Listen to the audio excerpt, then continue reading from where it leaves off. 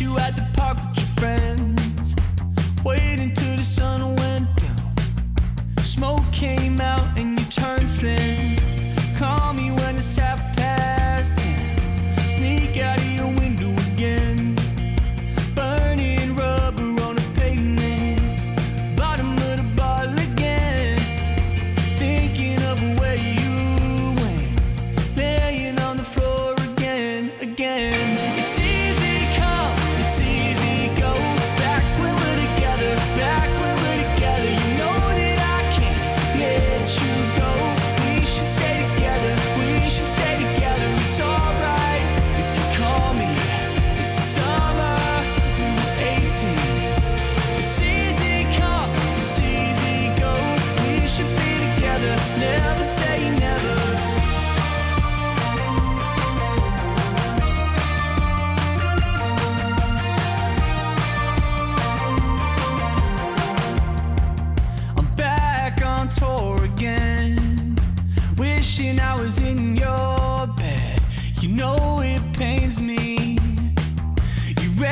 place to see in the end.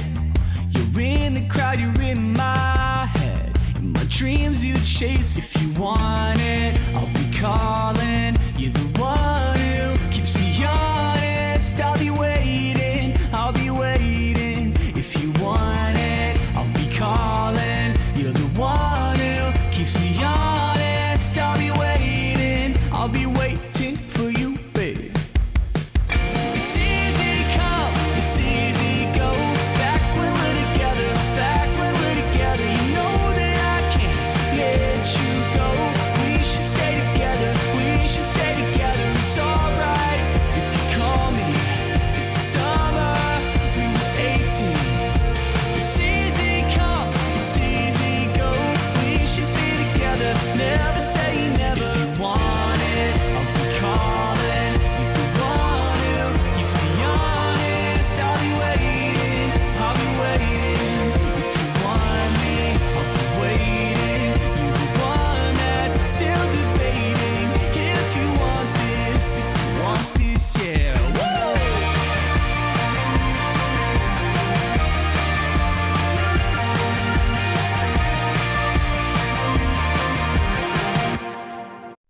It's a late night. I think about your face and your bright eyes, and now you're not with me. It's a sad sight. I wish I was your light. I wish I was your light. I see silhouettes dancing in the dark. You took a chance on me. This heart has been arrested. You're my chest and feeling the dancing. I see silhouettes dancing in the dark. You took a chance on me. This heart has been arrested. You're my chest and feeling the dancing. You know I'd be loving you well. You know I'd be loving you well. Loving you well. You know I'd be loving you well. You know I'd be loving you well. Loving you well, loving you well. It's your t-shirt, the way you walk into a room makes my heart hurt. I never felt alone until this best curse. I wish I was your light. I wish I was your light. I see silhouettes dancing in the dark. You took a chance on me. This heart has been arrested. You're my chest and feeling the dancing. I see silhouettes dancing in the dark. You took a chance on me. This heart has been arrested. You're my chest and feeling the dancing. You know I'd be loving you well. You know I'd be loving you well. Loving you well. You know I'd be loving you well. You know I'd be loving you well. Loving you well, loving you well, loving you well. You know I'd be loving you well. You know I'd be loving you well, loving you well,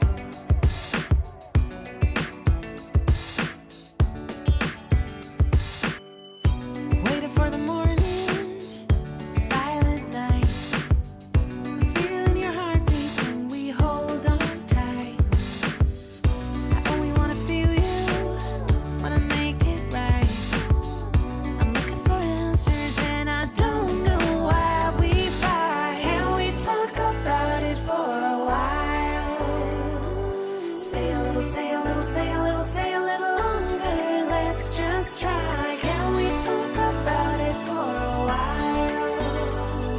Stay a little, stay a little, stay a little, stay a little longer, baby, now.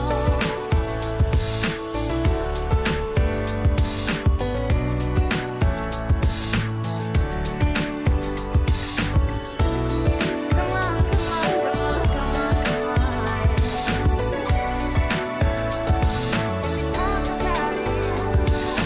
Can we talk about it for a while? Stay a little, stay a little, stay a little, stay a little longer. Let's just try. Can we talk about it for a while? Stay a little, stay a little, stay a little, stay a little longer, baby, now.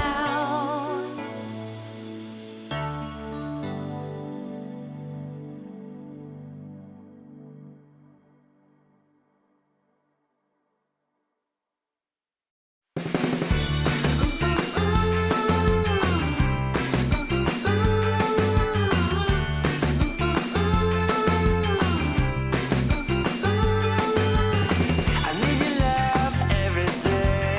I think about you night and day. I want you, babe, I feel for you. I'm fine when I look at you. I need your love every day. I need your love, hear me when I say I need your love every day. Come on, give me your love, give me your love.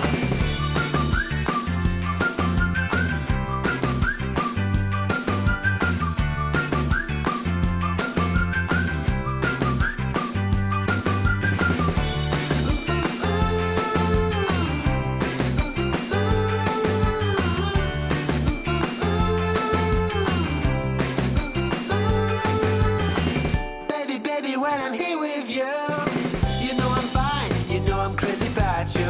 Oh, baby, you know that my love is true. You know I smile when I look at you. I need your love every day. I need your love, hear me when I say I need your love every day. Come on, give me your love, give me your love.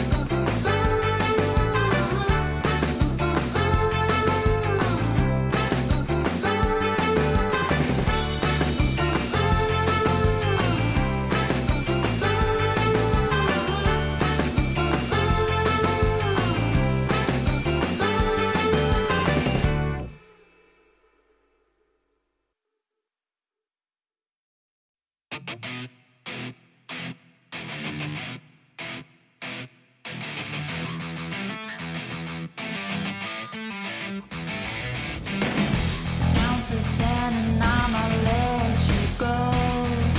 Maybe you'll surprise me. You never know. I can be forgiving. I can give you loving. Baby, make the gamble and I'll let you know.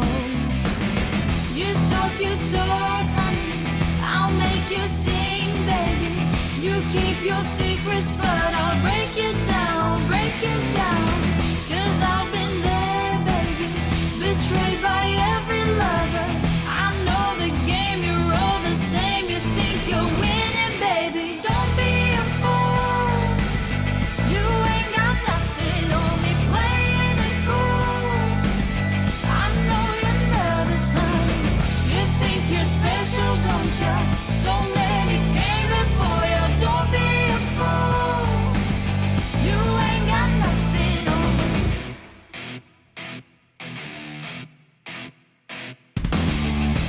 Let me tell you where it starts and ends. Creeping your way in, but you don't know who I am. I'll get you believing I love tell you you can save your breath. You talk, honey, I'll make you sing, baby. You keep your secrets, but I'll break it down, break it down. 'Cause I've been there, baby, betrayed by every lover. I know the game, you're all the same. You think you're winning, baby. Don't be a fool, don't be a fool. You ain't got nothing on me, playing it cool, playing it cool. I know you're nervous, honey. You think you're special, don't you? So many came before you. Don't be a fool. You ain't got nothing on me. You ain't never fooled me. You won't never wait me. You will never fool me. You ain't never fooled me. You won't never wait me. I know you're nervous, honey. You think you're special, don't you? So many came before you. Don't be a fool. You ain't got nothing. Don't be a fool. No, no, no, don't be a fool. Don't be a fool. No, no, no, don't be a fool. Don't be a fool. No, no, no, don't be a fool. Don't be a fool. No, no, no, don't be a fool.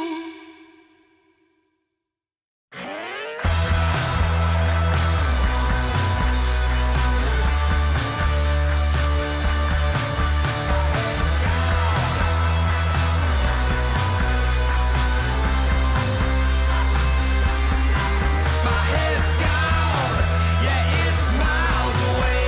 I've lost my head, my head, my head, my head's gone, yeah, it's miles away. I've lost my head, my head, my yeah.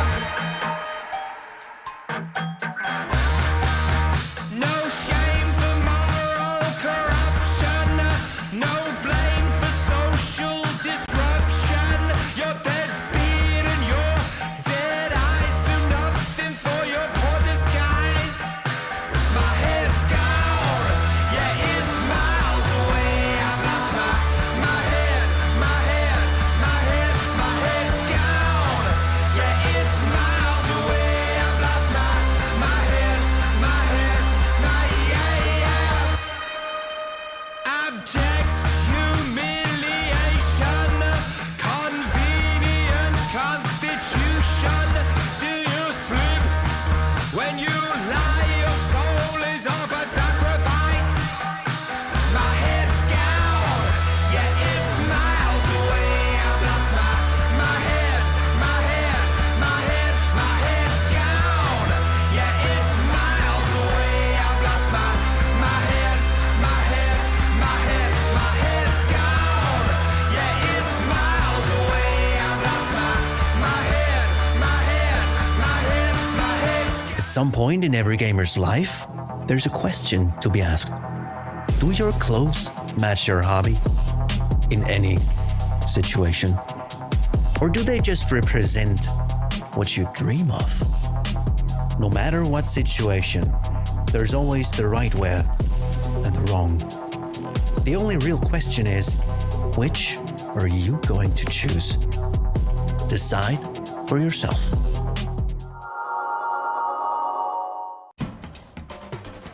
ESL 1 Birmingham is brought to you in part by Intel Arc, Acer Predator, DHL, Qiddiya, Monster Energy, 1xBet, and the United States Air Force.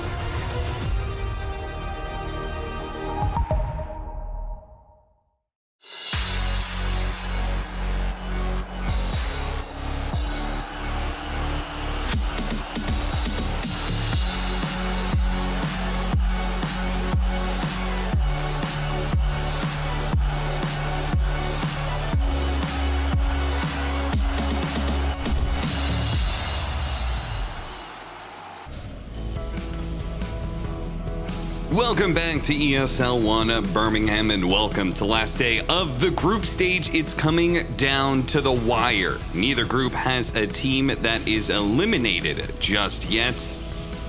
Well, finally, we'll have 2 eliminations for both Group A and Group B by the end of today, even if it takes us through tiebreakers to get there. We're going to be starting off with Group A and then heading into Group B after that. And if necessary, very likely, we'll end up into some tiebreakers. But it's been a great group stage so far, though, hasn't it, Avery? Yeah, I was just discussing it. In fact, like, this has been a pretty hype group stage because it's been super competitive in both groups, I feel.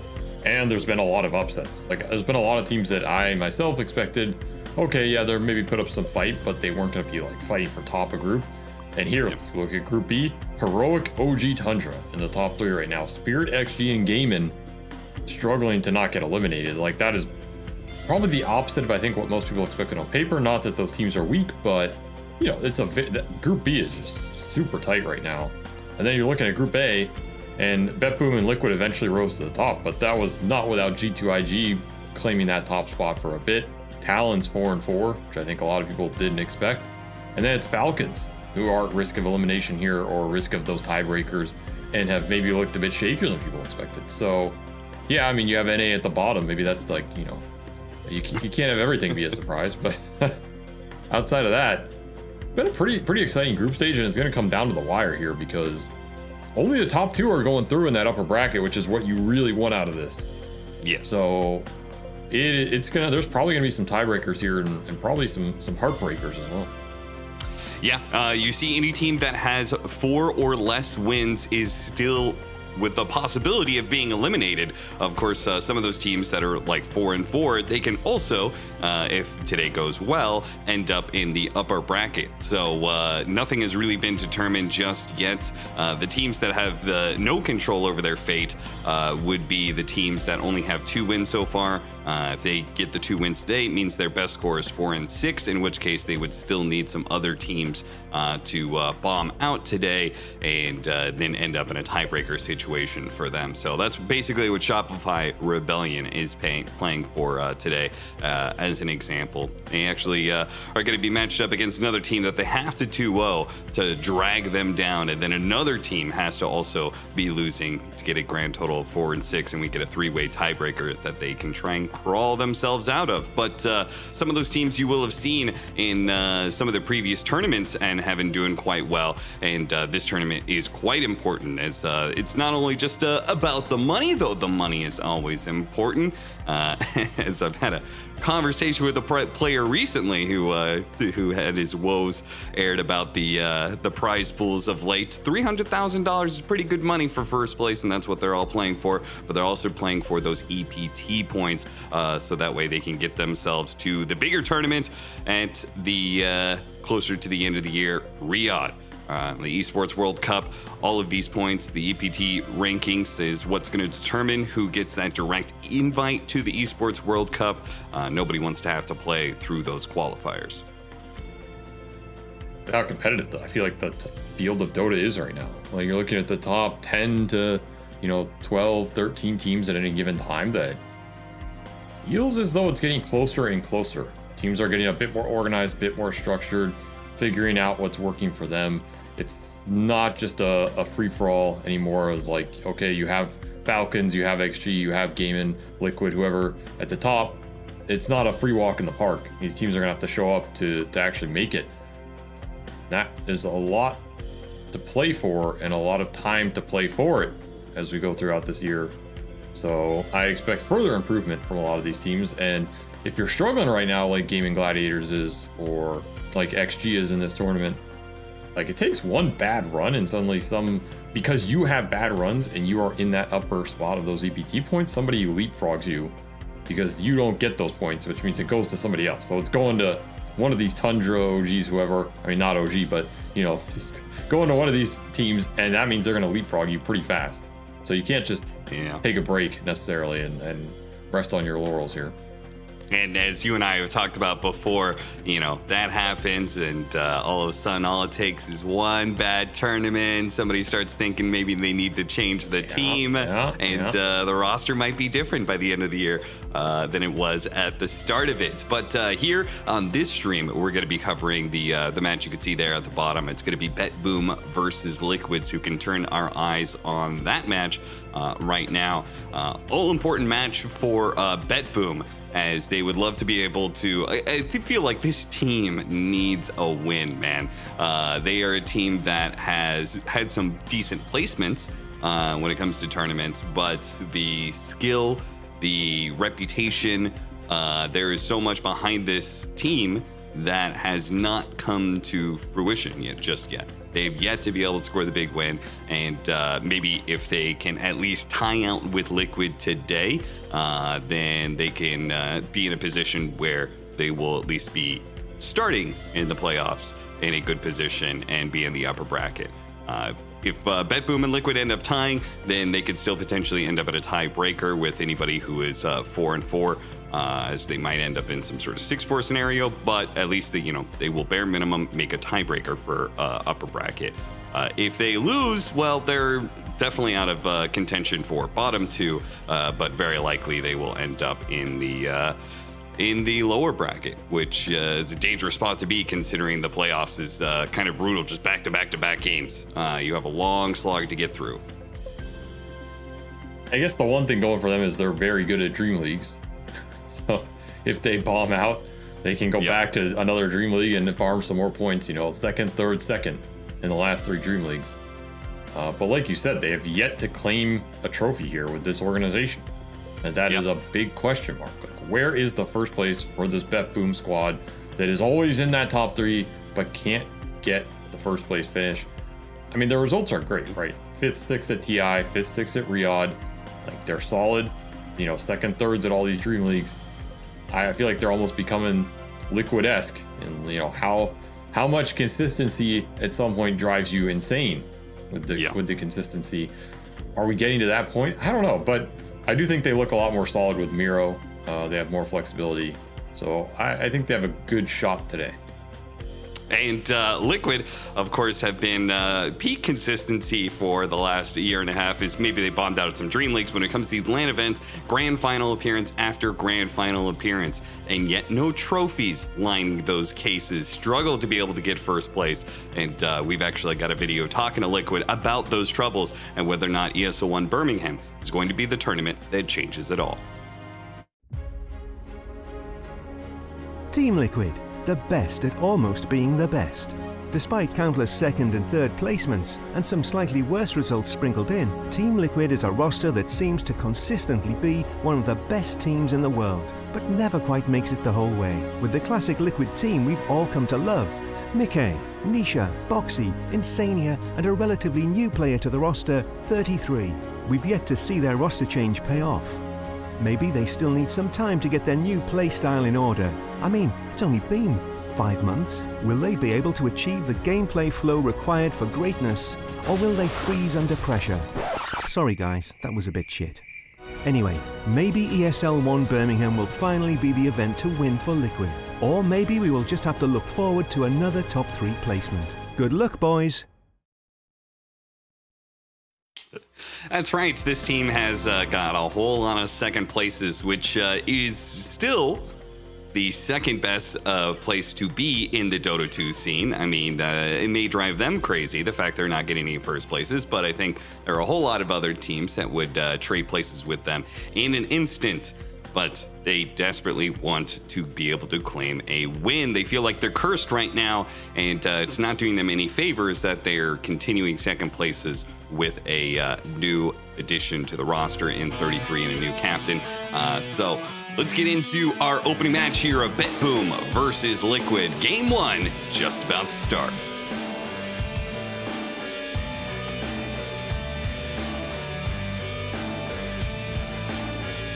Now, drafting-wise, Avery, this is something that we've had a lot of conversations about Liquid in particular. This is a team that seems to have a particular set style, and you do not want to give them specific heroes, right? 10 seconds remaining. That's how I feel. Obviously, some of these teams don't feel that way because they give it to them, but 5 seconds remaining. I don't want to give this team Leshrac over anything. I think that hero does way more for them than any of these other heroes that, even if they're scarier in the meta, are just not nearly as impactful for Liquid right now. Like, that's how I feel. I think the Leshrac and the Dragon Knight organize their games. They play through them. Nisha is playing really well in them. And it just gives them something they lack, which is this objective focused gameplay that I think they're almost missing, oddly, from 33, because I feel as though 33 is one of the best objective offlaners, or objective oriented offlaners in the game. But it's mainly when the Zoo is in the meta, and right now he either isn't willing to play it or doesn't feel it's strong enough to justify the picks. And so that leaves this gap in Liquid's lineup, because Mickey traditionally doesn't play any of these objective taking carries that much. Like, he's playing these fighting carries, these random Monkey Kings, like Shadow Fiend, whatever, you know? And if you just have this, a spellcaster mid and then a greedy like Doom offlane, the games can feel a little more stagnant for them. And I think this is a team that prefers to be able to take towers fast, take early Roshans, play on the enemy side of the map with the space that they take away off a strong laning phase. I think it's one of the reasons TA has become a premier pick for them, because that's one of the carries that Mickey will play that can do those things really early in the game with a good start. And of course, Nisha can also play it. I feel like Leshrac and DK fit that gap for Liquid really well, and it's something that you have to think about when you're drafting against this team. BetBoom decided to leave it all in the pool, which, you know, there are ways to combat this. It's not like you can't give these heroes this team, but I think if you do, you have to recognize what they're doing with it and delay it, or come up with something that can deal with it in the short term and not just give these towers away to an edict. Because I've seen a lot of teams give this Lesh and then they just lose 3 tier 1s by 12 minutes. It's like, what are we doing? Like, how is this something we're not prepared for? I don't understand. So I think BetBoom, they should be a team that is very well prepared for this year. At the end of the group stage, you've seen games. They know what Liquid want to do with this hero, so it's time to build the defenses, so to say. Now, they may be prepared for it, but it doesn't mean the outcome is going to be good, because history tells us this matchup is very one-sided to the favor of Team Liquid. In fact, since its inception, the BetBoom Liquid matchup has always gone the way of Liquid, or at worst, tied when it comes to these 2-game series. BetBoom has never won a series against Liquid. Yep. 10 seconds Yep. remaining. That is a crazy stat. Like, It starts off in the Lima Major groups, they go 1-1, right? Which we expected, you know, last year it was like, oh man, this BetBoom roster is very stacked. They're going to be, you know, like a team that's going to be contending for first places. And so it starts off 1-1 against Liquid. All right, 2 top tier teams tie out. They match up again at the next major in the groups of the Berlin Major, 1-1. And then they get into actual series against each other, starting at at Kuala Lumpur. They actually just always matched up in groups, because what would happen is they end up in the same group against each other, and then BetBoom would end up going down to the lower bracket pretty early, and then obviously just would not face Liquid again. But at Kuala Lumpur, 2-0, BetBoom Dacha 2-1, Elite League 2-0, and now we're here for another group series that is here at ESL 1 Birmingham. 5 seconds remaining. maybe it's time to rewrite history, I guess, a little bit. I mean, BetBoom's looking for their first win against Liquid, and Liquid's looking for their first win, so anything is anything. Someone's gonna get, you know, their dream shattered at this event, I guess, for another month at least. Well, maybe they both get their dream shattered and, you know, BetBoom loses to Liquid, but then Liquid loses to somebody else, and we just continue this merry-go-round. Definitely possible. Wouldn't rule it out in Dota 2. Let's see what BetBoom won here versus the Lesh. I think this core pick that they're going to take here defines a lot. If they want to take GPK's hero, they can. There are a lot of Leshrac counters in the pool. They're missing the Coddle, though, which I think is the premier one. But there are things, yeah, somewhere in the Sniper, Kunkka, Viper realm, I think is where they were going to go for GPK. Invoker is also pretty solid, but that hero, I just feel we haven't really seen it this meta at all. And so I wouldn't be surprised if maybe GPK busted out once, but it's definitely not been the go-to. So look at a solid counter in the Kunkka. This is a hero that can definitely defend the early tier 1s, fight with the boat, match the Leshrac rotations, and do fine on the lane. So he's just giving you that solid presence that you want. That's a pretty good start. Wouldn't mind something else that dissuades him running in here. Shadow Demon, I think, could be pretty interesting for BetBoom. Wind Ranger could be interesting because they have the flex between save and Nightfall here, and that hero can be pretty good versus Lesh. That matchup goes both ways, but I think the carry Wind Ranger does fine versus hero. You just run in with some BKB later and ult him down. Hey, I actually have a question. It doesn't fit for this draft. I'm not suggesting it. They now have both supports. They couldn't have done it before. But with Kunkka and with some of these heroes, specifically Leshrac, very popular at Bloodstone, where is Ancient Apparition? Is that hero really so bad that you can't rock an AA against, you know, some of these heroes that are super susceptible to that frostbite? No, that hero's actually perfectly playable. It's just he doesn't do a lot of the things that a lot of these top teams want from their support duo from a general standpoint of, you know, like these mid roams and the skirmish power and fighting heroes on the map. Like if you know, let's say you're Liquid here, not that they want AA, but do you want to pick AA into a support duo like Enchantress Batrider? Like it's just a nightmare. You're gonna get outlaned, you're gonna get outfought on the map, you're never gonna get a rune. Getting vision's very difficult. You're just gonna play from behind basically. And a lot of these teams don't want to put themselves in a position where they play from behind in terms of their supports, even if there's some like smaller payoff. They rather just get the core, they rather have their supports be as strong as possible and set up the game for cores that can deal with the enemy cores. That's just the way Dota's gone. And so we're gonna see some heroes from Liquid that try and deal with the Kunkka's teamfight presence. There's one of them trying to abuse the fact this hero does not get armor till way later in the game. And we've seen this hero rise in popularity in general. I have not seen 33 play a lot of Slardar though, at least over the last few years. Sure. It's not a hero I think of when I think of 33 in terms of like what crazy micro mechanical shenanigans is he gonna get up to on Slardar, you know? Yeah. Sure, there's something we're gonna see, but you can't out sprint somebody else, you know, like it's just not there. No. And they'll Very be at the Shadow Demon straightforward hero. So this is also the downside of BetBoom not taking that Shadow Demon, is it frees it up for Liquid. It's quite good for them because now they got two heroes that pierce the BKB, give you that strong team fight presence versus an early BKB from the Kunkka, and you get that cleanse purge versus the Batrider plus the save. It's a pretty nice pickup for Liquid. I mean, you generally want the saves when you have this Leshrac. They're gonna get it, especially when the Oracle and the IO get banned, and of course Chen Coddle also banned here. Like you have 4 buffing supports banned in the pretty much the first phase here. Yo, it really limits you want another crazy stat? I will stat? get the sniper. Okay, hit me with it. So 33 has played Slardar 4 times on Liquid. So in the last month, he's played it, you know, decent amount. There is a gap. He never played it on Tundra. He never played it on Tundra. It's to be Liquid. fair, that hero was pretty garbage during that period. Yeah. I guess I don't know how much that says about that team. It's just funny. There's just like this gap, and then it's like the last time he played Slardar before Liquid was Alliance. 10 seconds. Well, yeah, I mean, it's a garbage hero. I don't. Been a while, you know. Yeah. Finally coming last back time he to the was meta. regularly played it 2 times on Alliance, and then last time he was regularly playing it was Ninjas in Pajamas. Jesus. Well, that's ancient history at this point. Yeah. Well, time to bring it back, I guess. I mean, Sniper Pick, that was the other hero I mentioned with the mid pool versus the Lesh. So BetBoom kind of baited it out with like, oh, we're going to put the Kunkka there, and then never mind, gotcha. It's actually Sniper. But they got to see another core that isn't necessarily good versus Sniper in the Slardar. Kind of an interesting maneuver. It will force this Kunkka into a weird matchup probably, but do you really care? It's a Kunkka? No, probably not. Yeah.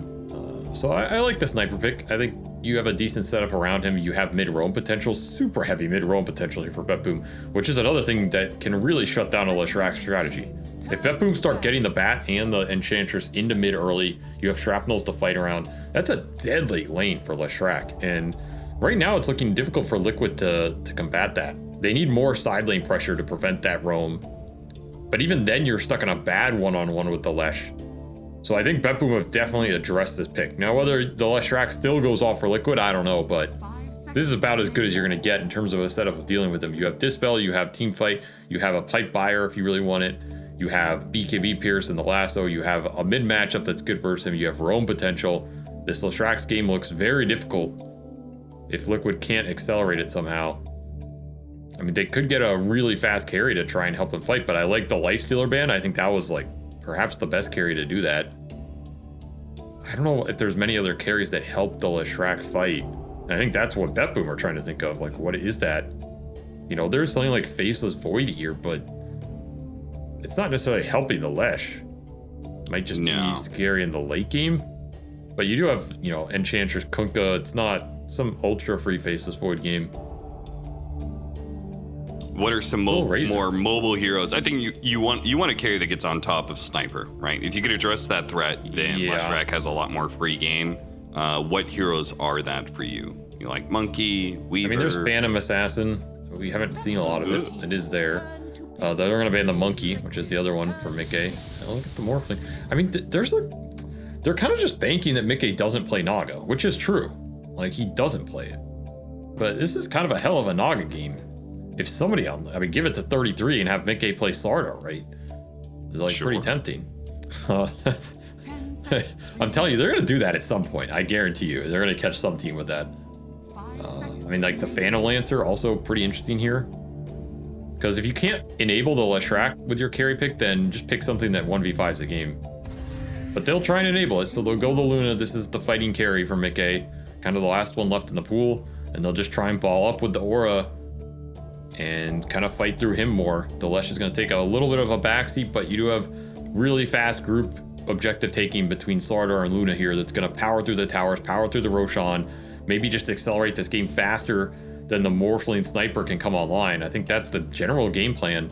The big question mark, though, is can you put yourself in a position to start forcing those objectives down when you are up against a very fast support duo, like maybe one of the fastest I can imagine in Batrider Enchantress. I feel like if Save and Toronto Tokyo have a good early game here, it just stalls everything Liquid wants to do with this lineup and might put them in a very rough position. So that's my go-to for this game, is how much does the Bat Enchantress get done? Can they win the side lanes? Can they get the roam to mid? Can they win the power runes? Can they put GBK in a position where he's super strong and can defend the towers and make those rotations with early shrapnel points? And if all of that happens, this Lesh Luna might just fall flat and not ever get to the point where they can group up and just start taking those 5-on-5s into the Roshan, into the tier 1s, fall back on some extra stacks and get quick BKBs up to the point where they might not just care about all the magic team fight. Yeah. Okay, well, it's gonna be an interesting ride here. It feels like the matchup, from when I'm looking at this draft, it feels like it's gonna be very one-sided one way or another. Either BetBoom win the laning phase and are just able to chill, and Liquid are kind of running at them, and they're just able to keep their distance with these sniper Morphling heroes. You know, they've got a Kunkka to front line. He gets that Torrent Storm. Hard to get on top of that sniper. But Liquid looks like a lineup that can take, you know, high ground by 30, you know. I think that's what they want to do here. I don't think they want this game to go the 50-60 minute mark where BetBoom are controlling the tempo. I think they're going to feel a little bad about that. They want to push the pace. It's not that they're getting massively outscaled or something, but I think their lineup wants to peak around that second Roshan and go high ground with an Aegis on this Luna and really make BetBoom join fights before their double core wants to. Because Morphling Sniper can be slow. Like, it can be fine. You can fight with these heroes. You can definitely join the fights with 1 or 2 items on both and have high impact and win those fights. It's not that BetBoom are pressured, but you want to put them in a position where they feel they have to go back to defend the base, have to contest Roshan because the pace is too fast, and that's when you can exploit this lineup. Starting off with a smoke on both sides, though, Liquid is going to go the 5-man smoke into the triangle and see if they find any freebies. That Boom, pretty defensive here on the positioning, will not get picked off, it would seem, unless... Oh, they're going to this sneak through behind the tower. Make sure everybody goes through the line appropriately, and they manage to find the sniper. Can they kill him underneath tower? And it looks like they've got him pretty easily. So first blood just inside of tower range for 33. I mean, that kind of makes you wonder why more teams don't do that. That just guaranteed work. They have the stunts to make sure it happens. That's a nice little pickup there. I mean, GPKs, it's about as safe as you can be. Can't really flame them for that one. Yeah, I mean, there is other lineups would not be able to make that work nearly as well, whether it's one, accidentally showing yourself underneath the tower, or two, say you're just met with a 5-man, you know, that you're just between a tier 1 and tier 2 tower, and you're taking a 5-on-5. That sounds like you're guaranteed throwing away 2 or 3 heroes. I mean, they knew they were way stronger level 1. There's no chance of that fight. Yeah. I'm gonna a bit more harass here.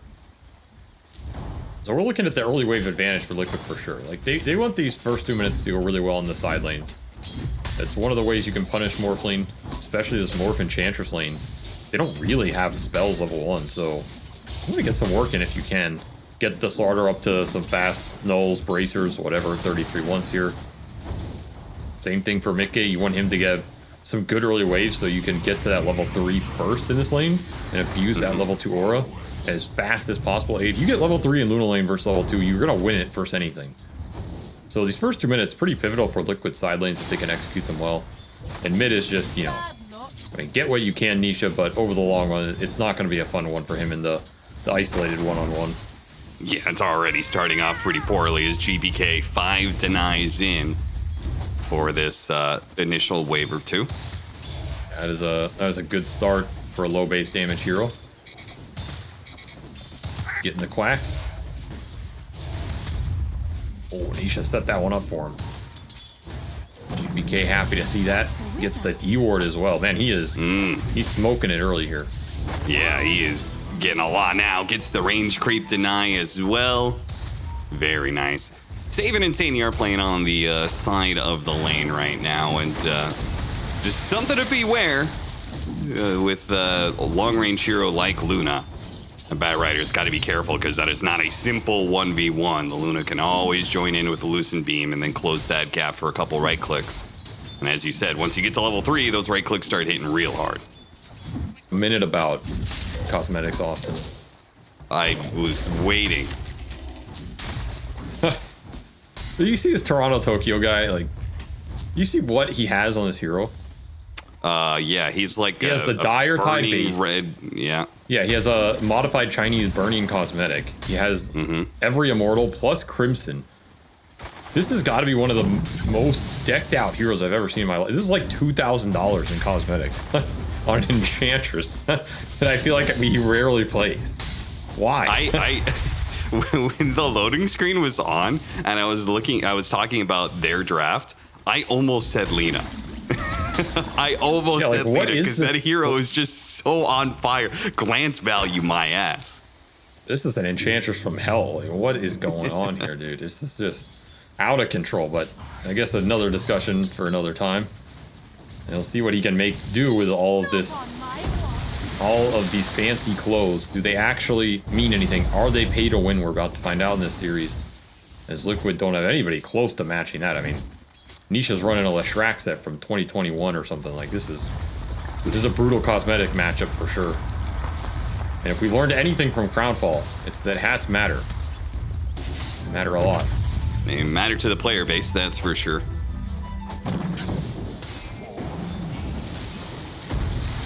Side lanes seem to be going pretty even. The biggest discrepancy is definitely between the mid heroes right now. There's nothing you can do. We're getting to level 3 on the side lanes right now, which is where you typically start seeing some kill opportunities present itself. 33 presses Toronto Tokyo. They go on bottom lane with Save, Disruption, and if they can hit him with another poison, it'd be tons of damage. They can't quite get it though. And Save will only take a little bit of damage. It's a massive upgrade. If you hit that 5th stack, it really increases exponentially, but it doesn't happen here. mean, Bepboom are getting out of these side lanes in a pretty damn good spot. Liquid played them pretty well, but if you're not getting any cheeky kills, I mean, they're resorting to pulling waves top. They didn't get the kill bottom with that level 3 timing. So it's not, you know, it's not 100 out of 100, but it's fairly solid for Liquid, and I think Nisha is doing perfectly fine mid here. You're trying to Kunkka now, but don't have the mana for the 5th stack. And if you're throwing Shadow Poisons at the Kunkka, you're probably wasting your time, frankly. You're probably just giving the Bat Rider and the Kunkka some stick charges to work with. So now Insania is out of mana. Mickey is pretty low on mana. Probably not going to see a kill in this bottom lane for a while now, unless it's going to be Liquid dying. They're going to rotate Nisha here, because he does not want to stay mid that much in this game in the one-on-one. Like, he wants the XP, but he's not really farming well in this lane. So if he wants to make early rotations, it makes sense to me from that standpoint. But these aren't easy lanes to rotate to either. I think bottom's the easiest in terms of the setup, but that's not really the lane you want to go to in this game. You're not going to get a huge amount out of it. This is the catapult window, though. He wants to make a move, but looks like he's just going to settle in mid. So it's just going to be a slow early game here for Liquid. And I don't think that favors them. I think Bepboom are happy if this is the case. They're just going to farm up all their cores here. They're going to have a lane that is just unenterable for Nisha at this point, and they're going to secure 6-minute rune. Shield rune bottom, and Toronto Tokyo gonna... Was that gonna land? Not quite. He tried to hurricane him to get it closer to the shot. It doesn't quite work. It does look like, though, the ward is going to be spotted out in the high ground, so Toronto Tokyo is going to deal with that preemptively. Yeah, his auto attacks literally look like impetus. How's this fair? Yeah, it's a little wild. Dire's top tower is under attack. I wish I had these cosmetics when I played it, I'll tell you that much. Think they would have changed any outcomes? No, but it would have made me feel better about the outcome. Level 5 versus level 4 bottom. Disruption to get Mickey out of this Firefly. And so that's going to be more HP burned and more mana used in a defensive situation. Save and Miro got to be very happy with the way this lane is going now. I mean, Bepboom happy in general. Like, they got their cores to the point of the game where they're self-sufficient, which means the supports can make the roam to mid. Toronto Tokyo's been sitting here, but it's just an empty lane. Nisha is just, he's jungling. He does not want to enter it. Yeah, you get some harassment on Nightfall, but it's not preventing him from staying up here. So you have an empty lane mid, pressure coming in bottom, boat up soon, more harassment on the Mickey. In fact, they'll get a TP out of Boxy. Disruption into Bushwhack. This is where you finally get your kill. This is where you finally get a second kill outside of that initial first blood. Mickey takes some damage to the Firefly, but Save can't stick around for long. Now, it does mean the pressure is going to continue. Two supports showing themselves. The Enchantress of Toronto Tokyo will continue to try and pressure the mid lane, though. 33 was actually trying to help Nisha out with this lane a little bit. They just didn't find Toronto Tokyo hidden away in the trees. I know he's here somewhere. Oh, they got the lightning on him, but the shrapnel will scare him back, and another power rune that is free for Bepboom. Trying to defend these stacks for Nisha, because if he can't lane, he's got a jungle. Can't afford to get these up. That was a heads-up rotation by 33.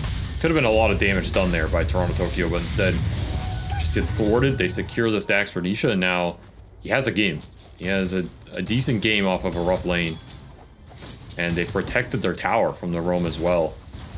Not a bad outcome mid for Liquid, honestly. I feel like you are probably happy with this in this like Lesh Sniper matchup with zero commitment from supports into the Leshrac. Done a decent job keeping the economy up. Yeah, I mean, when it the pace of the game definitely okay for Liquid. Though that they haven't lost any towers quite yet. I love to see it, by the way. These cores making rotations pre-level 6, it seems to be happening a lot more. Everyone seems to be having a much better understanding of pressure points, right? When you show a support, when supports make rotations, that it seems like cores will cover for that opening, because they know the enemy team's going to push right? They knew that Bedboom was going to go for it in the mid lane. Bottom lane, we're going to get Insania picked off, as this lane is no longer a living situation. Mickey is just, screwed off to the jungle. And if Insania wants to get some experience out of this lane, he could try, but he might get picked off a few times for it. Nice heads up play to hold the Torrent there. Uses disruption against him. Both teams just stacking up the jungle. Looking for the power rune. 33 contesting again in the river. I think the next power rune is a really big one, by the way. Because it was shield rune and invisibility. So you were guaranteed to get regen, haste, or arcane, which are all massive on Leshrac if they could have secured it. So you can see why Liquid put so much effort into trying to get it. Unfortunately, it just goes to 33, so a haste rune isn't really that much use to him. Here's that roam to bottom. Eventually comes through. Does have a boat here if he gets it off. Throw all the spells at little old Miro. That is a dead Kunkka. That Boom's gonna look for the return top. Radiant's middle tower is under attack. 33's getting some damage here. God damn. Yeah, seriously. Dire's bottom Nightfall has to, morph into strength. It just means he has less and less armor. So 33's damage becomes more and more effective, even if he can't get the kill. Did some damage onto mid from the side of GPK. Again, a bunch of heroes showed somewhere on the map. They immediately pressure the other lanes when possible. Almost took that tower, in fact. structures are fortified, are scanning. This is what you want versus this Leshrac strategy. Like, if you can pressure their towers, put the Leshrac in the position that he wants to be in, then you're going to feel great about the state of the game. And GPK is just going to be king of these fights, at least for the foreseeable future. I don't think Liquid have a good answer to the sniper for a long time, until their cores are just strong enough to barrel through the fight. Even then, you're going to have to contend with all of the Kunkka spells, Enchantress heal and slow, any utility Betboom have. GPK is going to be strong this game if Betboom continue to fight around him. And I fully expect him to just go the early fighting items. It's going to be Dragonlance Maelstrom here. A lot of early damage going to be coming out. I wonder if this is part of the game plan for Liquid. Like, they know that mid tower is going to die eventually. Arcane Rune available. Boxy denies that one away from GPK. But the mid is going to be taken. It's just the matchup, right? Sniper beats out Leshrac, and he's going to take that tower. So they're trying to put more on keeping the side lanes healthy. They're putting more on, rotating the Leshrac to bottom lane to make sure that if they lose mid tower, at least their safe lane tower is still up a little bit longer for Mickey. You got to hold some part of this map, and Nisha's just Nisha gets caught out by the ward, and he is definitely dead with the X-Boat coming in. Insania's trying to make his way for the disruption, but he's going to be too late. The shot comes in beforehand. Bushwhack, though, really nicely set up on both supports. Can they get both supports, though? Toronto Tokyo has already started his heal. 33 is barreling in with no HP, gets a crush off, but that's all he gets off. And now they'll turn their attention over to Insania, the next one who's going to be assassinated down. A waveform through from behind. Betboom take over the Liquid safe lane. They'll prepare to take another tower.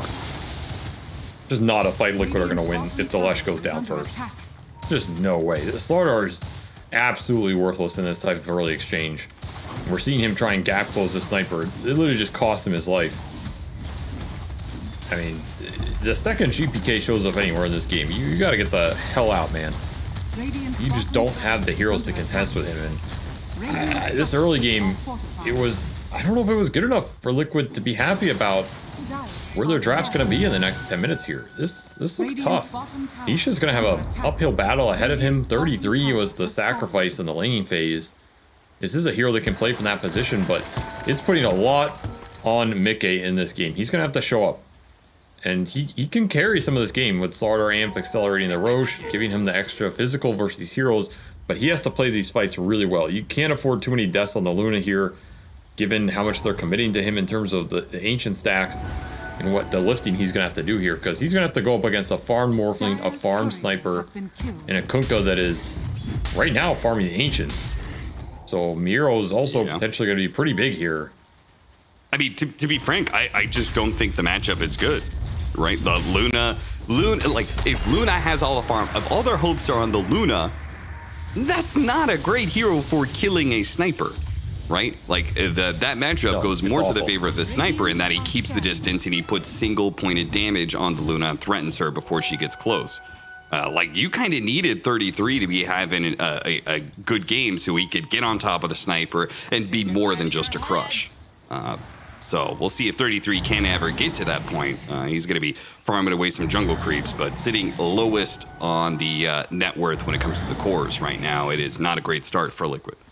Problem is, even if you see a scenario where the Slardar can jump this sniper at some point, I mean, the Slardar is not a hero that's going to solo kill the sniper. This isn't the Slardar from past metas where you have Mask Madness, BKB, and you just perma chainstun the dude and solo him down.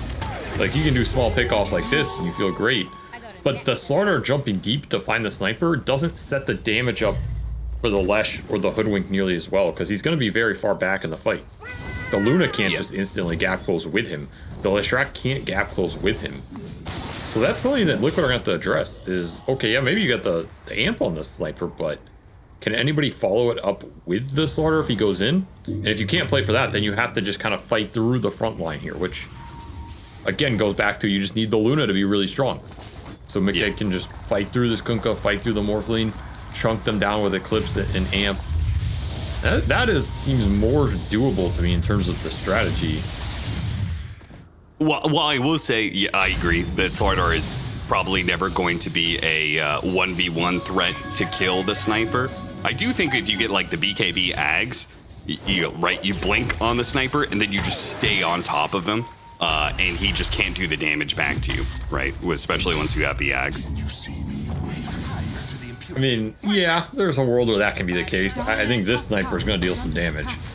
He's in pretty good position to scale in this game.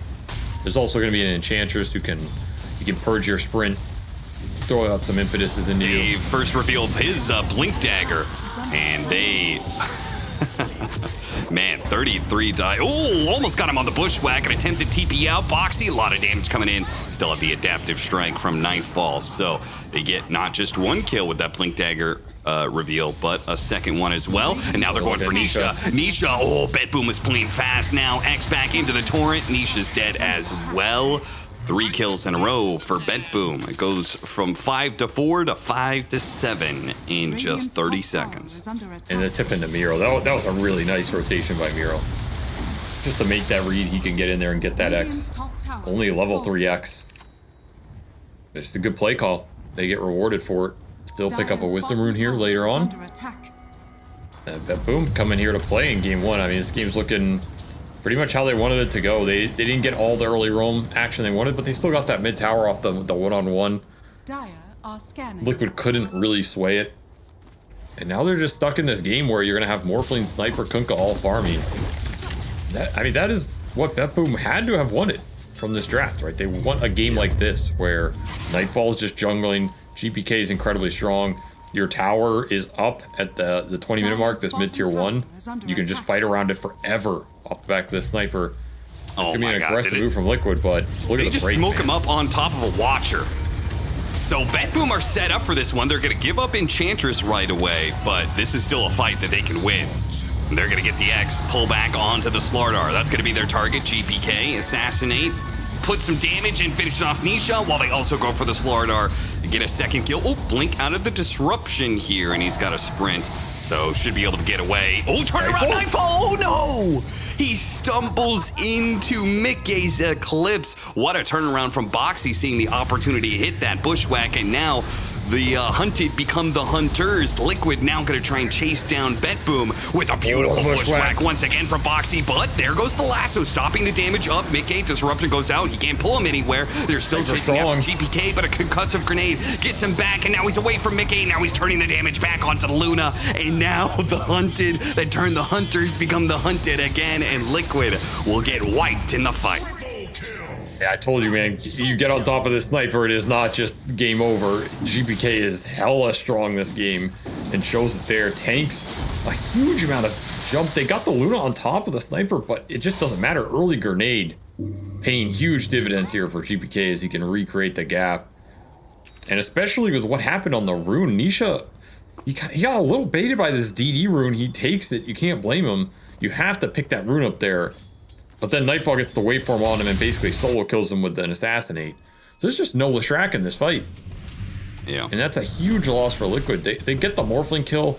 I mean, Boxy put in work here. He had 2 amazing bushwhacks. You cannot ask for more. The lasso covers GPK here, though. That's a heads up play by Save to make that. Definitely saves the sniper 100% and lets him turn this fight. Just really good little skirmish plays by the supports on BetBoom. As over the course of this tournament, we've seen it in a lot of these games. Save is just, this guy's a beast, man. I feel like people overlook him a lot, but to me, he's like the, I don't want to say he's the heart of this team, but this team is not a contender without him. And I don't know if he's that replaceable. He's not the heart, I would say he's the brains, considering he's the captain and drafter. I'm just saying, like, if I look on this BetBoom squad and I'm looking at a player who's gonna stand out amongst the rest of the positions at a tournament and like put them over the top, I think it's him, and I think it's been him for a long time. Yeah, just I mean, consistent. The fact this guy is like a full package in that he is one of the best in his position, like absolute best, like constantly top 3 4 positions, and has been for a while also being a captain and a drafter and all that sort of thing. So very valuable. It's going to be Liquid trying to go back to the game plan of accelerate the objectives. Use their lineup for what it can do, which is kill Roshan and get the hell out, because this is a smoke gank coming for you that you barely dodge. Lasso 33 stuck around but does not get found. Good move by Liquid. Didn't have much other choice in this game. You just have to start getting Aegises on this Luna. Yeah. I mean, that's... He didn't have a choice. I think you're right. They had to take that Roshan, but such a scary prospect. The Miro has his Aghanim Scepter. If they get caught in the pit against the Torrent Storm, it's the fight is over and the game is practically over from there, because you probably get like 5-0 wipes and lose Roshan. Nisha is going to lose his Aegis. In fact, he's probably going to lose his life. The save is going to blink in and lasso him. There are no saves here. He doesn't even have to. He's just gone. Yeah. I mean, there's no hope for this Leshrac once he starts getting hit by Sniper. Fight's just almost over off that. That was Demonic very Purge countering the enchant dispel for dispel, but they got him on the assassinate X disruption, dodges some of that one. Save still looking for that lasso, looking for Boxy, diving into tier 3s. Can they punish this at all? Save is going to die to the Demonic Purge, as Insania got that out right before he died.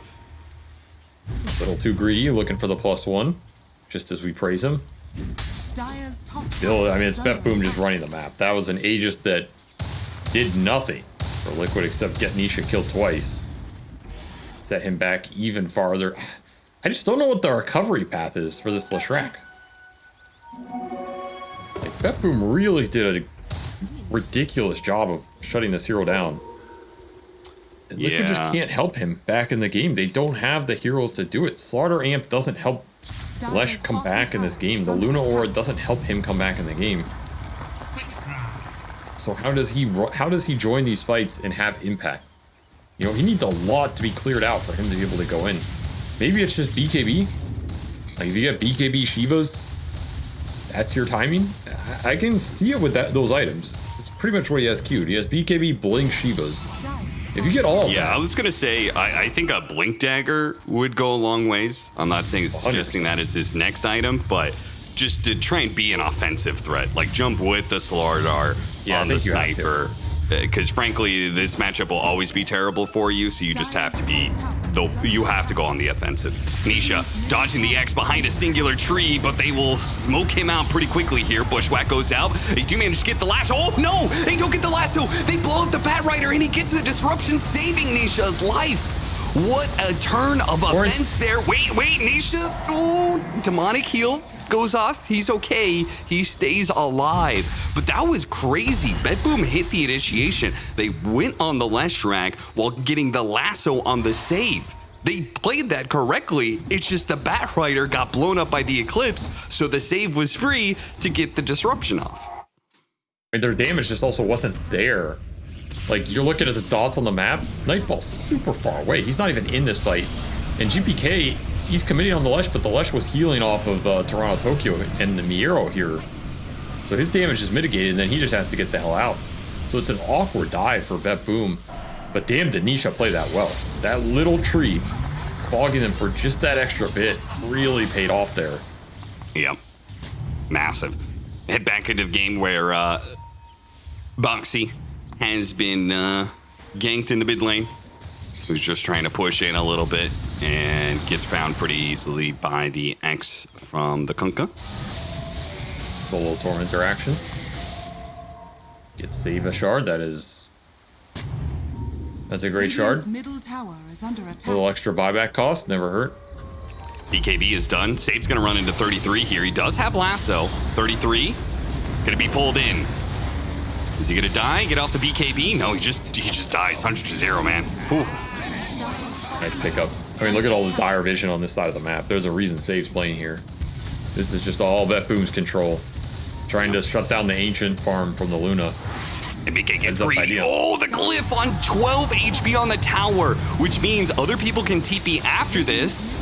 Or maybe they won't. Maybe they don't have TPs. Mickey's just going to have the BKB TP into mid, where the fight's already breaking out. The Bat Rider gets picked off there. Not sure how that started, but starts well for Liquid, it seems. Dave's had some initiation troubles this game. First, the Glimmer Hoodwink, who's in the trees. This Blink Aetherl and Shadow Demon. These Liquid supports have found a lot of farm in this game, and they're very good at combating the Bat Rider here. That was one of the upsides of their draft. And they will He is kind of a beast. Scanning. Like, he can do a they'll lot of these continue to fights. find a lot of farm, right? Because it's Hoodwink and then it's Shadow Demon Luna, so he's going to be pumping out yeah. these disruption illusions always.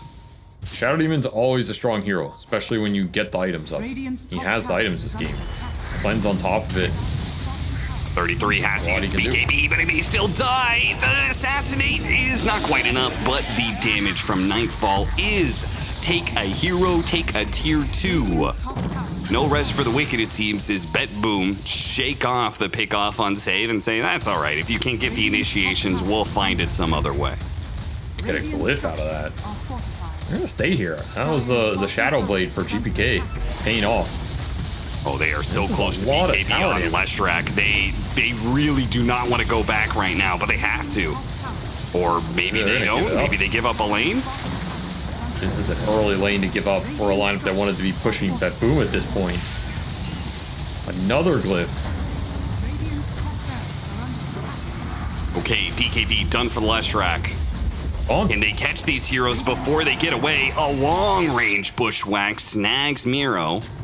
Has a lot of Shadow Poison stacks on him too, but Liquid cannot force it until 33 is available. So the best they could do is smoke up and try and chase after Bet Boom now that they've hit their timing of triple BKBs.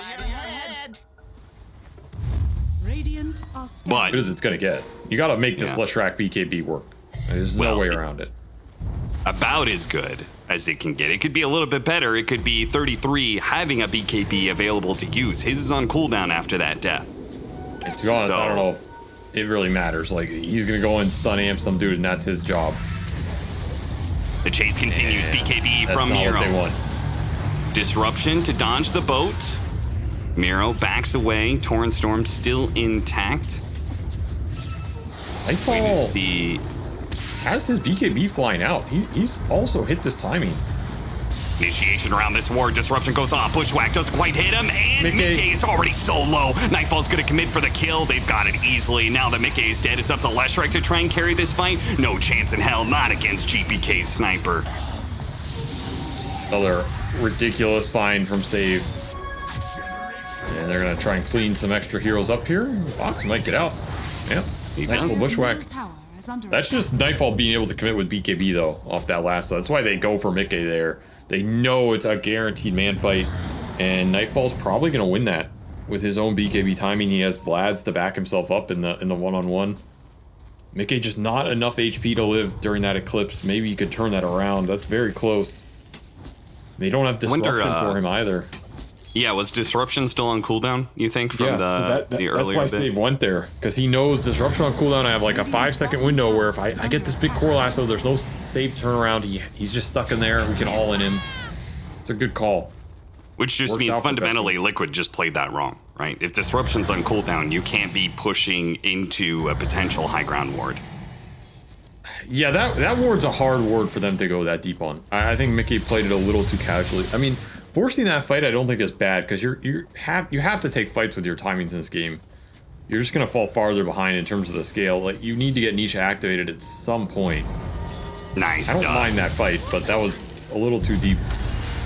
Oh wait, Slardar comes in to join in on this fight. Doesn't have the BKB though. It's still on cooldown from the last fight again. So they'll trade out 1 for 1 here. Nightfall still hot on the tail of this squirrel. Meanwhile, Boat's gonna pull back in Nisha, so they turn back for Nisha. Oh, so much damage! And Insania can't get the disruption off. He throws it off now onto the Morphling, but it's done, man. It's done. This fight's done, and this game is not looking too hot either. No, Liquid they never got to where they needed to be with this lineup. And now they're just stuck in a game where you have to try and man fight, double carry with a Kunkka behind them with a Lesh, and that's just not where the hero shines. Pretty well executed game plan from Bedboom. They knew Liquid was going to take this Leshrac like we talked about. It's a double-edged sword. It's a hero that's been very good for them, but it's also something you can plan for because you know what's going to happen. And they definitely got what they wanted here. 3 good core matchups, a Dispel, a BKB piercing support ult. It's literally as good as you're going to get. It's a nightmare lineup.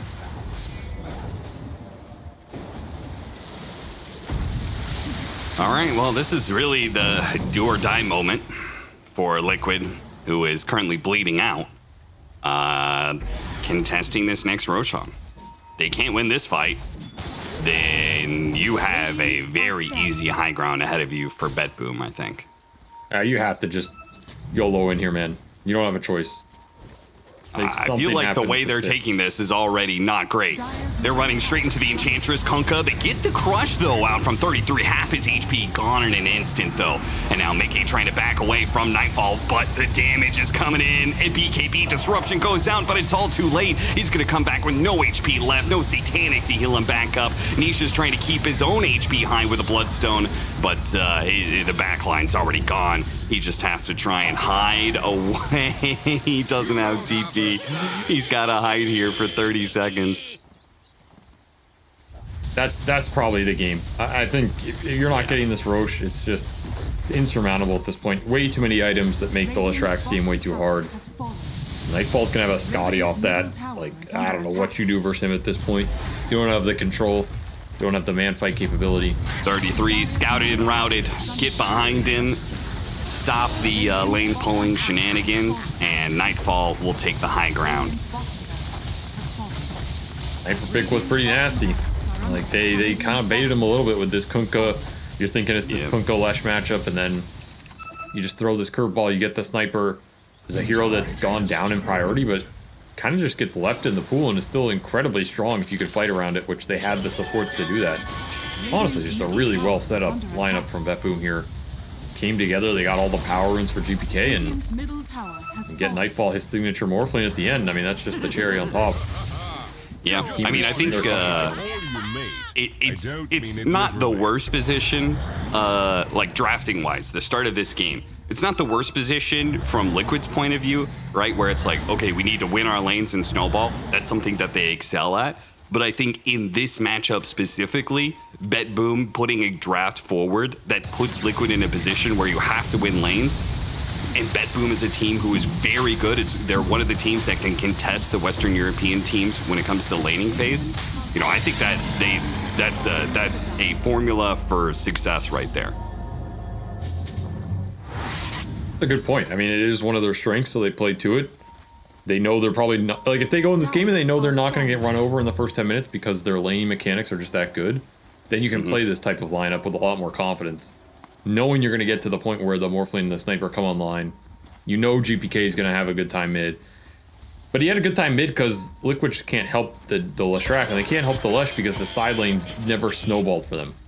Yeah. So that's where those laning mechanics come into play. Like, Bedboom you played take these the side same lanes matchup and say it's Liquid versus Extreme, right, with an XM mid sniper. Like, I think the game looks very different, right? Where maybe Exchange still win it, but it's Liquid who usually would take the momentum first. They would be ahead by like 10, 15 minutes. Yeah, these things aren't just isolated vacuums. Like, this sniper is a hero that can get ganked. He's a hero that if he dies once or twice, Leshrac takes his tower, you can get a faster blink on the Lesh, and this matchup looks different.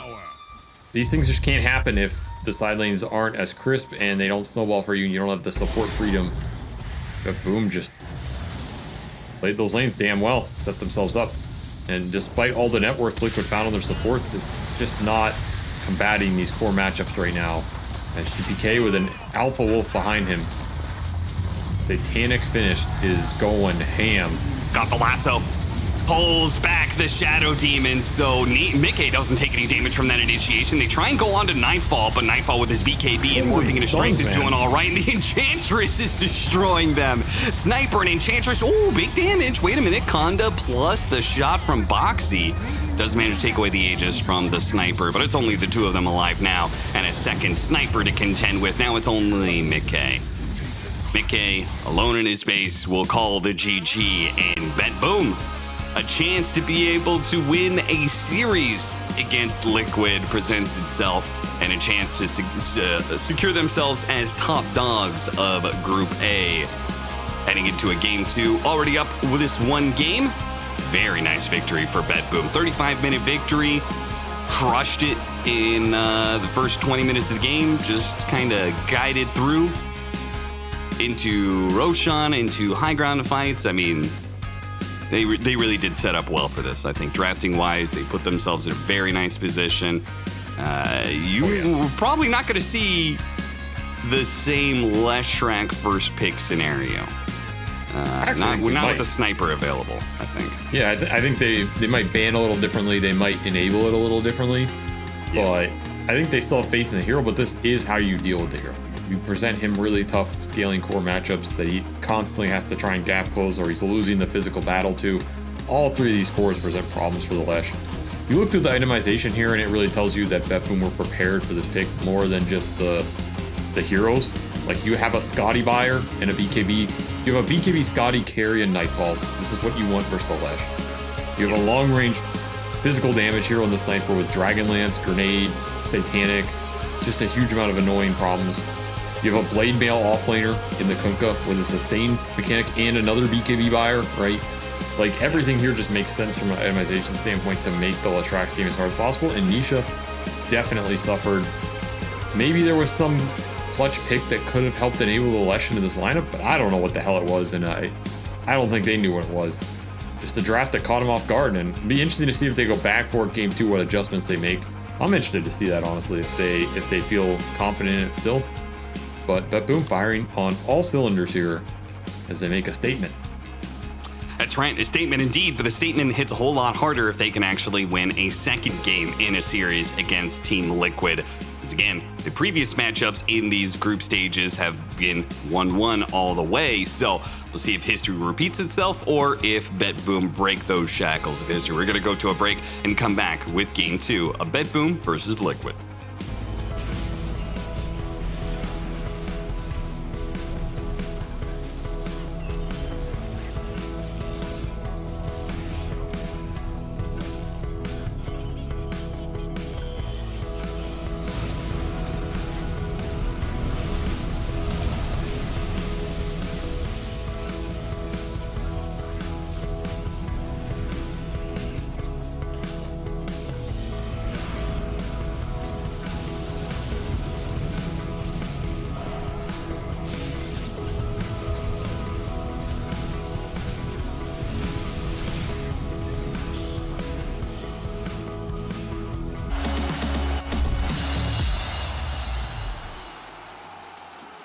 At some point in every gamer's life, there's a question to be asked. Do your clothes match your hobby in any situation? Or do they just represent what you dream of? No matter what situation, there's always the right way and the wrong. The only real question is, which are you going to choose? Decide for yourself. Was a young boy in York City. I worked the night shift until it hit me that you are what I'm living for. My father taught me for years to be a strong man, hold back my tears. My mother taught me love, and she told me I will fight for you. I will fight for you.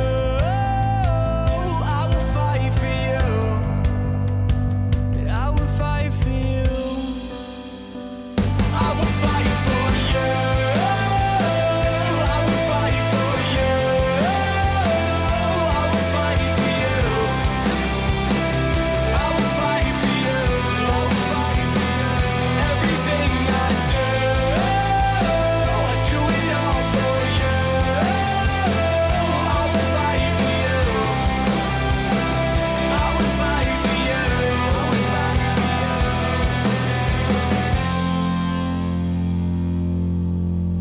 When I'm an old man in the country, I'll think about that day, remember fondly. I try to make you proud. I live my life so loud. Before I go, can I say how much a difference it makes with you in my corner? I didn't feel like a goner. I will fight for you. I will fight for you. I will fight for you. I will fight for you. Everything I do it all for you. I will fight for you. I will fight for you. Just wanna let you know I love to watch you grow. Yeah, we're in this together. I've got your back forever. Just wanna let you know I love to watch you grow. Yeah, we're in this together. I've got your back forever. I will fight for you. I will fight for you. I will fight for you. I will fight for you. Everything I do it all for you. I will fight for you. I will fight for you. I will fight for you.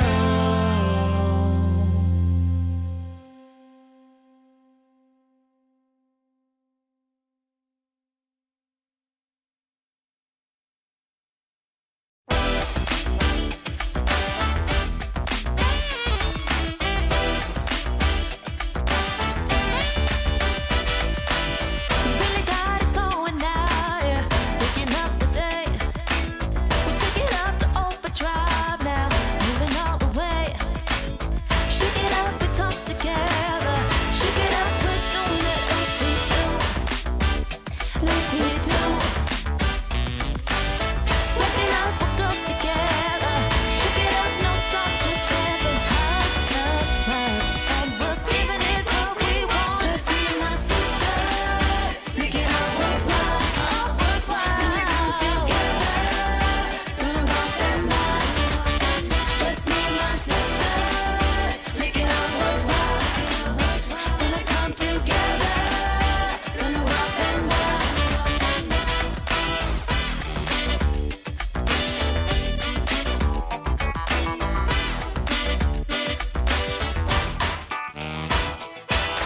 Break it down to everybody. See the girls on top.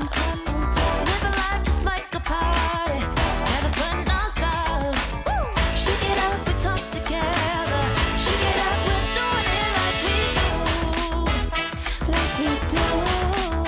Hey, break it up, what goes together.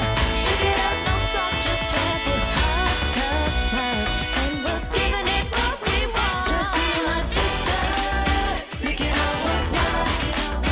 Gonna come together, gonna rock them out. Just me and my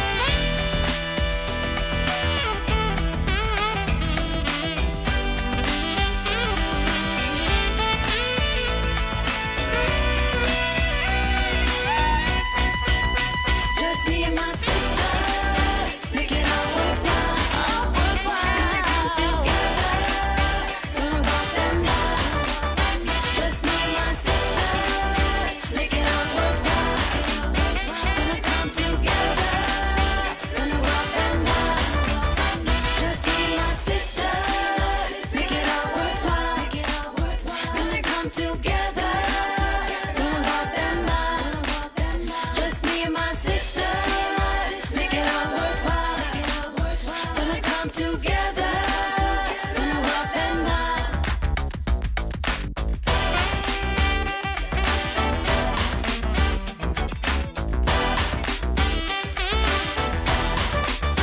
Just me and my sisters, making it worthwhile. Gonna come together, gonna rock them out.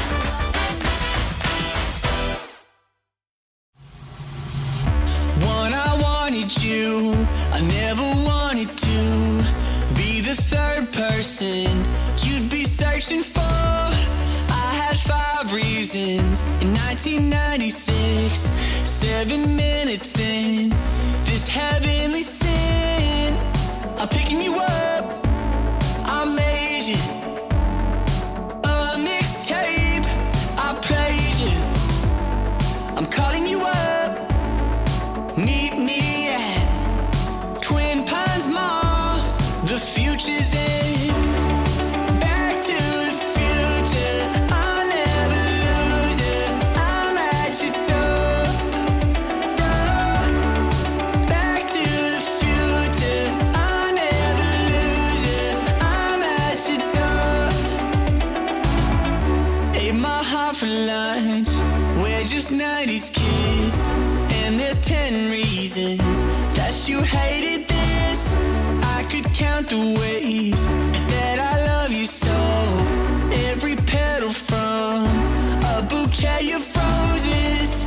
I'm picking you up, I made you a mixtape, I played it, I'm calling you up. Meet me at Twin Pines Mall. The future's in. Back to the future. I'll never lose it. I'm at your door. Back to the future. I'll never lose it. I'm at your door. In a memory so sensory, I still smell your Camry. Whoa, I'm at your door.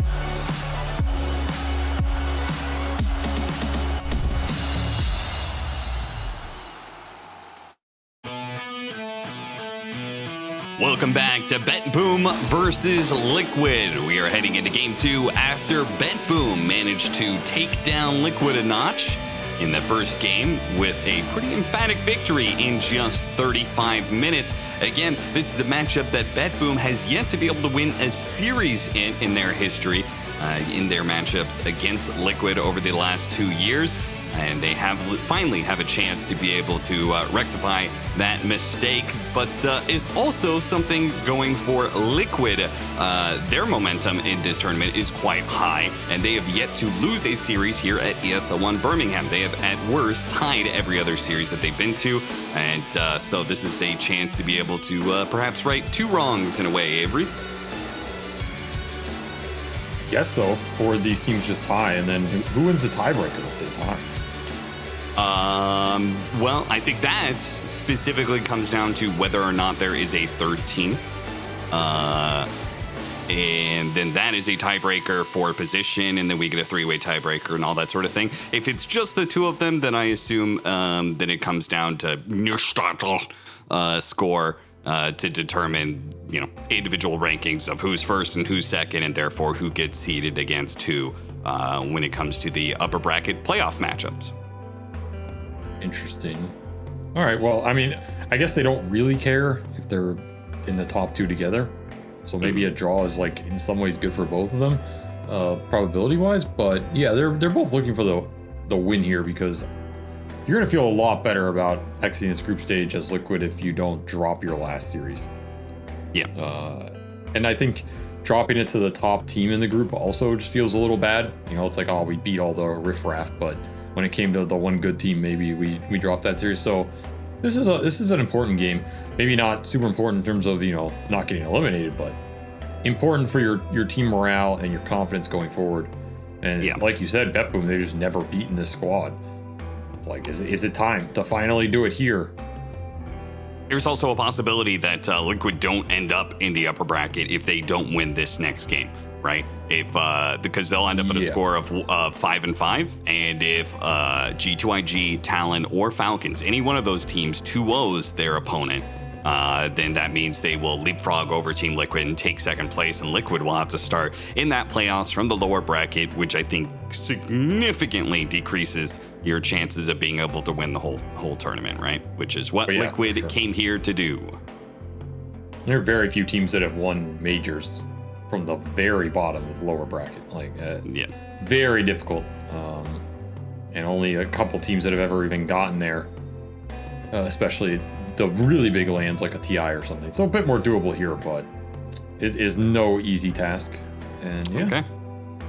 We can get into the draft now of Game 2, where we already got some picks underway here, some bans that are coming in, and an early Doom pickup for Team Liquid is going to be their opener this time around rather than the Leshrac. So we were right about that. We were going to see some sort of change up in the draft. They were not going to pick the Leshrac again while leaving the sniper in the pool. We thought maybe they banned the sniper, but instead they just take a different hero entirely.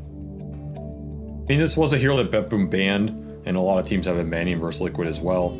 I feel like it is one of their power cores, probably 33's best hero right now in terms of asserting some dominance on the game. But they will get their sniper yet again. He comes in to assert himself against this power hero and force this Doom to have to close the gap against a physical damage presence. 10 seconds. Not an easy feat. You need a lot of net worth to make this matchup feel good for yourself. 33 very accomplished at getting that net worth. So if there's one player that I have confidence to do that consistently, it's probably him here. So I don't think Liquid are too sad about seeing this. I mean, the earlier you see Sniper, the better. Like, you have more time to adjust, more ability to get the gap closed. BetBoom also only have one ban here to protect this man. Not a lot to work with.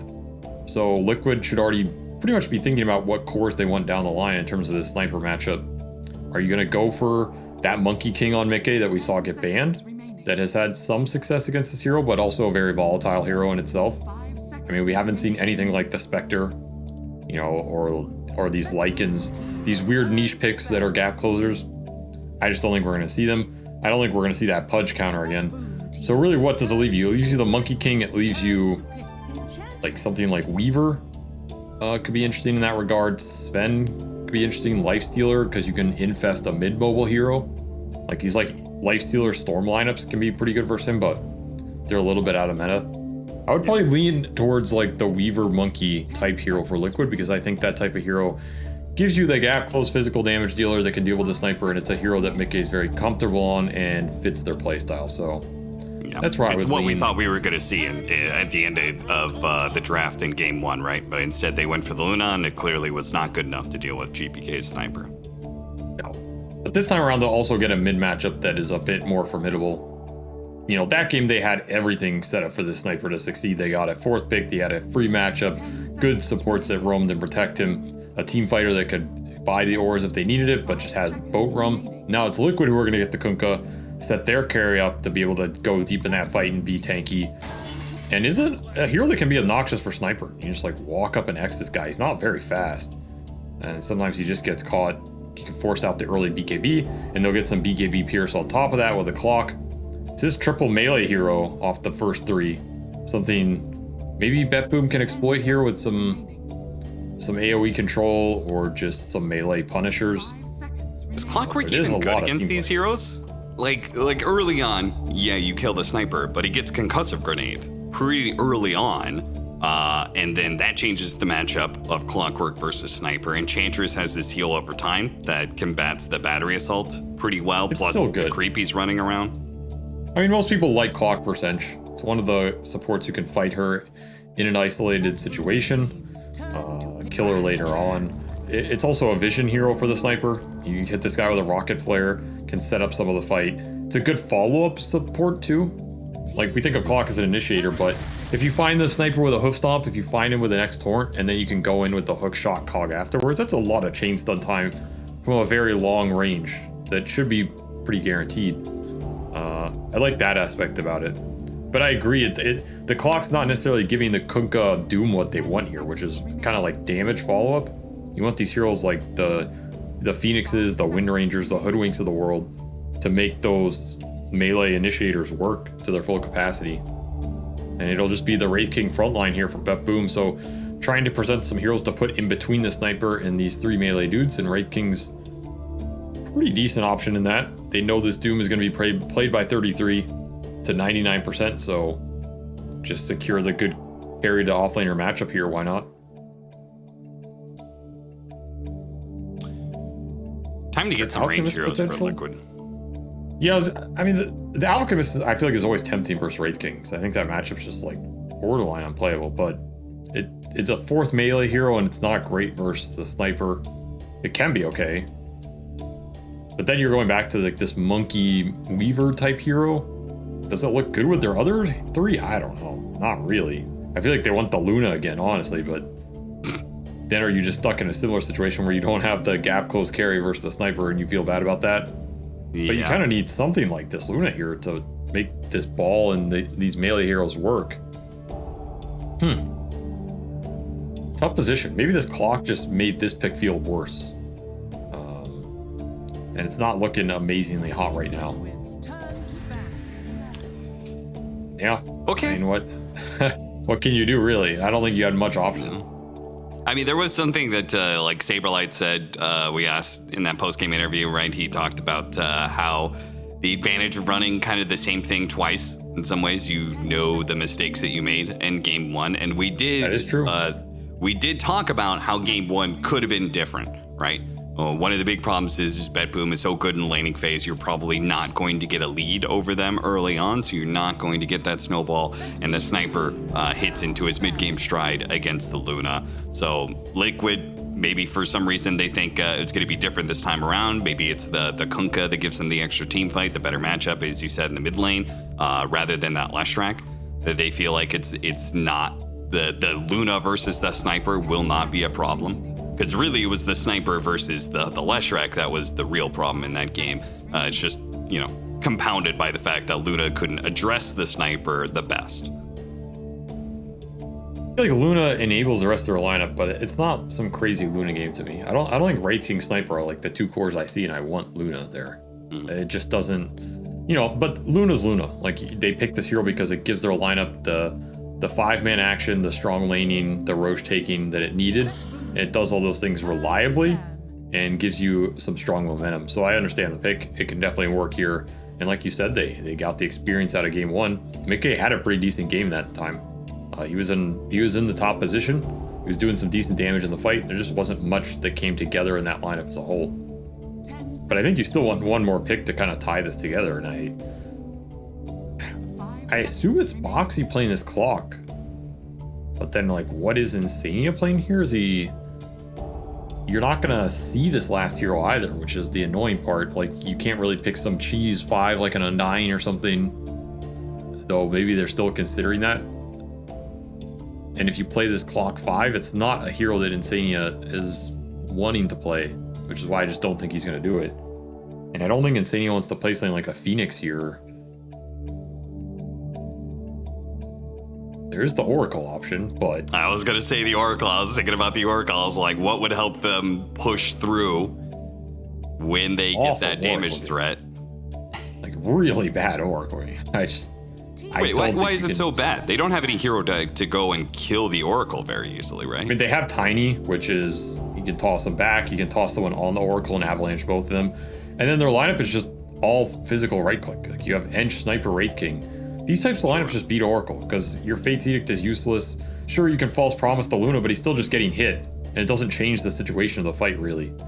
I don't think Oracle's that good here. I don't think it's... Especially when you don't see the offlane. Like, you pick Oracle here, and then Miro's going to play some Beastmaster or like it. This guy's been playing them in the tournament, so you have to think about the Zoo here if you're Liquid. You have Kunkka to dissuade it, but that's kind of it. If you pick a Susceptible 5, he's just going to have a free lane and run it over. Yeah, they're not picking Oracle if they're banning Viper, for sure. Techies. Okay, so Insania's playing one of these, and I haven't seen him play either too much.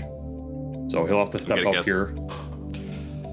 Yeah, that is actually pretty interesting, because Boxy is probably the better Clockwork player, but the Clockwork is definitely supposed to be the 5 here, right? Clockwork Luna is like the natural lane setup, so we'll see if Liquid supports can get some work done here. They struggled game 1 to match the roaming power, though I think they found a lot of farm and played fine. It was just a little outgunned. Here they have the ability to fight back. A lot more pace for sure, and some strong lane setups in these side lanes. They can get them going. We'll see what BetBoom opt for if they want that summons hero. I could see them go the Lycan route. I could see them go a team fight route. Pick up something like a Mars. The Enigma is banned. Hero will not have that option. They don't have a lot of time to think it through. Something that protects Sniper would be nice here. Mars available. Insania did say make melee 5s great again, and both these heroes he has played exactly 3 times, both Techies and Clockwork, so it was pretty much a coin flip, and we are going to stick with the Clockwork is supposed to be paired up with the Luna, so Insania is going to play it and keep their player duo intact. Weird last pick, man. Dark Willow. Like, they wanted core Tiny here. Okay, I mean, it is a hero that can last it well against the Luna, is very tanky versus all the spell damage here. I don't think it's a bad core Tiny game. And Dark Willow can always do some work. I think the pick's fine, but it's definitely not some gotcha cheese pick last, which is interesting. I don't know if it's the best use of that slot, but it rounds out their lineup. And if they're confident in the Sniper Wraith King here scaling against the Luna, then BetBoom generally just feel good about that situation. Maybe feel like they don't need too much more. But they are missing an aura buyer. They are missing something to enable the greedier 1 and 2 here that both want a lot of damage, want a lot of farm. Tiny doesn't necessarily do that the best. He's just kind of a hero that's going to go and stun, maybe set some stuff up the fight, but generally itemizes for himself too. Like, he wants to buy Blink, BKB, Echo, Conda, whatever it is. He's not going to buy a pipe this game. He's not going to buy a Crimson. So I think Liquid have the 5-man advantage here. Like, if they can get the ball going with the Luna Aura, the boat, Torrent Storm, maybe get, a Greaves on this Techies, that 5v5 looks pretty good for them. I don't see BetBoom taking that fight until way later in this game. So I think this Luna ball this game looks a lot more promising. Like, they have a lot more room to work with, and that group up is a lot stronger and can punch a lot sooner than it did last time, which might just allow you to get through this front line and find that sniper. The Tiny offlane, you start off with no armor. Now, I imagine he's probably going to go like a Wraithband or something to cover that up, but I'm just thinking about that level 3 timing where you have level 2 of the aura and you right click so hard. I almost think it would be better if they actually had the Techies in that lane, right? Because part of the matchup is Tiny just gets to toss away the Clockwork if they ever get the battery assault on top of him. So I'm just thinking, like, trying to abuse that Tiny as much as possible. I don't think we're going to see it. I'm just wondering if that would have been a better lane setup for them.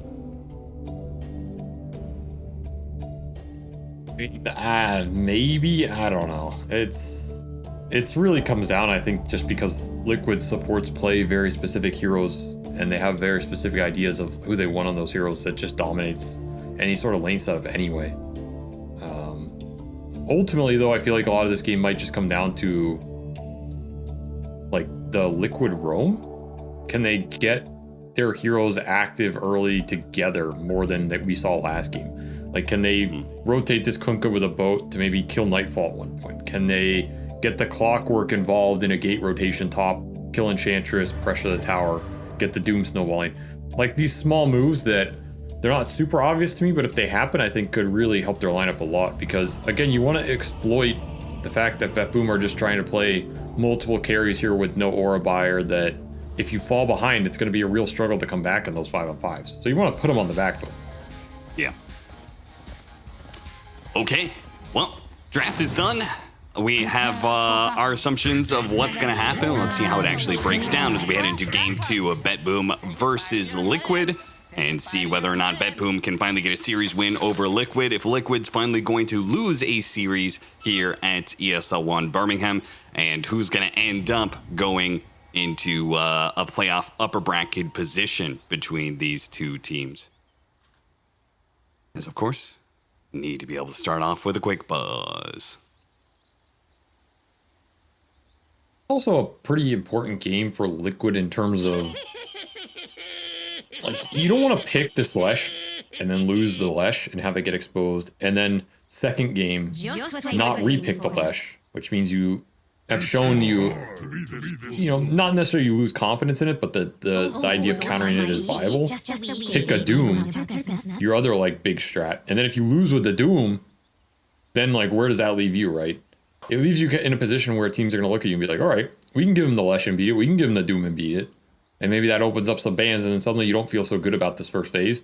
These types of games are really important on the long run of a tournament. Of like, is your hero that you want to first pick scary, and are you making it scary against all the other teams? Because if BetBoom win here, then you lose some threat on two heroes that were really big threats for you in this tournament so far. Yeah. Investigating network. Oh my god. This goddamn Slacks chewing on the lines again, man. Dude, that man gets more and more feral as tournaments go on. You know, I swear to God, like, at some point in time, Slacks made it, and he just became like a guaranteed invite. And he took that security and just ran with it. And has become more insane. And, like, he becomes more insane faster, you know?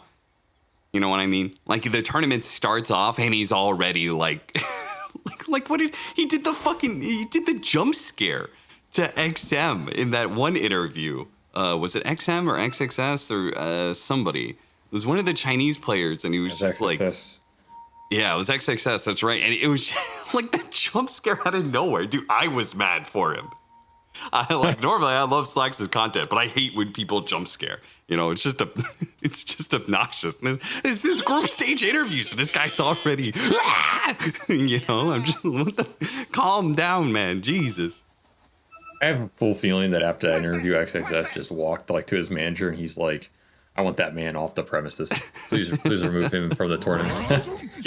I don't know who that was, but I don't want him here anymore, you know. I don't want to have to drive 30 minutes and then get jump scared by the interviewer, please. ESL. I'm sitting here falling asleep in the 30-minute car ride over, and then I'm getting jump scared by the interview. It's so much worse because, you know, like, the reason it stood out was one of the Chinese players, right?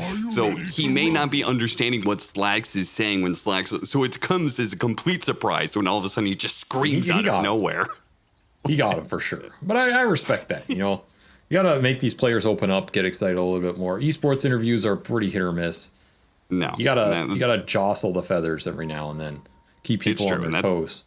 That's why Slacks is the GOAT when it comes to this sort of thing. He is the absolute best, and I think the community does not understand how good Slacks is at being able to get personality out of esports players. All right, well, you don't have to sell them on it, you know. Oh, you were selling me out. I think Slacks is pretty good at his job. I said he was chewing on the lines. I said he was chewing on the lines. So that's where this started, you know. Apparently he's exactly. still And I choosing follow you. You're saying something negative about Slacks. I follow that up with something that I thought of, and then you sell me out. I followed you into this, and That's then my you're job. just like, well, I think Slacks is pretty good at his job. Oh, isn't he? Yes, he is. He's the best, actually. And I think you're pretty good at your job too. Nah, I don't believe you. Well, that's on you then, brother. I don't know what to tell you, you know? If that was the case, we wouldn't be on this remote group stage game, would we? I mean, belief's a hell of a drug, you know? You either have it or you don't. Sometimes true. it presents itself in mysterious ways. It's the game All of right. Dota 2. This is a gotta hype have belief. matchup. This is to determine who is going to be ending up in the upper bracket. BetBoom have already secured themselves. It's either upper bracket or tiebreaker for upper bracket for playoffs. Liquid still need to be able to do the same by equaling out this series. But talking about the tournament as a whole, because I believe we get a chance to be able to talk about Group B, for example, which we have only been casting Group A games, so we get a chance to actually cast one of those. What do you think about what's going on in the Group B right now? Because that is where the biggest upsets are happening, right? Heroic OG. OG wasn't even supposed to be at this tournament. I don't think many people had Heroic as top 2 in that group. Potentially Extreme and Game Gladiators being eliminated. Basically, you're guaranteed to either have Team Spirit, Extreme, Game Gladiators, 2 of 3 of those teams are being eliminated. I don't think anybody had those guys being eliminated. Well, maybe Gaming Gladiators, but Extreme just won a tournament. Team Spirit is 2-time TI winners. You know, like Gaming Gladiators, multi-major winners. Like all 3 of these teams have like significant accolades that you would expect them to do well in this group. But this group has just been flipped on its head, man. Just the upsets. I mean, maybe it's the... this patch is in a weird Thank you, place. Mike, for great Oh, that's analysis. what it is. Just Well, let me give you the upsets. analogy. I was about to give it until you stopped my point. I'm saying we're at the point in a patch where you had a meta develop and then it kind of got like overdeveloped because Falcons won. Like they did so well at so many tournaments in a row that the meta kind of developed around these first phase picks they were exploiting. The Razor, the Pango, the DK, right? The Timber, the Doom. And then after that is a question of, well, if that's the meta and we don't have a bounce patch and that's just how it is, like what can you do to disturb that? And I think these teams that come in like Heroic, like OG, that weren't stuck in that of trying to figure out Razor and DK for 3 tournaments in a row, have some fresh ideas, have some new ways of playing, like the hero matchups, the core matchups itemization. They come in and they can upset that status quo a bit more than the teams who've been trying to like make their own version of it work, right? If you come in and you're just trying to play Razor better than a Falcons, or you're trying to play a DK better than a Liquid, or a Faceless Void better than XG, those teams can just stay at the top. But if you come in and like Heroic, you're playing Slarks and random other like garbage that no one has played for like 2 months, it just takes people off guard. And I think that's what can create those upsets. To give you the analysis, Austin, that's what can create those upsets in the first place. I think that's one of the big reasons we're seeing it. Also, maybe just people underestimating those teams a little bit, including myself. And OG especially. Like, OG is the ultimate team of you cut off one of their limbs and they're going to win the race. Like, this team just thrives when you put them in an unadvantageous position. Oh, you're at a tournament we didn't even qualify for? Guess what? Now we're going to do well. I bet if they had qualified for this tournament, they'd be like last place in their groups. But because like they didn't, they're some underdog now. And this team, just every time they're an underdog, they win a LAN or something. So I wouldn't be surprised to see that team just go top 3 purely based off the fact that they weren't even supposed to be here. That makes sense to me. In the world of OG and Dota, that is how it's generally worked out. Yeah. I'm just gonna ask this right now, Avery. Do you want to keep filling for a bit? You want to keep talking about some Dota? You want to go to a break because it looks like this is gonna be a bit. They told me we had to go to break. Okay, well then we're. Oh, we don't have. Yeah, we don't have to. We don't have. Now they're telling me I don't have to. Okay, yeah, let's talk then. I always prefer to talk. What do you want to talk about, Austin? I don't know. Our producer's talking to us right now. You guys can't hear her, but she just said, do a podcast. Well, funnily enough, We actually do a podcast. So, you know, Yeah. Austin does 6 of them right now. He has one for every day of the week. No, not But not on Sunday. Cap takes the Sabbath off. He's a very religious man. And they make sure he respects the Sabbath, doesn't have a podcast on Sunday. So if you're a religious viewer, tune into his other 6 podcasts because you'll really enjoy them. Listen, but to be specific, I have 4 of them.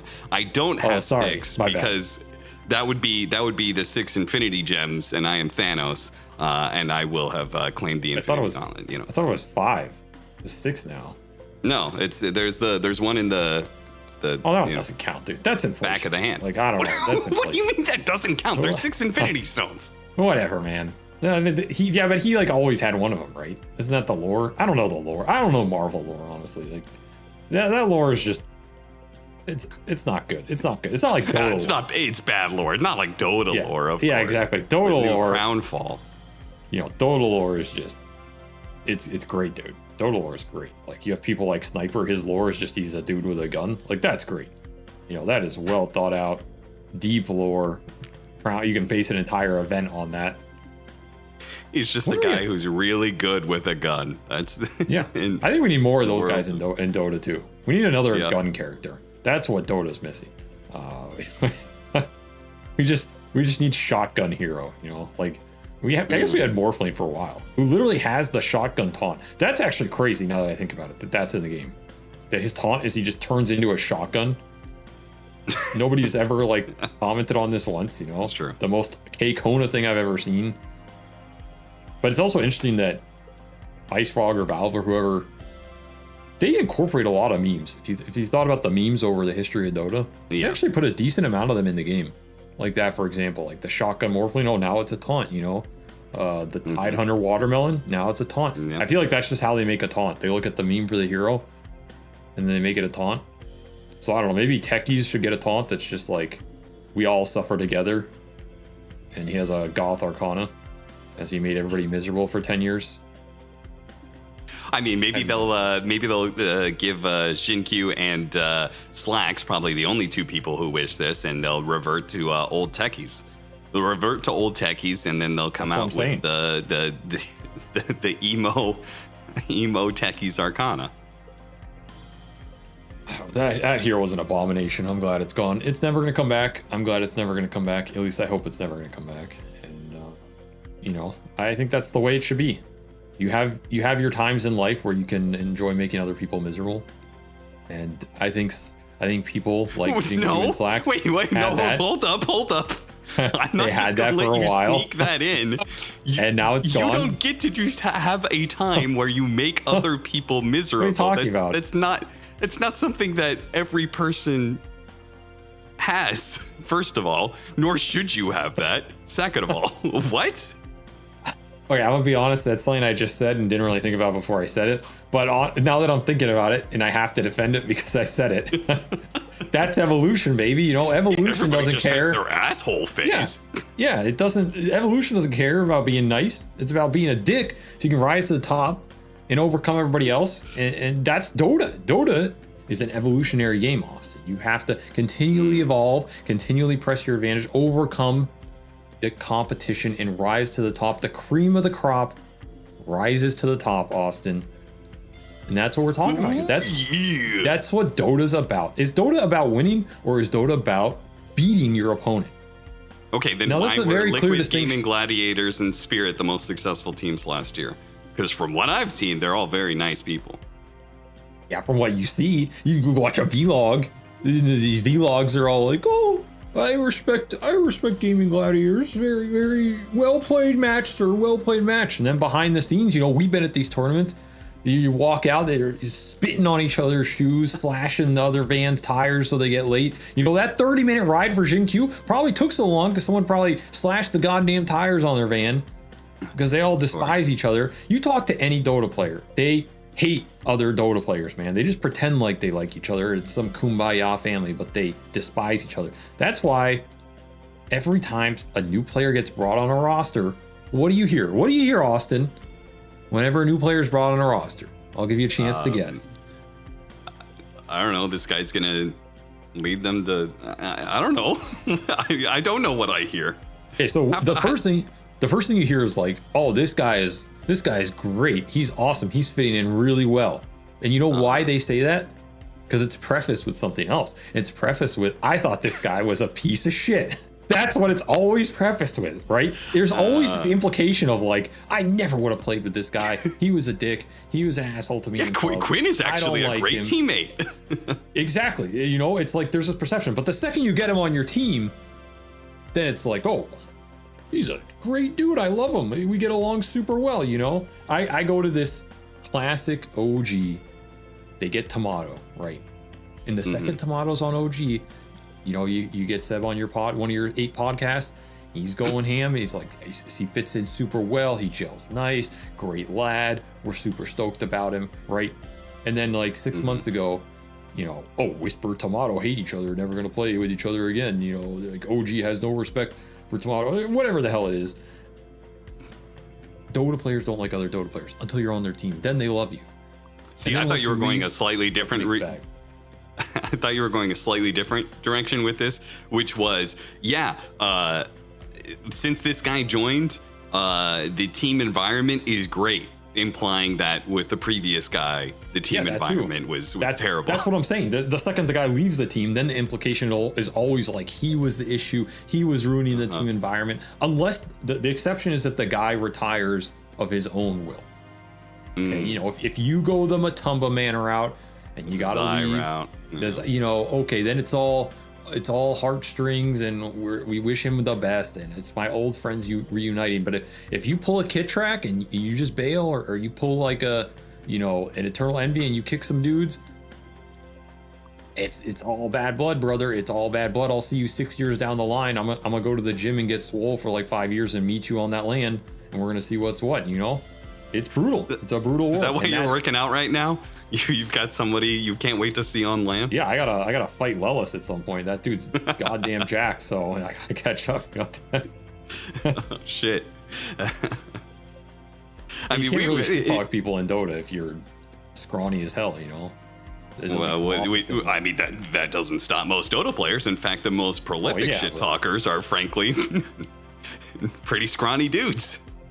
Yeah, but that's why everybody gives them shit for doing that in the first place. It's like, you wouldn't say that to me on land, you know, and then you go to land and they say it to you. Like, well, you wouldn't say that to me in a land in my hometown, and then you go there, and then what do you do? And then you still lose. That's why people hate the winners of Dota, because everybody shit talks in Dota, but if you win and you're shit talking, it's like somebody stop these guys, you know? And that's why you can't win too many lands without becoming the heel. It's inevitable. If you win like 2 or 3 lands in a row, you're the enemy of Dota 2. I don't think Team Spirit is the enemy of Dota 2. No, there's been some exceptions. But like that's generally a good rule of thumb. You know, yes, Spirit is an exception. Those guys are just too likable in terms of the personas and personalities. They're also just way too good and fun to watch. You know, I think LGD was a similar vibe. The Prime Team Secret with Nisha was, I don't think many people hated that team. You know, Liquid with Miracle, PogChamp, Batchest. Not many people hated that team. Though I think there were a lot of people that actually wanted to see that team lose too. It sounds like to me, the team that is hated on is the exception. No. You're listing a lot of teams that are quote unquote the exception. Well, I'm also talking about other Dota players, right? Like the other teams start to hate the team that's winning. Yes, of course. You know, like OG, TI8, OG, TI.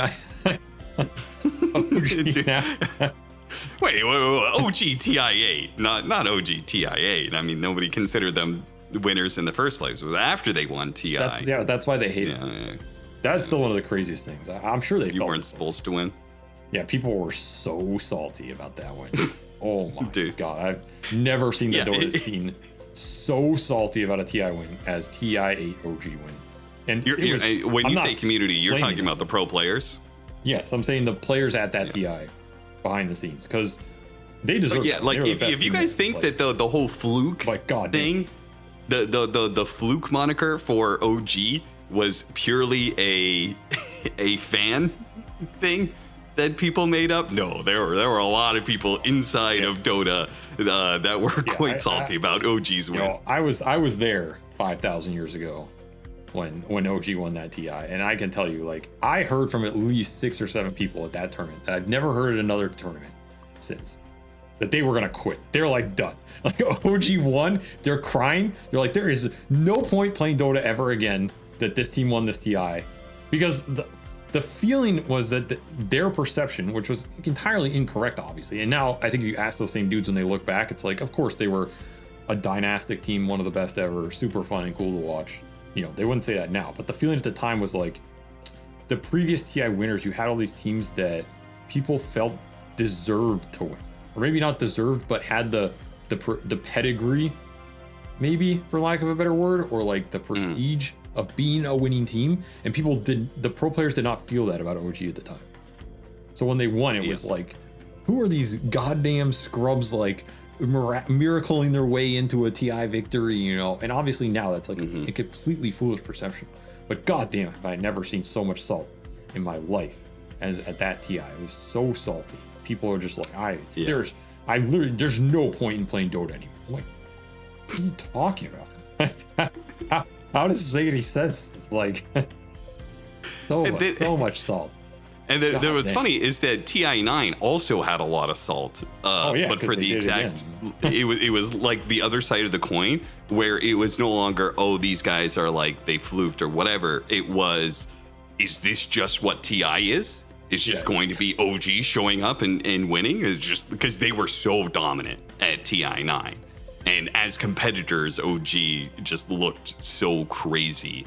That it was just like, do we even hold TI? Is OG just gonna show up and just keep winning? And maybe it's for the best for Dota that they didn't, because apparently a lot of people would have retired. But then we had the Spirit run. So yeah, exactly. I've heard people going to retire next year for like 5 years straight now. Well, I did. Give me some credit there, at least. Sure. I mean, but you're a man of principle. You're a man of principle. That's right. I stick to my word. But it's interesting that the different TI winners get received that way. Like, they all have some different reception among the pro scene that I think doesn't really get seen. Sometimes it's good, sometimes it's bad. I think over the long run, it all trends towards like, oh, that team was really goddamn good, and people understand more of what made them win. But in the moment, it can be super hit or miss.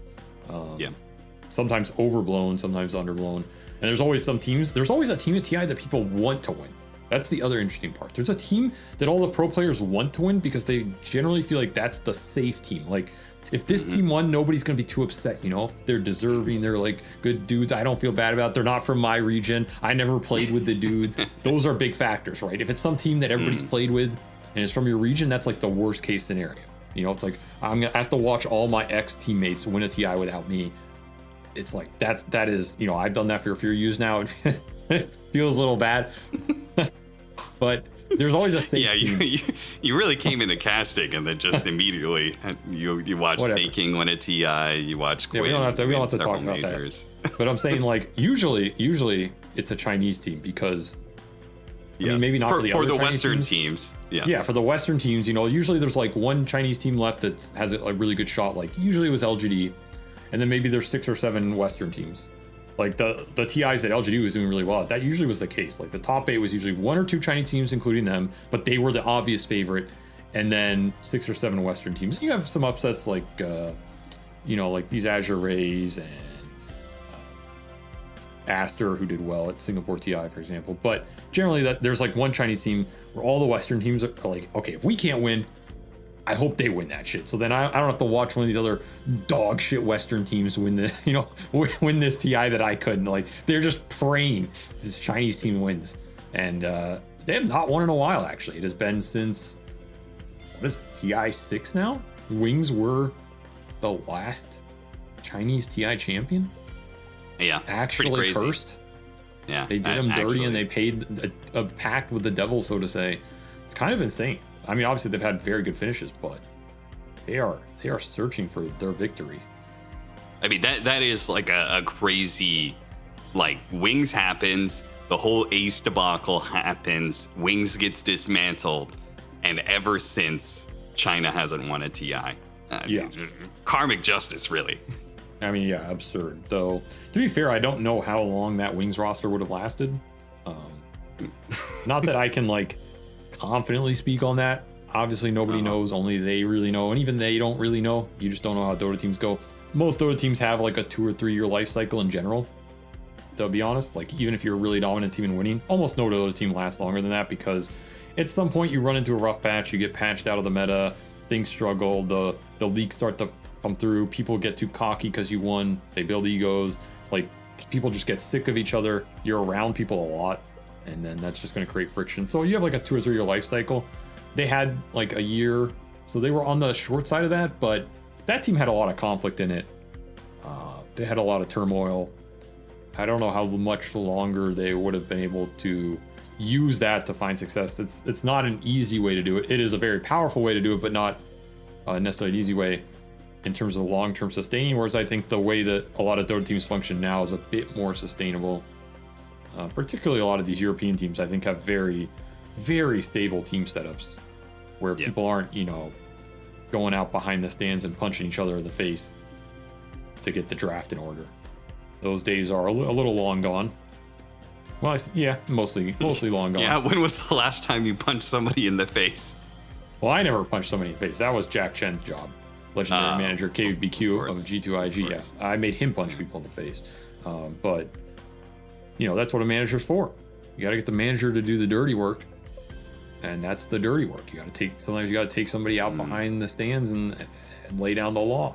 We can't first. Is that why Jack has been doing so much weightlifting and getting strong? That's why he started training. He's now representing a real org, so he's got to actually throw it. Well, that's a low blow, but yeah, to some degree. Sometimes you got to tell your mid player he can't play Pangolier for the 30th game in a row.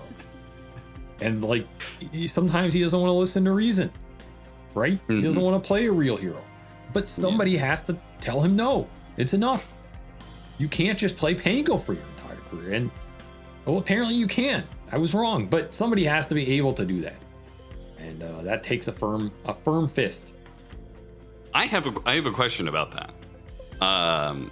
So we may see more of this, but we saw this move of Zai to general manager of Tundra. Who the hell knows what that job entails specifically for Zai? But do you think that Dota teams would be any better if there was more managerial oversight over the roster and that sort of thing? If you have people who at least know Dota in those positions, if you have Zai is obviously like a pretty high profile example of that. But like, historically speaking, Dota teams are like, we make all the decisions about our Dota team, right? That's kind of like where the mind control thing came from. So if you have more of these pro players retiring, more of these captains retiring, people who know the game, came from the game, understand it, do you think that Dota teams and orgs would be in a better position if they had more managerial oversight in that regard? I mean, personally, I do, but I've talked to people about this. I think the way you get there in Dota is not obvious to me. I think it's one of those things like if you end up there, it on average would improve the competitive quality of teams in the scene as a whole, which is good. But the transition of how you get to that point, I don't think is very obvious and not straightforward, and I don't know how doable it is. Like, I don't really know how to do that. It's very difficult. You need very good setups to kind of kickstart that process. I think if it ever gets kickstarted properly, you'll see a lot more people follow suit, but damn, is that first 1 or 2 going to be difficult because Dota players just don't trust non-Dota players. So you have to find people that a team respects that can fill that role while also filling that role well. And so it's like a catch-22, you need someone who played Dota enough that people respect them and that the next team you're bringing in respects that guy, which is not easy. And that guy has to have other skills to be a general manager and see from the top down what is making that team successful from an org standpoint. And if he played Dota his whole life, that's not necessarily guaranteed. I think someone like Zai is like an interesting idea and could definitely fit that, but he's gonna have to figure out what that looks like.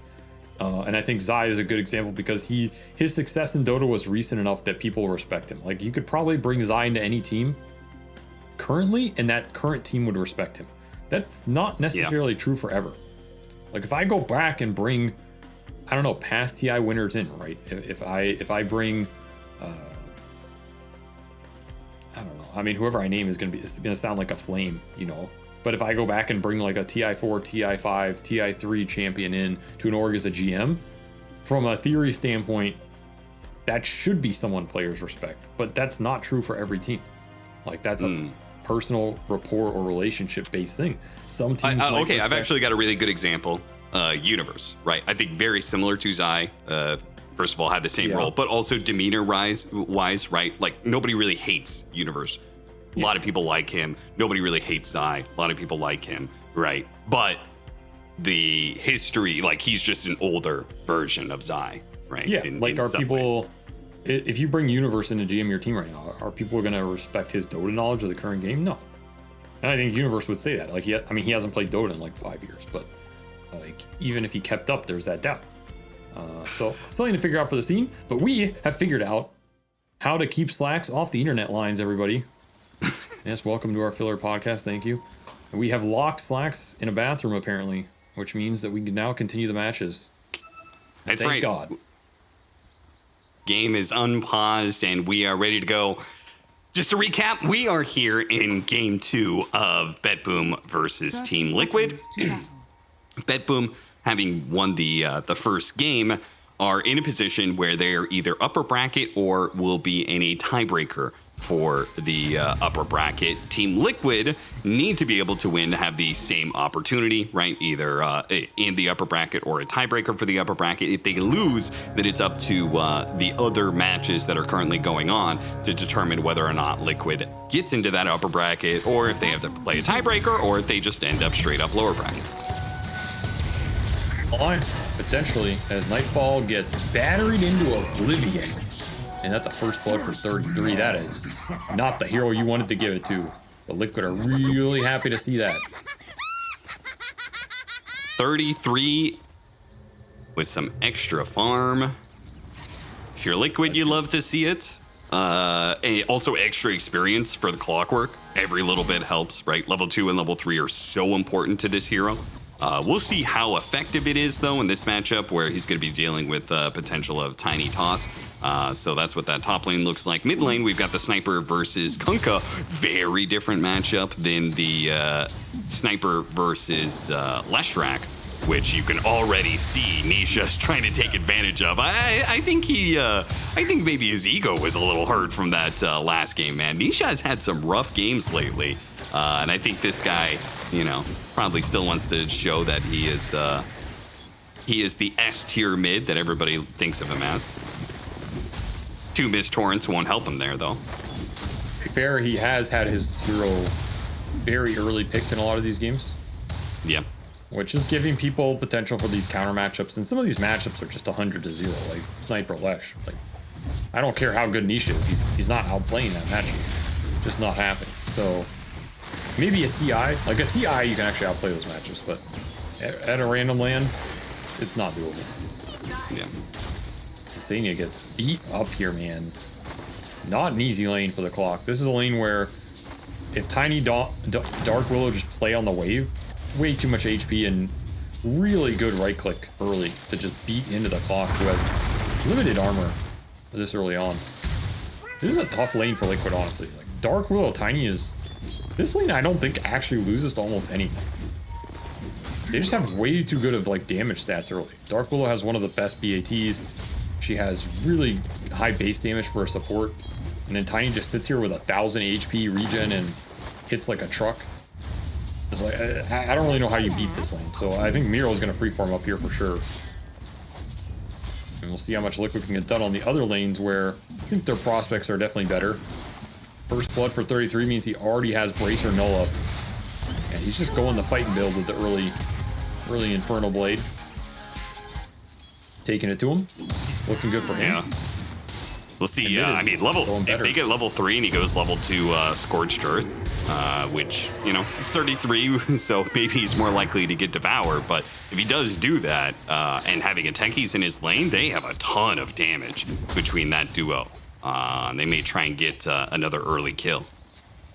Yeah, I can see them going for the level 3 kill. Definitely on the menu here. He's gonna save the skill point. And Nisha's doing really well mid though. Making the sniper look vulnerable yet again. Landing some torrents, burning out some regen, winning the early CS. So mid and offlane going pretty well for Liquid. And that is the level 2 score. And blast off lands with a little extra damage from the sticky bomb. Not enough. He wasn't actually in any real threat because they did have the healing Lotus, so Nightfall needed it. Would have blown it. And he had some tangos to burn through, so Liquid may not get another chance at that same kill. Well, another Scorched Earth in 7 seconds here. That is a level 2 creep off the Wild Wing Ripper that is quite strong here. Probably enough to dissuade the aggression. This is a very strong push lane for BetBoom as well. If they ever get to like level 5 territory and can find a kill, maybe Boxy leaves the lane, you're just going to lose your offlane tower. So this is not a lane that Liquid want to vacate anytime soon. And you have to think about that enchant king. They do manage to get that kill with the techies rotating across while they were also fighting out the top lane. They expected, I thought maybe Insania was going to die, but not quite the case. They're going for a bit of a dive here on Mickey.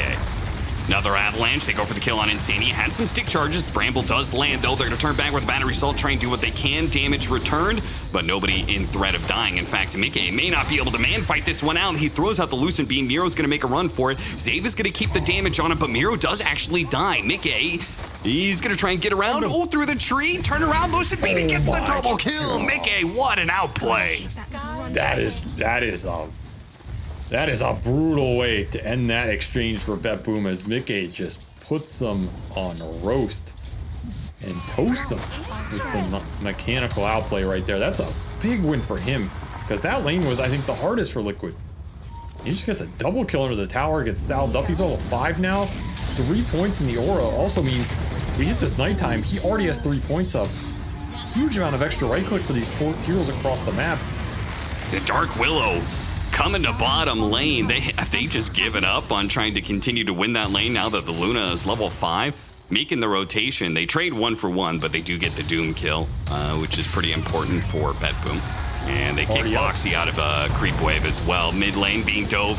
GPK, nothing he could do about this one. Toronto, Tokyo. They'll try and get a return kill. Nisha actually, the Bramble almost latched on him. If that had latched, it would have probably been the kill considering how much tower damage he was taking. I actually can't believe that didn't hit him there. Lucky to get out alive, but Liquid making the moves, getting those early roams on.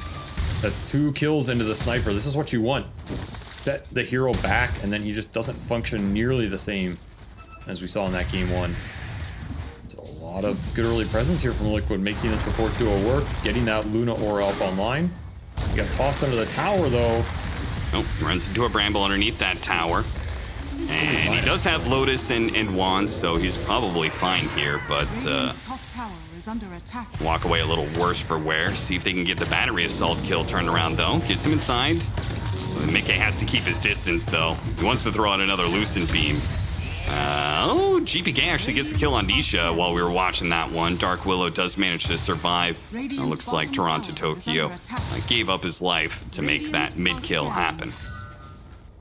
Worth it though. In fact, Toronto Tokyo can find that. That was a lane that was not going well for GPK at all. Instead he gets the solo XP kill.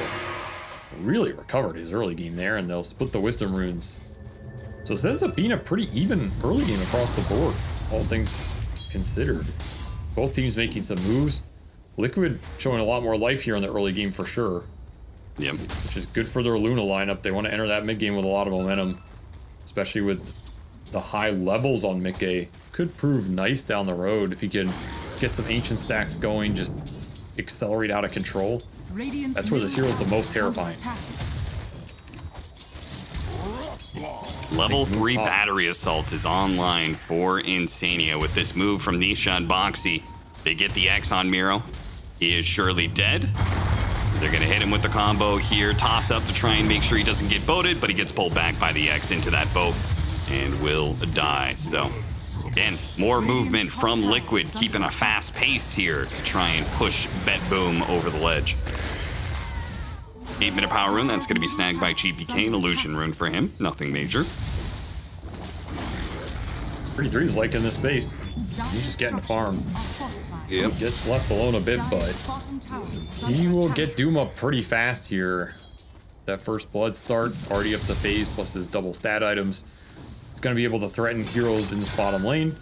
Nightfall will hold that point for the reincarn, so he can stay down here. He's the one hero that can stand against 33, which means 33 might be looking for the counter gank with that Doom point. And these smokes are dangerous from Bet Boom. I mean, if they work, they're amazing. You get towers off the Enchantress, but if they get responded to, no response. Assassinate, not quite enough to finish him, but they'll get him in the end. 33 though. He'll kill the opposing mid laner here, get some revenge, and we'll see if 33 can keep this going. The Scorched Earth is going to do a lot of damage to these heroes, but again, when 3, he is forced to back away. Avalanche is going to land on him. The Mine is going to push these heroes back, but he actually does die on the Doom. He splits out with some Doom shards as he can throw those stuns back over the way of Miro. Mickey comes to collect the kill, and thanks to the helping hand of the Clockwork, the Rocket Flare will give him the vision to do so. Bottom lane being pushed in heavily, though, by all that space being created. You know, it's not just the Doom who appreciates the space here in this bottom lane. The Wraith King, you don't give him enough attention, he will start taking objectives. Gonna go the Armlet Radiance build, pretty standard. So if he gets to the Radiance, he's gonna be pretty strong in the fight, but this is a gank where Nisha just gets caught too far away from the tower for the help to come in fast enough. I mean, 33 is ready to counter gank this move. And that's the downside of the aggressive plays from Bet Boom when that Doom is able to just counter gank it like that.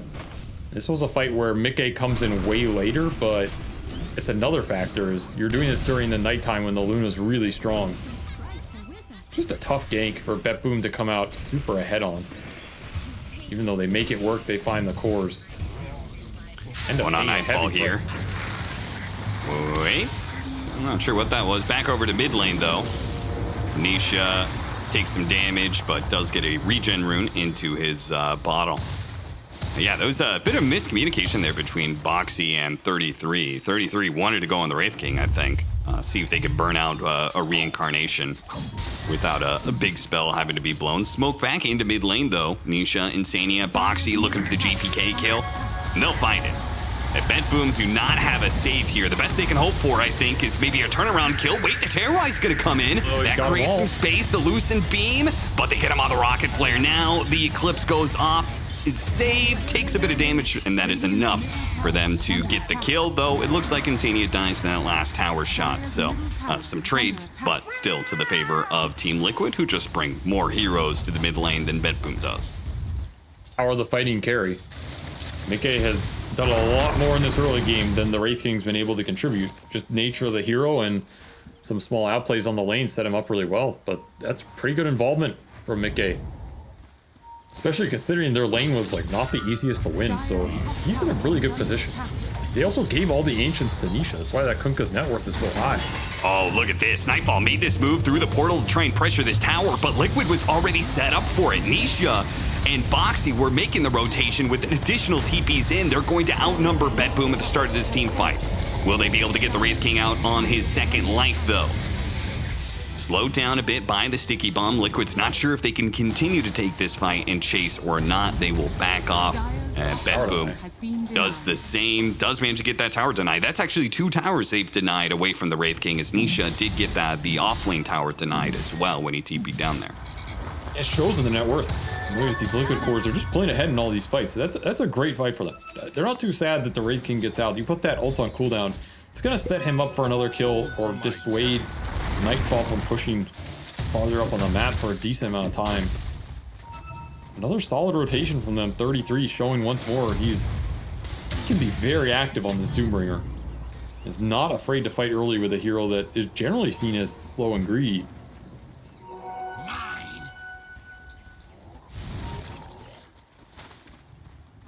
At this point, I think Liquid can, they don't have to chill, but I think they can. Like, they can just stack up Ancients, get Mickey really fat, get to their Shivas on the Doom, and they're going to be in a really happy spot because, man, the Kunkka and the Luna are just in great position to scale here. You already have your Blade Mail done on the Kunkka. Both those cores are level 10 already. they're decently far ahead here, and there are cores that can accelerate off of that lead. So you're not too afraid to just take a lot of the map and continue farming.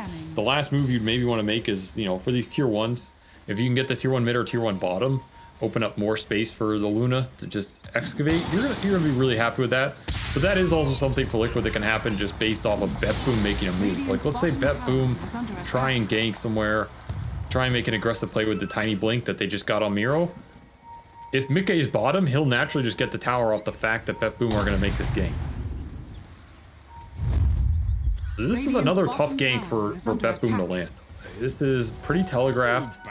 They're going to have to likely run into either the Kunkka or a support, which is not what they want here. And again, the whole time this move is happening, I feel like Mickey's just going to get the tower for free, and he does. So you're losing an objective to try and catch somebody in a jungle that is completely empty. That is what Liquid wanted in this time interval. Get that objective, and they didn't have to really commit for it. No, I mean, they have some heroes kind of in the area, but they're all kind of farming neutrals. Miro, he didn't get caught here on the bounty rune, but it is a tiny with the shield rune, so he is about as tanky as you could ask for, but it's still not enough. Liquid do not run out of damage this early on in the game. This clock has done some work, for sure. It really has. It's not a bad clock meta, by the way. I think this hero's generally been pretty good in pubs and how it feels in a lot of these games, so I'm surprised we don't see him a bit more. Probably one of the only good melee 5s right now. Yeah. Insane. Well, I do think some of the others are underplayed. He is in trouble right now, though. He very boldly walked up into that high ground triangle, and now that he's been picked off, it is going to be Miro blinking in, looking. Oh no, he doesn't get the toss back, and they turn back around with the Doom Eclipse combination that will lead to Miro burning out here eventually, as the Doom will claim his life. And X-Torrent on Nightfall, they are almost taking away a reincarnation from him. That would have been another big blow. Miro, he was trying to get the toss back there, and if he got it, it would have been a worthwhile trade, even if he died. But missing out on the kill on Mickey, that is gotta smart for BetBoom. This tiny pick has just not worked out. Miro has not gotten anything done off these moves. The early blink not working off the smoke gank. That fight doesn't get the toss back. Just not connecting at all for him. And again, downside of that last pick Dark Willow is you ended up with this core tiny, which if the core tiny snowballs, the hero looks great. In these stagnant games, you feel pretty bad. It's a fighting hero that's not going to get these fights, and he's not going to scale as fast or as hard as everybody else in this game. He's just going to start to fall off. Liquid continuing to ramp up the pressure. Mickey has been insanely active. A missed hook shot. They got greedy. That was not a hook shot intended for Toronto Tokyo. He tried to get the +1 and get saved there as well. But they'll just get the one support kill. I think this is when Liquid look the scariest. Like when Mickey has a good early game and can be super active on the map, and then 33 can kind of play this fight and farm style where he switches between, okay, I'm going to make a couple early moves, but at the same time, I'm going to get really big and I'm going to clear up some space, and you're going to have to worry about me scaling this game. It just tightens those screws and makes you feel like you don't have good options if you're BetBoom right here. Like, who do we try and shut down right now? God the whole save time on the you're thinking about this, you're just getting ganked. Yep. They're just outnumbering you. They bring 5 heroes to this, so whoever they catch is guaranteed dead. There's going to be no rebuttal from BetBoom because even underneath their tier 2 tower, they are 8,000 net worth behind. They cannot take a 5-on-5 against Liquid right now. Again, this was the strength of the Luna pick. It allows them to make these moves early, take advantage of the pace they have against the Sniper Wraith King, who are just not ready to fight and don't do nearly as much on the 5-on-5. This pick will activate the whole lineup, and we're seeing it here. They're playing around it really well, putting themselves in a very solid position. That Shivas is already done. Yeah. That is a brutal item for Nightfall to try and fight through this game. I mean, how do they do physical damage against a very early Shivas and a very early Solar Crest? I mean, you don't. You have to get this Radiance on the Wraith King and hope it does enough in the fight. And this is a very bad position for him. This is looking like he could die twice here with the rotations coming out from Liquid to the outpost. They need to be able to land this blast off. They get it, and they'll take the first life and the second life. They're going to set up for it now, though. It does look like GPK is going to try and escort Nightfall out of here. It pushes back 33 and does manage to get Liquid to back off after using an Eclipse that was not great. Yeah, that was not the most effective Doom Eclipse we've seen in this game. Both yielding absolutely nothing here. And BetBoom going to try and take advantage of it. Don't have that Radiance, but they know the ults are on cooldown. I mean, they want the tossbacks in this game. Just can't find them. Yeah. Oh, no. I'm not sure we saw that. Mickey manted, and he got himself up on the high ground, and he didn't have a TP to get down.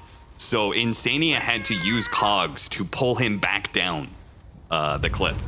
Is that like the ultimate Arteezy move? You manta dodge yourself onto a cliff? He's been watching his idol, apparently. Yep. Studying the ways of Artor here. People told Mickey, you need to be better at playing hard carrying. He just watched a bunch of Arteezy clips. You need to improve your carry game, man. Go watch MLG Columbus run from 10 years ago. Okay. Mickey has done a lot of work this game, man. Aggressive, and that aggressiveness has paid off both for Liquid and himself. 12,000 net worth right now, and 19 minutes in, he is 3,000 net worth ahead of anybody on the side of BetBoom. GPK is doing the best there, but this sniper is not the same threat he was in game number 1. A big part of that, the mid lane matchup. Nisha, who's caught another one. The tanky Kunkka doesn't care nearly as much about these damage dealers, and he just boldly runs into jungle areas and finds pickoffs with X marks the spot. Now it looks like he knows exactly where GPK is because they've been super deep ward in the corner. So they saw GPK farming that, and they saw him push forward, and they will catch him as well. 10,000 net worth lead now for Team Liquid. Well, BetBoom do not get Mickey on the other side of the map, who just clears out a huge amount of farm. In that area, they'll settle for a Tormentor that almost kills Toronto Tokyo. Would be a classic for this team. They managed to dodge their own fate. And if you're Liquid, you're just thinking about Roche now. Roche and BKBs, and you can go high ground if you really want to. Again, you're building up the auras. You have the mech on the techies. You have the Solar Crest on the clock. The Shivas on the Doom. Torrent Storm is online for Nisha. You get a couple BKBs here, and that 5-on-5 looks very tough for BetBoom. You have Radiance to go into it, but that's pretty much it. Like, you have Radiance, a Drum Charge, and your Tiny's going to late Midas here just to have some sort of scaling presence in this game, which you can't blame him for, but that means he's a Blink combo. And Blink combo at this point is nowhere good enough. Yeah. The Liquid, they have a huge 5v5 advantage right now. They can get a Roshan in the next minute or two and use this Luna BKB to perfection. They're going to blow this game completely wide open. And it's another smoke for BetBoom that just yields nothing here. Yeah, they have vision in this triangle of some of the Liquid heroes right now, but they can't go there. And if they did try that, they'd end up running into the proximity mines. And that would probably give Liquid the heads up that they wouldn't really get caught, especially with the BKB on the Luna. Not an easy kill to be able to bring down the Kunkka. Nisha has an amp damage in his bottle right now. So with Torrent Storm, that's a lot of damage. That's a lot of damage if you take a 5-on-5 right now. If I'm Liquid, I feel like I just go Roche here. Yeah. Agreed. It's just not contestable, and there's no reason to delay it. The sooner you get this objective done, the sooner you're going to get to the second one, which you could potentially end that game with how fast Mickey is pulling ahead. You know you're far ahead when Luna is doing a daytime Roshan. You know? Or could. They're not going to. They're going to smoke to the other side of the map. Actually, and don't like keep hunting the sniper. I think you just Roche here. Like, even if this connect, I feel like the Roche was so fast, it was just free. Yeah. This is free too. I mean, like, you could look at it the same way, right? BetBoom probably thought you were going to Roche, in which case it makes this move surprising. Nightfall thought he was going to be able to just push out the top lane. And getting that reincarnation on cooldown is a big win. Yeah, that is a big win. Like, that is an objective in itself. And there is some sense in the theory of, like, if Roche is free, then getting other stuff is better, because you can go do Roche at any time. Hero comes in, Stomp, goes for the Enchantress. I thought he would go for the Tiny here to try and stop that combination, but it looks like they'll get the Tiny anyway with an X pullback into Torrent Storm, and Toronto Tokyo will tick down to the Doom. They're just cleaning up kills on the map. Radiant's top tower. Guess the 50. Nice play by Save. Yeah, He caught the wave, and then he started going right, and then as his Glimmer Cape faded, he moved left. Top tower is under attack. Little things adding up, but that's all you're getting right now. A couple more waves for your Dark Willow, and yeah, a couple tips between the boys. But the team fight's just not looking any easier.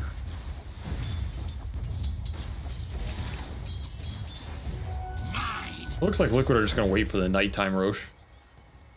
Also not a bad idea, because if you start doing these Roshans, once it's night, then the next one's night, and the one after that's likely night. And then they're just all on your side as Dire. Mm-hmm. So maybe there's some argument there that you just didn't want to do this Roche during the day interval, and then have a later Roche potentially be harder for you for no reason.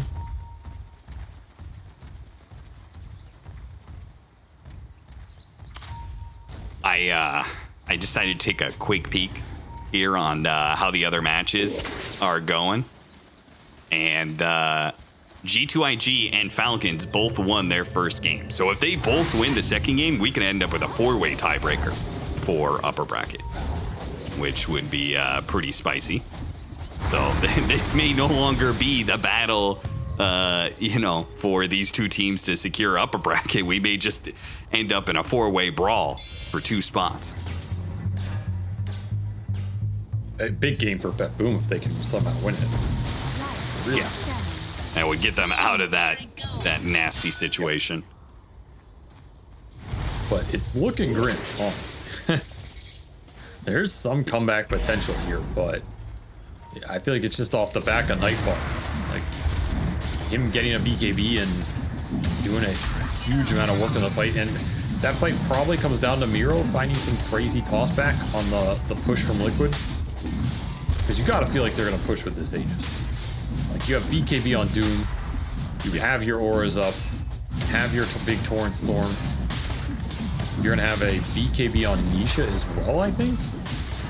Yeah, that's insane. So they have 3 BKBs in Aegis, level 18 on the Luna. Like, you're not missing much here.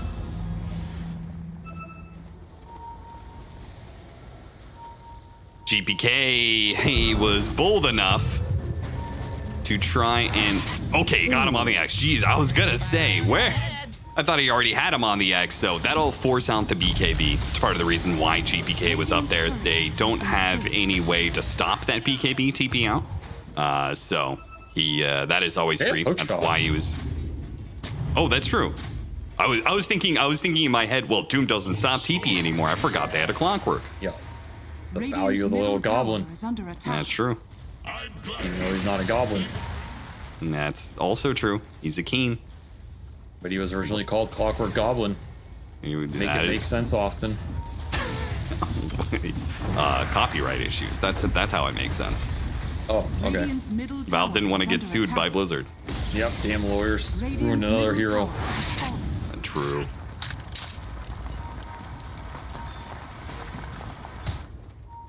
I don't even remember what Wraith King was called at this point. Just a distant memory. Also, I'm pretty sure he wasn't actually a goblin. You say Clockwork Goblin, but he was a machine, not a goblin. Yeah, his name was Clockwork Goblin. Sure, in that, like, he was a small machine, but why would his name be Goblin if he's not a goblin? I mean, I don't know, man. Like, he's some guy just going around naming himself Steve the Dragon, and he's just a dude. I mean, because I guess he was modeled, his machine body was modeled after a goblin. He was a So- goblin in a suit. That was the whole point of the dude. No, he wasn't. He was. This isn't like a... Whatever, man. I'm done. Nice rune picks up from Nisha. Steals that away from Miro, who was eyeing it. Has an arcane rune as well. Liquid are cruising. 15k gold lead. Another Radiant's top pick tower off is on under the attack. Wraith King, which burns his old... Nightfall just hasn't been able to do anything here. Nope. And He's not having a fun time. That wisdom rune's still there, by the way. Mickey could take double wisdom runes for his team. And that's what he's gonna find. 33 is just content to doom Toronto Tokyo over and over. Dude, he's done it so many times. It's just mental damage at this point. It's like, dude, stop dooming me. But the fight is happening without him. Toss up in the air. They managed to bring down Nisha and Instania. What were they doing going up into that high ground? I have to assume somebody got tossed back there. Mickey is going to turn back around, though. Nightfall doesn't have reincarnation, but he does have a glimmer cape. That almost got him. Mickey. He almost got him with the whole shard cut down, the wand mower of the glaives. But fortunately for Bet Boom, he still had the glimmer cape to get Nightfall out of there. I mean, that was just a bad throw by Liquid. Like, they just went high ground without the Aegis carrier in front and walked into some chain stuff. Underestimated the single target burst damage. Like, that was not a tossback. That was Nisha just walks up, gets Wraithfire blasted into fear. And he's dead from over 4 seconds. Oh man, dude, this ward has done so much work for them. If he manages to kill GPK here, he's got illusions on the other side. He maybe could have blocked him out, but the illusions did time out. So Mickey continues to be quite the hunter, man. He is not letting Bet Boom have any space for free. Just trying to buy time for Nightfall right now. Get some sort of scale going for their cores as they are getting... Nisha coming in from behind. Doesn't quite get the X on anybody. The Ogre Seal Totem gets him close, but he's still a bit far. Needs another 200 units. Got an Author Flare. And he's got the Tidal Wave too to push him back. So we can pull him out of that position as the... toss back on the Clockwork. They don't even kill the Enchantress. Miro punishes them again. Too deep. It's just like not even worth it. As soon as you get the Ench in that position after that chase, what does it really yield you? Yeah. So Bet Boom finding some openings. As, I mean, they got this Midas Tiny. He's farming. He got to a BKB. They got to triple BKB overall. So they have double 4-staff triple BKB. Not the easiest to bring down anymore if you're looking at Liquid's lineup in terms of what's actually going to commit in and bring these heroes 100 to 0. Through triple BKB double 4-staff, the damage isn't that fast. Unless Luna can sit there and hit you. Mm-hmm. So that's an interesting way to try and take the fights here for Bet Boom. Just out-survive the initial go and put Sniper in a position where you can carry the long fight if Liquid don't get on him first. That's the first Aegis period gone. So Liquid are really going to aim for this next one. Bet Boom just want to keep stalling this game. Ratting it out, finding a couple pickoffs. Buy time for the Wraith King to push the waves out. Catch up on the farm. Do you ever feel like, is there going to be a set of items here where you feel like Bet Boom can take on like a real 5-on-5 again? I mean, I think they can now if they get a good initiation with the Tiny. Okay. How likely that is, it just in an open map state, I think it's pretty unlikely. Like, I think their best case is Liquid push and they get that clutch toss back with the Sniper high ground defense. Liquid are going to push now, though, with the Tiny dead. Makes it a lot more straightforward. And even that is kind of annoying because you can't use the Manta illusions. Toronto Tokyo will always take one of those with the enchant. And you're pushing into a Sniper who ultimately is one of the great high ground defenders of Dota 2. Instania is going to throw some rockets into the mix as he's got overclocking from his Aghanim Scepter. So we'll see that constant rocket flare spam. When you're behind against this Aghanim Scepter, it feels so oppressive because you just can't get any of the lanes in because he just rocket flares them down all the time, and overclocking makes that even more potent. And then in team fights, you can't avoid them having vision because the rocket flare is so huge.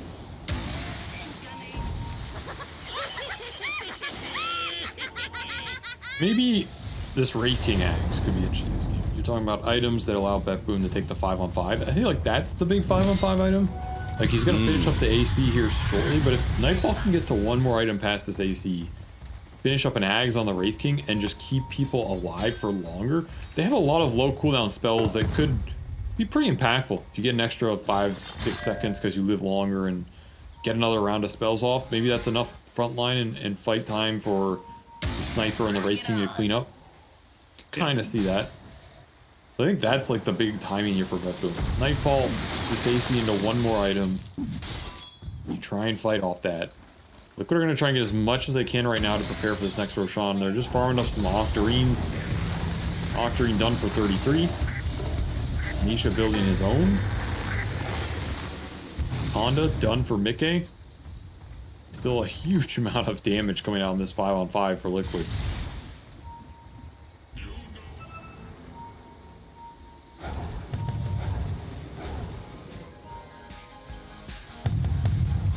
Octarine over Bloodstone? Yeah, that's what I was thinking. I thought it was Bloodstone, but he has this tiara, so... That's curious, because I feel like he is one of the people who is more likely to get tossed into the base. And if he BKB Torrent Storms Bloodstones, I feel like there's no way he dies. Yeah, but think about it. 4-second torrent. That's pretty high. Radiant are I scanning. guess so. I mean, Octarine is good on this hero. Are He has scanning. 5 active spells.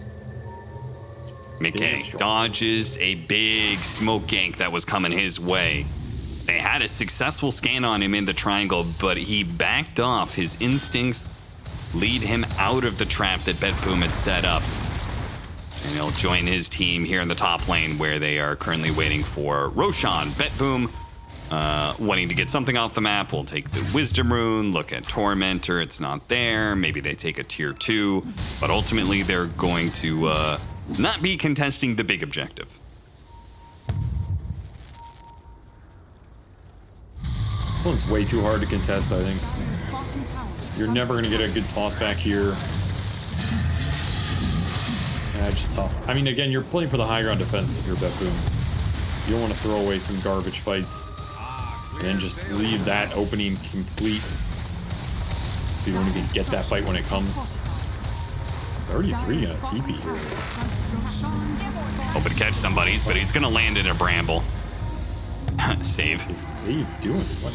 Yeah, oh, he gets hit by the War Stomp, stopping his TP. And now they're going to come in from behind. Look at Insania. He's already spotted out with the Rocket Flare, and Save can't go anywhere. Toronto Tokyo's like, bye. Good luck, my Good friend. luck, my friend. I mean, what was that force there? We're doing Weird sequence. face the wrong direction. What can you do? Oh, Saves. The neutrals. The neutrals, they caught him. absolutely. Wow. God. Doom gets used on the Wraith King. He has to BKB TP out. Boy, Rocket Flare. I think he's dead.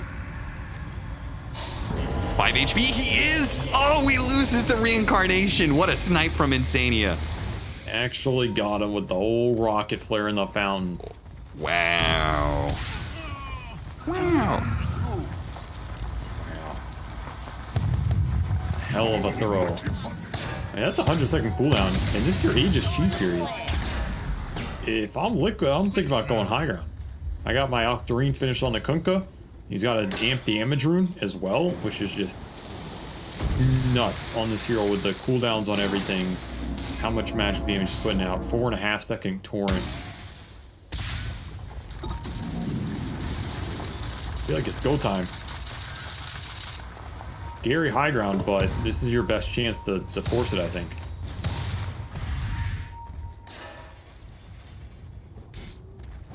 And up Insania. Yeah, they're gonna blow him up here. So a nice little pick off and some extra gold for GPK. Collects the scalp of Insania with an assassination.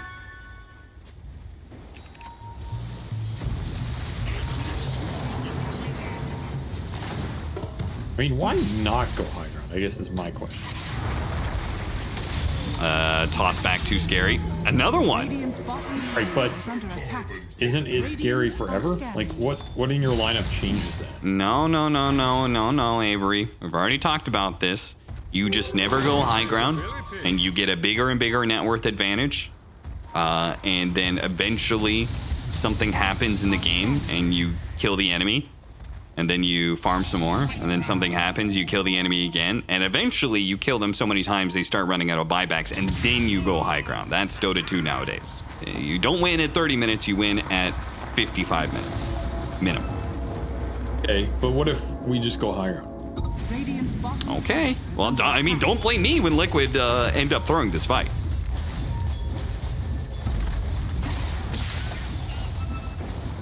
Dude, why are 2 they doing this minutes, without the Aegis. support? Miro is gonna get the toss back. Now there's the Doom on GPK. He's gonna try and get out of damage radius while Mickey is taking some damage from the Toronto-Tokyo Enchantress, but not enough to finish up that Aegis. Miro's still playing for his BKB, and he finally uses it now. Another toss back, this time on the Doom. The Shredder starts going to work, though. Mickey is getting some good Glade bounces around. Can he stick around to be able to finish up the full lane of Barracks without the Doom? It seems like you can. BK ticks out on the literal last tick of that Doom. It's twice now that they died on the last tick. That's insane. You're doomed, Austin. That's what I tell you every time. It's always the final tick, isn't it? Yeah, that's why it's called Doom. I don't know why I have to keep explaining this to you. Aegis still up for a minute. Yeah. That was a push without the two supports. And they just straight up won the fight. Yeah. I mean, thankfully the sniper died. It makes this high ground a whole lot easier. Like, who cares if there's a tiny tossback, right? If there's no damage behind it, are they going to go for the full-on megas? You've got 25 seconds till the sniper's back up. They're going to try and get him here. BKB turn around, instant eclipse. Miro gets a force staff away, but he doesn't have the BKB, so the X is going to bowl him back into play. Nightfall's trying to make break for it because he doesn't have the reincarnation still. So he cannot man up for this fight. 10 seconds left for the sniper now as Mickey starts chopping away at that tier 3 tower. Terrorize, anything to stall. They just gotta stall until the sniper is back up. But once the sniper is, will they be strong enough to be able to take this team fight? Because 33 is just gonna go for the same situation again. No, he blinks in and dooms out the Dark Willow instead. They'll get a buyback going in there. Mickey getting a little bit low here. Aegis running out as well. Boxy just wants to make sure they can't jump on the carry while the Aegis is expiring. So he kind of jumps in, throws himself in there, but doesn't get punished for it. More buyback. Yeah, Swift blink now. Yep, just finish off the barracks. That's all they need to do. Get the X back afterwards to ensure your safety. Megas for nothing. And you were going to wait another 30 minutes. You were gonna wait another 30 minutes to end this game, Austin. Man, I still feel like that's the safer play from all the Dota I've seen the last 2 years. Well, I think this was the correct play. I actually don't know why they did it without the supports, but I think just going was absolutely correct. You have a Luna timing with their second Aegis. You're super far ahead. You have 2 enemy carries where if this game just goes and goes and goes, like eventually maybe they get to a point where they can take some fight. But right now, there's just no good entry to the fight for Betboom outside of some crazy tossback. And like we saw, even if you toss these heroes back, they're tanky enough to survive it. And most of those fights were just 33 starting. He just goes in. He just blinked in, dooms somebody. If he can doom the sniper, great. If he just kills the support, I mean, whatever. There's no BKB control, so he can always just BKB run it all. Yeah. Dude, it's crazy obnoxious. This like Doom plus Clockwork Ags, where you just doom somebody, they go back to the fountain, and they're just getting nailed by rocket flares, and it pushes them over the edge, where normally they would have survived the Doom, but... Really obnoxious combo. Mickey has level 25, and he's going to have Ags. Yeah. Yeah. So he has extra damage. I'm just saying that's that's gonna be more combo with the Doom, right? If you get doomed, you can pop your BKB, but he can just wait out the Doom and then eclipse you afterwards while the Doom is still kind of going on. Wait out the BKB. Oh, both supports going in hot. Clockwork already dead, but Mickey's in a good position to put it down some damage. He'll kill safe and get Nightfall a little bit low. Still have a chance to kill him here from a distance. In fact, they'll take away that reincarnation. Nobody getting slowed. Tier 4 is going down with Mega Creeps coming in. Nisha's gonna take a quick trip back to base, complete his Bloodstone before they end this game. Lady of the Throne, Vent Boom, trying to get a shot off, trying to get the kill on 33. They do manage to do so, but they clump up, and that is perfect for the Luna. The Glaives rip through Bet Boom, and they're going to go to work now on the Ancient. And there's nothing that even a Fountain High Ground Sniper can do to stop this one. The damage will come in, and Bet Boom. They took the first game, but another time that they tie out with Liquid. Again, yet to be able to get a series win against this team in official matches, going all the way back to the Lima Major. And it will continue here, and it also gets Liquid into a position where they are, it seems very likely we're probably going to get tiebreakers, looking at the way those first initial matches went, but I guess we'll have to see what happens to the other games. If again, if G2IG or Falcons win their second game, then we are ended up in a tiebreaker. Just a question of whether or not it's a 3-way tiebreaker or a 4-way tiebreaker for the upper bracket spot heading into playoffs. Something about Liquid just messes with them. I think it's the pacing. I think when Liquid play fast, BetBoom just don't have time to get their cores online, and the game just feels awkward for them. They just get outpaced by, especially Mickey, when he can play really fast on these fighting carries. It should be a good matchup for them, honestly. And I mean, historically, it has been. So, nice little 1-1 draw. We'll see how these teams can further develop in the playoffs, or where they end up. Oh, looks like we already have our results. So G2IG did not make it, but Falcons did. So that will make the competition a little bit easier. It's going to be a 3-way tiebreaker between BetBoom, Falcons, and Liquid for 2 spots. So there is going to be one man out in that situation. But yeah, if G2IG had won their second game, then they could have we could have had a 4-way tiebreaker, and all the spots would have been open outside of the elimination spots. But yeah, I guess that means that we were the last game for Group A. So Group B is going to be coming up after this, which is certainly a spicy group. It'll be interesting to see how it ends up. But we're going to take a break real quick, and then we'll come back with the interview with Team Liquid.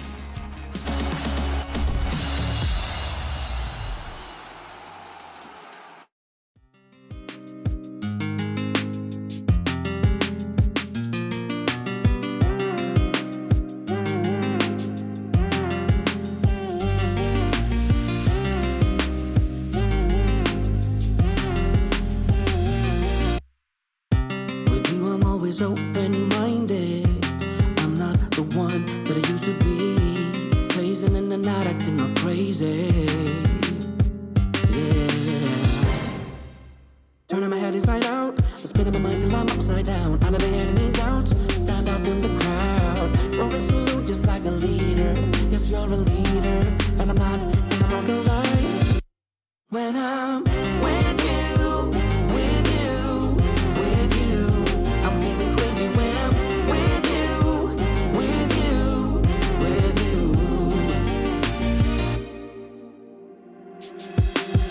It's all a game to you, but I'm not playing. Focus, listen, it's obvious.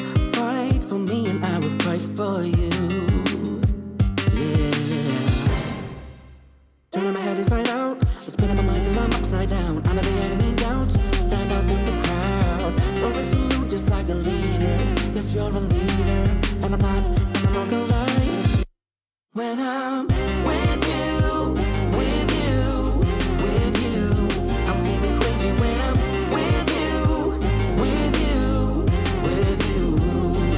When I'm with you, with you, with you, I'm feeling crazy when I'm with you, with you, with you.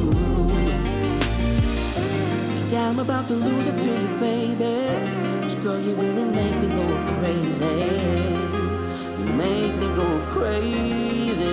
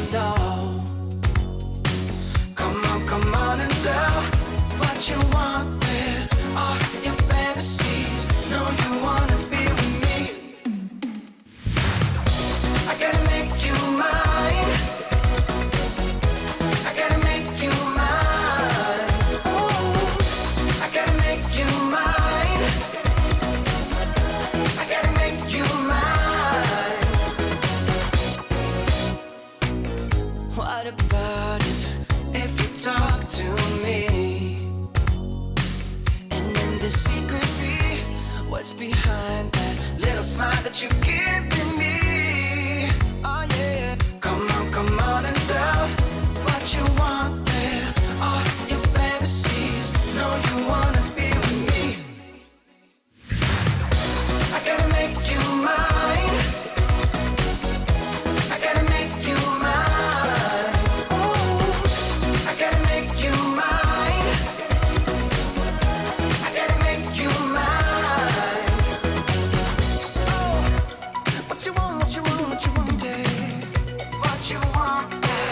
What you want, yeah. Make it mine, make it mine, make it mine, yeah. No, you wanna be with me. I gotta make you mine. I gotta make you mine. I gotta make you mine.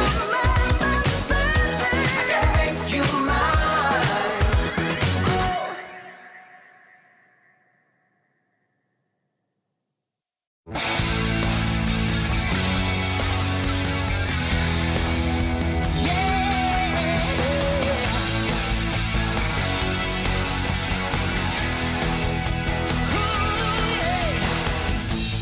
Everyone gets their chance in life. Take it or leave it. To go to the edge and still survive. If you ride that laser beam, it's a light that brings your dream alive. I'm having a feel-good day, and it's all on the bright side. It's starting to go my way. From across.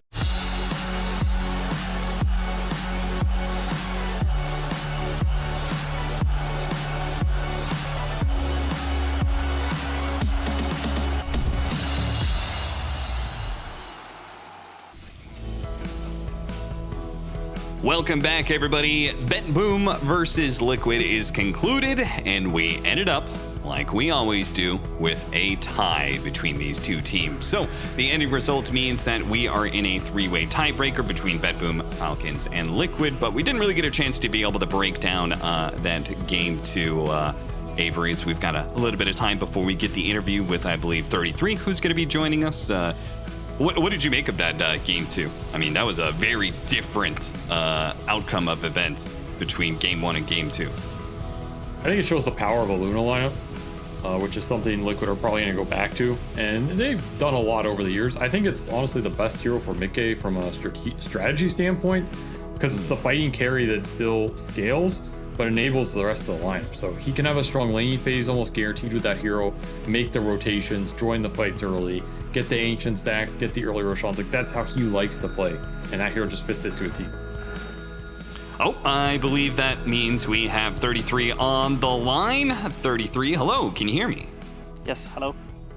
Awesome. Hey, so well done, first of all, in being able to take that game two. That was a very important game for you guys. Otherwise, you wouldn't be in this upcoming tiebreaker, three-way tiebreaker, and still have a chance for the upper bracket. I had a question about Bet Boom specifically. Now, your team right now has actually historically done extremely well. They haven't lost a series against Bet Boom. You're now joining the team. You've continued that streak. What do you think it is about the matchup against Bet Boom that you guys seem to do so well? Not really sure, honestly. I respect Bet Boom a lot as a team, but it seems that when they play against us, they somehow play a little bit worse. So I'm not really sure what causes it. Maybe they get in their own heads a bit, or maybe we play a bit more aggressive than they are used to, and it's hard for them to deal with it. No, yeah, I'm not really sure, to be honest. Okay, and I had a quick follow-up on that. You guys went back to the Luna in game two. Looking back at game one, do you guys feel like you guys lost from a draft perspective, or do you think that was a winnable game and it was just execution? I think the draft was probably pretty bad. We ended up playing Leshrac in like horrible Leshrac game, and other lanes also didn't really like, we didn't use the draft advantage from the early Leshrac to like get good enough heroes on other lanes, so the game was pretty hard, I would say. Okay. To continue on that, like when you look back on a game like that game one, when you go and analyze that draft later, are you a team that more looks at that and goes, we just didn't enable that first pick Lesh to do what we know it can do? Because that hero has been super good for you guys this tournament, and it's not a hero that you guys are going to want to give up on? Or is it more of just like that draft, Bet Boom just specifically made it too hard, and like you said, we didn't get something else that took that draft over? Like, where do you regain the confidence in that Lesh after a game like that? I think we haven't lost confidence in Lesh, but we have lost confidence in the way we drafted it, I guess. So without saying too much, we'll draft it differently. Like either pick different heroes or ban different heroes or different order in the draft. So yeah, it was a good learning experience for us, the first game. Okay, perfect. Super insightful. Thank you so much, 33. We're going to keep this real short for you, as I know you have a three-way tiebreaker that you're going to be playing on. Just one last question. You guys confident you guys are going to walk away in the that three-way tiebreaker and be in the upper bracket? Yeah, we are very confident. Good. All right. Thank you so much for joining us, and good luck with the tiebreaker. Yeah, thank you.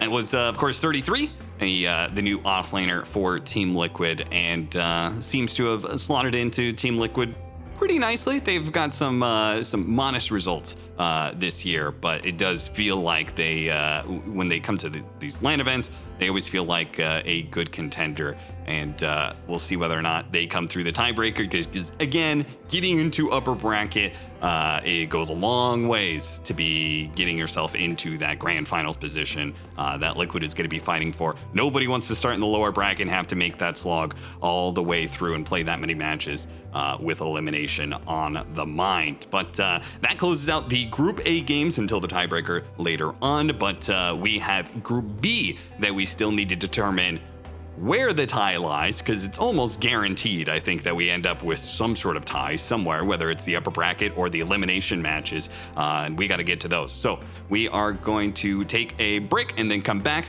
with our next matchup, which is going to be Extreme versus Tundra.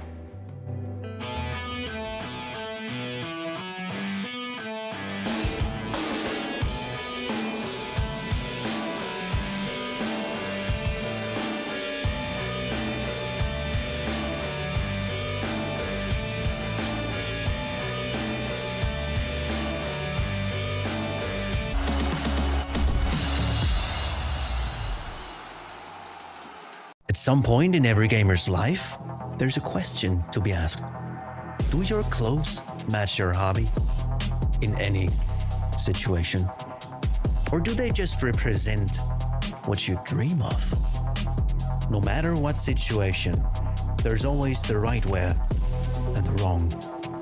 The only real question is, which are you going to choose? Decide for yourself.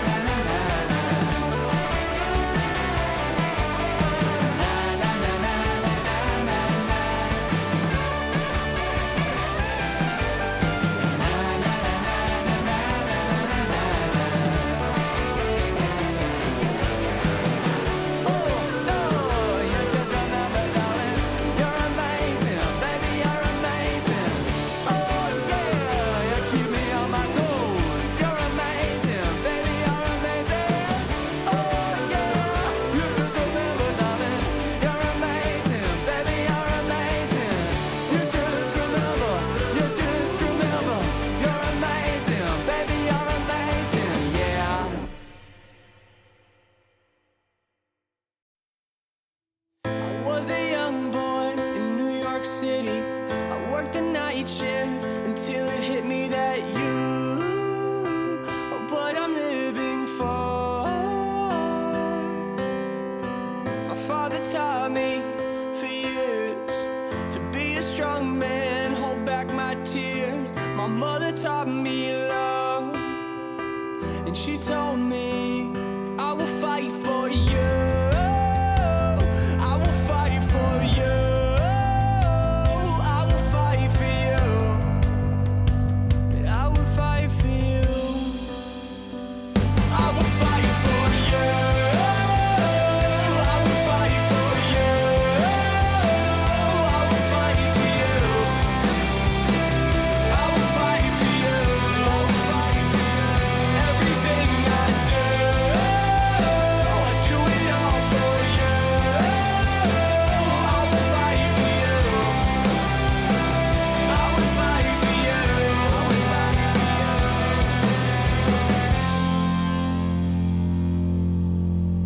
When I'm an old man in the country, I'll think about that day, remember fondly. I try to make you proud. I live my life so loud. Before I go, can I say how much a difference it makes with you in my corner? I didn't feel like a goner. I will fight for you. I will fight for you. I will fight for you. I will fight for you. Everything I do it all for you. I will fight for you. I will fight for you. Just wanna let you know I love to watch you grow. Yeah, we're in this together. I've got your back forever. Just wanna let you know I love to watch you grow. Yeah, we're in this together. I've got your back forever. I will fight for you. I will fight for you. I will fight for you. I will fight for you. Everything I do it all for you. I will fight for you.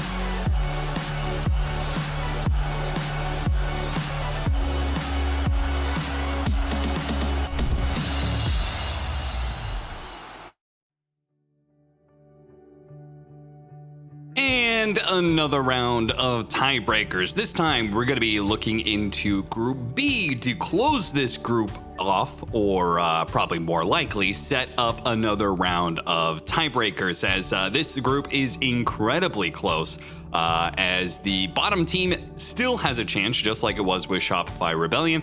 Gaming Gladiators still have a way to be able to get themselves out of the elimination spot, despite being 2-6 right now. They can still get out, and nobody is secured at the top, that's for sure. Heroic, OG, and Tundra all at 5-3, and Tundra is the team that we're going to be focusing on in this matchup, in their match against Extreme, who is 3-5 right now. Avery, you got any early predictions on how this series is going to go? I feel as though XG are going to win game 1, but I don't know what happens in game 2. I think Tundra have shown they're a better game 2 team so far, from what I've seen. They can make some decent adjustments. They've also had some really crazy games, just like super late game scenarios that are incredibly thrown back and forth with thrones open and exposed and 70-minute nonsense. This team is just incredibly volatile right now. I just expect XG to kind of average out. Like, I think they had a really rough start to the groups, and I kind of expect them to slowly get better and better. So maybe Tundra are just meeting up at the wrong point in this group stage, you know? If I took the day 1, I think Tundra probably 2-0s them. Here, more unknown. So I kind of expect a 1-1 in this series. But I think XG are like pretty motivated right now to kick it into all gears and get something going, and might just catch Tundra off guard in that game 1, because they're a hard team to draft against, and you don't really know what they want right now. They've been all over the place. I think Tundra's also pretty hard to predict, but have been more stable so far. So I think XG have a bit more info on what Tundra wants as opposed to the other way around, which might also help them. But both these teams have kind of been on that spot of like, they could win in 20 minutes, they could win in 80, they could lose in 80, they could have a 90-minute game that they win and lose 8 times in that 90 minutes. It's just all over the place. It could make for a cool series.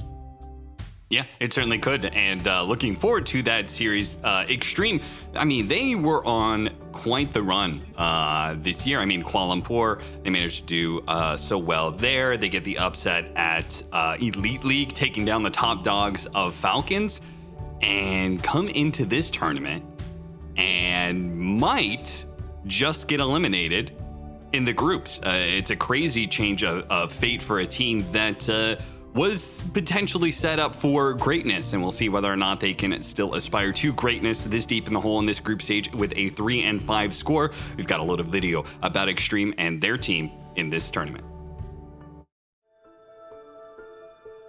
Extreme Gaming spent most of last year being one of the weaker Chinese teams, but after ESL won Kuala Lumpur, which they didn't even qualify to, they had enough. Soon after the event, Extreme went big. They went extreme even. They decided to pick up 3 players from Azure Ray who won the event, XM, XXS, and SinQ. However, they did decide to keep one player who had been with the team for 2 years, DY. As if that wasn't big enough, they also picked up the famed retired Chinese Ame. Together they look like the strongest competitors from the region at the moment, defeating Team Spirit in Dream League Season 22 to take 3rd place. This event will be the biggest test yet for the team. Perhaps Extreme Gaming will prove to everyone that China is back as a region, capable of winning big events once again, here at ESL 1 Birmingham.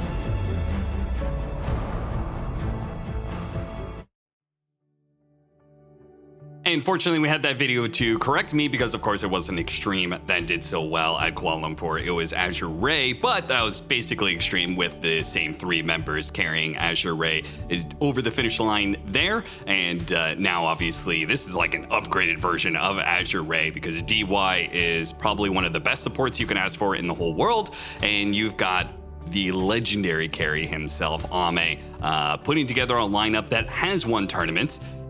But right now, they're not winning a whole lot of games. They need to be able to win this series against Tundra to be able to stave off elimination. Extreme versus Tundra. Game 1 starts now. And it all starts with a draft, Avery. And we have gotten very familiar with Extreme Heroes. I think we know them and the ins and out of this team pretty well, casting both the Elite League finals and Kuala Lumpur finals. Let's focus on Tundra in that regard. What is important when drafting against Tundra? Be ready for the unpredictable to some degree. I mean, this is a team with Thompson on it. They have Pure as well. These are two core players that probably have some of the weirdest and wildest hero pools of anybody in the modern age of Dota. And that's what they're known for, and they enjoy that. So it's not as if they're just picking weird stuff because they're trying to figure something out. They're picking it because that's how they want to play. And they are the ultimate hipsters in some sense. So you have to be ready for those weird picks. You can't go in this draft and just expect to see Razor, Dragon Knight another 10 times. Which means you have to have some flexibility in your own right. I think the teams that can match them in terms of the creativity and meet them on that battlefield can do well, but sometimes Tundra just gets the better of you because that's how they like to play, and so you're kind of meeting them on their turf. And I think that's the biggest factor here. It's just like, don't be surprised by some weird stuff and don't overreact to it. Just get a solid game plan, know what you want against them, and that's when they tend to struggle. But I think when Tundra excels, it's kind of in some of that chaoticness. Like, you get some of those niche picks, you play stuff that's unconventional, catch some people off guard, and then the team fights come together. Like, this is a team that wants to win the game through the team fights. They don't want to out economy you on the map. They don't want to just push you super fast. They don't want to just dominate the lanes. They want to out team fight you. All right, fight around tops and have Pure join those exchanges.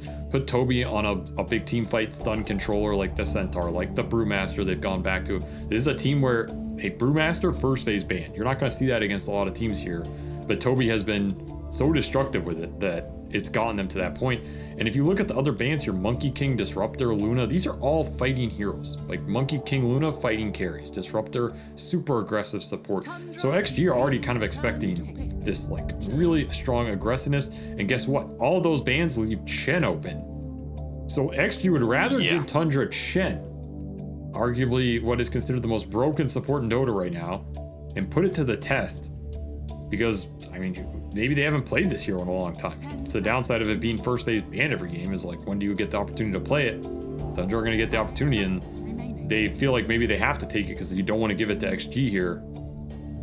See what so you said expect the unexpected, but I would say draft-wise, opener-wise anyway, they have definitely developed a pattern. Brewmaster, Sniper has been their opening pick in half of their games. They've only drafted 21 heroes at this tournament, compared to Extreme, who have drafted 27 in total. A lot bigger spread too. They've never drafted a hero at this tournament 3 times, whereas you have 1, 2, 3, 4, 5 heroes that Tundra have drafted more than 3 times. Sven, Rubik, Clockwork, Sniper, and Brewmaster. Again, the Sniper and Brewmaster being their favorite openers. So it does, Extreme have forced them to do to reveal something a little bit different. We'll see if that works for them though. Maybe Tundra's settling into what they feel like is going to work for them a bit more. Maybe some of that volatility is what they're trying to get rid of. I don't know. That's just my gut read of this team. And it's a classic Chen Enchantress opener. It's been some time since I've seen this. It's about as old school as it gets right here. I mean, I don't know if Ench actually is even good versus Chen anymore. I don't really feel like it is. If anything, I think the new Penitence made this matchup a lot better. And the way Chen plays is kind of just, you're looking for the 5-on-5 group up with auras and stuff. The creeps are nice, but they're not the end-all be-all of this hero anymore. He's not some like super early roamer. So I think in a sense, neither of these heroes really stops the either anymore. And it's just about which gets to play their game the best, which might come down to the synergy with the other heroes in the lineup and what that early game looks like. If Ench can have a really fast game, roaming to mid, ganking off the power runes, getting aggressive wards out, Chen doesn't really stop that. At the same time, if Chen just gets to like dominate his lane, farm up in the jungle, get a fast level 6, get a fast mech, Ench is not really good versus that 5-man group up. So both these heroes are kind of like proposing their own game plan here, and it's interesting how far they've come over the many years of Dota 2 here.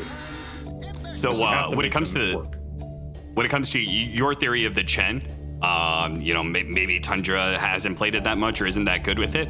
They drafted it 4 times at Elite League, and they had a 50% win rate. They lost half their matches, and to make it worse, their wins were against they won a game against Heroic and lost a game against Heroic. So no shame there. Heroic seems to have proven to be a pretty solid team. Their other win, can you guess who it was against, Avery? Tundra Esports. Demon? Nigma Galaxy. Oh, you're talking about that. Okay. Yeah, well, don't put too much stock behind that, I guess. But Yeah, exactly. So so that is not the most impressive performances with a hero that is supposed to be very OP. And I guess the question is this hero actually overpowered? Because we don't see it very often. It was actually something that I remember talking to Insania about. It's like, we actually don't see Chen that often. So is this hero actually still good? 5 seconds. Still broken, rather. Obviously it's good, but is it still broken? honestly, I don't even know, dude. Like, part of me feels like it isn't. It's just people haven't developed, they haven't had the time to develop answers to it because it's not in a lot of these games. Like, that's maybe the best thing it has going for it, is nobody really knows. So it's broken by default. But this hero doesn't strike me as super imba on paper. I just don't see the skills being that insane. I don't see the creeps being that insane. If you get to the late game, or like that late mid where he has all the auras, he has, you know, Pipe, Vlad's, Grease, whatever, yeah, sure, he's super imba. But like, I think there's a lot of heroes that if you get all that on are super imba. And maybe he just is broken because he does it the most reliably. Like, he can farm so fast in the jungle, he can push the waves out, he always gets there. That is maybe conceptually what makes the hero so stupid. And I can buy that argument, but I think the hero is exploitable. And XG are going to try and exploit him. They have Ench to deal with creeps, Clinks to eat some creeps, and Shaker to abuse the clump. As Tundra will take Zeus to try and mess with the Shaker initiations, find the Clinks on the map, give him some extra vision, and of course Thompson, I mean, the man's running a stash of his own. He is a Zeus lover since the day one. I mean, he was playing this hero when nobody was playing it and nobody thought it was even viable. Yeah, I know. This guy's one of the OG Zeus players of the newer generation of Zeus players. I mean, this hero had like a massive window of time where he would just kind of was not viable at all. 10 seconds remaining. And now he's back into play. Of course, we're going to get a chance to witness the Ame Clinks once again, which I will never doubt Ame Clinks again. Now, if anybody tries to play support Clinks, if other teams draft Clinks, I'm still skeptical of it, but Ame seems to really know how to make this hero work. It's looked good in his hands, though he's also had those Clinks games where it just doesn't do anything. Yep. Game one of the last grand finals they played, they lost with Clinks. It looked miserable. We're talking about volatility in the series. That's another very volatile hero, but it is a hero that can be good versus Enigma on the lane. It's a ranged hero with cleave technically to some degree, you know, so he can also eat the creeps, eat the Eidolons. It's an interesting matchup. Generally good for Clinks though, because he builds Dragonlance and just becomes super long range at some point. Very hard to land the black holes on him if he's having his style of game, and can just melt the Enigma in a second in the fight. So I kind of like the pick here. It makes a lot of sense to me. Now again, this game could just get out of control for them with like the Chen Enigma group up that Tundra are going for, and Extreme might just not get the Shaker Clinks online fast enough to combat that ball. But if they do, it's an interesting idea versus this Chen type lineup, and XG taking some risks on the brink of elimination. Pretty ballsy. Yeah, again, this team cannot afford to really lose a single game in this matchup. Technically, they could tie out with Tundra, which is actually the way that Gaming Gladiators could get back into it. Gaming Gladiators needs to win their series. Extreme needs to tie out here with Tundra, and then Team Spirit has to lose their series against OG, and then we would have a 3-way tiebreaker for 2 elimination spots at 4 and 6. That is the only way Gaming Gladiators actually gets out of elimination, is that very specific scenario. So Gaming Gladiators is definitely cheering for Extreme to lose this game, at least. We're just gonna see the Luna here. I mean, oh, it's got banned early on. So what's the Luna replacement for Tundra? Because they want some hero like that that can lane versus the Timber and give them the 5-on-5. I'd say like Alchemist kind of fits that. We've seen Pure played in the past, but this is not an Alch game. 10 seconds remaining. There is Ursa Warrior. 5 seconds remaining. I mean, yeah, there is Ursa. Dude, it's crazy. Like, I mean, Ursa is pretty good against Clinks too, but it's just that hero's been dead for a bit. I mean, he plays weird stuff like Pudge and OD and stuff too that could be interesting versus Timber, but the lane matchup is like the worrying part. I think the Morph Sven bans were pretty good here. What else is even left? I mean, Lina would be interesting, but we have not seen that hero in the meta at all. For the carries they played at this event, they played... Ooh, Troll is going to be there. So probably some Maelstrom type Troll build-up. Like the Gleipnir BKB Troll looks pretty juicy this game. And it's a great hero to just give you the Rosh in this type of ball lineup, and a great hero to buff up with extra healing and auras. Keep him alive, make sure the ult goes off at a good time. Pretty solid pick all around. I mean, there's not many downsides to this Tundra lineup. They have it all. BKB Pierce, team fight, scaling, huge aura buyers, magic damage, physical damage, roach killing, objective taking high ground, like initiation with the tiny. I mean, what more do you want from 5 heroes in Dota 2? XG going a bit more off the wall. They need something pretty clutch in this last pick. I mean, OD comes to mind when you see Troll. It's not amazing versus all the summons in the Zeus, though. It is in XM's wheelhouse. And the rest, a lot of his hero pool got banned. Lesh was still in the pool. The thing about Lesh here, though, is it's in a similar position to OD, where it's a little better against the summons, but it's not great versus Chen. And it's not great versus Zeus. No, not good at all against Zeus. So, like, maybe your picks were just too restricted here, but it's not the freest Leshrac game. And they don't have any heals behind him. They don't have the Oracle, they don't have the IO. They don't have anything crazy to really buff him up and help him go into this ball. There's no BKB Black Hole cancel.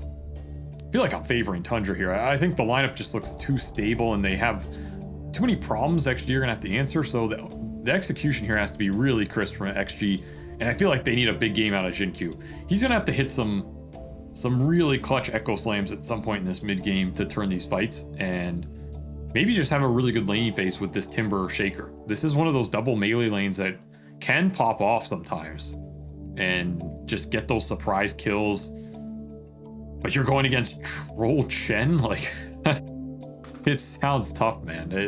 It just looks like an uphill game for XG, unless they just start popping off. Well, we'll see whether or not Extreme, they already have the volatile pick of the Clinks, made more volatile by this Lesh versus Zeus matchup, but again, won't doubt the Ame Clinks, and I will also say they have some pretty good burst damage for if they do, like if Jin-Q finds the opening against the Zeus or against the Troll. We've seen Ame's late game Clinks, it blows up heroes in like 2 seconds. You really don't need that much of a chain stun to bring down any sort of hero from 100 to 0. So we may see some situations where Troll straight up just doesn't get battle trance off, you know? That's definitely possible. I mean, that is one aspect their lineup has going for them versus the Chen, is the burst damage is ridiculous. Like Shaker, Timber, Clinks, Lesh. You just jump in, Echo Slam. Maybe you have a Blink Timber, maybe you don't, but you chain in, throw a Chakram, throw a Lesh spell, and Clinks Barrage is like 4,000 or 5,000 damage in 2 seconds. Like, some heroes just gone. You might not have time to cast Hand of God. You might not have time to put a black hole into that fight. You're just going to disappear, which is where the vision mechanism in this Zeus, pretty important for Tundra, that Topson can make sure the formation is where they want it, can set the fight up for the Enigma and the Troll to not get jumped first and get bursted. Thunder God's Wrath is going to be a really pivotal spell in these team fights. Cancel the Shaker Blink potentially. There's a lot that Topson can do to disrupt that burst potential from XG, but he has to be able to do it and not be getting jumped himself. The vision going to be huge here for both teams, as the Clinks is going to want to scout it, the Ench is going to want to frontline, and Topson's going to want to make sure this ult goes off at the perfect time to negate that counter initiation. All right. Elimination on the line for Extreme. Tundra still trying to get themselves a spot in the upper bracket. We didn't really talk about the upside for Tundra, since obviously elimination is the bigger threat here. But Tundra, who are 5-3, they get a 2-0 here. They're guaranteed to have an upper bracket placement or a tiebreaker for upper bracket placement, as they're currently tied out with Heroic and OG at a score of 5-3. So very, very likely. I suspect either Heroic or OG is likely to drop a game in a series. So if Tundra can keep it clean, I think they've got a upper bracket spot with their name written on it. Be big for this team. A lot of confidence for the rest of the year. And maybe asserting themselves within that European scene is not as shaky as some people have perception-wise. A big deciding match. Begins. 9 class Avalanche comes through. Tundra will take away a bounty rune from Extreme. So 3-for-1 split. Nice little start for them. I think this offlane for Tundra's maybe going to be the most difficult on paper. Like, the Enigma can be good here, but he is going up against Enchantress who can steal Eidolons, a Clinks who can eat them, and a lot of just like all-in potential off a rundown scenario that Enigma doesn't really counteract too well, especially if his Eidolons are getting killed. Shin-Q does some Fisher blocking on the other side, so Earthshaker Timbersaw is kind of an old school combo, just because Earthshaker is one of the heroes that can usually set Timbersaw up for a little bit easier solo experience. So maybe thanks to the Fisher blocking, pulling the lane back and such, we'll be able to give XXS a little bit of a solo opportunity in lane. This lane's not weak. It is not one of those classic double melee lanes that just gets owned. It has a lot of lane disruption, a lot of burst damage potential. Very obnoxious lane to lane against. I expect them to do better than I think most melee lanes would versus the Troll Shen. If they can keep messing with the equilibrium, mess with some pulls.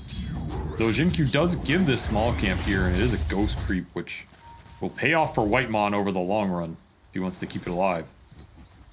I just saw something pretty cool. XM, you know those situations where there's like two creeps at the exact same HP? It seems like they're going to die around the same time. And so he took the last hit on one of them, and then he aggroed onto Thompson and pulled the creep toward him and away from the creep wave that would have killed it otherwise. First blood, though, I'm focusing on the minutia when we've got first blood on our hands. Toby will take that one. So that off lane that had the potential to go wrong for Tundra has already started off very right. A fat kill. Unable to start counteracting these Eidolons, and they're build up pretty fast. Nice little pickup for Toby there. Looks like he's gonna do okay over the long run with that gold injection. They have the big camp too. They're getting a pull off. Yeah, this offlane's going pretty damn solid for Tundra so far. In fact, all the lanes are looking pretty stable for him, which is scary. You're given a Chen lineup of strong early game. You got a Harpy and a Ghost creep up top. Jeez, man. Whitemon living the dream. Oh yeah, and they're gonna do some damage to XXS, who has already had to go early levels to reactive armor. So this is not gonna be your 440 Timbersaw. No way you can actually do that in a Chen troll lane, I think. Way too much harass.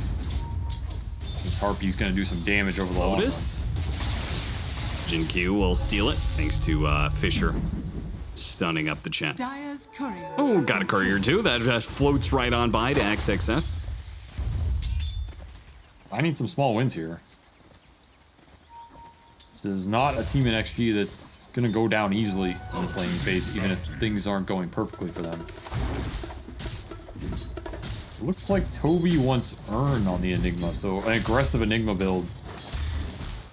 It's going to be the auras for Whitemon, so he kind of has more flexibility there. If the Chen's going to get the mech and the Greaves and potentially pipe, this Enigma can go Urn into a Vessel, help give them some anti-heal for the Lesh and the Timbersaw here. Makes a lot of sense.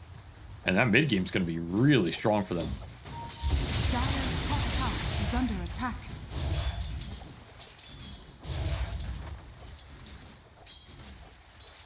almost have the top 3 CS for Tundra.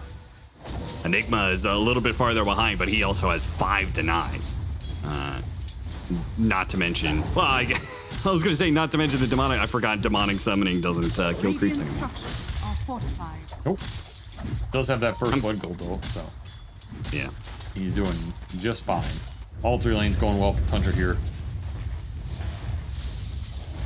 And they don't really want to break this down either. They kind of just want to keep playing these lanes. Maybe you get a cheeky roll mid with the Tiny, but I think you're happy to play around the Enigma down here too. Especially with early Urn. Toby wants to fight. He wants to get some kills, get some Urn charges up.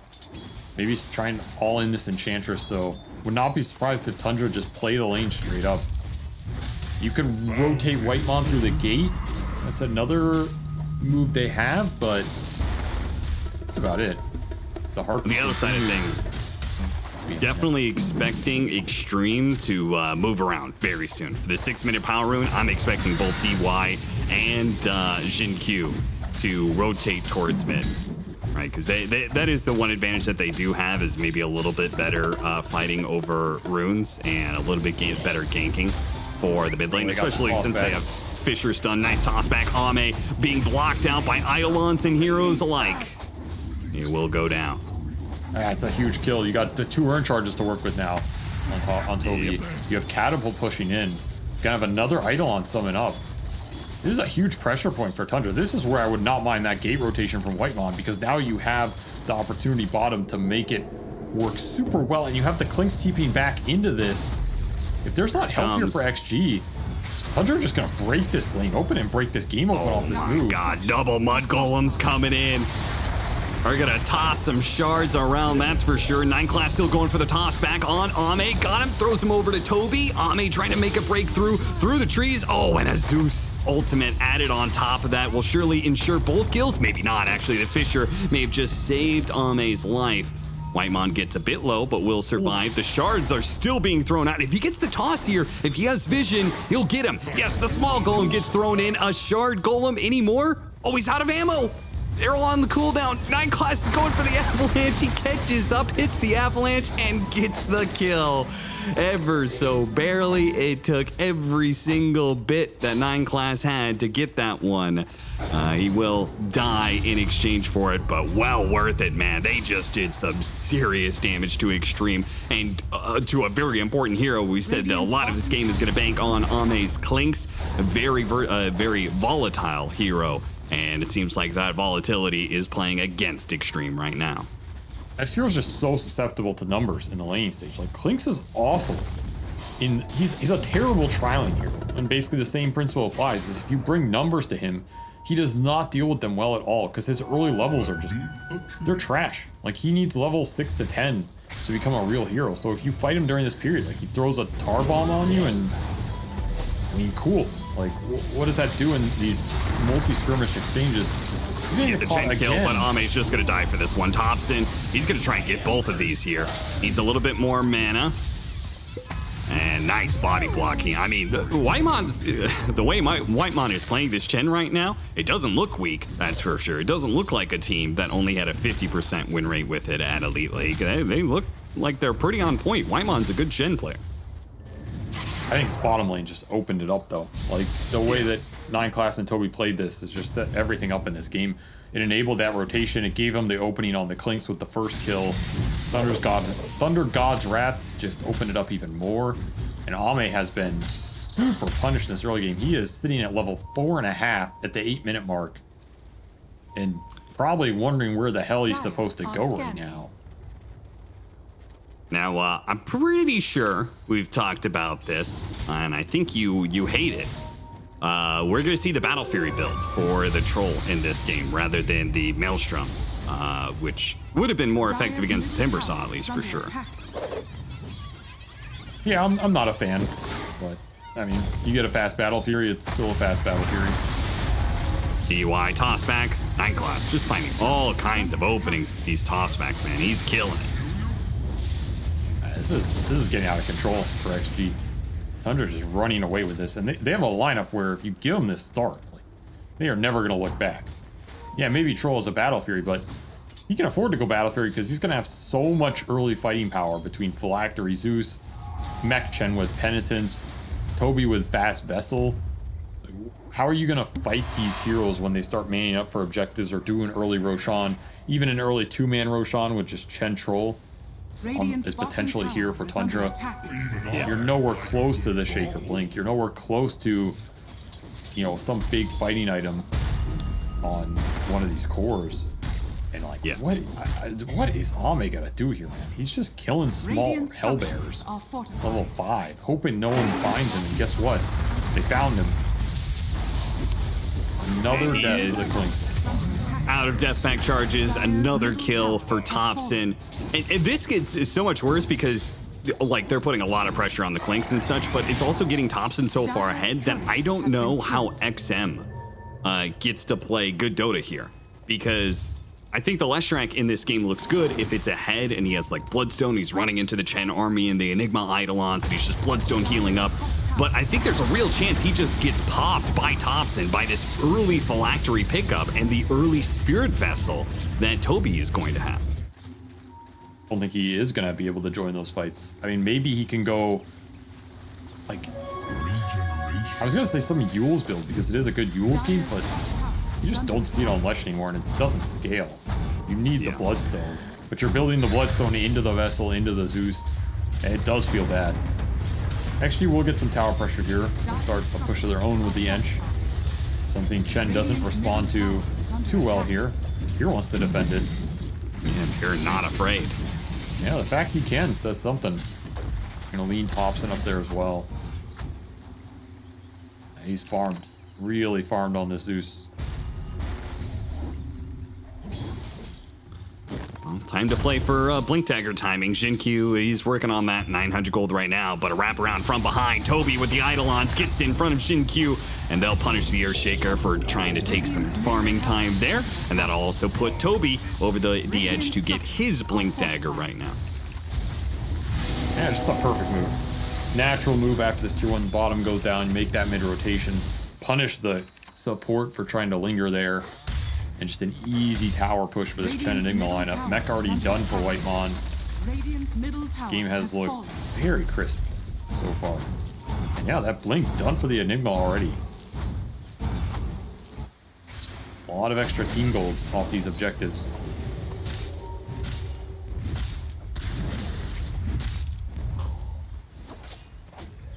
Dire's bottom tower is under attack. Well, this is going to be a quiet game for Extreme for quite some time, I feel like. They're actually going to go for a smoke between Jinkyu and XM. But I almost feel like they can't really do anything until Blink Dagger. Maybe I'm wrong about that. They hit a Fissure, split Earth, then I don't know what else they need to hit, frankly. That's not enough to kill Zeus. Yeah, you can't run into the Zeus. Maybe you find a quick support. They will get an amp damage rune for XM. Minor victory here. That is about the only thing that's gone right for them so far. They just have to get the Shaker Blink. Lineup's too dependent on it. And 9 Clash just throws out the Avalanche, takes some CS away from the Leshrac. Kai has done so with Battle Fury though for the Troll, so it is a 12.5 minute Battle Fury phase boost. My goodness. Yeah, that is pretty scary here as, you know, Ame, he's flying out half his Maelstrom right now. God, he's not going to accelerate at the same pace. Dude, that spray is so... It's so distracting, man. He's just staring at your ass. I'm surprised I haven't seen more of this, frankly. It is... I don't know how you look away from that thing. XXS. He tries to defend the bottom tier 2 and will be fine to do so. Though again, Spirit Vessel is going to be built by the Enigma, which is going to counter both the Timbersaw and the Leshrac. And where do you go if you're XG? I don't feel like there's that many moves. Maybe you can catch this Troll. It's about like the one opening you're going to have because Pure is going to play alone. He's going to want to put this Battle Fury to use.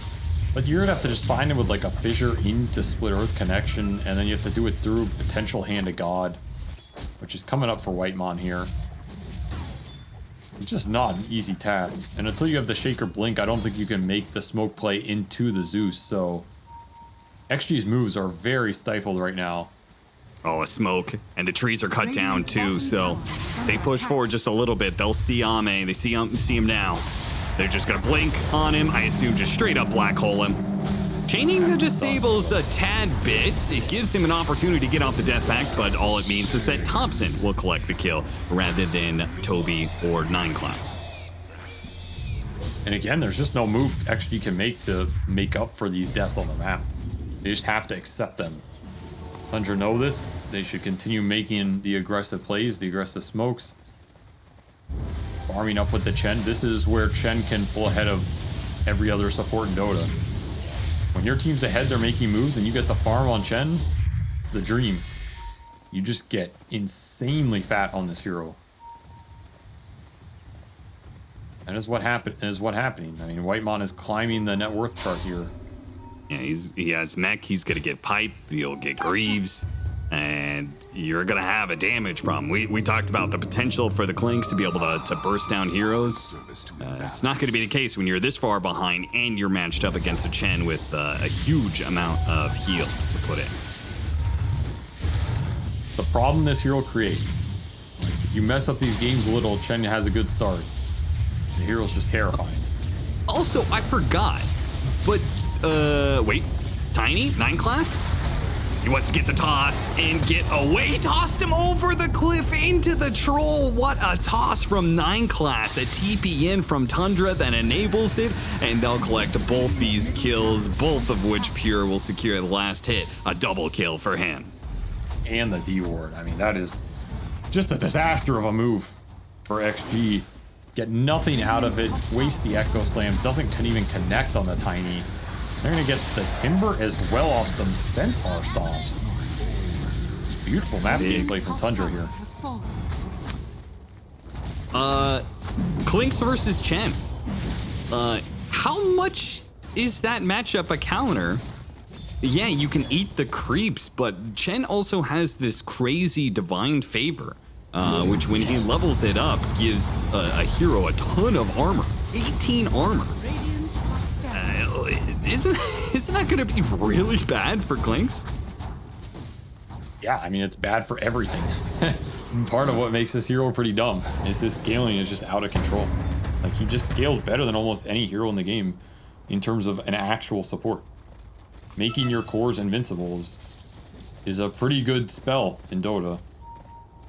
And I also go back to this point of, like, you know, they gave this Chen and they answered the creeps a little bit, but I don't think Chen's about the creeps in the fight or on the map. He just uses the creeps to farm, to build the auras, and the auras and the armor and the heal is the issue with this hero.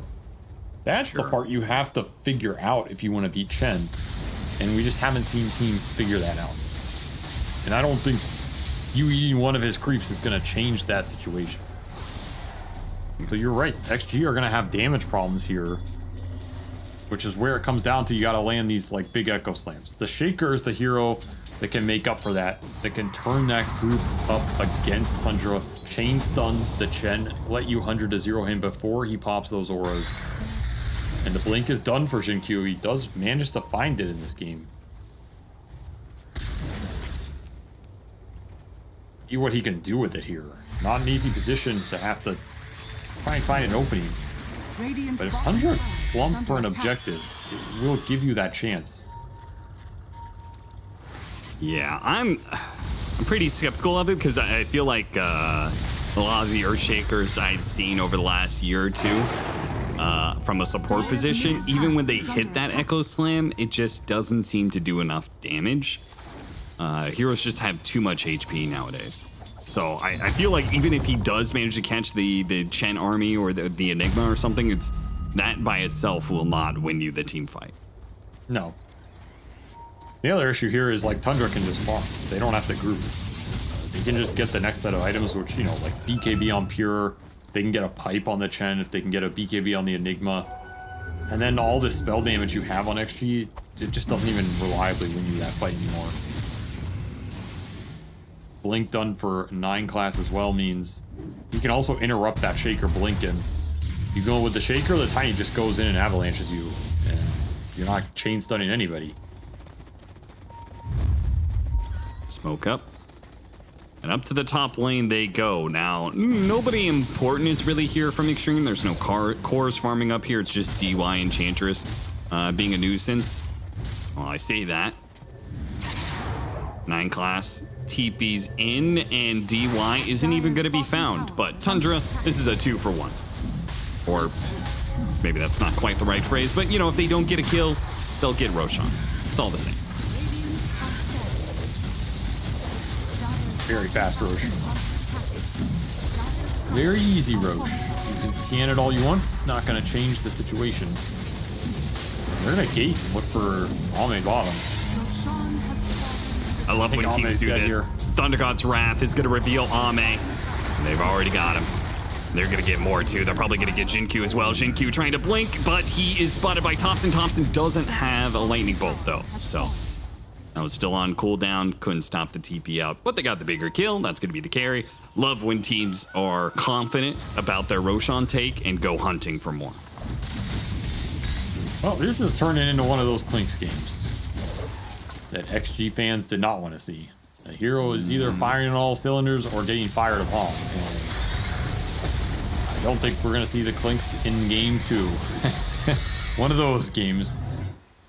Tundra just exposing his hero. I mean, the Zeus matchup is also just so rough for this hero because he wants to be able to rat, and maybe you can make a comeback by killing some waves deep, being really annoying. You can't catch him, but Zeus just always finds him, always gives you that little vision you need to know where he is and seal his fate. I mean, you can't run from heaven. It's true. And heaven is coming for your base. We've seen Ame in this position before, and he's managed to win these games where, as you said, he's been able to rat it out. He's really, really good at this part where he's got the Burning Barrage, and he just one-shots creep waves, and there's farming Ancients on your side of the map. But you're absolutely right. The Zeus makes that a way more difficult task, especially when you do not have BKB. And if Tundra wanted to, they could hunt him down right now, but instead they're going to go for some objectives. They very efficiently take tier 2 bottom, tier 2 mid. Now they're probably going to be looking at taking that tier 2 top and potentially the Wisdom Rune. Though looks like Jinkyu's going to get there in time. Honestly, XG have found a decent amount of farm while all this group up is happening, which is kind of inevitable in the modern age of Dota. Like, the map's too big. You group up for objectives, they're just farming a ton of camps. So they are finding some big core items on their heroes. Bloodstone for the Lesh, Eternal Shroud for the Timber, make him really tanky as a frontliner. You still have this Shaker Blink that can maybe win you a fight. Like, this game isn't out of reach for them, but it does feel like the Chen clock is ticking. I feel like if Whitemon gets the pipe, a lot of that comeback potential goes out the window. It's just going to negate way too much of your damage. Once more, the Wrath comes through, scouting the map, sends Ame flying, and XM back to base.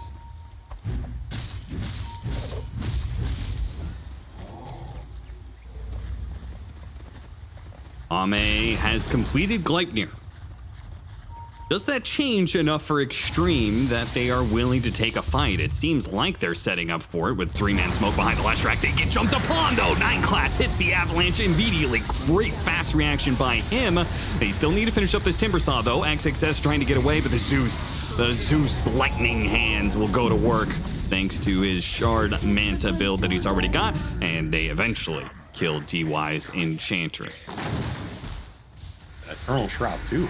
I don't know how this bench got an Eternal Shroud in the team, but it took him a little bit. Nonetheless, sick avalanche by 9 class heals that fight completely. There's just no Echo Slam potential. Still up though. We even got to see it this game. I mean, seriously, this could just be Elena Barracks. Extreme may not want to keep playing this one out. The rate this is going, Pure still has his Aegis, of course. Going for the kill. XM, they're going to start buying back. XM does have the Bloodstone, keeping himself alive. There goes that Echo Slam. A big hit, but the Black Hole stopped him from dealing the finishing blow. Thompson and Whitemon get away with just a sliver of HP. They are going to leave the Troll behind here. A Troll that is actually straight up dead. It took some heavy buyback. Xinkyu and Ame both had to buy back. They had to hit the Echo Slam, but they do manage to stop the Tundra bully that was happening. Very pivotal fight. They didn't even lose the tier 3. Honestly, well worth it for XG there. I think they're happy with that outcome. You're not going to really get an Echo Slam except off a buyback dive situation like this. Tundra are so deep off this Lesh attempt that even though they run, Xinkyu can still connect. He hits 4 with the damage. A bunch of skeletons there as well. That's just a huge amount of damage, and he almost got both off that fissure stun. If he got tops in there too, that would have been massive. Lucky to escape. Shaker making his presence felt in this game at pretty much the edge of where XG could play and still come back. So they still have a chance in this game. I mean, they're still behind. Here is still big, but that's a big comeback fight. They're going to get an Ags on the Timber off that. More time for Ame to farm. A third Eternal Shroud being built by XM. And he did end up getting that Yule, so 3 Eternal Shrouds and a Timber Ags for XG. That's a lot of tankiness to get through for a Zeus lineup that primarily Magic here. Yeah. I think the downside of that fight for Extreme was that Ame buying back did not get any of the last hits on the kills, and he needs his BKB really, really badly. Both after using that buyback, but also it helps him be out on the map and such. So that part is going to hurt in this little window where he's working towards the BKB but doesn't quite have it and doesn't have buyback. It's going to be very crucial. He cannot afford to get picked off anywhere because that'll just open the floodgates for Tundra to swarm into your base again.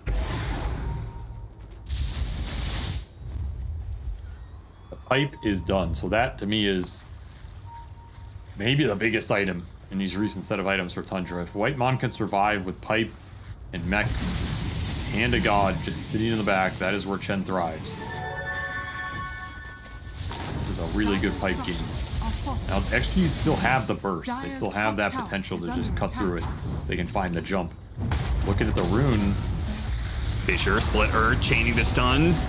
Toby's gonna come in with his blink. He's got BKB, but no black hole quite yet. He needs another 5 seconds for that one. Big Echo Slam, but immediate buyback. XXS on the front lines with his Aghanim Scepter.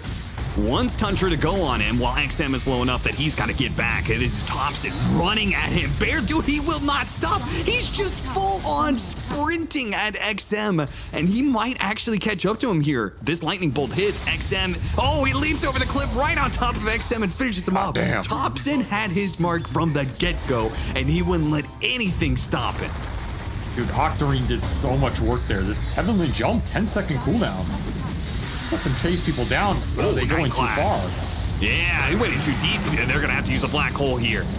Go to work on the Timber Saw. Is that good enough, though? Pure, he's going to be dragged into the base a little bit here with his BKB expiring. He's blocked out and has his TP canceled. He is not getting out of that situation. Extreme hold again. That was with Ame pushing top all the way in, so he got a lot of farm off that time period. He was not involved in that fight and almost has BKB now. I mean, are these pushes good enough for Tundra's position? Feels like they're not making headway, given that they have the lead. See this fight again where, I mean, 9 Clash gets taken out initially. The Echo Slam basically exchanges for the pipe mech here. So it doesn't end up doing much, but it takes those auras out on the second half of this fight. They're able to disengage. But yeah, Thompson just running people down with Octarine Arcane Rune. He just had such low cooldown. Like, this leap cooldown was ridiculous here. XM does not understand what's happening.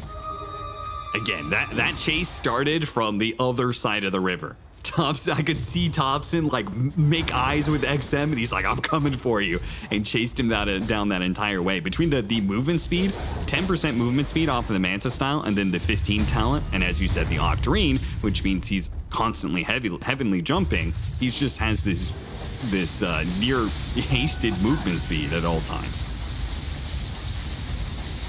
Often you get run at by the Zeus, but yeah, making it work.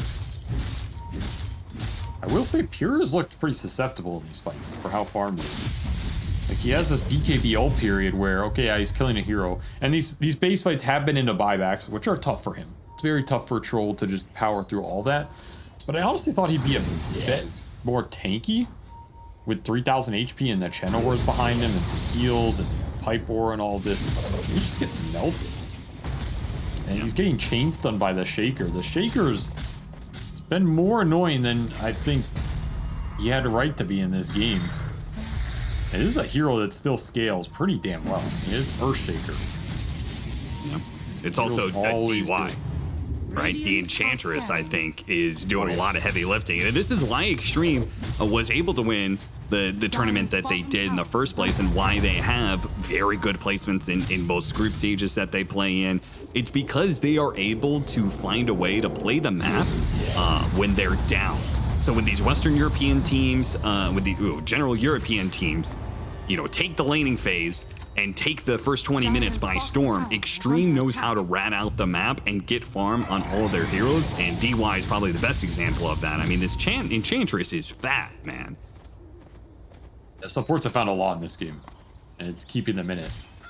That's what I was saying, like, triple Eternal Shroud here is going to be... It's going to be tough for Thompson to find his mark. They have double Yules as well between the Lesh and Timber, so they're building into those late game Wind Wakers that are going to be really annoying for Pure. Like, they need a Nullifier soon, or they just need to end this game. Smoke on smoke. Pure. Just casual 500 damage from the position 5. You can poke this troll, but you don't want to commit on him. Shin-Q also doesn't want to give up his positioning. Fisher split earth, hit from behind. Night Class hits the combination with the black hole on 2. Both supports are already dead for Extreme. BKB goes out from Ame, trying to keep his distance from Pure. He pops his ultimate. Once the Ensnare's got him. He throws out some damage, but he knows once the troll has him locked down, there's no way out of that one. And now they can turn back to the Timbersaw as XM tries to come in to help out XXS. Avalanche across the two of them, a toss up in the air. The Bloodstone trying to keep XM alive. A Yule Scepter goes out as well. XXS's Aghanims has run out. XM heals up a decent amount, but he just doesn't have the damage to stop these heroes. You said it. Whitemon sitting in the back, providing the heals, not letting anybody go down from the side of Tundra, while all of Extreme fall. Just black hole that makes that fight or breaks it, and Toby finds that opening. They had a really good position on that upper side of that tree line. Flank the support. Jin-Q is trying to hide his positioning, but he has to stun this troll at some point. And then they find both supports with black hole. That fight's over. The second those supports are out, Pure has a way easier time. You can't ever gap close this Chen. And we saw how tanky this Lesh and Timber were. They can survive for a long time, but if all the other 3 are dead, it doesn't account for much. Tundra with really good target prioritization here. Not getting baited onto those frontline targets, finding the damage, finding the support, making their life easy. Force staff forwards, but an Overseal Totem back. Instead, they get the toss back on the Enchantress, who is trying to hop away. Thanks to the Sproink, will be able to do so. And DY's damage, it does add up over time, but he's trying to defend this without his cores. And they're not going to be deterred. They'll finish up this lane of barracks. Will they get caught, though, on the way out? XM hits the split earth on the 9 class. A Force Staff gets him over the ledge, and that final impetus isn't quite enough damage. XM really wants Tundra to turn back around and fight him.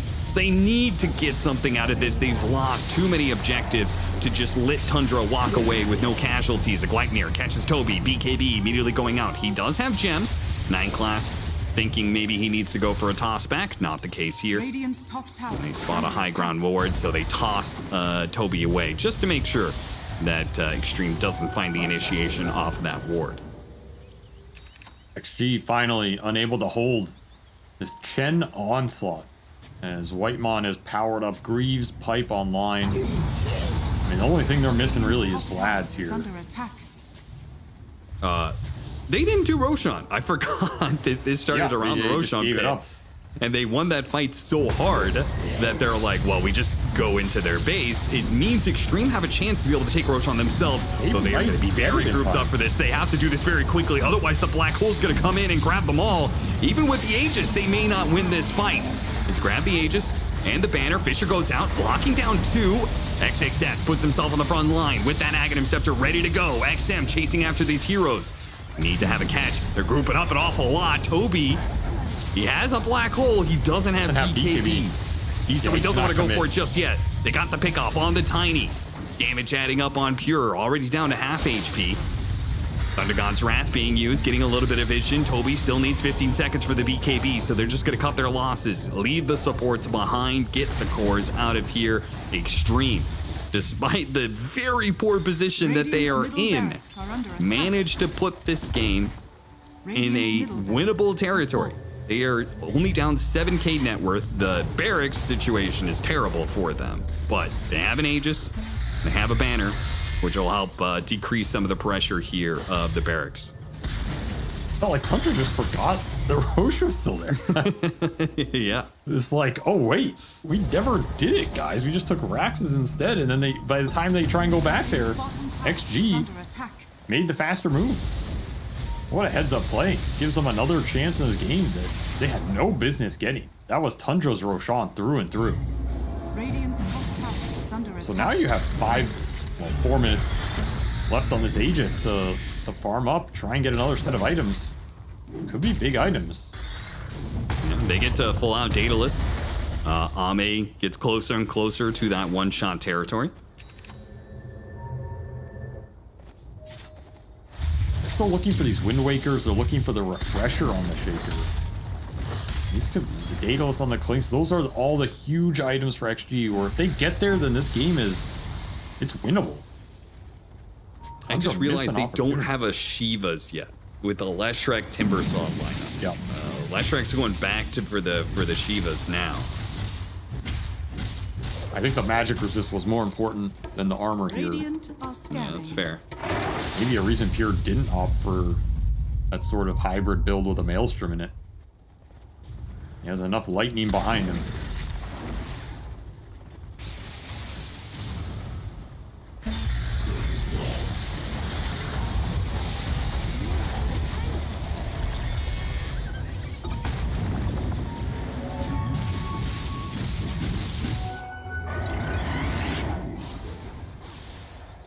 Man, I don't know, man. I feel like if you let XG get to these next few items, it does not look so easy in the fight. I mean, you do have double Black Hole now. That is something. But the front line has been insane. Between these Eternal Shrouds, Yule Scepters, Bloodstones, Timbersaw Ags, there's still no Dispel on the side of Tundra. Like, I'm still waiting for this Nullifier to come out on somebody. I think it's needed here really bad.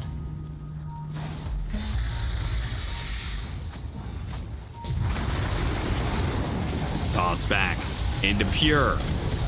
XXS taking a lot of damage here, man. Pops his Aghanim Scepter, so that'll help him tank up a little bit more. See if he can get the blink away. They're trying to get through the shield to get the lockdown. They're putting some damage back on a Pure, but he shrugs it off, man, thanks to his Satanic, which he hasn't even activated. Just the lifesteal itself is shrugging off the damage from DY. Now they're trying to save DY's life. Get him out of here. Another Fisher and chance to try and slow down Pure. DY, can he get the Sprink over the high ground? He tries for it, but he doesn't quite make it. Pure is inevitable. Once this guy is on top, there's no going anywhere. Abyssal, Net, super low cooldown axes. And is that going to open up the high ground push? There is buyback available for these heroes on the side of XG. They have been very good at maintaining the proper resources for those to be online for these high ground pushes. And that Shivas is done for the Lestrak. So XM is kind of a frontline beast now. And still has this Aegis for 40 seconds. There's another high ground push that is not super straightforward here for Tundra, but they want to commit. They have the refresher on Thompson. XM, he wants somebody to go on him. Pure actually hits the Satanic button there. He heals off of one of the creeps a little bit. Backs up to the high ground. They're going to wait out the Aegis. Next one bought the shard to help with this base defense. Just sure it up a bit. Try and get Jinkyu to his refresher here, which would be huge. Increases the chain stun all-in potential. Double Echo Slam is a crap ton of damage. Cannot underestimate it. Especially with Shiva's amp going through. XG holding on. They continue to hold on to this game as Chen pushes it to the limit. Aegis out. They're going to get caught by a toss if they're not careful. They're going for Ame. Ame has to pop his BKB. Turn around. Gleipnir hits the Tiny. Need to punish Tundra for attempting this play. They need to be able to get this kill. So much HP, but XXS finally hits it with a Whirling Death, and that'll cut him down to size. Now they spotted Whitemon. A really good kill for them to get. And both supports end up going down. XXS chasing for more, though Thompson's pretty damn fast. As we said, Octarine with Heavenly Jump and level 15 talent means that he is constantly 400 plus movement speed. Off initiation, and they missed it slightly on the side of Tundra, and that's all it takes for XG to turn that back around against them. 2 more support kills. They continue to defend this high ground. It just cannot be broken completely here by Tundra. And that's going to be the refresher for GQ if he wants it here. Though he is also contemplating the buyback. Tier 4 neutral items also coming out. So that was kind of a bad time to die on the push, because now you're giving him entry to farm the map, get those up as fast as possible. Gonna be some big ones here. Timeless Relic for the Lesh. That's huge.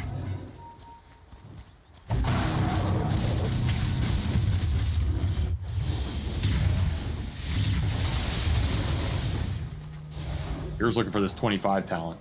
Strong Dispel would be very nice in this game. Prevent any sort of shenanigans. And I mean, at the same time, XG, if you can get double Chakram up, get this Clinks to some more damage of his own.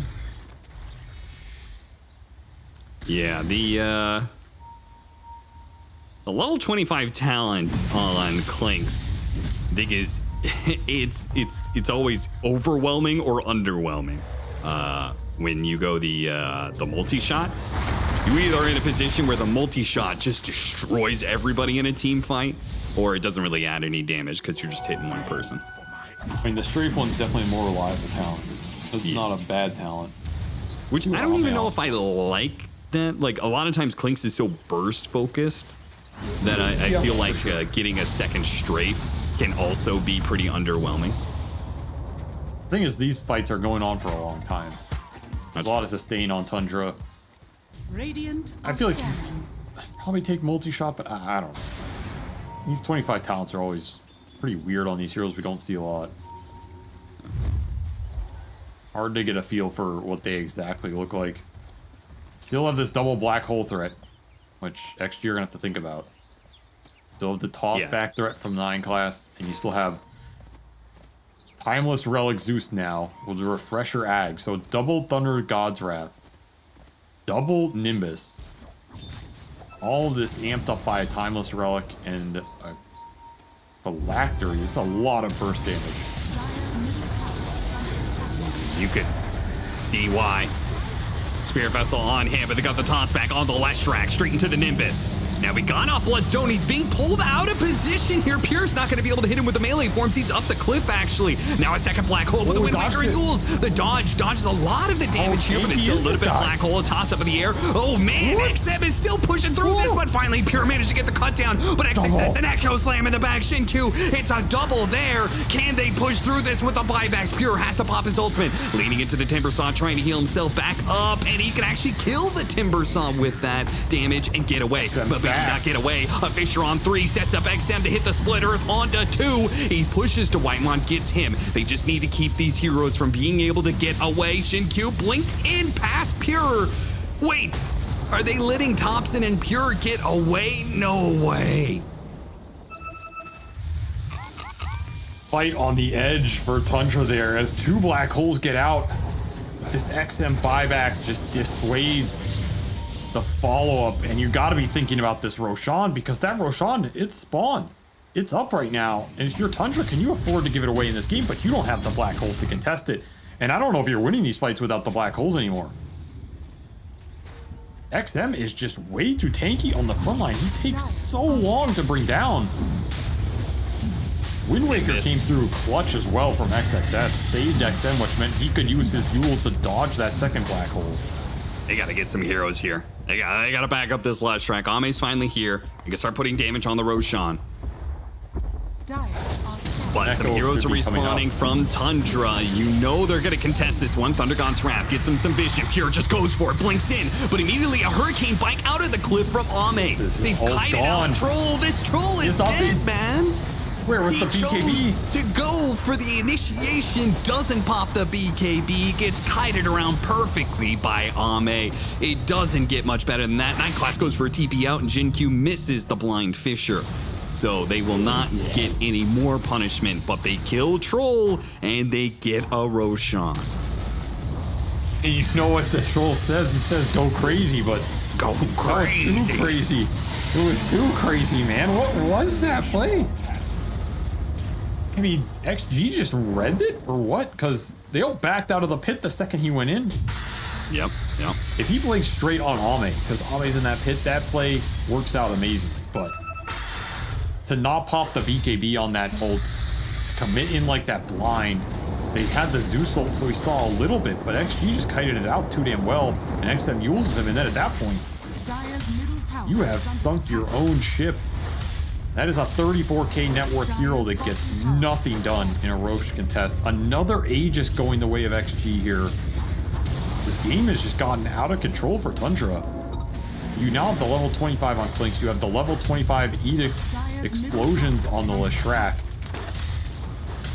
2 lives for XM, who's been invincible. The refresher coming back up for Jin Q here. That is double Echo Slam online with the level 20 talent. I mean, XG have stalled this game out, and they have gotten to their late game damage. And this is where, yeah, you have a pipe, you have a Greaves, but it's not saving you anymore. The time for that push has come and gone. With double Echo Slams and a lot more single target damage from XM, who's now level 25, so he's got the Diabolic Edict damage. Again, that like, what did I say it was? It was like an extra 800 or 900 pure damage over time when you get this talent. Too. He's Timeless Relic as well, like alongside the Kaya. Yeah, it's a lot. It's a ton. And so, and you have that double lockdown or the Echo Slam. Like, there's a real chance that anybody they initiate on gets no counterplay opportunities. Where there's a chance Extreme Enigma just dies in the black hole. Yeah, exactly. I don't know. You jump in and black hole is Lesh, and he's edicting you. You get hit by some other spell damage. BKB is not just some 0 damage from spells anymore. It's you're still tanking it. So, and I feel like these black holes are, I mean, they're everything for Tundra now. Like Thompson's damage is falling off. Pure is having trouble sticking on a target. He still doesn't have a nullifier in this game, which is, it's just insane.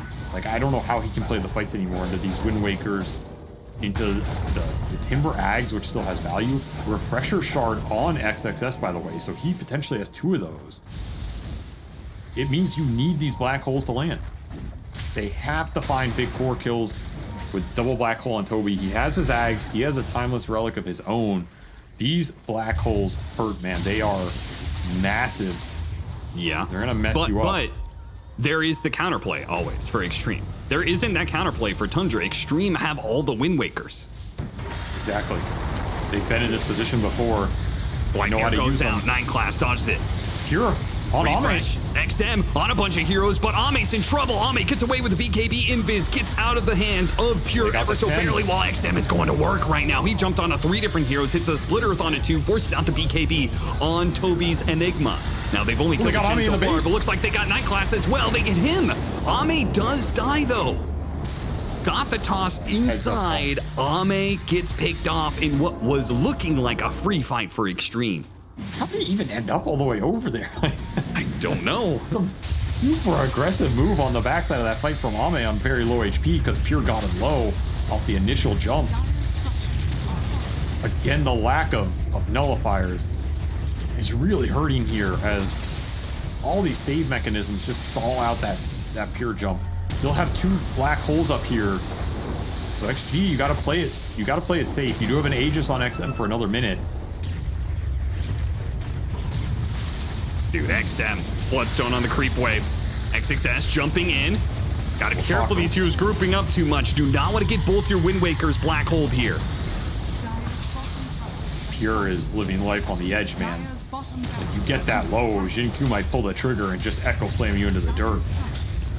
And your strong Dispel's not going to save you from the grave. As Tundra are now the ones getting their barracks siege.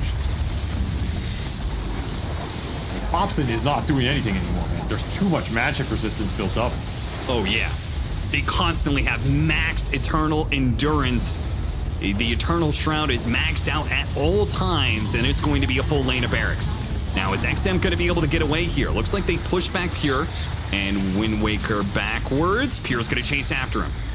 Another Wind Waker available from XXS. Toby goes for the black hole on that one. XM, he has the Aegis. It's about to expire. 1 second left. It's expired. He gets off the Bloodstone. Another Wind Waker, but he couldn't get it off in time. He gets black hole before the Wind Waker could be used again, and now they're going to chase in XXS, but Ame's back into play. They've just jumped into a high ground with Shin-Q and Ame there for the punish. They don't have the Leshrac anymore, but they've got Big Daddy Ame here to try and clean this up. Pure takes a step to the Wisdom Rune instead of just getting out of here with DY peppering his steps the whole way as he gets back into the base.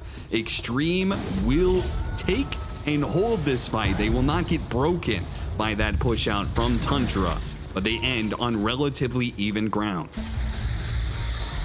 Still feels like XG is just continuing to make progress in this game. I just don't look. Look at this damage, man. Look at this damage. He had to get saved by the Zeus.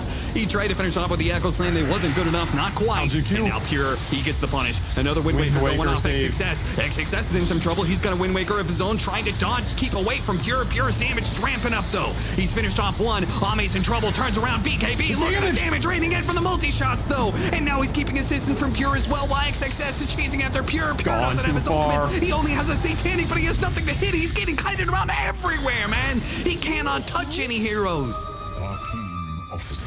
The Wind Wakers are so problematic for Tundra. Where is the Dispel? Where is the ability to connect on a hero and finish him off? It takes so damn long. That was a refresher shard from XXS used just to get a second Wind Waker on himself, which unfortunately is what put Pure back onto Jin-Q there. Fortunate that he's able to finish that Shaker off. Otherwise, that fight is even worse. They get a single buyback out of XP, but pay for it with two of their own. And you're still waiting for these black hole cooldowns to come back up. But the problem is, if you're not making headway in the fights with these black holes, how are you ever going to get this next Roshan? And Jin-Q, he buys back, but he's level 25 now of his own. And these are strong talents for the Earthshaker, either one. He will take Aftershock AoE range. Yeah, I think that's the right choice. A massive talent in this game.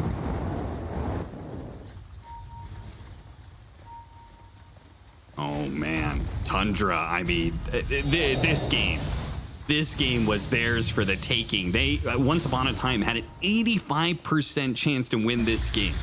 When they were farthest ahead around 35 minutes, they had to feel like this game one was almost already over. Extreme, though, classic holds, and look at this. Now they have the Aghanim Scepter from Ame with the multi-shots going out. If anybody gets a tar bomb on them, there are a lot of shots coming their way. A full lane taken once again. The game now fully in the favor of Extreme. Dude, this Clinks is insane now. He has Ags, he has Ancient Guardian for extra bonus damage. If he gets an army off, he gets a tar bomb, he throws out a barrage. It's just raining hellfire. Yeah. We saw that last fight Toby went in at the end. He Yeah. died in like 3 seconds. Even if you're black holing there, you might just die to all these random skeletons and edict and garbage on the ground. There's just so much nuisance to get around. And to me, the biggest factor is the itemization from XG. These guys are just so damn good at itemizing for the late game. Everything they build up works towards that focal point. Refreshers, Eternal Shrouds, Wind Wakers, Octarine Cores.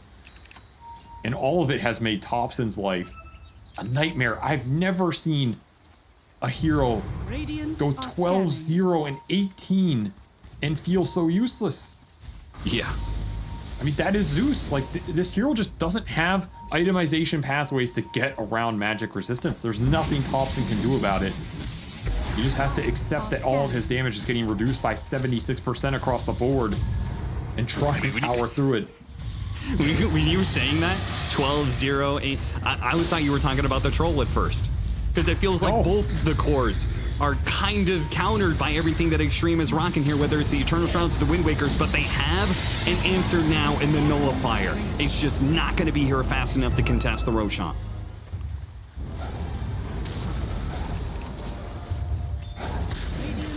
This Nullifier, it feels too little too late. Yeah. As Ame finishes his own, and it's another Refresher Shard for XXS, who will eat his Ags to free up the slot for it. And an Aeon Disc for Jin Q now, so he is harder to commit on, though. Even more reason you need that Nullifier to go to work. And of course, the big prize here is the Aegis on XM. He's just an indomitable frontline for XG this game. And now he has 2 lives again.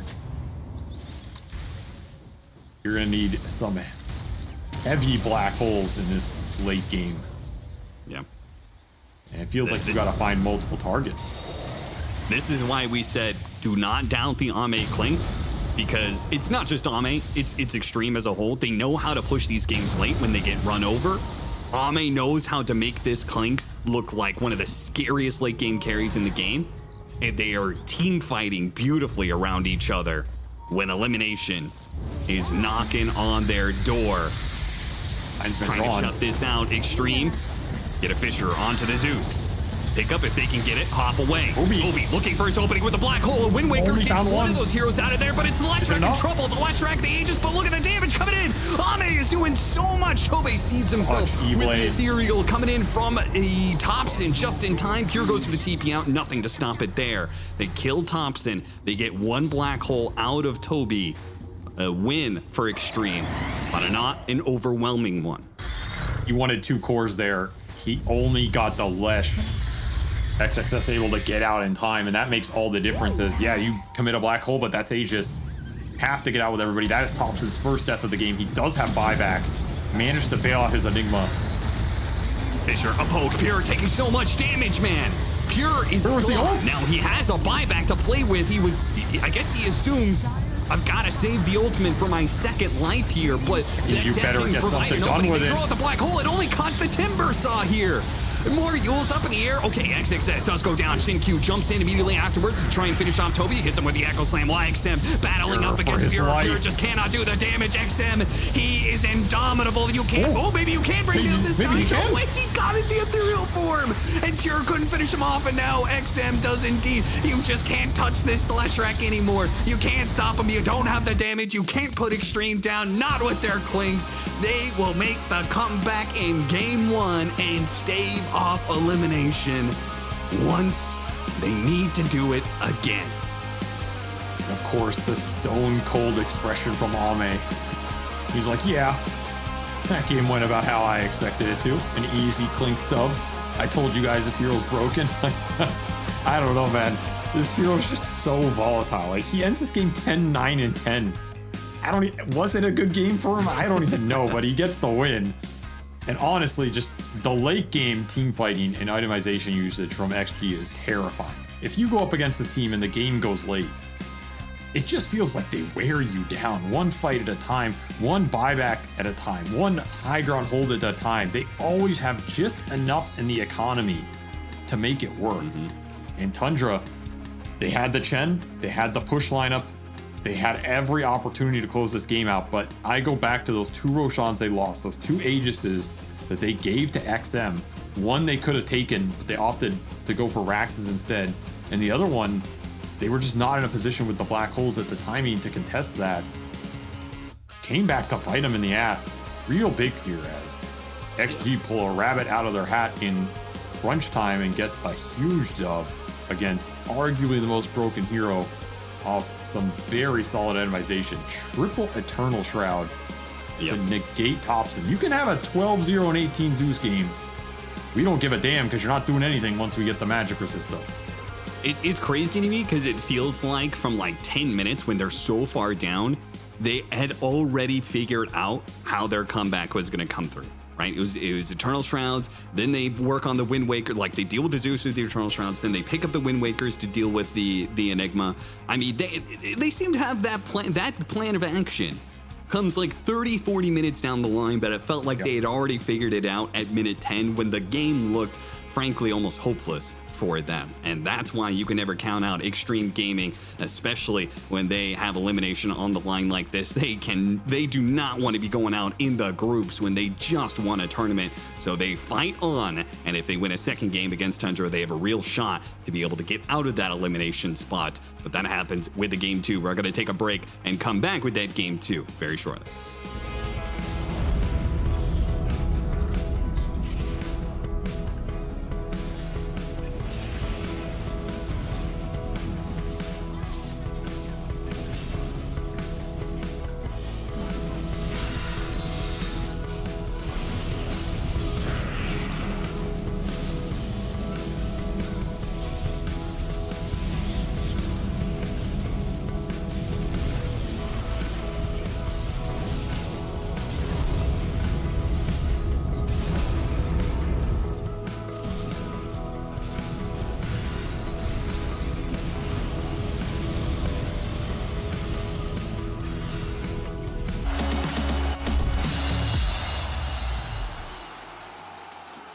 At some point in every gamer's life, there's a question to be asked.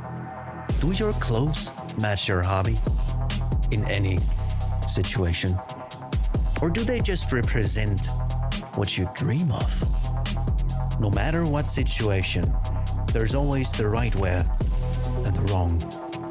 The only real question is, which are you going to choose? Decide for yourself.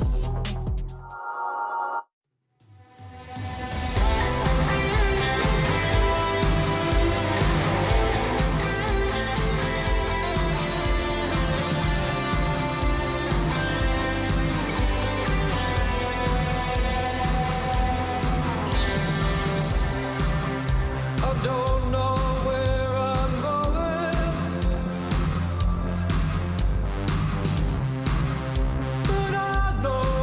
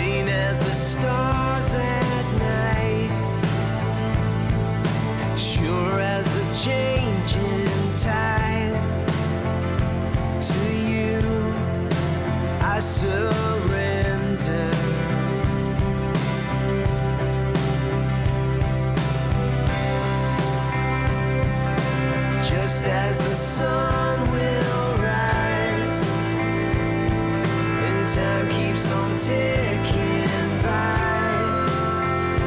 To you, I surrender.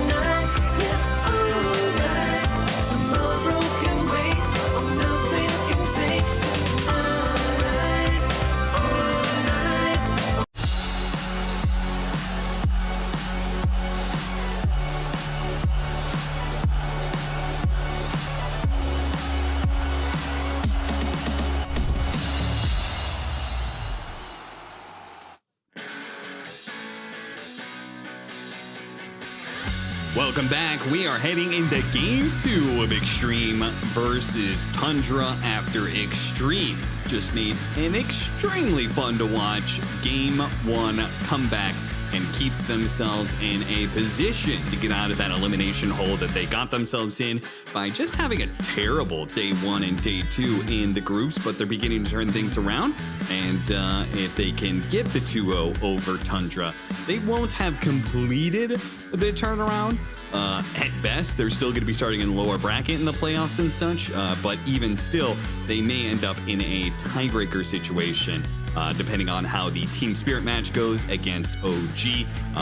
If Spirit manages to win both their games, then that means Tundra Extreme ties up Tundra here, then they will actually have to play a head-to-head tiebreaker to determine which one of the teams gets eliminated and which one ends up going into the lower bracket of the playoffs. Avery, SVG, how are you feeling after that game 1? I mean, that was a hell of a performance by Extreme, but what went wrong for Tundra? I mean, they just had to push it a bit more, and they had to be more disciplined about the Roshan especially. Like, Aegis is your mechanism for Troll to go high ground with all these auras behind them. That game is theirs. If they get that Roshan, if they get Aegis on Pure, then they go for the Raxes. I think they win that game. And it just, they got too aggressive, too much, you know, we're beating them, we're running them down, and not realizing that you're getting ratted a lot of this game. The net worth lead isn't as big as you think. And Chen scales, but there wasn't scaling damage in front of the Chen. Like, that was the biggest problem. That's the biggest flaw with Zeus. Zeus's early game is super strong. His skirmish power is super strong. His mid game is very good, but his late game is kind of atrocious. We've seen it a lot this event. Yeah. Like, you go ultra late with Zeus, this hero a lot of times just doesn't do anything if the enemies can buy magic resist, and you can't get around that. There are no items in Dota that scale your spell amp on par with the way you can scale magic resist. It just doesn't work. So yeah, particularly with Eternal Shroud, right? Like, Eternal Shroud is just like a whole another beast when it comes to magic resistance, because you get to late game, you're not getting bursted by anything, so you are guaranteed to get to the max stacks, which is the most magic resistance that you can get in the game. Yeah, like, what was Thompson's damage number in this game? It was probably some absurd amount. Yeah, 100,000 damage. You know, for reference, Ame did 50,000.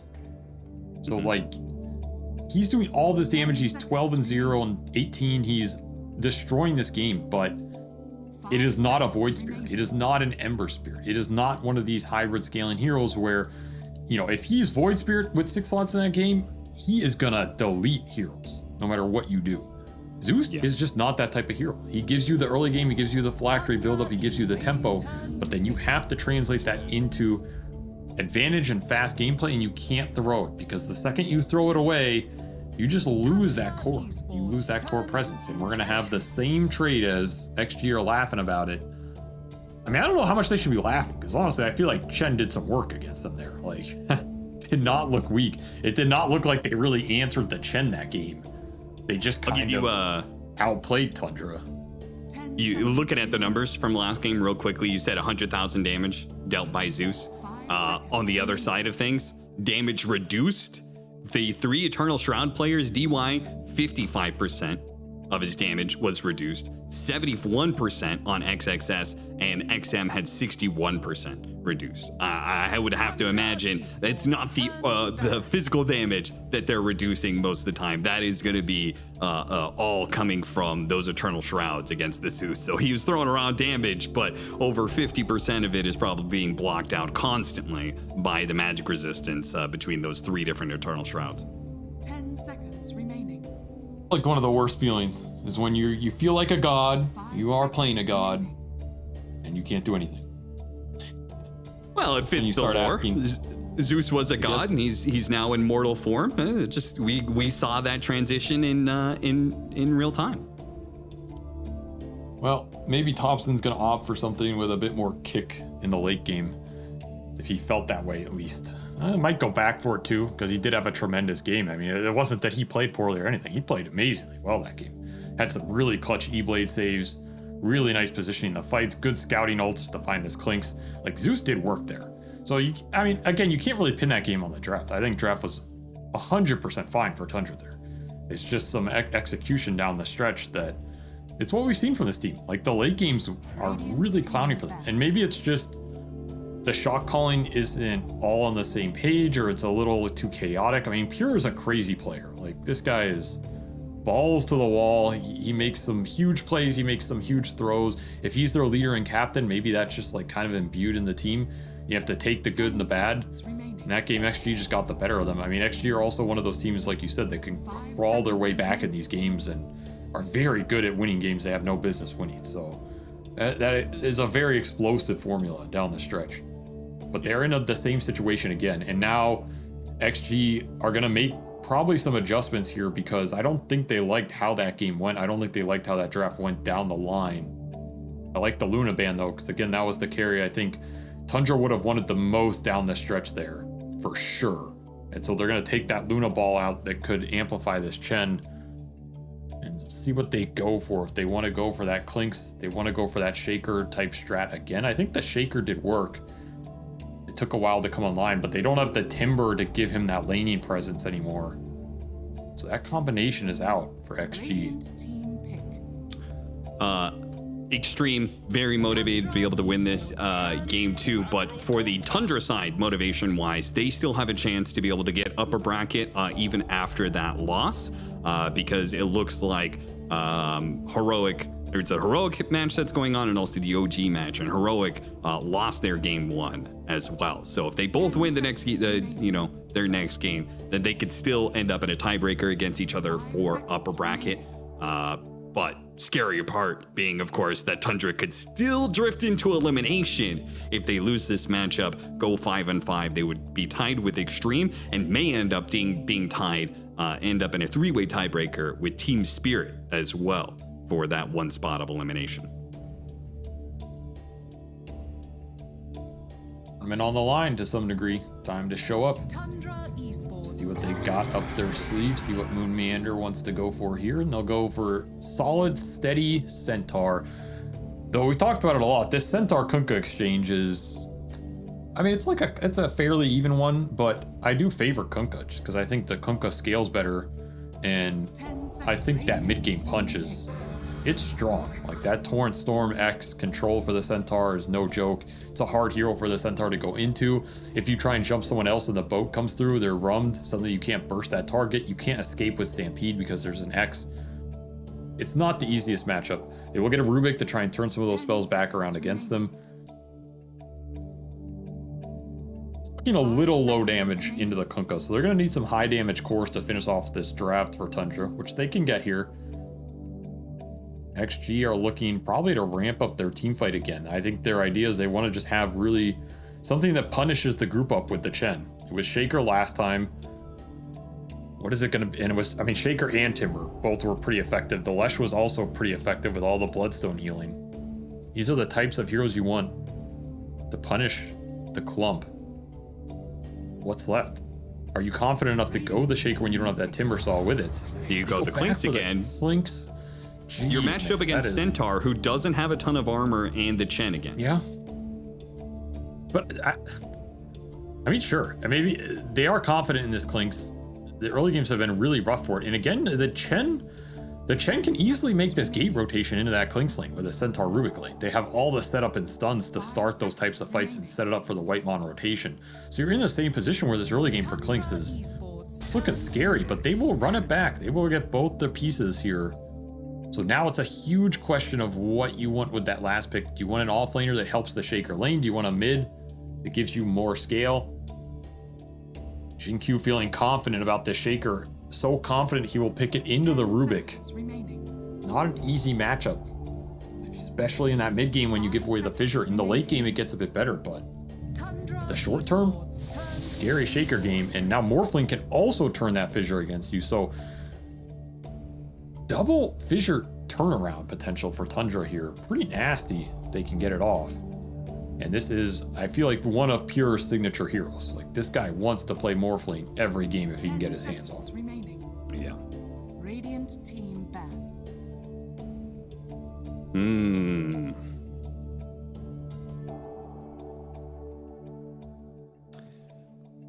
Could see a little bit of that A little bit of that enchant totem morphling as well. A one-shot capacity. Super scary.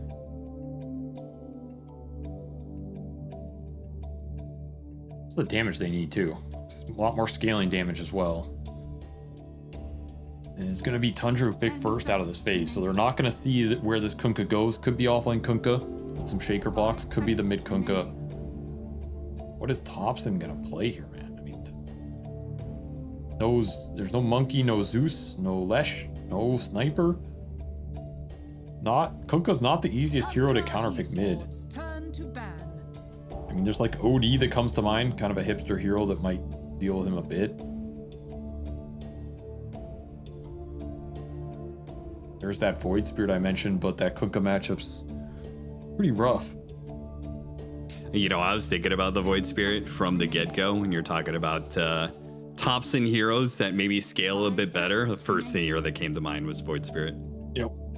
That's why I was thinking about it, and he might be going towards it this game. It can be a really good hero versus the Clinks too, because you just jump him. Yep. And you latch him and set it up for the team. And I think Tundra won another jump hero here. It's just that hero isn't the strongest right now, and like again, that Kunkka matchup, the Shaker matchup, they're not amazing. Ench is pretty tanky versus you. There's also the Gleipnir that comes in from the Clinks, which is his own bit of counter to Void Spirit, right? You get hit by a Fissure that chains into the Gleipnir. For sure.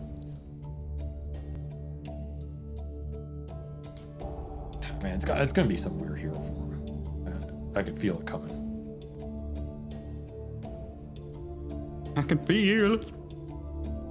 Tundra Esports turn to pick.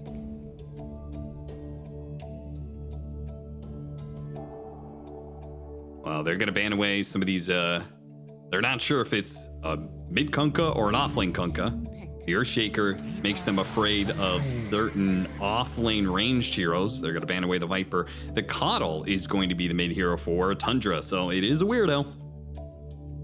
It's seen a lot more play this tournament. It's becoming more meta. Yep. It's also a hero that XG talked about they think is broken and hate playing against. So you got some mental damage there. Yeah, true. This is a hero that's given them trouble. They do have Kunkka, which can be a hero that can go mid and do okay versus the Coddle. There is a Dragon Knight option, which I feel is one of the better ones. Doesn't look terrible here. If you want an offlaner versus the Morphling, I mean, there's some funky stuff. They're laughing, you know. You're gonna pick some like A or something weird. Oh, they picked this one. Interesting. Okay. So the jump hero to find this Coddle in the fight. Not a huge amount of instant lockdown on the side of Tundra. You have Hoof Stomp and Lift, but not a lot to threaten this Storm. And if he has BKB, he's literally immortal. This will set the fight up for Jinkyu a lot as well. You can fissure into the Storm Jump, pull off that. A lot of long-range chain stun potential for this Morphling that's pretty obnoxious. And XM, he's a pretty good Storm player. This is like the one Spirit hero I think he can shine on. It's a scary pick for Tundra to deal with. If the Storm gets really far in this game, I can see him just taking the fights over, making Thompson's life way too hard. You have the Fissure to help him go into that backline. Klink's going to be somewhere. This is another game where I feel like if it goes late, XG are going to pull it out. But again, Tundra have that Chen. They have the ball timing. They're going to have a really fast early game here with the Coddle. If he gets a good Vessel, maybe even an Orchid buildup could be interesting. Just run around the map, slay everybody. You have that two-man Roche potential with the Chen Morphling, Gate potential with the Chen going into the Klink's lane that could ruin his early game again. And of course, you have two heroes that can turn the Fissure against XG and put it into the Storm. That could also be a factor. Yeah. Another interesting draft that could easily go either way. Don't be dissuaded by the stats. XM actually has a sub 50% win rate with Storm Spirit, but he had a historic performance in the finals in Kuala Lumpur for Azure Ray. One of those games, that best of 5 that they played against Game of Gladiators. One of the games that really gave them a lot of momentum in that series was the game 3 where they picked the Storm Spirit and started the reverse comeback with just an insane performance. 11-0-13. XM definitely can perform on the Storm Spirit at the with the biggest of stakes at hand. I think it's his best spirit hero. Like, he's level 25 on it. He can play this hero well. He's not... His Storm is kind of weird, though, because he is kind of this turrety player, and, you know, we don't see him play these jump initiators a lot. So it's not a hero that comes to mind when people think of his style and 4XG. And he kind of plays like a janky Storm, but he plays a very aggressive Storm that works when it works. And so do not underestimate it here if you're Tundra and what it can do for this XG lineup, and giving him that fight starter, giving him the hero that can start on the more for the Coddle. This might really be a race between the two mid laners. Like, who can get their fighting power online faster? You would expect it to be the Coddle. But if Thompson gets ganked once or twice, or one of his moves doesn't work, XM counter ganks it, then The battle begins. like, who would you rather have going into that mid game? Not as straightforward, I think. No, certainly not. All right, Bounty Rune's going to get split up. As far as lanes go, what are you expecting here? Because we do have a double melee off lane for Extreme. They decided to do that again, but this time with a Kunkka. And they're going to start off, instead of blocking their own creep wave, they're actually going to block Tundra's creep wave. They're going to kill the range creep and make it so their own creep wave goes into tower. The White Mon is going to try and stop that as much as he can. Can't body block enough, though. Yeah, nice play from them. A lot of harass. Instant range creep kill. Oh, man. God, he almost died. Well, straight up died. He was like 20 HP after that Fisher. I mean, calculated, I guess. I mean, Shaker makes these double melee lanes viable. Like, you can get stuff out of them pretty reliably. So I think they'll do okay here, but the Morphling should free farm this lane for sure.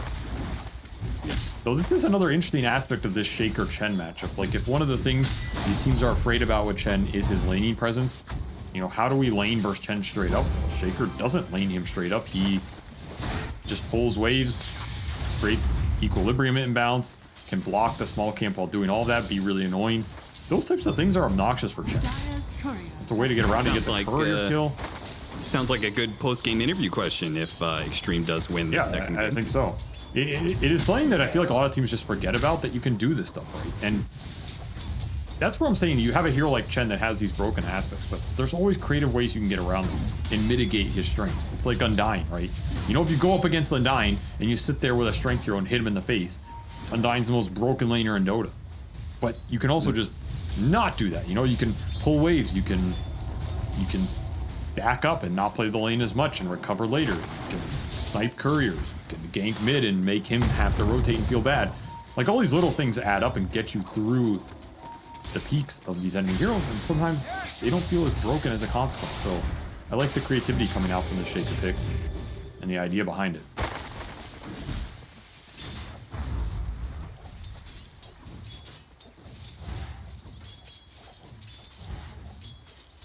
XXS battling out with Pure once again. Pure right, the edge here doesn't quite die to the Fisher. More strength up, and it's the Tornado. Dude, I hate this Tornado. It's one of my least favorite neutral abilities.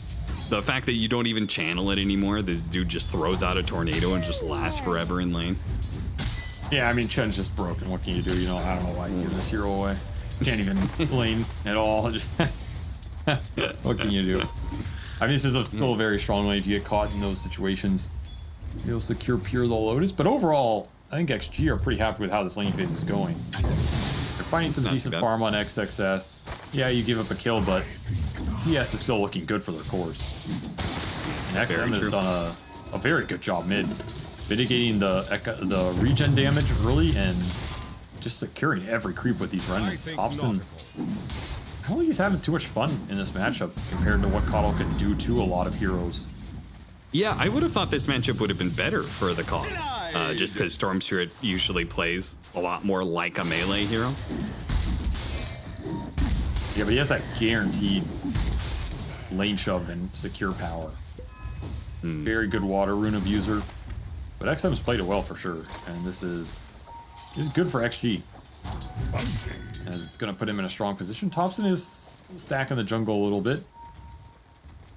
Jin Q is going to block it a little bit.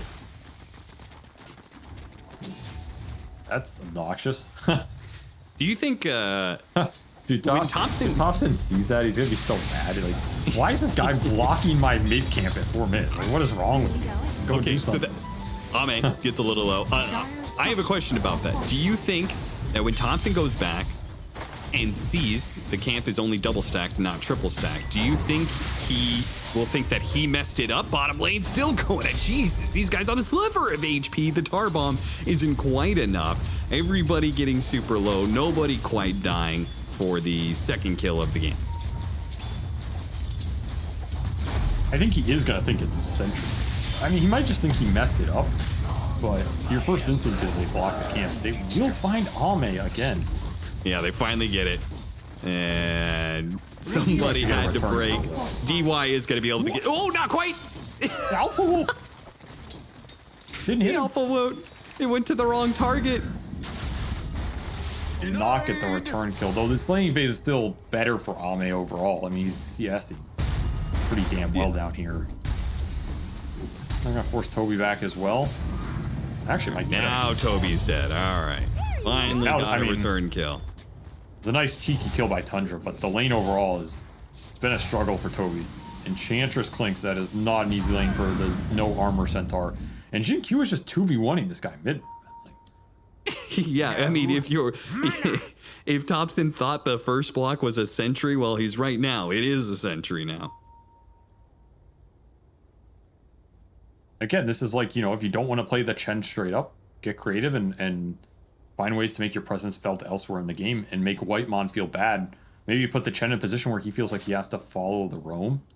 And that's not something Chen feels great about doing. He just kind of wants to kill some camps, farm some creeps, get his levels. On the flip side, if Jinku doesn't accomplish much here, then Tundra are very happy because they have a Chen farming jungle while he's just running around, you know, clown falling it up, so to say. Yeah, that's true.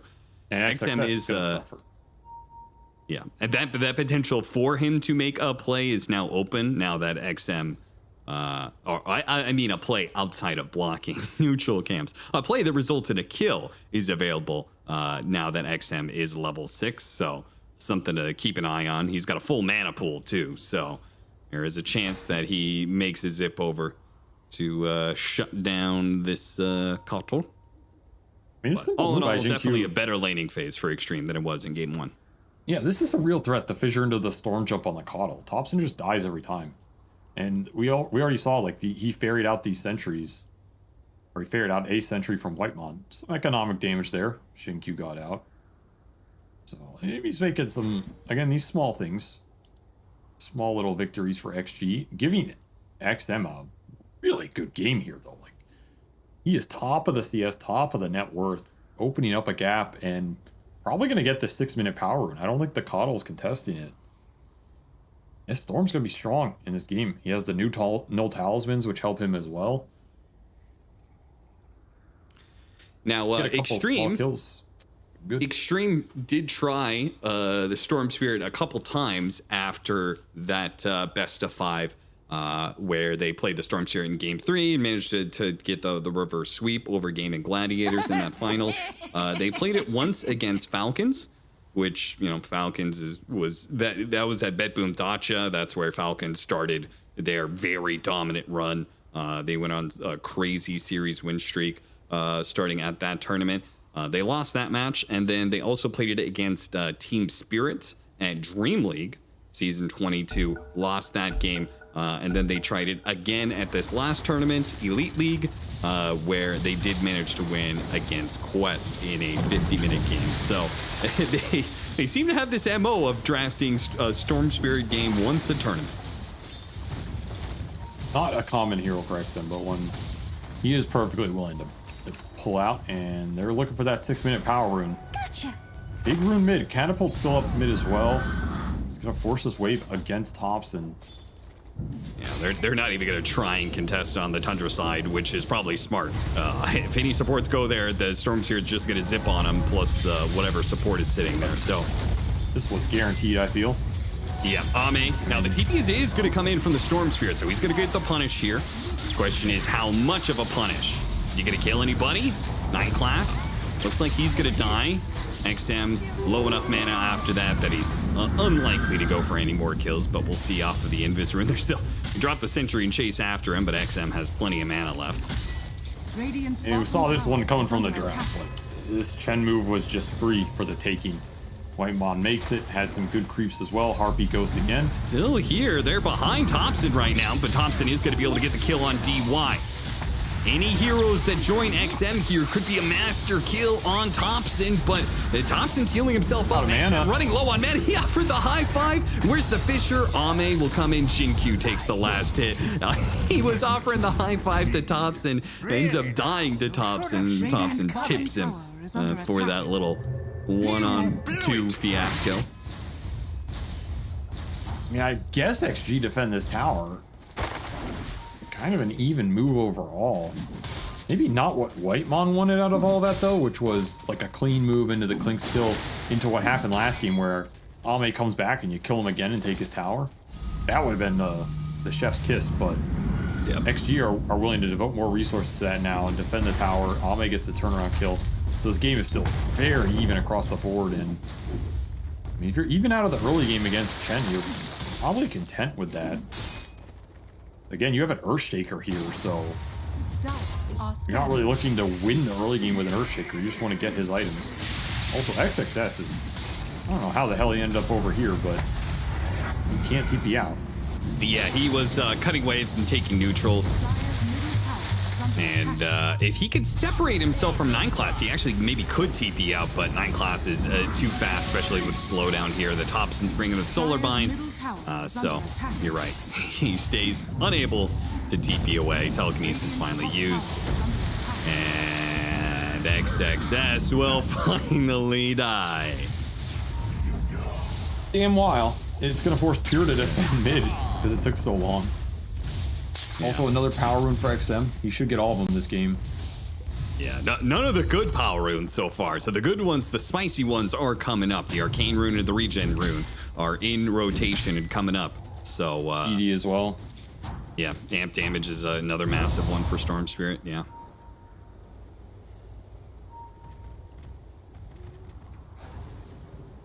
XG just going to keep farming up here. Bonus is on Tundra to make the moves with the Chen. Ame just going to try and kill some of the creeps. And get him, actually. Whitemon opting to deny the bounty rune. Sacrifices his creeps to do so. I mean, Ame happy about this game compared to the last one, I'll say that much. Yeah. An 0-2 start for the Klinks, that's his dream at this point, I think. Yeah, it's so funny how the expectations are set now. Like, if this was game 1 and we didn't have any history here, we'd say like, oh, Ame's not having the best time, but by comparison, it looks fantastic. Thompson's gonna die in the top lane with big rotation coming out from Extreme, catching him out. Storm is so good at answering Coddle on the map. Like, the Coddle shows he wants to gank these side lanes with ult, Solar Bind, Burn Vessel, whatever. Storm TPs, jumps him, insta-kills him. His HP pool is too low. The hero's designed to survive by kiting people out, not getting jumped. And Storm just punishes all of that. This was a really nice pick by XP. Thompson has no momentum in this game. Oh, the telekinesis, can they get him with the pullback in? Oh, they almost got him off of that vortex. A shield rune was what spawned and is taken away from XM. So even if they don't get the kill, just taking power runes away from the Storm Spirit is always very value. Though again, that still leaves big runes on the horizon. You're getting very active in this mid lane. Pushing down Ame kills Toby here out on the Ancients. That's a big pickup for him. Jinkyu's probably just going to echo this game. He just wants the gold in the creeps, man. That is hell over. Yeah, he gets a lot of gold off of that, and even got Pure a little bit low. Still can't really defend these pushes. Skeletons are ramping up in the bottom lane, so it's not just Ame's pressure, but the Skelly boys are going to work, almost finishing off the tower. Got his clan doing the dirty work for him. XG making some moves this early game, creating pressure while Whitemon keeps trying to assert dominance over these objectives.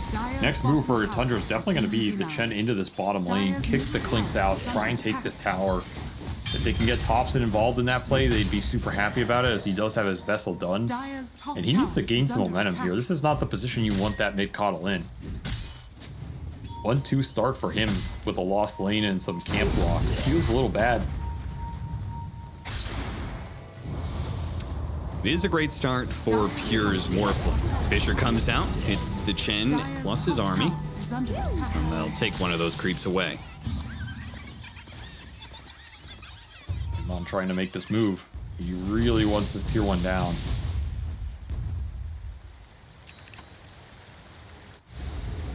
And XM, he's going to come defend it. Coming through the portal. Are Tundra strong enough to deal with this initiation that comes in from XM? When they're grouped up like this, the Chen plus the Coddle, it's a lot of tankiness and heal. Especially when you can throw this armor on the Centaur. He's just not an easy target to jump. Oh yeah, that's a good point. Really rebuke the push though. He will. And they're getting good pressure on mid tower at the same time. I mean, again, like it feels like a little victory for XG, not by much, but you're looking at maybe 52-48 margins or something. Able to hold. And look, you're looking at that net worth chart, their cores are all in some solid positions here. Pick off the mid, two-man smoke mid, gets into position to kill the Coddle, take that tower. XM just got so much gold off of that. He's got a Kaya, and it's working away to a Witchblade very quickly. Gonna scout out the Chen, gonna poke him, but... Stampede trying to run down Ame, but turn back for the Enchantress instead. Can't get that kill either. Kill squad being coming chased in. after. Fisher's gonna come in, slowing down Whitemon enough, and now XM is gonna collect the extra kill in 9 class. Pulls him back in with a Vortex, and we'll keep chasing. Nothing 9 class could do but try and steal Ball Lightning. But of course, XM won't give it to him for free here. They're even gonna try and take this Ancient stack, though Thompson's coming in with a blast here soon. Might be hard for Extreme to keep fighting. They don't have the resources to do this. They might pay a heavy price. It back in, stomped, and they get the pick off on Ame, so not only protecting their Ancients, but getting a little extra for it. That was a really vital kill for Thompson. He was just not finding much in this game. XM's had his rune. 14-minute rune. It's the 3 runes of power for the Storm Spirit. It was either the amp damage regen or arcane rune, and ends up being the regen, which Pure grabs. That sequence was still very nice for XG. Like, they defend bottom tier 1, they kill some of the Chen creeps. Whitemon has to back. It forces Thompson back into mid, which they then make the 2-man move on. And that 2-man kill squad in the Shaker Storm is just going to be deadly for Thompson the instant it connects. Tier 1 into 2 more support kills. That is, like you said, a hell of a lot of gold for the Storm. Pure still being active on the map. Like, his KDA doesn't reflect it, but he's top net worth. He took this tier 1 mid. He took that rune. He's been involved in some of the defensive action. It's about as much as you can ask from a Morphling in this game. And that'll get them Do the you think blink on Morphling carries this game? I think Morphling can carry it, but I don't think it's like, okay, we have 6 slotted Morphling, we auto-win. It's not that type of game at all. But can Morphling get a timing here? You know, end up in a position where he has his Conda, plus he can steal some Shaker spells and just start laying into people. Get an Aegis, go high ground with Chen Aura, for sure. Okay, second question. Extreme Gaming, their early game is going so much better than game 1. But will is Tundra better suited for some of the late games that Extreme showed in game 1? I mean, honestly, not really.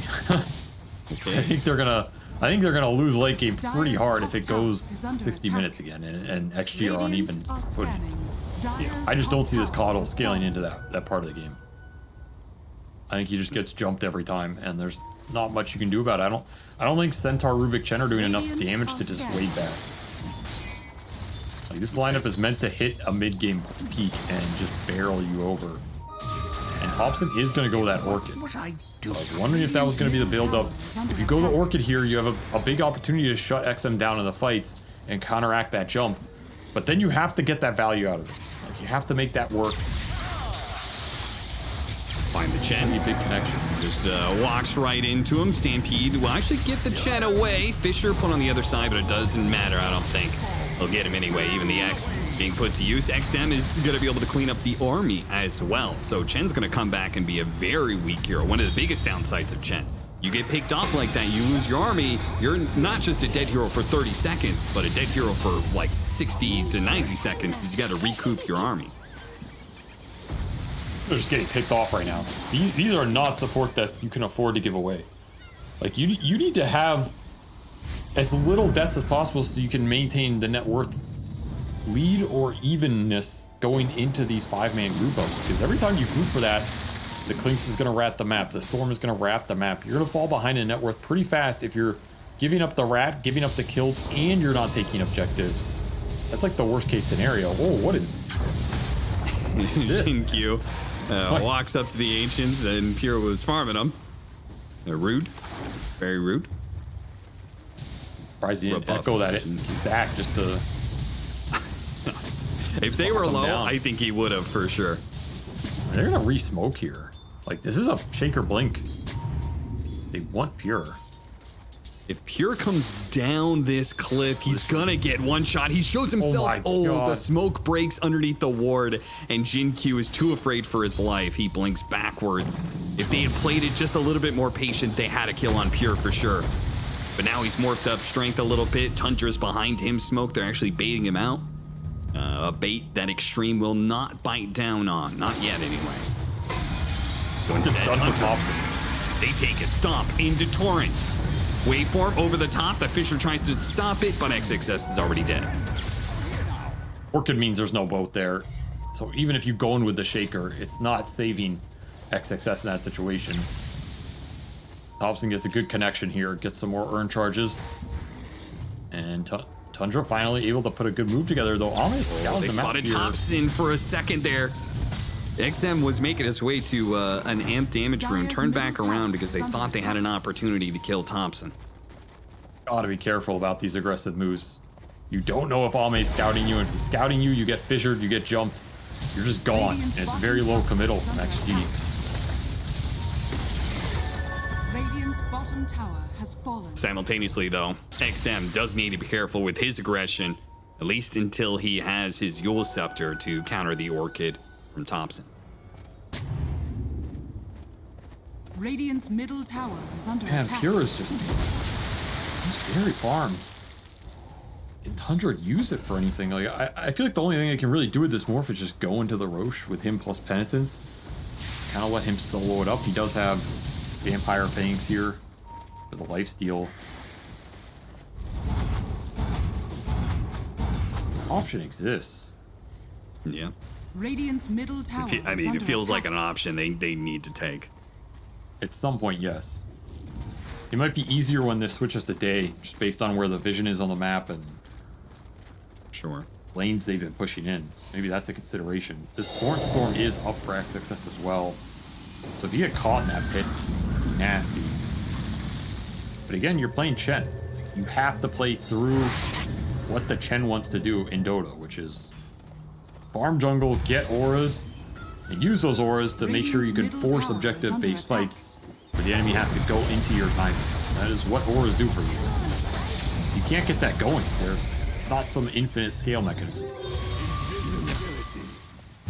Stampede attempted to grab the Storm Spirit, but he gets out alive, and as a result, gets his Yule Scepter when he gets home. So now that Orchid gonna be a lot less effective. Huh? Pure losing the one-on-one versus the Tormented. Oh yeah, he did. Retreat and shame. Shame.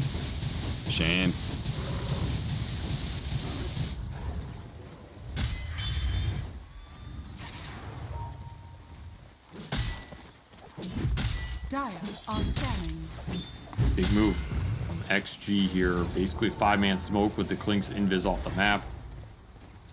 Yeah, right around the Wisdom Rune Tormentor timing too, so this side of the map has a lot of objectives they could get to, but the smoke is going to break on that same high ground ward, so Pure is already out of there. They're going to de-ward that spot. Wisdom Rune available, but it baits in the Kunkka. They jump on XXS. Orchid put onto him. He starts trying to run himself away. There goes that Echo Slam, hitting the Morphling, not quite finish him up, but the Centaur is going to be the one to die, while Ame and DY's damage is adding up, and Pure, he can't handle it. Too much control and too much damage between the two backliners laying into him. Now Thompson's next up on the table as he gets Yules stalled up a little bit for Ame to DY to join in to, again, pump the damage into the hero. They got the X to pull back on the Rubik as well. One kill to another to another. They get 4 in total for Extreme Gaming and can take that Tormentor now. They committed the Orchid onto XXS there, which opens up the fight for the Storm and the Shaker, and they don't even get that kill, so XXS able to pump all his spells back into that team fight. That is just a free go for XG once that happens. Despite the smoke breaking on that ward, Pure not able to split that fight up well for the team. And the auras are just not enough to keep him alive. Once the damage starts going out, it's just pretty consistent here. Big team fight win for XG, and now the lead's up to 9K, just out of nowhere.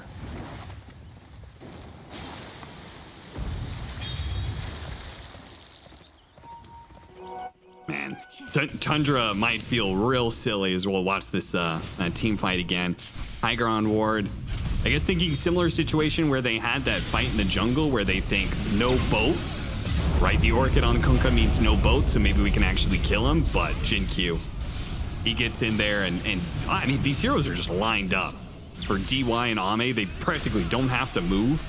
They're just sitting there right-clicking the entire time. We also see some of the lack of damage. Like, they committed all their disables on that Kunkka, and he walked it off with a third of his HP left. Yeah. Now, their disables aren't a lot. They have Post Stomp, Lift, Orchid, that's it. But if you're going to commit them all on the same guy and you can't get him, then you're really screwed. Nonetheless, Tundra will just man up for the Roshan. I think this was the play you have to make. And lost too much off that fight. They should be able to get it here, though. They may still get caught as XXS. If he gets here fast enough, he might be able to hit some heroes with an X Torrent Storm. DY takes the Watcher away from them, shows himself, daring them to go on him.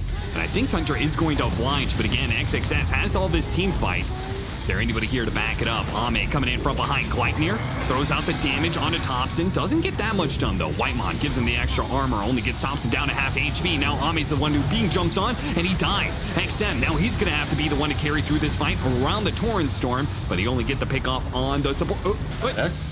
Got him on the counter X. X for X. Pure turned into the Kunkka to try and catch XXS, but XXS X'd himself to counter the X from Pure. XXS's X allows him to get away. A lot of that. That's a lot of X's, man. That's too many X's for me. Yeah. Nice heads up play from him, but weird that Ame went back in there. Like, he gets a Rubik, but gives up all his positioning, doesn't have BKB to bail him out. It's a nice fight for Tundra. Get the Aegis on Pure. Pure starting to do some work in these fights. With the Conda completed, he does a lot of burst damage. He'll get this rune despite Jing Q's attempts to annoy him. 8 amp damage Conda Morphling. If I'm Extreme Gaming, I'm taking a little time out right now. I don't want to take any fights near this Morphling, and if I'm Tundra, I'm smoking up, and I'm trying to find a pick-off immediately. They're looking straight at the Storm, and they get the Orchid. Zip, zip, zip. Oh, they're TPing in. They're still going to try and take this fight. Extreme Gaming, man. I think this momentum in this game too has maybe gotten to their head a little bit. You know, this is such a different outcome from game one. They're like, guys, we're leading this game, and they think they can take any fight. That's just not the case. Reason. It feels like they're just trying to force anything they can get. Yep. And that's definitely not the case. You still have to respect the disable that Thompson brings to the table right now until you have dispels on everybody. And I mean, you ideally want to latch something with an X or like a Shaker Fissure into the Storm Clinks damage. If that's not combined together, then Chen's going to bail out whoever gets jumped. He has Pipe and Mech available now. The auras are online for Whitemon. The Eternal Shroud is there for Toby, so these heroes are starting to tank up a bit. And Thompson's going to have his BKB soon. So this is that mid-game threat with this Chen lineup that Tundra want to hit with these Aegises, push the objectives, force XG to fight them on their terms, on their timings. How much can they get during these periods? It's going to be really pivotal to pull this game back. They're still down 8K. Not insurmountable at all.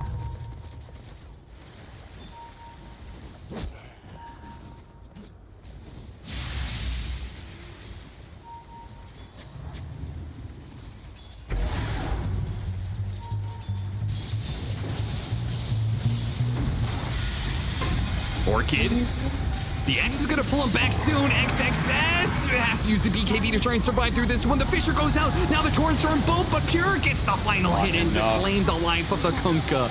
And things beginning to fall apart a little bit for Extreme as they get an extra pull in thanks to the tidal wave from Pure. And he may be stunned for a long time, but they'll eventually get that damage. Meanwhile, Extreme is putting pressure on the other lanes though. You just need to stop these pickoffs that are happening. XM gets some damage on the tier 3. Ame bit on the tier 2 mid. Where an X goes wrong, it goes really wrong.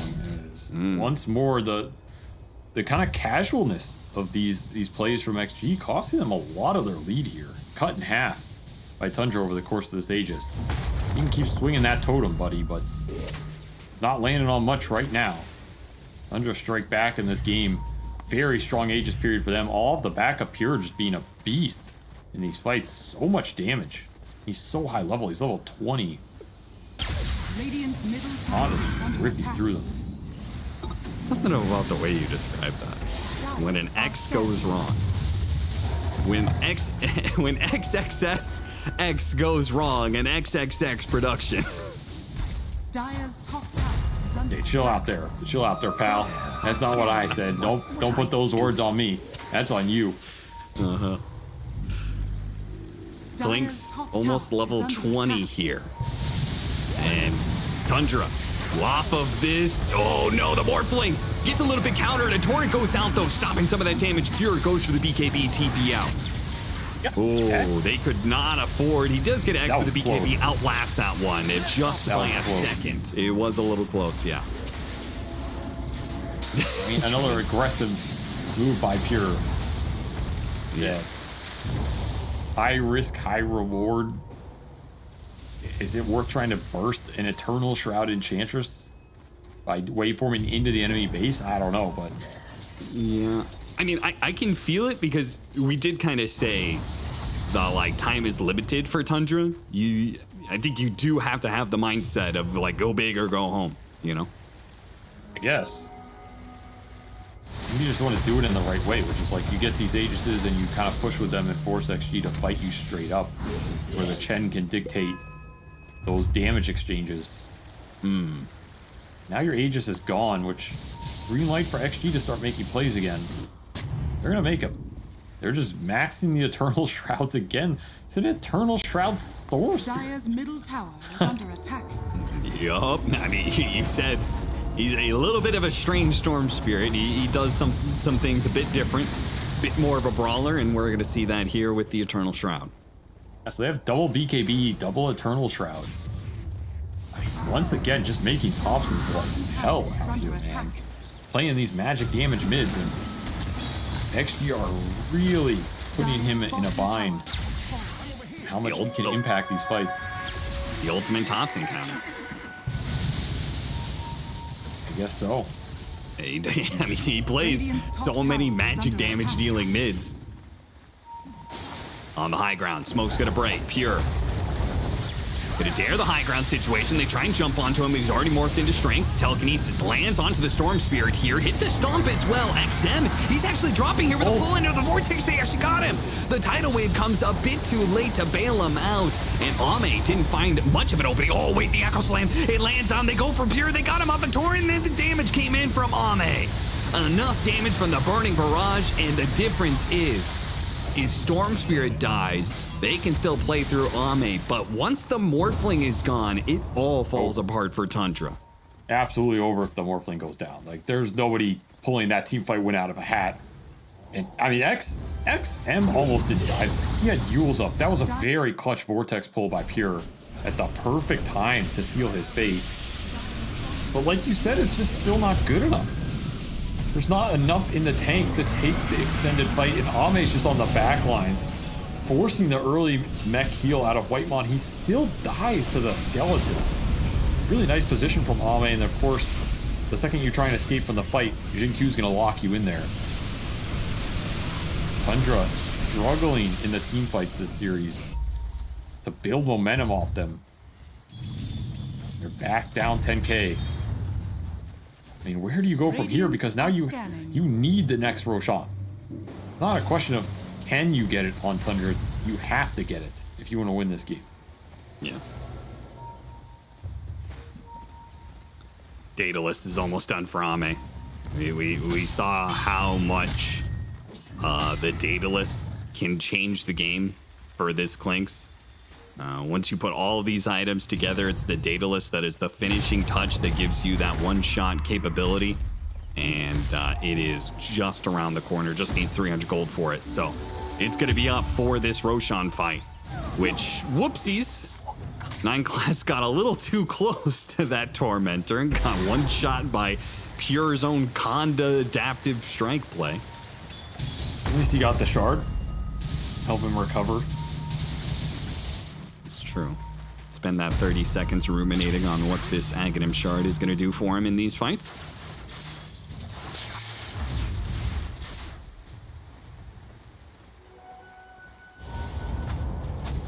XG just playing for Roche. Defending the lanes, they have Gem on DY. They know they've secured all the vision in this area. Just waiting for the spawn. They got a Satyr creep scouting it out. Old Tormentor.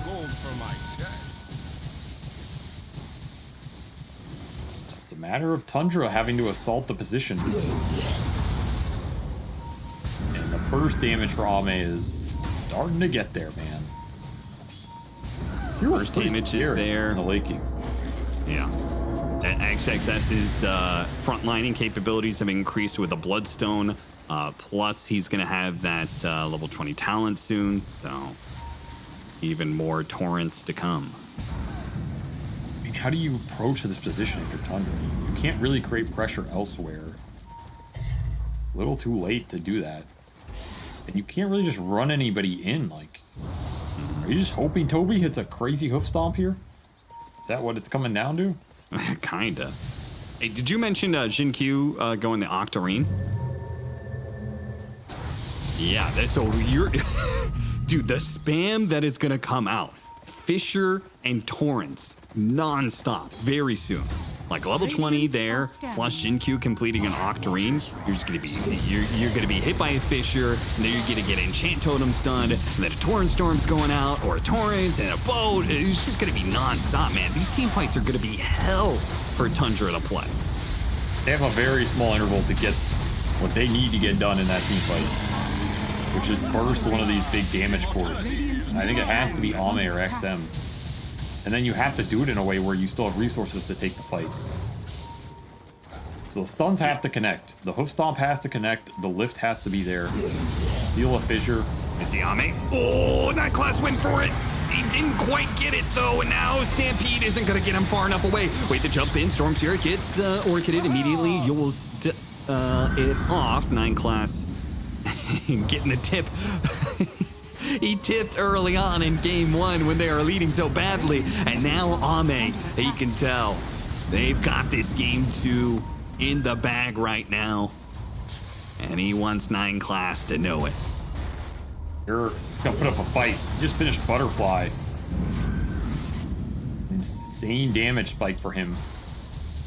Nothing getting through this right now. Greaves on Whitemon as well, so a lot more survivability here. Tundra. Maybe they can last through that second half of the skirmish. I just don't believe it. Again, not tough. with the low cooldowns of these spells. That's what Shaker does to you. This hero, we don't see him a lot, but his scale is still insane. He was one of the best late game supports in the world. He just makes the team fights impossible. Hunter gonna try and what was that? He dropped an item, but he Man just dropped his null talismans like crazy. Okay, that's gonna be the Aegis. Oh, dropping the nulls comes later, dog. BKB from Toby, and And there's the Echo Slam trying to blow up Pure. See if they've got the damage. He's morphing his strength. He's going to be okay. Waveform over the side. Managed to pick up a amp damage rune. Not on Pure, though. He's getting back with the BKB Stampede. They will reset. If Thompson can get out, looks like everybody's clean. They took away an Aegis and didn't give anything back to Extreme Gaming. Not bad. Yeah, something. Pure is insanely tanky with this butterfly. All the auras behind him. And the bigger win maybe was they got Fissure on 9 class. Finally able to connect with that spell steal onto the Shakers. Been looking for it all game. Jinkyu has made it very difficult. Yeah. But now, level 4 Fissure for this Rubik. No joke.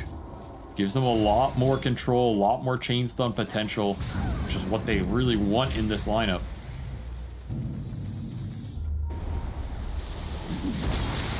Alright, XM, he can buy out his Ags now.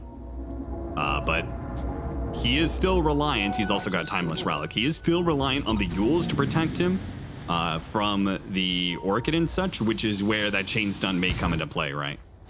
Like, he doesn't have BKB. Rubik has a chance here. Fissure, Fade Bolt for an Aftershock, Telekinesis. Maybe. Gem, up at the high ground, DY. He's trying to take away this ward. Fissure goes out. A big Kana hit will finish off the Enchantress. Can they get the gem and get out here? Pure trying to Manta dodge. Doesn't quite get it, though. The boat stuns him. He doesn't get the gem, but he should be able to get out no problem. In fact, he even X's and Tidal Waves XXS. XXS still has Bloodstone BKB, but another Telekinesis comes out. No, he's gonna get chain stunned before he can use the BKB. Not respecting those stuns that we were talking about. 9 class finally gets his hands on the Fissure. He must be prescient, SVG, because he immediately uses it to win that fight. This is the best spell he can get in this game. It's not even close. And this is the first time he's gotten it, so finally he can start to turn this lineup against XG. And Tundra's finding some momentum here in the late game, which you thought was going to be the struggle for them. They're also closing in on Hex for Thompson. So they're picking up some of the slack in terms of those disables they didn't have. Now they have the Fissure plus Hex done on Thompson. The team fight for XM is not as easy anymore. It's not just I get Orchid and I'm going to dispel, guys. It's you're getting Hexed and Pure is going to slay you. He is going to kill you in those 3 seconds, 100 to 0. So you're going to have to play for this Ags Vortex pull. You're going to have to play for the Shaker control and maybe earlier BKBs than you wanted to make sure you get your spells off, because Tundra are firing back right now. And they have a lot of burst damage to go into the Fissure Hex that they control. Hey, Avery, I got an update for you. I think we're the last game going on. The outcome was something that we did not actually discuss in our list of potential outcomes here. Extreme, if they lose this, eliminated. If they win this, 4-way tiebreaker with the potential for an upper bracket spot available for one of the 4 teams, and another team is going to get eliminated. Jeez. Dude, how can they make upper bracket? That's insane to me, but oh, Lyrical just hit me up with the information too. Thank you, Lyrical. Yeah, 4-way tiebreaker at potential here if Extreme manages to take this. I mean, that would be insane if this team could actually go from the pit that they were in, of almost guaranteed being eliminated, the way that day 1 went and everything, to come back and still have a chance to make upper bracket. Exactly why every win matters in a group stage. Because that 1 win you get off some team randomly on some day might just come back to push you above the threshold. Huge smoke from XG. They're looking for the initiation. They're only going to find Toby on a break. Is that going to be a good who they jump, won? though?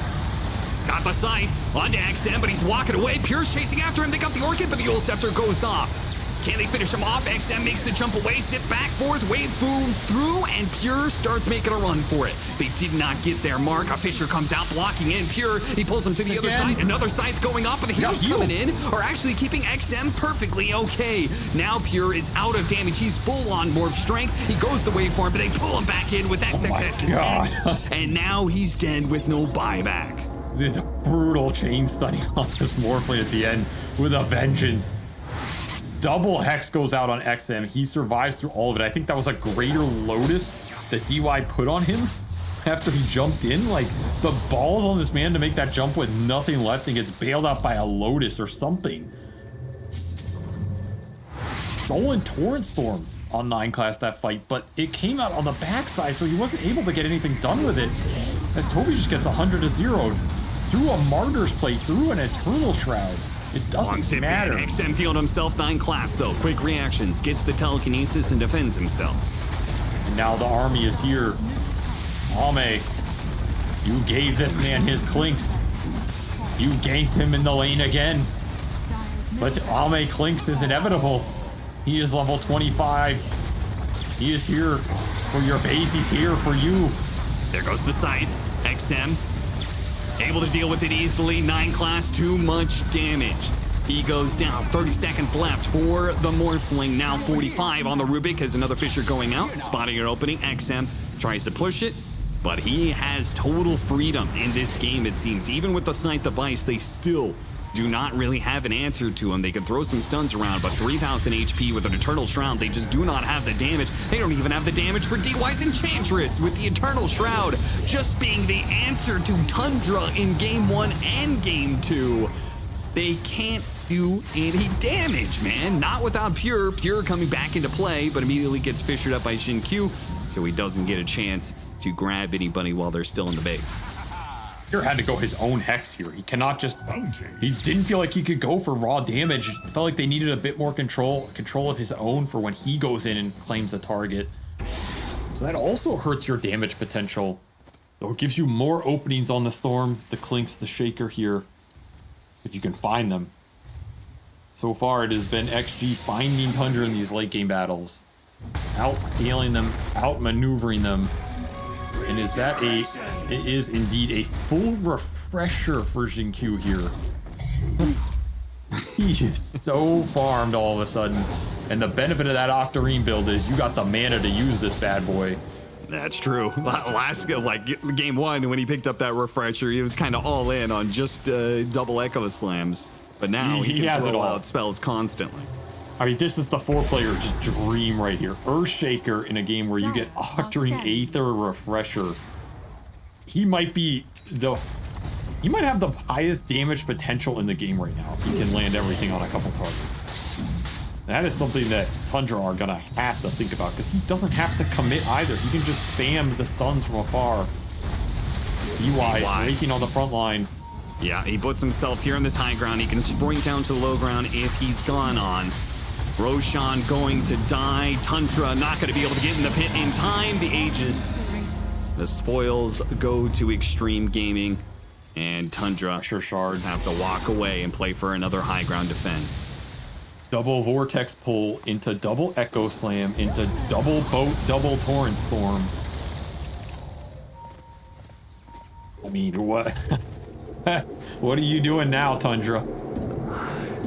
You can steal Fissure, but you're gonna throw a Fissure into this lineup and your Morph is gonna get hit with the goddamn AoE barrage of a lifetime.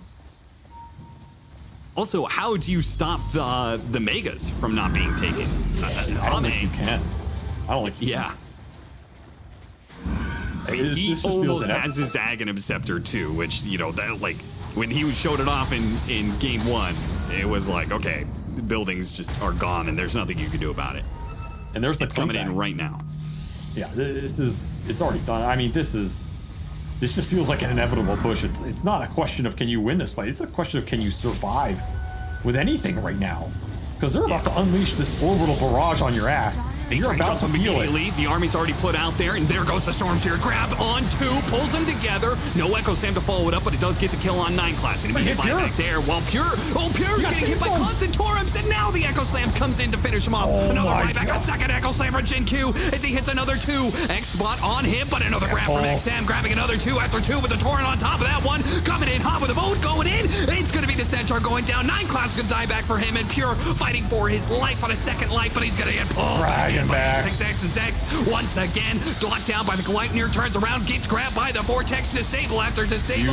Nobody is getting away from this one. The fountain is not a hold, and it's going to be GG victory from Tundra. Extreme had a small chance, and they still have more to go. A potential to get out of elimination and into the upper bracket. I mean, how did this team get here from day one? It feels almost impossible that they have a chance for upper bracket now, but they might be the scariest team in that tiebreaker. Like, the way they win these games is just disgusting. I feel like they might be the best team in the world right now in terms of the late game team fight itemization and itemization usage. Like, it's just astounding how good they are with it. This last fight is just... we all felt it. We were all looking at it. There is no hope for Tundra in that fight. I'm sure Pure tanked like 20,000 damage. He's got Chen ores behind him. I'm looking at the damage numbers. Damage received for Pure this game, 117,000. Yeah. Like, that sounds about right. He is just getting barraged. That's off 5 deaths, by the way, only. Like, just ridiculous, the damage getting pumped out from Extreme, and that is one way you can deal with Chen. It's just overwhelmed the hero, and they had that in spades.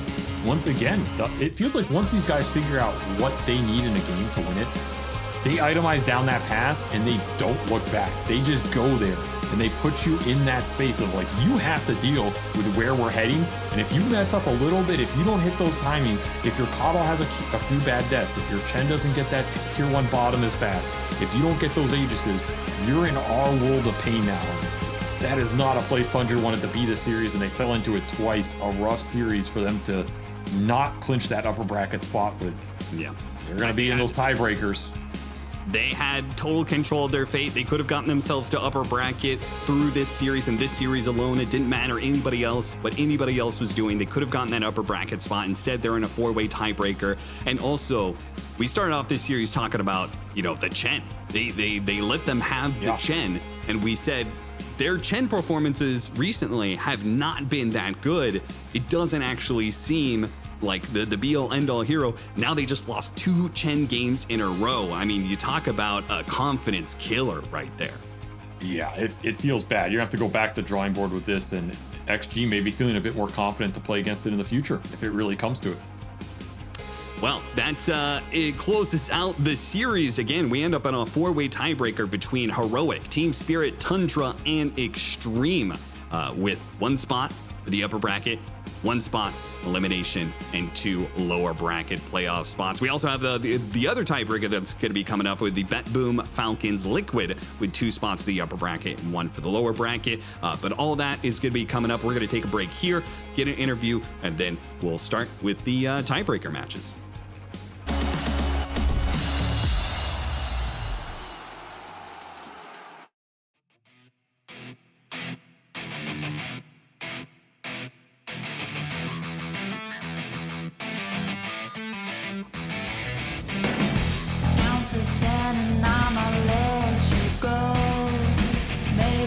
Surprise me, you never know.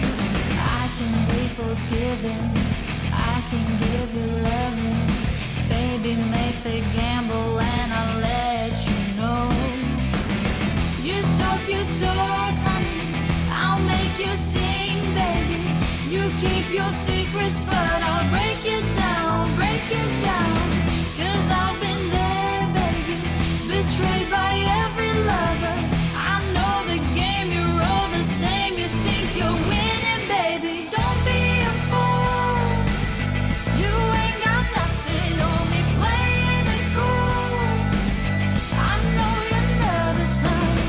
You think you're special, don't you? So many came before you. Don't be a fool. You ain't got nothing on me.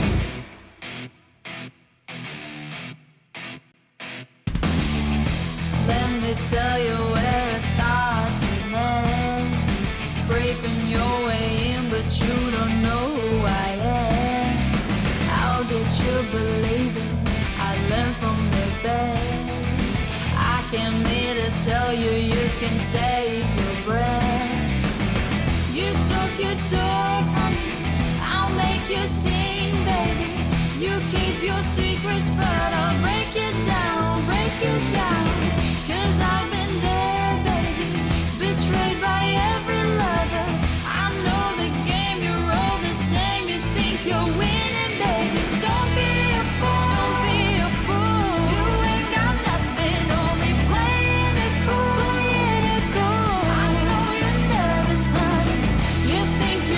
special, don't you know? So many came before you, don't be a fool. You ain't got nothing on me. You ain't never fooled me. You won't never win me. You will never fool me. You ain't never fooled me. You won't never win me. I know you're nervous, honey. You think you're special, don't you? So many came before you, don't be a fool. You ain't got nothing. No, no, no, don't be a fool. No, no, no, don't be a fool. No, no, no, don't be a fool. No, no, no, don't be a fool.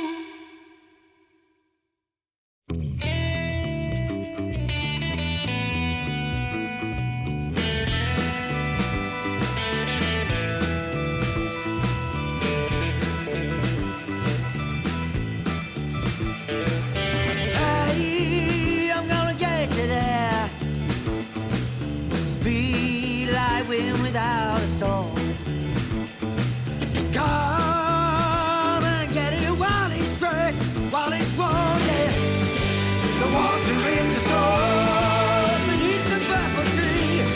It's a shame that fills my soul with eternal energy. But it sets me free. Lies from down the way, leads the fools astray. So now there is more for us today. Yeah, yeah. The water in the soul beneath the purple tree. It's a shame that fills my soul with eternal energy. But it sets me free.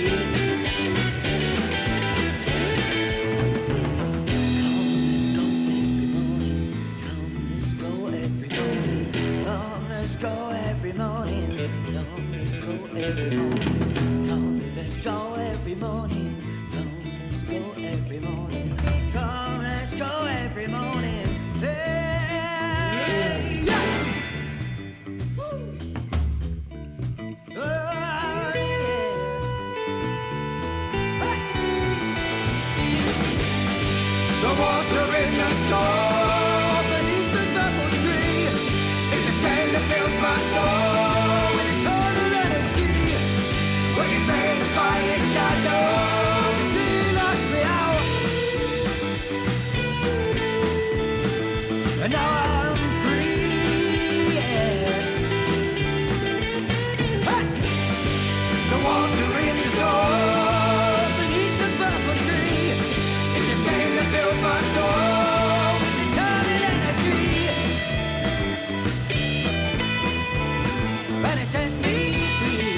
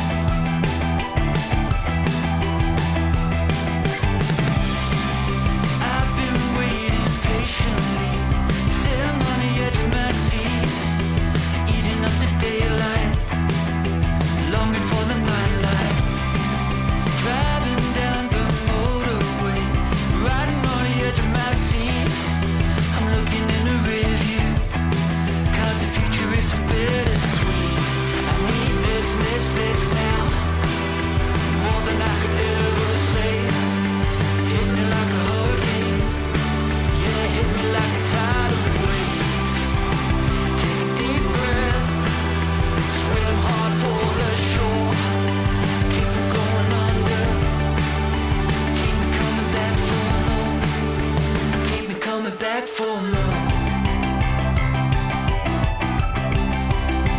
Take a deep breath. Take a deep breath. Driving down the motorway, riding on the edge of my seat. I'm looking in the rear view, 'cause the future is so bittersweet. I need this now, more than I could ever say. Hit me like a hurricane, yeah, hit me like a tidal wave. Take a deep breath, swim hard for the shore. Keep from going under, keep me coming back for more. Keep me coming back for more. Take a deep breath.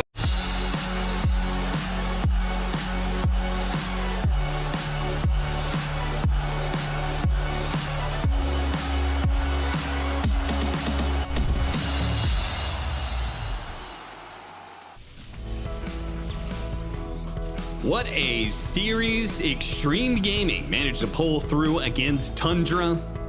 It was a very tough game one. Game two, a little bit more relaxed for Extreme Gaming. They didn't have to claw their way back into the game. In fact, they were the ones driving the bus. When it came to that game two, they had the momentum. They slipped up maybe a couple times here or there, but all in all, they managed to pull through wonderfully, particularly off of XM Storm Spirit, who had just a stellar performance. I mean, Avery, you said it was a pretty good Storm game. Once you get going, he's going to be damn near invincible. I think you said once he has BKB, he's untouchable. And man didn't even go BKB, just went a Yule Scepter, and that was good enough for him. Yeah, he gets the job done dirty. As long as you get it done, nobody cares, but he had a pretty damn good game. Like, he doesn't have the mana buffs behind him. He didn't have a huge amount of roam. I mean, he had like the Shaker roam, but it wasn't like he was just chain killing people in 6-0 or something. All right, well, it's time for an interview, and I believe we have DY who's going to be joining us for Extreme. Congratulations on a fantastic series. You guys have a 4-way tiebreaker ahead, but I had a question when it comes to that series. Clinks, why do you guys keep picking it? It seems to be going well. Is this something that Ame is asking for, or is it a team decision? 首先恭喜你们拿下刚才的比赛，打得非常精彩。然后后面的话有一个4个队的那个加赛，但还想问一下上一场比赛，就是为什么咱们一直选古宫这个英雄？是阿妹觉得这个英雄这个版本比较好用，还是这是一个队伍的决定？小骷髅，我们觉得这个英雄对线强度比较高吧，然后比较适合我们这种机动性阵容，就是会选他。We thought Clinks is really good on landing stage, and also I think we thought Clinks really fit to our lineup. He's a really mobile hero, and our lineup is really full of mobility, so I think he's a good pick. Unfortunately, I don't think we're getting the translator on our side. Hopefully, maybe the stream got it. I want to make sure I'm not cutting anything off here. But just to make sure, Avery, you can ask your question now. Okay, I'll ask my question. So with regards to the Shaker plan versus Chen, which seemed like one of your guys' go-to versus that hero, it obviously has a really strong team fight presence versus the Chen, but I was curious if you guys also felt like the fact you could just dodge that lane entirely and, you know, send the Shaker to mid, send him somewhere else, pull the waves, disrupt the equilibrium, if that was also part of what you factored in playing against that hero's really strong laning phase. 那想问一下小牛这个英雄的话，当时是怎么觉得呢？是你们觉得这个英雄控制比较硬啊，还是你们觉得可以就是看能不能就是说在那个对线的时候，如果这一路打不过的话，会比较灵活，让他去其他线帮忙？你们是怎么想的？没有，就是觉得牛头可能因为当时我们有点缺控，然后对位城的酱油 Q 哥说想玩牛头，我们就给他选了，就这么简单。We were kind of lacking controls on the lineup, and we didn't think too much. We just thought we need a hero with stuns, and Sinkyu said he want to play Earthshaker, that's why we pick him. Fair enough. Okay, fair enough. We know big tiebreaker coming up for you guys, so we'll let you go. Thank you so much, and congratulations on this series, and good luck in the tiebreaker.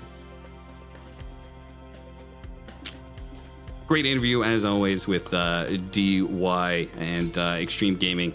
I just like watching those guys. You know, where you had that little podcast, you're talking about teams that, you know, are relatively like inoffensive for players to watch win. You know, if somebody else is going to win, I feel like Extreme is one of those teams. You know, they've got some legendary names that have been around for a while, and Ame, Jinkyu, top tier, guys like DY who have been always very good, won some big tournaments. It's always, you know, I feel like they're pretty cool guys to be able to watch. I always kind of cheer for them.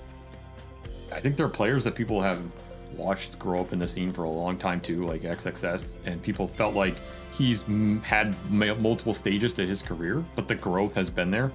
I remember like watching him 5 or 6 years ago, and it's like, yeah, he's good, but you know, how good is he really? And now he's a top tier offlane. It's not a question. It's this guy performs amazingly well on a lot of heroes. He buffed that hero pool up. His team fighting presence is a lot better.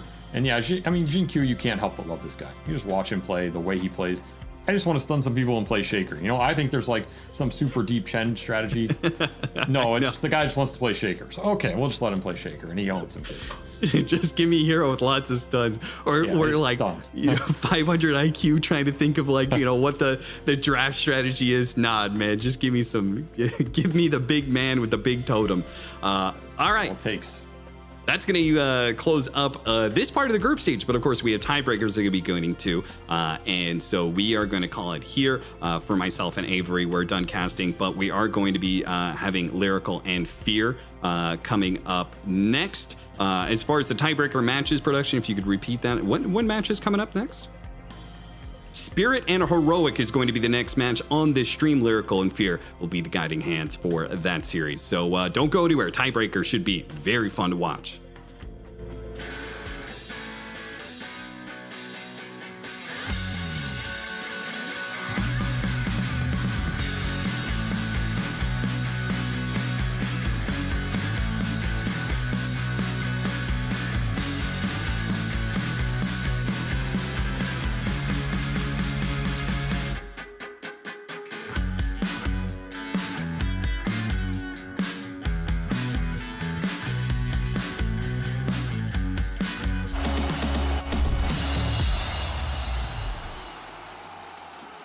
At some point in every gamer's life, there's a question to be asked.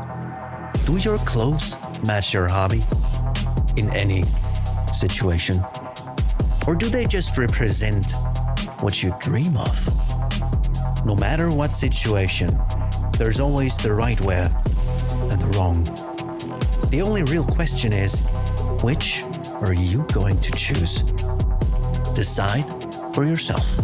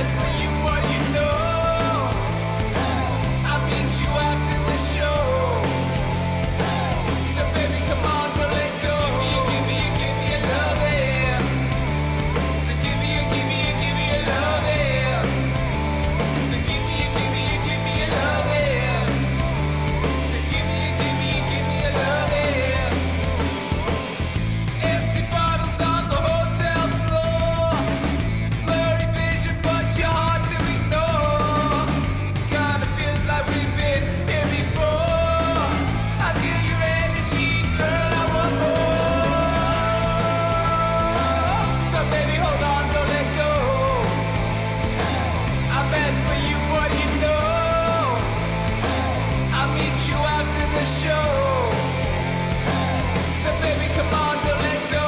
Give me your loving.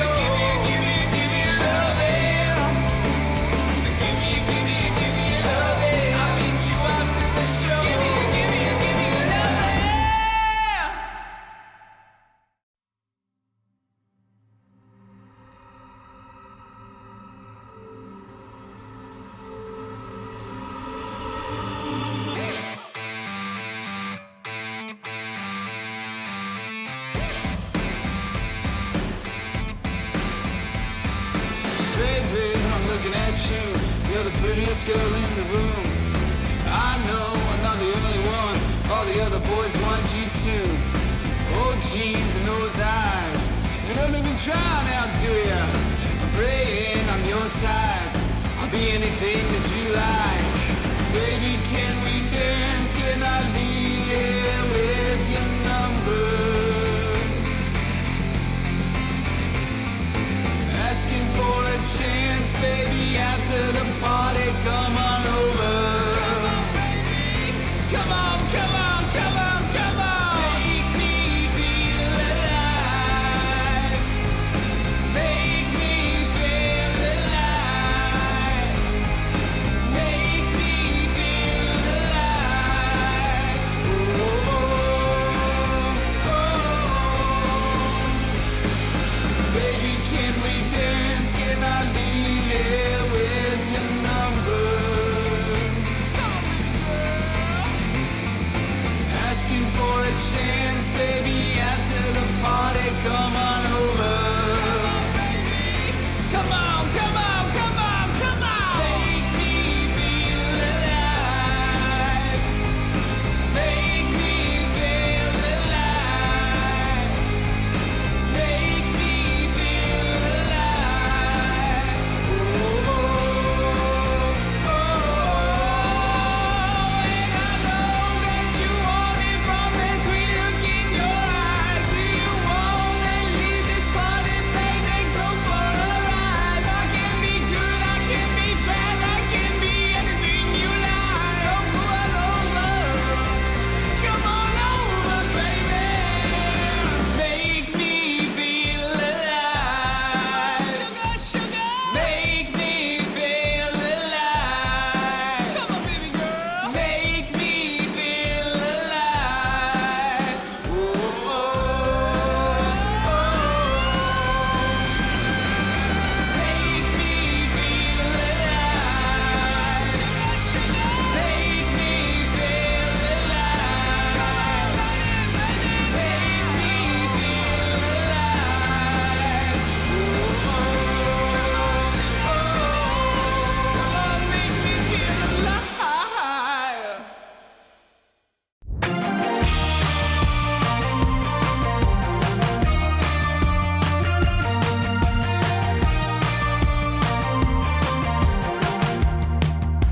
Laying on the floor again, watching all the stars rolling. The grass is staining. Met you at the park with your friends, waiting till the sun went down. Smoke came out and you turned thin. Call me when it's 10:30. Sneak out of your window again.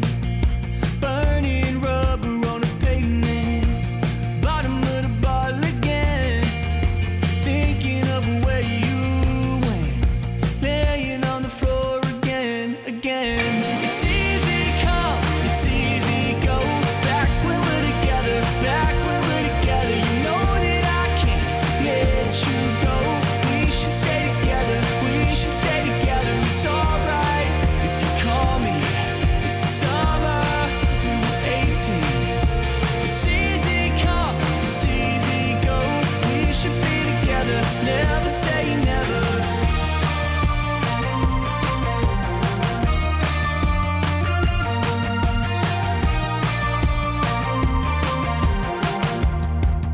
I'm back on tour again, wishing I was in your bed.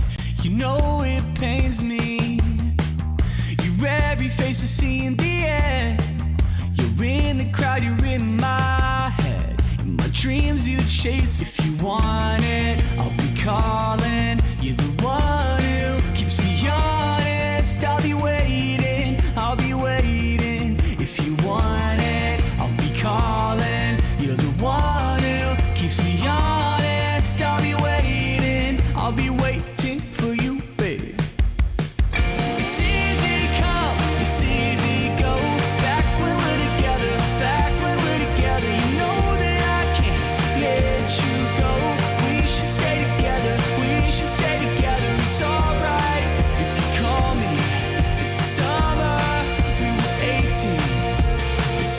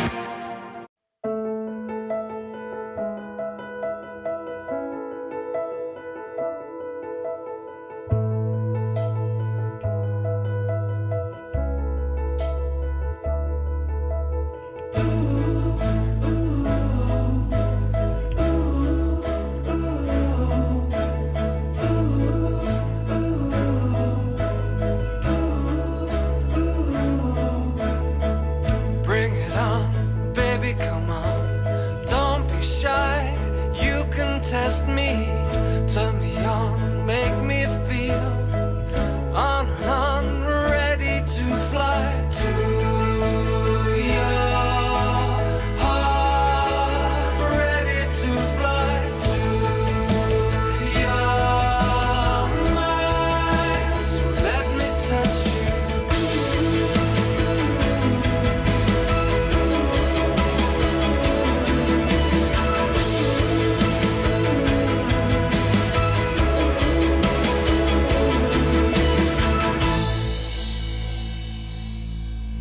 Tell me what's in your mind, trust me, I'm around. You can't let me down, so baby, come round. What's on your mind, trust me, I'm around. You can't let me down, so baby, come on. Bring it on, depend upon.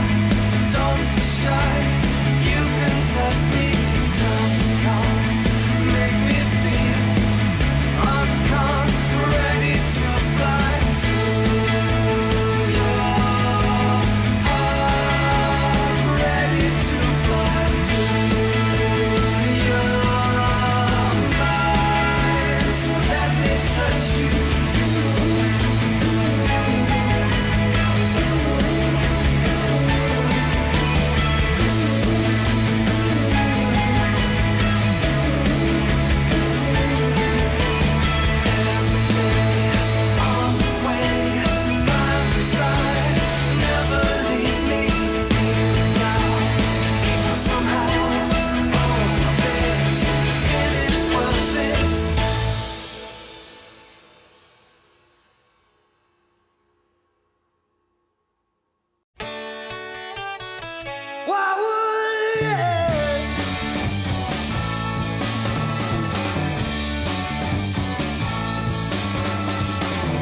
When you told me that's how you felt inside, did you mean it or were you just messing with my mind?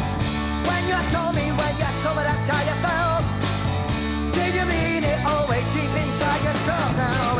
Your lips are kissing on the white cliffs of Dover. See my heels and now my head has fallen over them. And all I know, she's rarer than a four-leaf clover, and she's mine and I'm hers. Now I'm sitting here in deepest contemplation about how you came into my world, about the fact that we would never really date. You very quickly became my girl. Your lips are kissing on the white cliffs of Dover. See my heels and now my head has fallen over them. And all of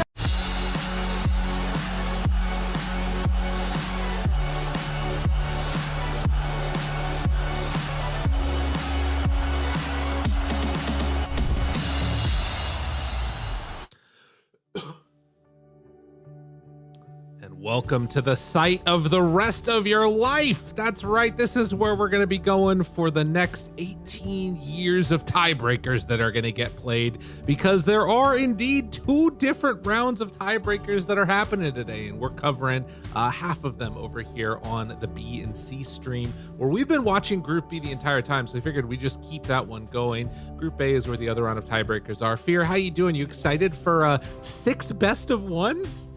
I mean, of course, yeah, this is what we're here for. Like, there's only been 4 teams that have solidified their spots in this tournament right now, and the rest, they still don't know where they ended up at the last day, so we've got a lot of tiebreakers to cover here. That's right. I'm just going to give a quick little rundown of, like, what you guys can expect out there. So on stream A, the main stream, they're doing a regular 3-way tiebreaker, which is like something that we've all come to know a little bit. Each team plays each other. There's a chance that it could go infinite, right? So if A team beats B team, B teams beat C, and C beats A, then you just play another round and that can go forever. We've had up to like 3 or 4 rounds of that happen before. For the 4-way one, it's a basic whole new group stage where they all have to play each other again. So 6 best of ones that get played out, and that doesn't necessarily resolve it. You could have to do another round of the 6 best of ones. We'll see if it happens or not. But the other thing, and the reason that it's like particularly even more of an issue, and we could go to a second round of it where it's like instead it drops down to a 3-team tiebreaker, is because this is playing for everything from top spot, top seed, upper bracket, all the way down to being eliminated. And then there's 2 spots in the middle there where you're in your safety zone. So we'll just update you as things change. But if you're interested in Group B, that's Stream B and C. If you're interested in Group A, that's Stream A. Make it easy that way. Fair. We've got Spirit facing off against Heroic in the first one. And we haven't got to see Spirit. We saw a lot of Heroic, though. Yeah, we did, and unfortunately, Heroic, they just suffered a loss 0-2 to Gaming Gladiators. Didn't look pretty, and towards the end of the last day, number 2 there, kind of felt like Heroic, the wheels are falling off a little bit for the team, and I'm a little concerned for them going into this. They looked at they were going to be the top of the group going into day number 2, and here we are. There's a chance if they don't pull together quick, they could be going home. So I am worried for them in that regard here. Team Spirit, this is a team that we expect a lot from 2-time TI winners. They're in a situation where they could also be eliminated today, or they could go upper bracket. It's up in the air for everyone. But Spirit has been Spirit for the most part, like maybe a little lackluster at the beginning, but starting to pick up a little bit more momentum. So I think for in this particular game, Heroic is really gonna have to step it up and make sure that that 0-2 loss they just suffered and the loss from the day before doesn't really affect them going forward anymore. Because I don't think Spirit mentally should be in a bad spot. That's probably to them. It hasn't been a great tournament whatsoever, but they've been here before. They've turned it around, and they're very familiar with this. Right. I think that Spirit is maybe the team that I'm the least worried about having any type of break in their mentals. Yeah. Extreme is the team that's gotten the biggest boost, right? They come in today and they 2-0, take down Tundra in both of those games, looking really solid. And now they have to play Tundra again right out of the gate. So it's actually kind of an interesting dynamic with that regards. I think Extreme is well poised to be battling it out. And for me, at least, I feel like it's probably going to be between them and Spirit for getting that top spot. But anything can happen, right? And in these best of ones, like that's the other thing, right? It's a lot of games being played, but best of one format, crazy stuff can happen. Do you think that we see any type of like cheesy picks? Are we going to see a Huskar or a Brood? Like in any of these 6 best of ones, do you anticipate something like that happening? Well, the thing is, cheese, in my opinion, doesn't really exist anymore. There's some certain things, there's like combinations of heroes, like I'd say Io Marcy are kind of broken together, but the way the draft is like structured by itself now, you can't get those heroes back to back anymore because you only get to pick one hero, then right back into the banning stage. And I don't think there's any one particular hero. Like if you get surprised by last pick Huskar, that's on you. Like you picked Ember, you forgot to ban Huskar, you know, that's on you. That's not even cheesy anymore. That's just like very much everyone knows of these certain heroes. Same with Broodmother. Brood is a hero that not so cheesy anymore now that the ultimate is the Spiderlings. So it's still a good hero, but I haven't seen a last pick Brood do work in a long time. Get into and begin our insane rounds of tiebreakers. We also get a look at the players that are going to be playing in it. Heroic facing off against Spirit. I do agree that you should be able to anticipate those types of picks. And I get what you're saying about, like, you know, if you get caught off guard, that's on you. But I'll also say that in the midst of the sort of, you know, mass games that get played, I think it's easier to accidentally forget one of those heroes in a best of one scenario, and the cost of forgetting it is much higher than in a best of 3. Yeah, and if you do manage to do that, you're going to be kicking yourself really hard. Like, wow, we, you know, like picked Ember or Puck or something, and we left Huskar in the pool, a free Huskar game, and then we lost. It was so stupid, but yet again, you're just thinking about a million things. And I think more particular for the B stream tiebreakers, there's elimination in mind.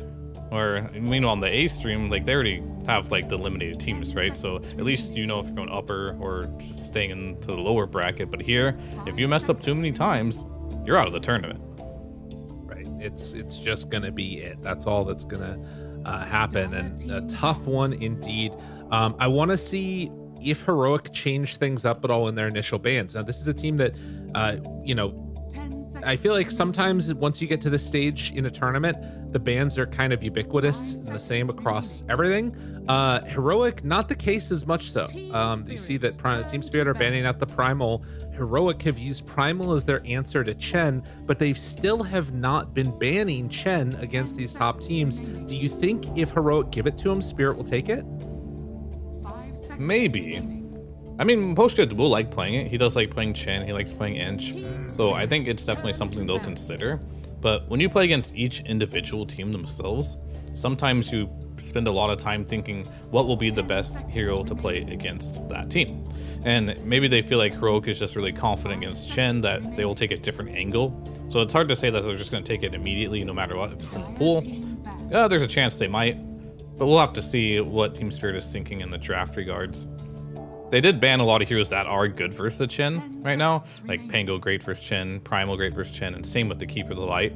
So these heroes could indicate that they do want to Chen on this first pick here. Right. The other things that you obviously want to watch out for, the Collapse Mars has been making a lot of appearances recently. We've also seen the Pango already banned out, Shadow Demon Enchantress. Are the other two that we've seen a lot of good stuff coming from Team Spirit when they got the opportunity to. I kind of like the idea of the Ench personally. It just seems like it's been a solid hero, but they get the Lesh, right? That's not banned out this time. Interesting. And it doesn't look like this is a hero that, even in their last series against OG, they even favored at all. It wasn't banned in the first phase whatsoever. So yet again, going back to point where you kind of just pick a hero that you just want, and Heroic will actually be picking that one up. I thought that was Spirit picking up, my bad. But Heroic Leshrac, is that something that they played a lot of? We haven't seen it yet, have we? Or has it been permaban? To check that out real quick to see if we've seen a Heroic. Are they coming out with a new strategy here, or is this a hero that teams just wouldn't give to them? They have not been having it banned against them. Yeah, they haven't been picking it either, so it looks like they're going for a full 180 here in their play style, and it goes back to, like, is it going to be concerning to see a situation like this where a team that has been struggling towards the tail end of the tournament starts switching their draft up almost entirely?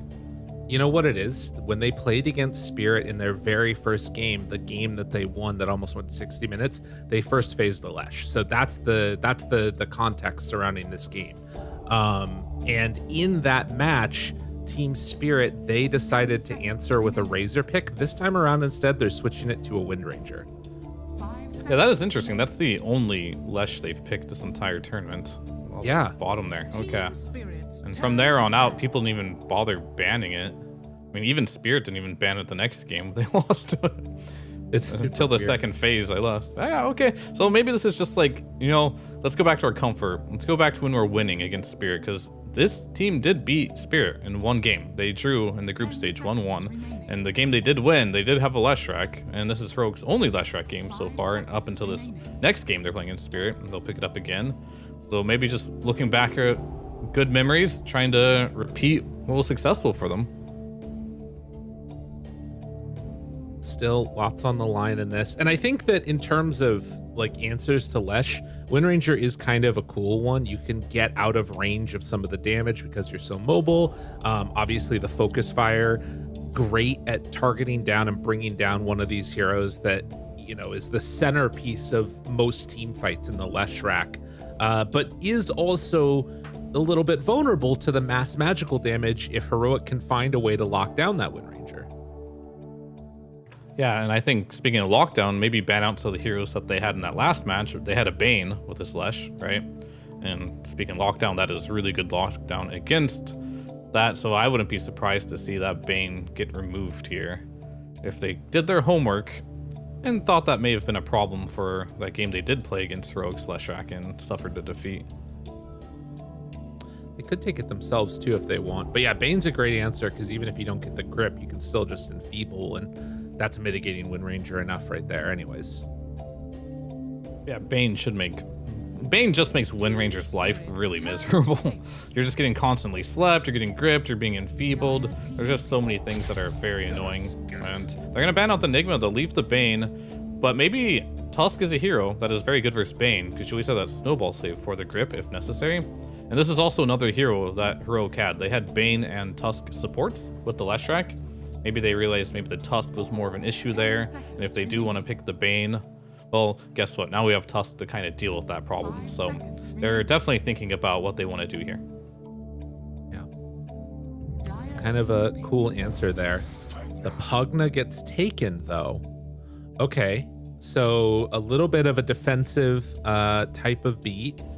I'm wondering if this is going to be, this doesn't feel like a Schofield hero. This is probably KJ on the Pugna, and he has been the man of the match over and over again for me, at least, when I've been watching these heroic games. Yeah, he's been playing really well, but this makes a lot of sense because when you play heroes like Leshrac, we always called it before, IO Leshrac was super popular. You want a battery, kind of, for this Leshrac to keep going in. And if you look at all the damage output from Spirit here, Focus Fire, Tag Team, Walrus Punch, well, this is all physical damage, right? So Lesh can just go all the way in as far as he wants. As long as Pugna's there with a Decrepify, it'll bail him out of a lot of trouble here. And worst case scenario, the Life Drain is going to keep the Leshrac out as well. And it makes me wonder, can you pick a hero, a forbidden hero that many people don't touch anymore, but when you show your hands like this, can Miposhka bust out an AA or something? Something that's really gonna put a dampener on this massive heal strategy with the Bloodstone plus the Life Drain combination of the heroes running in there.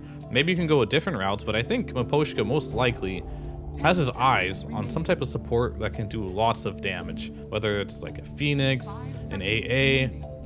I'm not playing a lot of POS 5 nowadays, but that's kind of from a draft perspective, looks like something that they might need because they're all in on the physical damage right now. They definitely need some more of that magical AoE nuke damage here.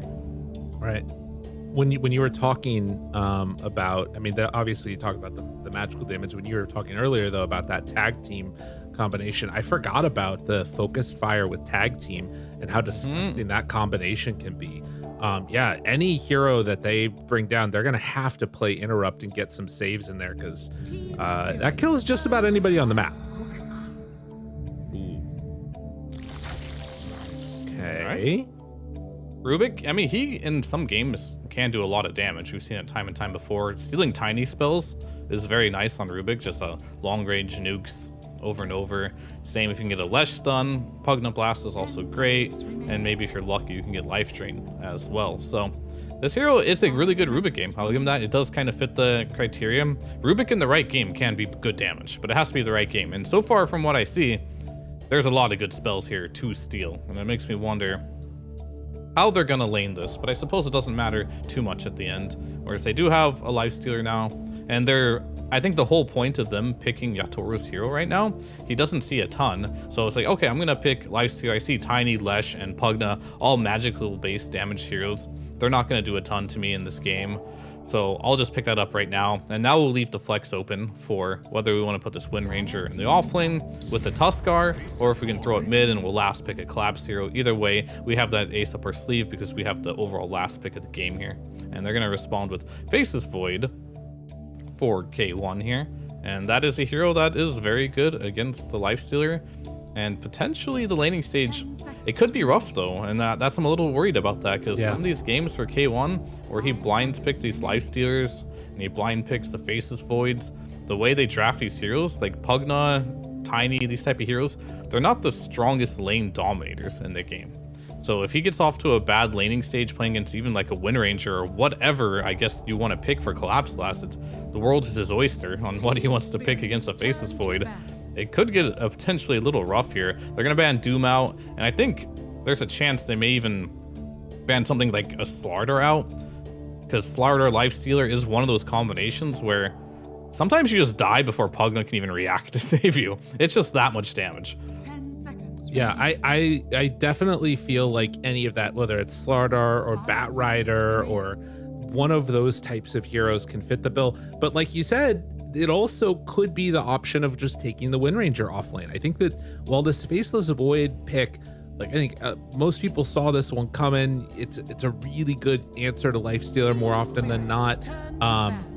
The problem that you run into, I think, in the laning stage, and how weak this sometimes can end up looking, is that now Team Spirit has a lot of different ways to exploit it. They can either try and pick an answer that's like in the laning stage, bullying it harder, or take like a mid-game answer by taking another mid lane hero. And I'm definitely feeling like no matter where this Wind Ranger goes, Faceless Void is going to be pissed, because if it's in lane, he's just going to get plinked the whole laning stage. If it's mid, 7-minute rotation, focus fire kill, 12-minute rotation, focus fire kill. Every single time Faceless Void is going to go down to Tusk Wind Ranger. Yeah, and there's that last pick Brood not going to get through against Lifesteer, but that does leave a hero called Razor that's been very popular. Also a good laner against the Lifesteer. Slardar is also good for Heroic in theory. I don't know if it'll work though with a Tiny, because that lane isn't super strong. But it could be a block pick. And you definitely don't want the Razor on Team Spirit against Faceless Void. So I think Slardar for the block pick, or just Razor if they want to play it. But Defy Llama, he's talking about what he wants. He's thinking about it. It looks like he has an idea. Let's see what he's thinking. So those are the two that comes to my mind right away, thinking of this particular matchup. But maybe he's cooking up something extra spicy. There's a chance. A lot of poking at the screens, talking about what they want to do. Heroic, I feel like the team that is coming in with more pressure on them after having a really good group stage, now being in a position where if things go wrong today, which they already have, getting O2'd by gaming, they could be eliminated. And after how good of a start they had to the group stages, that would be devastating. Spirit, on the other hand, the veterans have been here more than a few times. Heroic, they are going to. I knew that. It's on Timber. Yeah, I was thinking, was there anything I'm missing? And I was like, oh, Defy Llama, Grandmaster Timber Slaw player. That right there, I think, is ultimate comfort. And it's a pretty good Timber game. Timber versus Lifestealer is an interesting matchup because you do have the rage ability, so all your spells later on in the game aren't particularly super effective against Lifestealer. But early on in the laning stage, it's pretty good. And I think the reason they chose this over something like a Razor, and I think Slardar would have been too difficult to pull off just as you have a Tiny, is you can leave this Timber alone. And Tiny can just go help Hector. He can go help Analog in the mid lane. Schofield can do Schofield things on this Tiny, right? And Beastmaster is going to be the choice against the Faceless Void. This one used to be very popular just because Faceless Void has no ability to just hit the boars. And you can just like harass them over and over again. But with the resurgence of pretty much the Axe build over and over, we stopped seeing this Beastmaster hero as a counter to the Faceless Void. So he's definitely going to go for a Zoo type of build here, I would imagine. And even versus the Timber's historically been known to be somewhat strong against the Beastmaster. I'm very curious to see what direction Collapse is going with this. It does give him a lot of tempo. It gives him some good lockdown. But it is still very physical heavy lineup here. You do have the Lifestealer, you do have the Tusk, you've got a Wind Ranger, and now you have Beastmaster Lifestealer. So it's gonna be very difficult to deal with, honestly, just the KJ and his Decrepify. It feels like it can do a ton of work in this game to save Defy Llama and Analog, and I think K1 has lots of freedom this game outside of the laning stage because his cores are just going to be running into the fights non-stop to potentially get really good chronos here because it's not going to be up to him to initiate these fights. Well, that will be something to watch for if K1 can break his streak of what's been frustrating games for him, I'm sure. Yesterday, we saw towards the end of it, he was having a little bit of a talk back and forth with Defy Llama. Not sure still what was said there.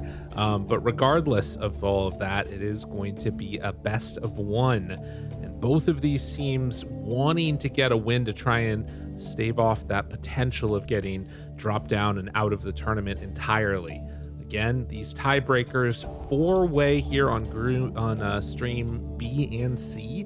There's going to be one team in the uppers, one in the completely out of the tournament, and then 2 just moving through in the lower bracket. The thing that I'm curious about, and I'm wondering, is the Zoo build for Beastmaster enough of a problem that you would think about like trying to do a lane swap or something for Hector, or is lane swapping just like completely dead with the introduction of the Twin Gates? It's pretty dead. Like you can never get like the perfect lanes that you want and screw people TP scrolls. And then even if they do a lane swap, I feel like Faceless Void in the off lane against Lifestealer is just gonna get clicked down to oblivion, and he's just gonna have such a terrible game. Okay. Sector's just gonna have a bad time no matter what. We'll see. It's just this Beastmaster has not been very popular against the Faceless Void for many players for, I want to say, over a year now. Because if you go the Axe build, you just kind of time walk it off on the Faceless Void. and you just max that. But if you do manage to successfully do the boar build, then yeah, it can be really bad for K1. So I'm very curious to see how it goes for Collapse. Collapse is one of like the best offlaners in the world, so I'm sure he has a good idea on how to run this one. I'm very curious to see how it pans out though. Yeah, I wanted to look. There was one Beastmaster that got played in the entire tournament so far. There have not been a lot of them, almost at all. And let's see, it was played by BetBoom against Talon, and it was against a Lifestealer, it looks like. And I want to see if he ended up going for the boar build or not. Because it feels like if you're going to be taking Beastmaster in this situation, you definitely should be going for it. He's already queued up a Helm of Iron Will. Yeah, I mean, it's been kind of random to me. Sometimes when the Beastmasters, I don't play the hero much anymore. I only played it a lot when the auras were popular. But then started the people going the Aghanim's build, right? Every game. Yeah. And it felt like 50-50. Sometimes it looked really good, and other times it looked really bad. So I think in this particular game, though, you mentioned Lifestealer, Faceless Void. These two heroes, both in this game as well, have the same thing in common. They just have like a bunch of passives, and they don't have abilities to nuke creeps, right? So. All they can do is right click. So they can't really deal with these boars if they're microed correctly. And at this level, these players know how to micro their boars if they're going to be picking the hero. So they shouldn't be too worried about that. So it's going to be a lot up to KJ here. His hero is actually pretty good at just clicking boars down and nuking it down with Nether Blast. He's going to have to put a lot of effort into that. But he is going to be playing against Mira on the Tusk, so if he does get aggressive on the boars, Mira will punish him. So maybe it won't be so easy for him after all. Yeah, no, there's a chance. I will also want to kind of mention,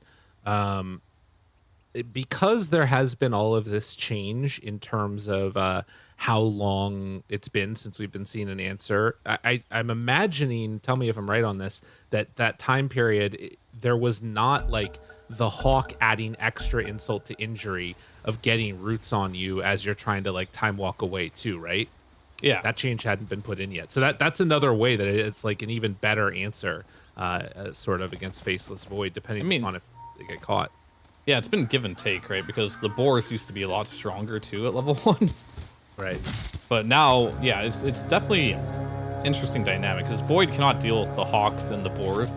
But before, when it was a really hard counter, you couldn't even deal with the boars. But the boars got nerfed really hard. Now you have a Hawk now too. We'll see if he has the mana to be able to sustain all that though. The dusk is always ready for Mira tried to get in there, but wasn't able to outclick KJ, and he's taken some damage. Anyone even gonna jump forward and get a few more little hits onto that Mira's on fire. Quite literally, that's a freaking model. Doesn't really fit the lore of Tusk, but Divine Llama, Schofield, moving in, blood grenade out. Oh, they just wanted to get the range creep. Huh. Curing that one.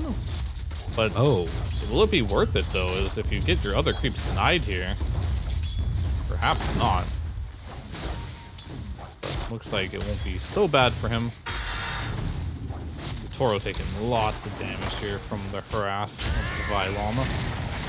Oh my god. The courier? Okay. Shards the courier to get the kill onto it.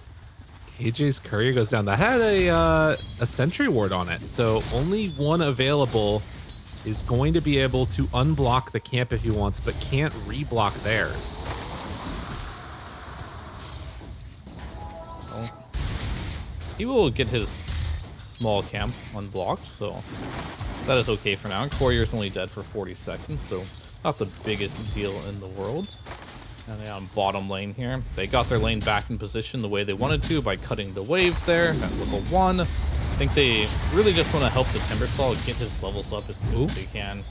And he's just going to get blocked out for a little bit, but for now, with the Whirling Axe, or not the Whirling Axes, that's Timbersaw, the Wild Axe. There's a lot of axes in this game between the heroes. Not enough to get a kill, and the boars will start being leveled up now, and I think he realizes as well on Collapse. Level 1 boars, they're terrible. They get a bit better though once you get to level 3, so he'll probably put that second point there and start summoning them around that time frame. K1 just trying to put the hurt on while he can. Collapse does have a tango working, getting passed over for Mira, but had to buy more, and also has a bracer coming up. 2 minutes into the mid lane, very even so far as you might expect. 2 points in Lightning, Analog hanging on to the point. Deciding if he wants to go for more into Diabolic Edict eventually, if he sees an opportunity to hit a split earth. We'll have to see, but I've definitely seen a lot of Lestrax just not get done, weirdly enough, until around level 5 or even later. Sometimes on until like level 8. That was nice. Okay, so KJ, 1 Nether Blast at level 1 and 1 right click means the boar is dead. That's level 1 boar, pretty bad. not good. But he should have level 2 boars now. We'll see if he puts 2 points in it or goes for another point in axes. 2 points in axes it is. It looks like he wants to play with the axes in this thing. Interesting. Instead, maybe on trying to do KJ. something onto KJ, but he TP's out. Root! Oh, no. That stupid bird. Didn't go for it. Man, that's crazy. Oh, it's because it's a base attack time. It's technically attacking, right? I think so. Yeah. Interesting. Well, regardless, it is a down bottom, slightly better lane going on for Divine Llama than we're seeing up top for the Beastmaster. Yeah, still not really shutting down Yatoru here, but with the 2 points in Whirling Death, I think Yatoru is going to start feeling a lot of pain here. Avalanche is online. Didn't quite time that one correctly. Was expecting Yatoru to go up a little bit. Got it. And if you want on Yatoru, the Whirling Death is a dispellable buff. So if he wants to, he can rage to give himself some instant HP back. Well, so far, KJ is going to keep on taking a bit of a beating from Mira, but they can't really threaten each other fully for any kills. It's just kind of been a bit of a poke and prod going on instead. But yeah, the lanes, nobody like fully pulling way ahead of everybody else. Definitely Faceless Void is having a good time.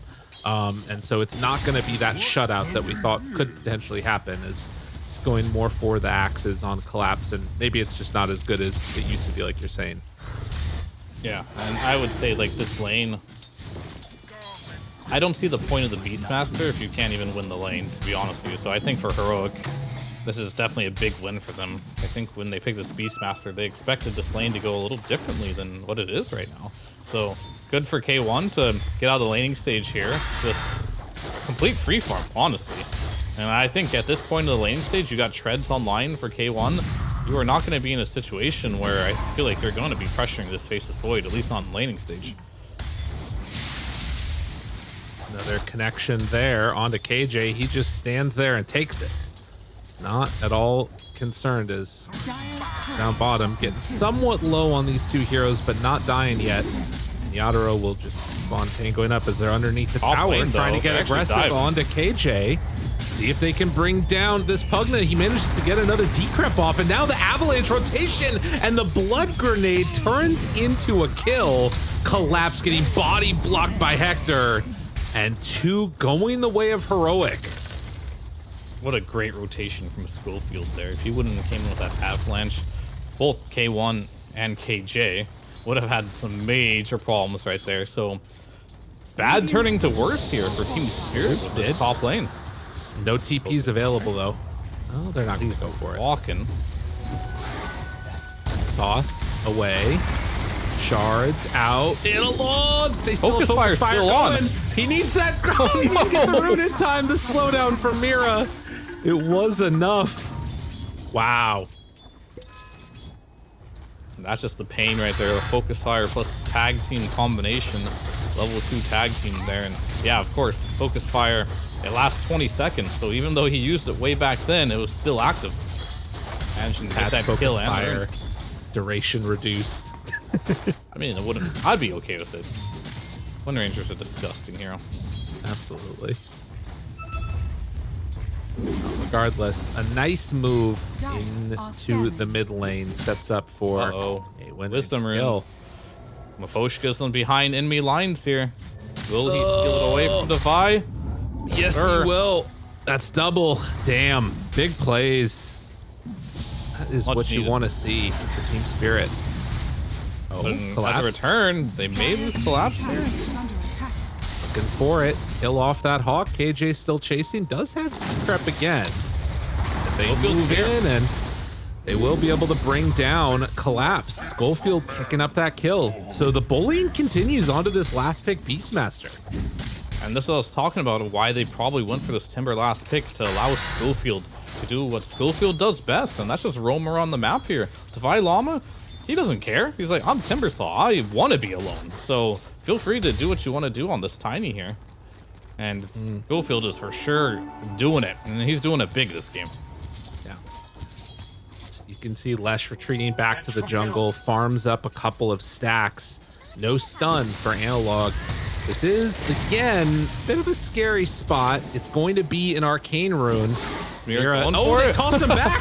Oh, and now the snowball over. Schofield picks up the Arcane, so not able to save it for Analog, but does get the kill on Mira. Still big win, and Schofield honestly played that perfectly. There's like a world in which he doesn't get this rune for his team and doesn't even kill the toss. Like the toss back into the avalanche, into just barely taking the rune right away. And KJ, no Decrepify. Can he survive for 5 more seconds? Not even close. He couldn't even survive for 2. It was a cool play by him, though. He dropped down a sentry and then decrypted the Rubik so he couldn't deny his own ward. But he ends up paying the price for it there. He does. Well, things going still pretty even. The main differentials are Wind Rangers ahead of the Lesh by a lot. Significantly. Yeah, pretty very significant. But Faceless Void also having a good game is what you want to see when you're playing against a Lesh or a Life Stealer. Yeah, for sure. Faceless Void having a great game. Same with the Wind Ranger. And Lifesteer obviously doing good, just that's mainly just off the back of rotations, right? Schofield's just never in Divine Llama's lane, so of course in a 2v1 situation, you're not going to succeed there. Oshka gets 3 points in Nether Blast, so some big nukes could be coming out. If they're not careful, this could be a burst potential onto K1 with Roar available. He's got to be really scared. Time Walk was just used. They're looking for the Roar. Snowball. Oh, and the Chrono. Just a turn. Realizes he's in trouble. Has to jump away. Things got weird. Things got real weird. And now they move in with Defy. And it might be enough. K1, he time walks all of it off. Schofield is going to die, but they get 2 in return. And now on to Collapse. Wants the TP out. Will it be in time? No. Divine Llama gets the double kill. That was so close to horrific for Heroic, and it ended up being great. Yeah, they ended up rotating 5 heroes for Heroic for that one, but just the right amount of numbers. If they would have had even 1 less hero there, maybe that goes disastrously wrong for them, as that Rubik would have got another round of that blast off and potentially got some kills as well. So, but that does mean Yatoro does get a lot of space. It does mean Laurel even got even more space, but still worth it for Heroic. That particular fight got them up to a 1k advantage here. But at some point, they're going to have to find a way to deal with the big boys on Team Spear, and that's going to be Laurel, and it's going to be Yatoro, who's already pressuring the tier 1 bottom, and now they're pressuring the tier 1 mid to boot. We'll keep them at bay. Maposhka stealing Chakram, always nice to do against the Timbersaw. Devi not too afraid of Laurel here at all. Just standing right in front of him. Has Soul Ring, Arcanes. I mean, he's got a ton of armor, right? The combination of like a Soul Ring and Wraith Band, it's pretty solid. Yeah, he's definitely very survivable right now. And with the Pugna behind him, he's nigh unkillable, I would say, at this point of the game. And I think for a little bit, that's just going to be the case. And you for sure are going to see, whether it's Yatoro or whether it is Laurel, one of them will be getting a nullifier, and that'll be a big item for this game at some point when they do manage to pick it up. But I'm a little worried. A little worried for the fact of what's going to happen here. I've seen this replay and the game unpausing. I just realized, because I looked at our PGM feed, that I have Divine Llama muted. I don't know how that happened. So sorry about that, dude. But I'm gonna unmute him so I can see what he's saying now. He's talking a little bit. That's okay. We followed.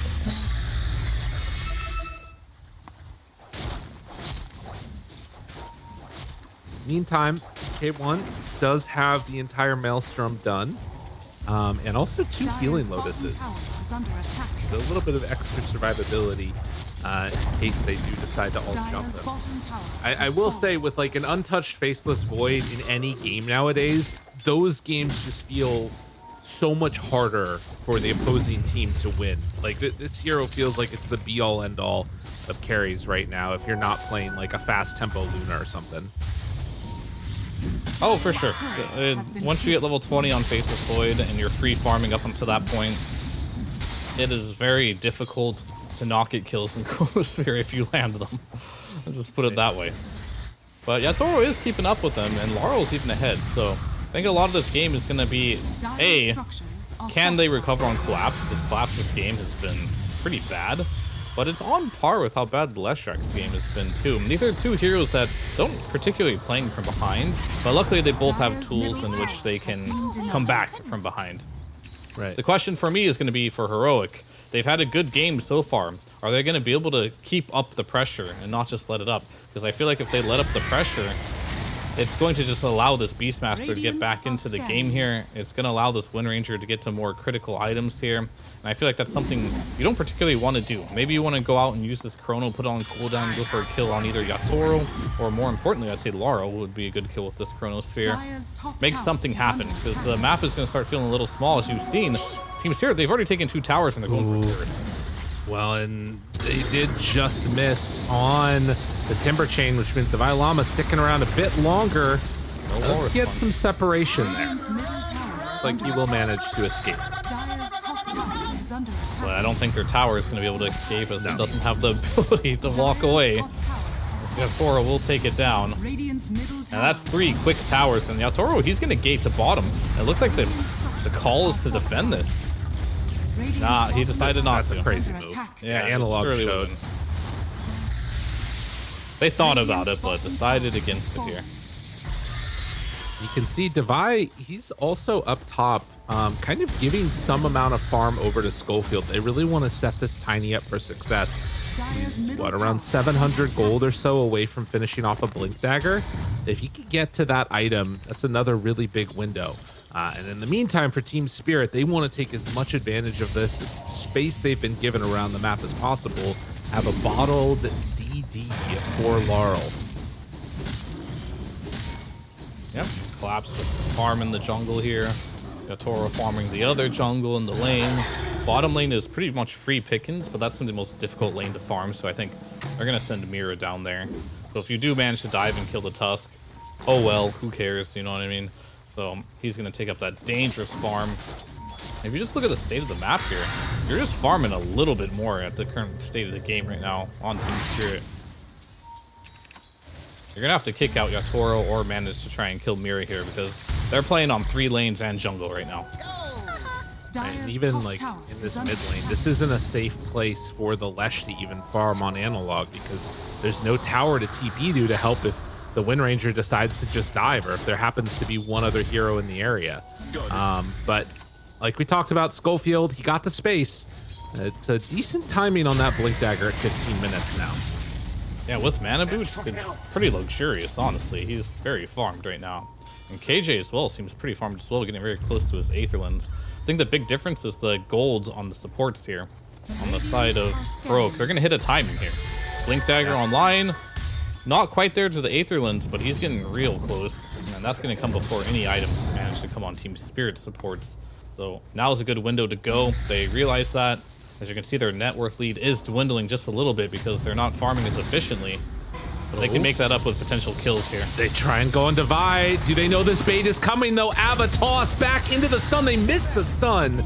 Doesn't matter. Get the kill. That was such a good bait by Divide. He looked like he was playing a little greedy, stepping forward there to get that last hit with the Whirling Death. I mean, that's the thing about Defy Llama, right? It's like, half those times he actually is alone. You know what I mean? Yeah, exactly. You just gotta take a gamble with him. It's like, is he actually just being crazy again, or is he baiting? Who knows? Like, come on, guys, it's the Bylon. He's alone for sure. But and then you all show up, and it's like just one of those. There's just players like that out there that make you second guess everything. And I think it was in the Seb interview yesterday where he mentioned in a good way that Heroic, they play reckless, right? And yeah, they play to win. And it's stuff like that that really kind of gets at you, especially if you're a team like Team Spirit that's used to playing these teams that like to play it more like to the book and more structured, and you play against a team that is being a little bit more rowdy. You're going to be like, oh, well, fool me once, I guess. We'll see if it happens again. Yeah, I mean, that's one of those emerging storylines where you maybe don't feel as comfortable in your calls anymore. Dire, Scan, they hit onto the Tusk, who did just get his Blink Dagger completed as well. So Mira, no Arcane Boots to match the tempo of the Tiny, but another one of these melee position 4s is ready to get active, and yeah, moving into the Roche pit. I mean, he's trying to solo this. Does Beastmaster solo Roshan? I was unaware of this phenomenon. I mean, he's doing it. That's pretty cool. Come in. Yeah, he actually kind of just does, I guess. He took half of it all by himself, yeah. And honestly, I feel like he probably could have done the other half too. Right. There you go. Now we know. Helma Overlord Beastmaster and solo Roshan. I'm gonna go try that with Darkseer later. I don't think that's the same. No, what do you mean? What are you talking about? I think the Wild Axe damage amplification on your creeps hitting it is most of the damage, not an Ion Shell. But you know what? You do you. You go ahead and try it. Okay. It's your MMR, not mine. Fair enough. I don't play for MMR anymore. Oh, there you go. Ooh, it's your mid-gate progress, not mine. Right. There you go. There is an Invis rune on Analog now. I always feel like this is a fun one with Lesh if you can like catch people off guard. Just go Invis as you pop your all of your spells. Jumps in, tries to find one. K1 jumps away. Snowball does not end up hitting, and instead it's going to be the Split Earth onto Mira. Every move that Spirit make, it feels like Heroic is just kind of there and ready. Yeah, we call the Lesh track one when you use the spells. It's the IQ test. Ah, okay. It's less prevalent in like the Bounty Hunter with an Ion Shell on them. That's the ultimate IQ test. Sometimes people just die and don't even know how. How'd you think I got the 5K? Ion Shell and Bounty Hunters. M-clicking on enemies. How smart are you to realize that you're dying? I mean, I believe at the lower MMRs, people probably just don't know what's going on. They just die. I could believe it. It is kind of cheesy. They've gotten better over the years, though, to be fair. Regardless, it is now 3-4 to 9, excuse me, as the Tiny just gets brought down on the bottom side of the map. It definitely does not feel like Heroic are feeling pressured to make moves. And I'm curious if Team Spirit are going to decide to take a timing fight with everything that's going on, because Heroic are not pushing the tempo at all. I don't feel like they necessarily need to by any means, yeah, because they have Faceless Void, and whenever you're playing Faceless Void, as long as the game is even, you're pretty happy. He'll get out, Manta, and he's going in. I don't know about this one. Oh, ball. Mira, yeah, a little bit too excited to make that move, and they toss back the Rubik. Waposhka also found this is their timing with Aegis. How was Spirit supposed to make some moves together? And oh, geez.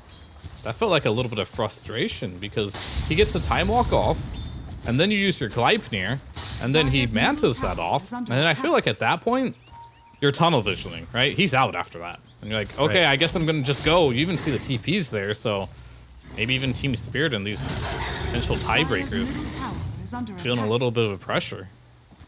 I mean, yeah, I guess that is one thing. Like, we've been talking about the strength of Faceless Void late game. If you're a pro player, you're definitely feeling it, and feeling like maybe you didn't get as much out of these early stages as you wanted. But time will tell how it all plays out. For now, at least, it's Heroic that continue to nurse this 3K gold lead. Even 4 now, but I think they're definitely feeling it on Mira, especially because his lane was designed to slow down the Faceless Void, and that just didn't happen this game. Like, not at all. K1, top 1 net worth in the game here, right where he wants to be. They'll end up killing the Tormentor, and that will go to Miposhka, so now you have the bit of save on the telekinesis there, which is pretty nice in all regards here. Both supports have decent shards. And I think on the other side, this is actually a pretty bad shard game for all supports.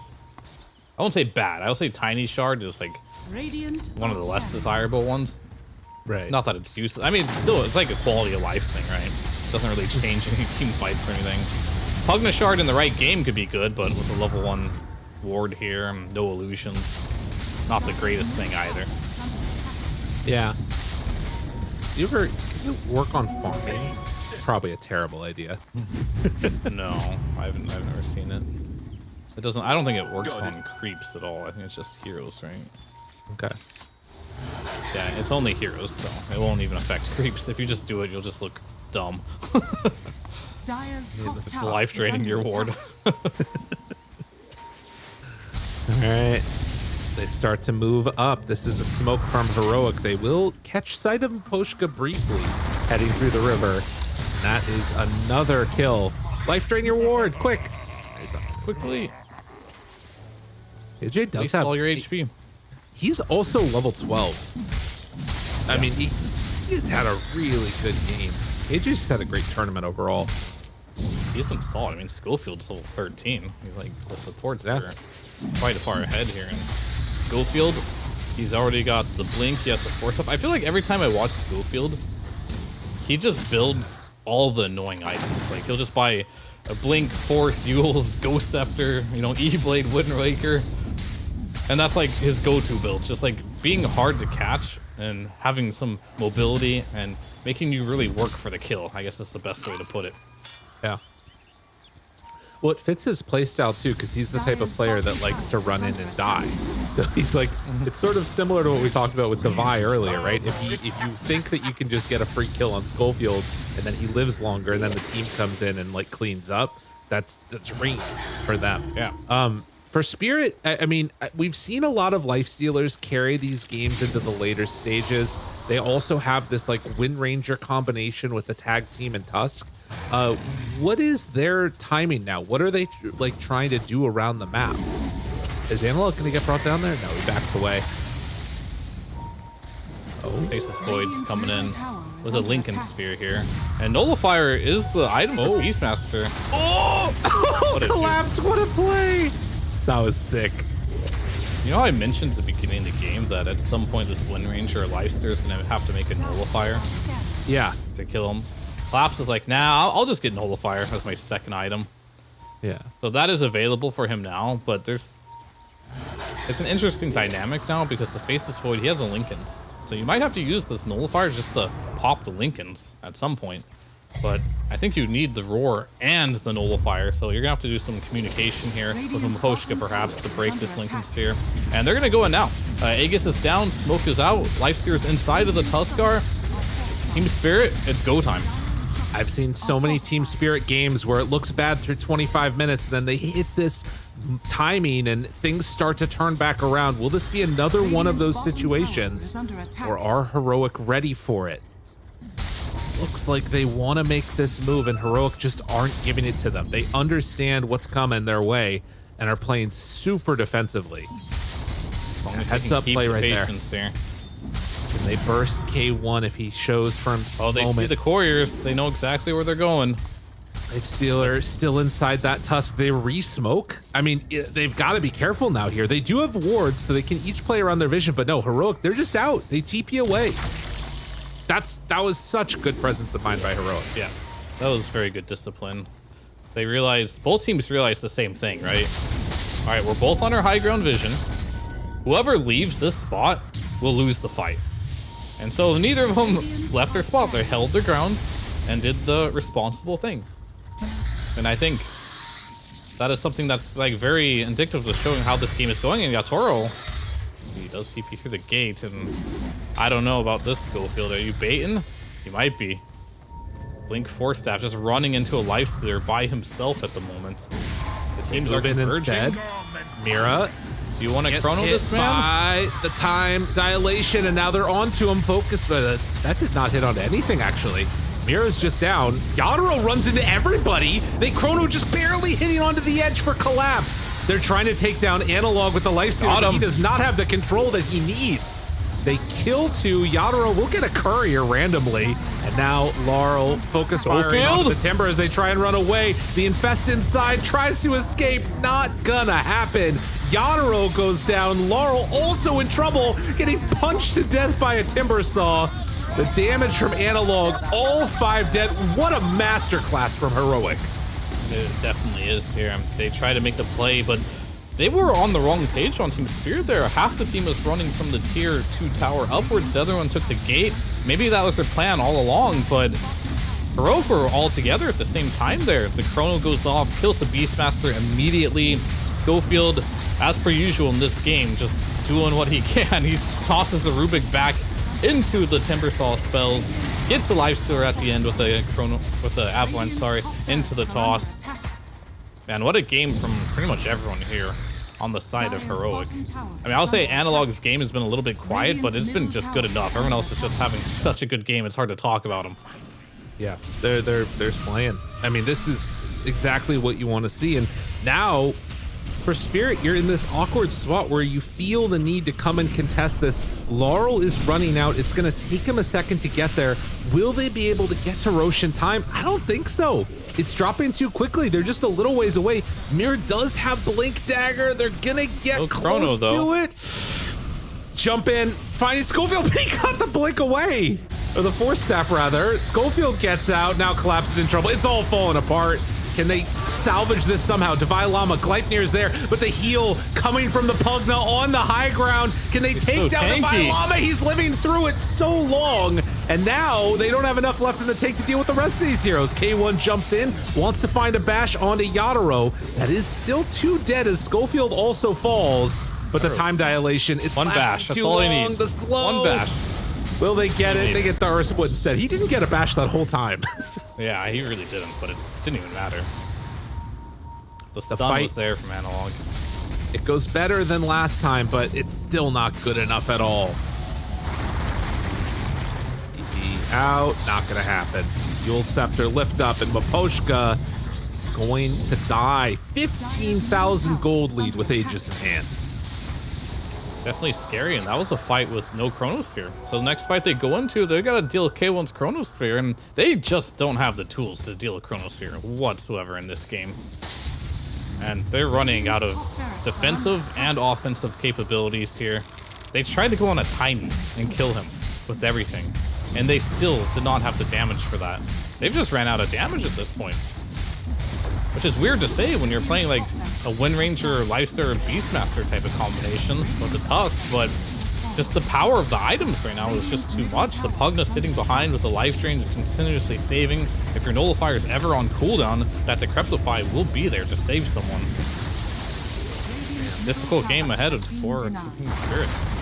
I mean, this is a really interesting situation too, right? Because these best of ones, you obviously want to stay in until the bitter end. You want to try and get yourself set up, but there's still a lot of matches yet to be played that help determine this. It feels to me like Team Spirit was the team that was more rattled coming into this, and maybe that's just a function of like the picks and how the draft went, and the Beastmaster not getting the game that he wanted at the start. But a couple of those dives, a couple of those like overextensions, and constantly just being met by Heroic and getting their moves shut down. It's been all them. Maybe there's been another angle you overlooked. Maybe it's just because we didn't cast the last game for Heroic, because whenever we cast Heroic, they seem to show up.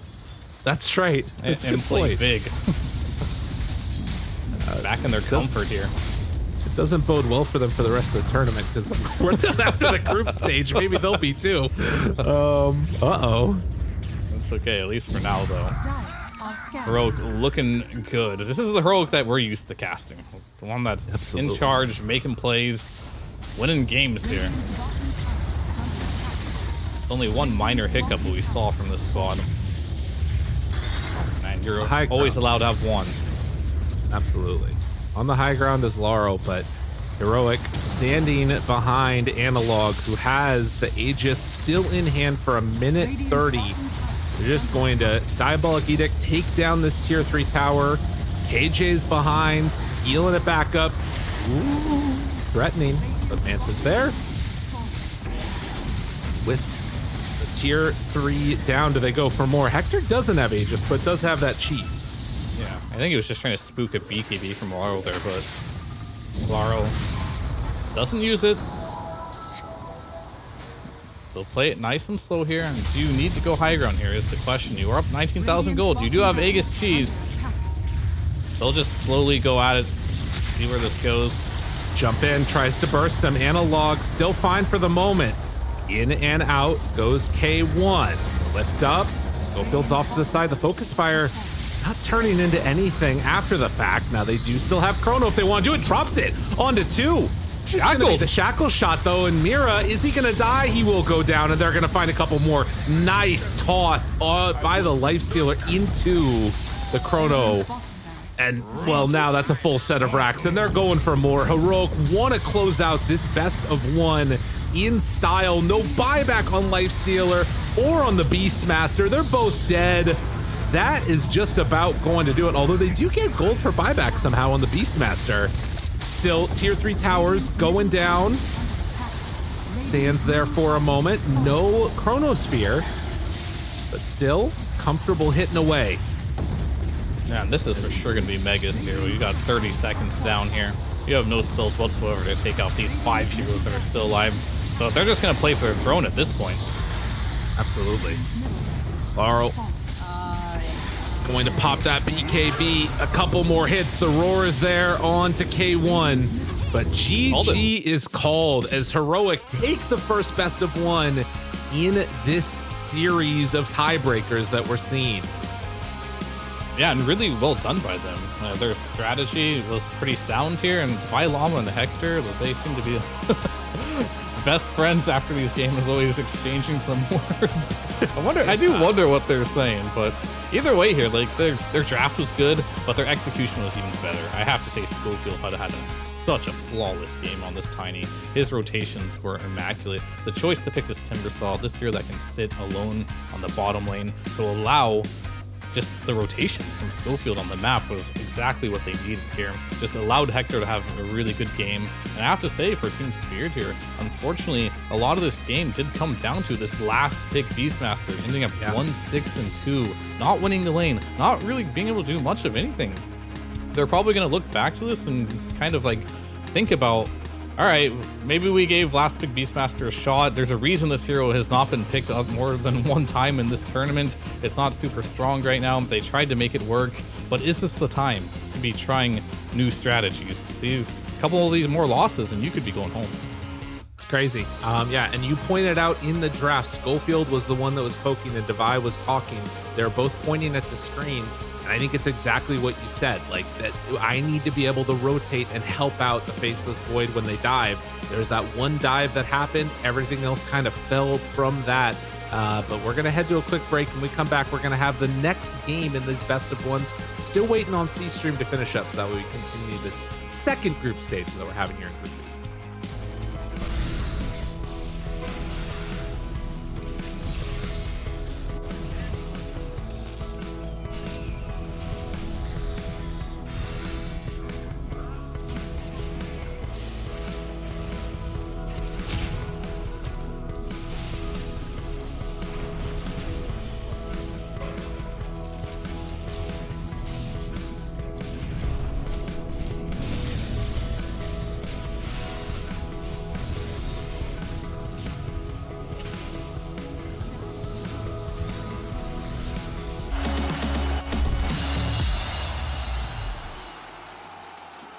At some point in every gamer's life, there's a question to be asked. Do your clothes match your hobby in any situation? Or do they just represent what you dream of? No matter what situation, there's always the right way and the wrong. The only real question is, which are you going to choose? Decide for yourself. It's a late night. about your face and your bright eyes, and now you're not with me. It's a sad sight. I wish I was your light. I wish I was your light. I see silhouettes dancing in the dark. You took a chance on me. This heart has been arrested. You're my chest and feeling to dancing. I see silhouettes dancing in the dark. You took a chance on me. This heart has been arrested. You're my chest and feeling to dancing. You know I'd be loving you out. You know I'd be loving you out. Loving you out. You know I'd be loving you out. You know I'd be loving you out. Loving you out, loving you out. It's your t-shirt, the way you walk into a room makes my heart hurt. I never felt alone until this best curse. I wish I was your light. I wish I was your light. I see silhouettes dancing in the dark. You took a chance on me. This heart has been arrested. You're my chest and feeling to dancing. I see silhouettes dancing in the dark. You took a chance on me. This heart has been arrested. You're my chest and feeling to dancing. You know I'd be loving you out. You know I'd be loving you out. Loving you out. You know I'd be loving you out. You know I'd be loving you out. Loving you out, loving you out, loving you out. You know I'd be loving you out. You know I'd be loving you out. Loving you out, loving you out.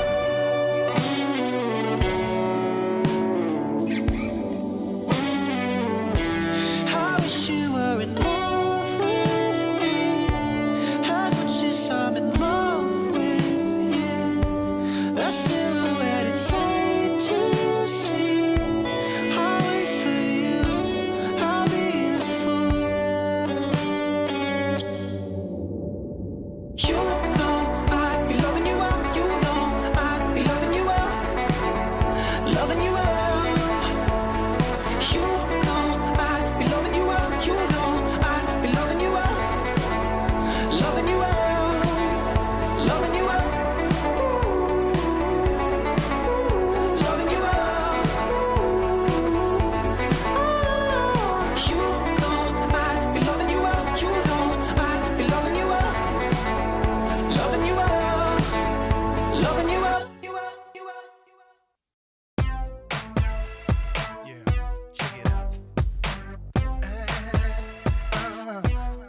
Come on. Negative emotion running round my head. Thinking about the things you did, the things we said. So who's lying now? And who's crying now? Look who's crying now. Trying to pretend that you don't really see. You don't really see all the things you do and what it does to me. And now you're gone away. But you'll be back someday. But it's a long time coming. You'll be walking back to me. And you'll be begging on your knees. Think of all the lies, the way you made me cry. And begging, baby, baby, please. But it's a long time coming. Talking to myself and wondering what went wrong. Knowing what we had was good, the feeling strong. Voices in my head, repeating what you said. What you said. Baby, what we had was still worth fighting for. The way I'm feeling now, I never felt before. But now you've gone away. But you'll be back someday. But it's a long time coming. You'll be walking back to me. And you'll be begging on your knees.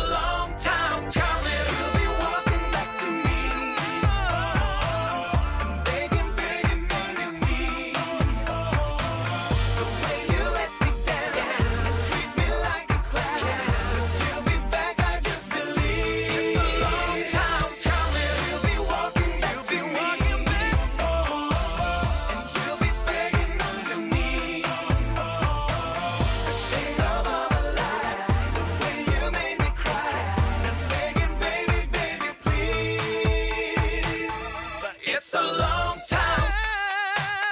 Yeah. Coming.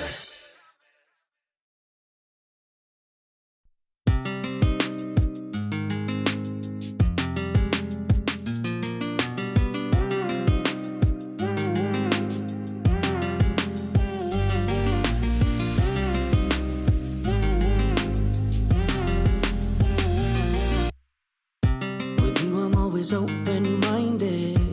I'm not the one that I used to be. Phasing in and out, acting all crazy. Yeah. Turning my head inside out, spinning my mind till I'm upside down. I never had any doubts. Stand out in the crowd. You're resolute, just like a leader. Yes, you're a leader, and I'm not gonna lie. When I'm with you, with you, with you, I'm feeling crazy when I'm with you, with you, with you.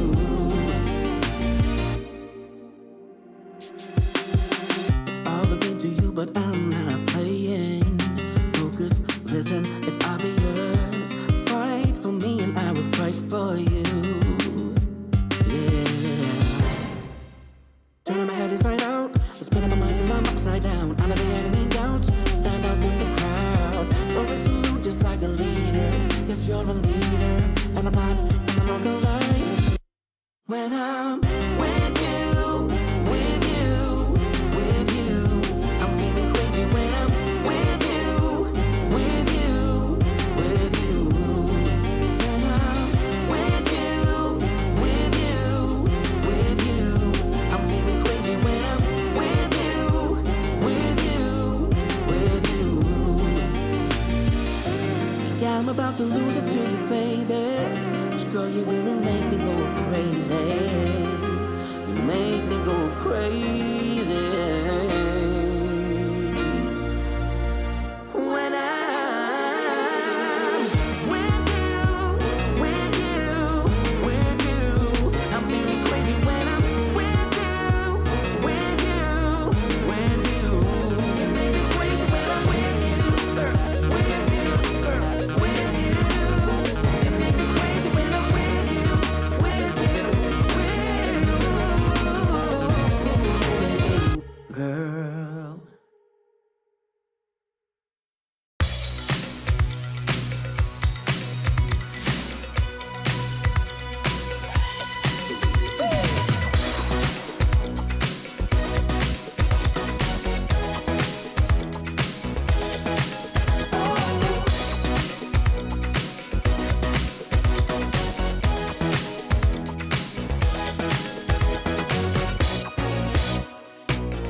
What about if you opened up? When are you gonna tell all about you? All about you, I wanna know. Come on and tell what you want with all your fantasies. Know you wanna be with me. I gotta make you mine. I gotta make you mine. I gotta make you mine. I gotta make you mine. What about if you talk to me? And in the secrecy, what's behind that little smile that you're giving me? Oh yeah. Come on and tell what you want with all your fantasies. Know you wanna be with me. I gotta make you mine. I gotta make you mine.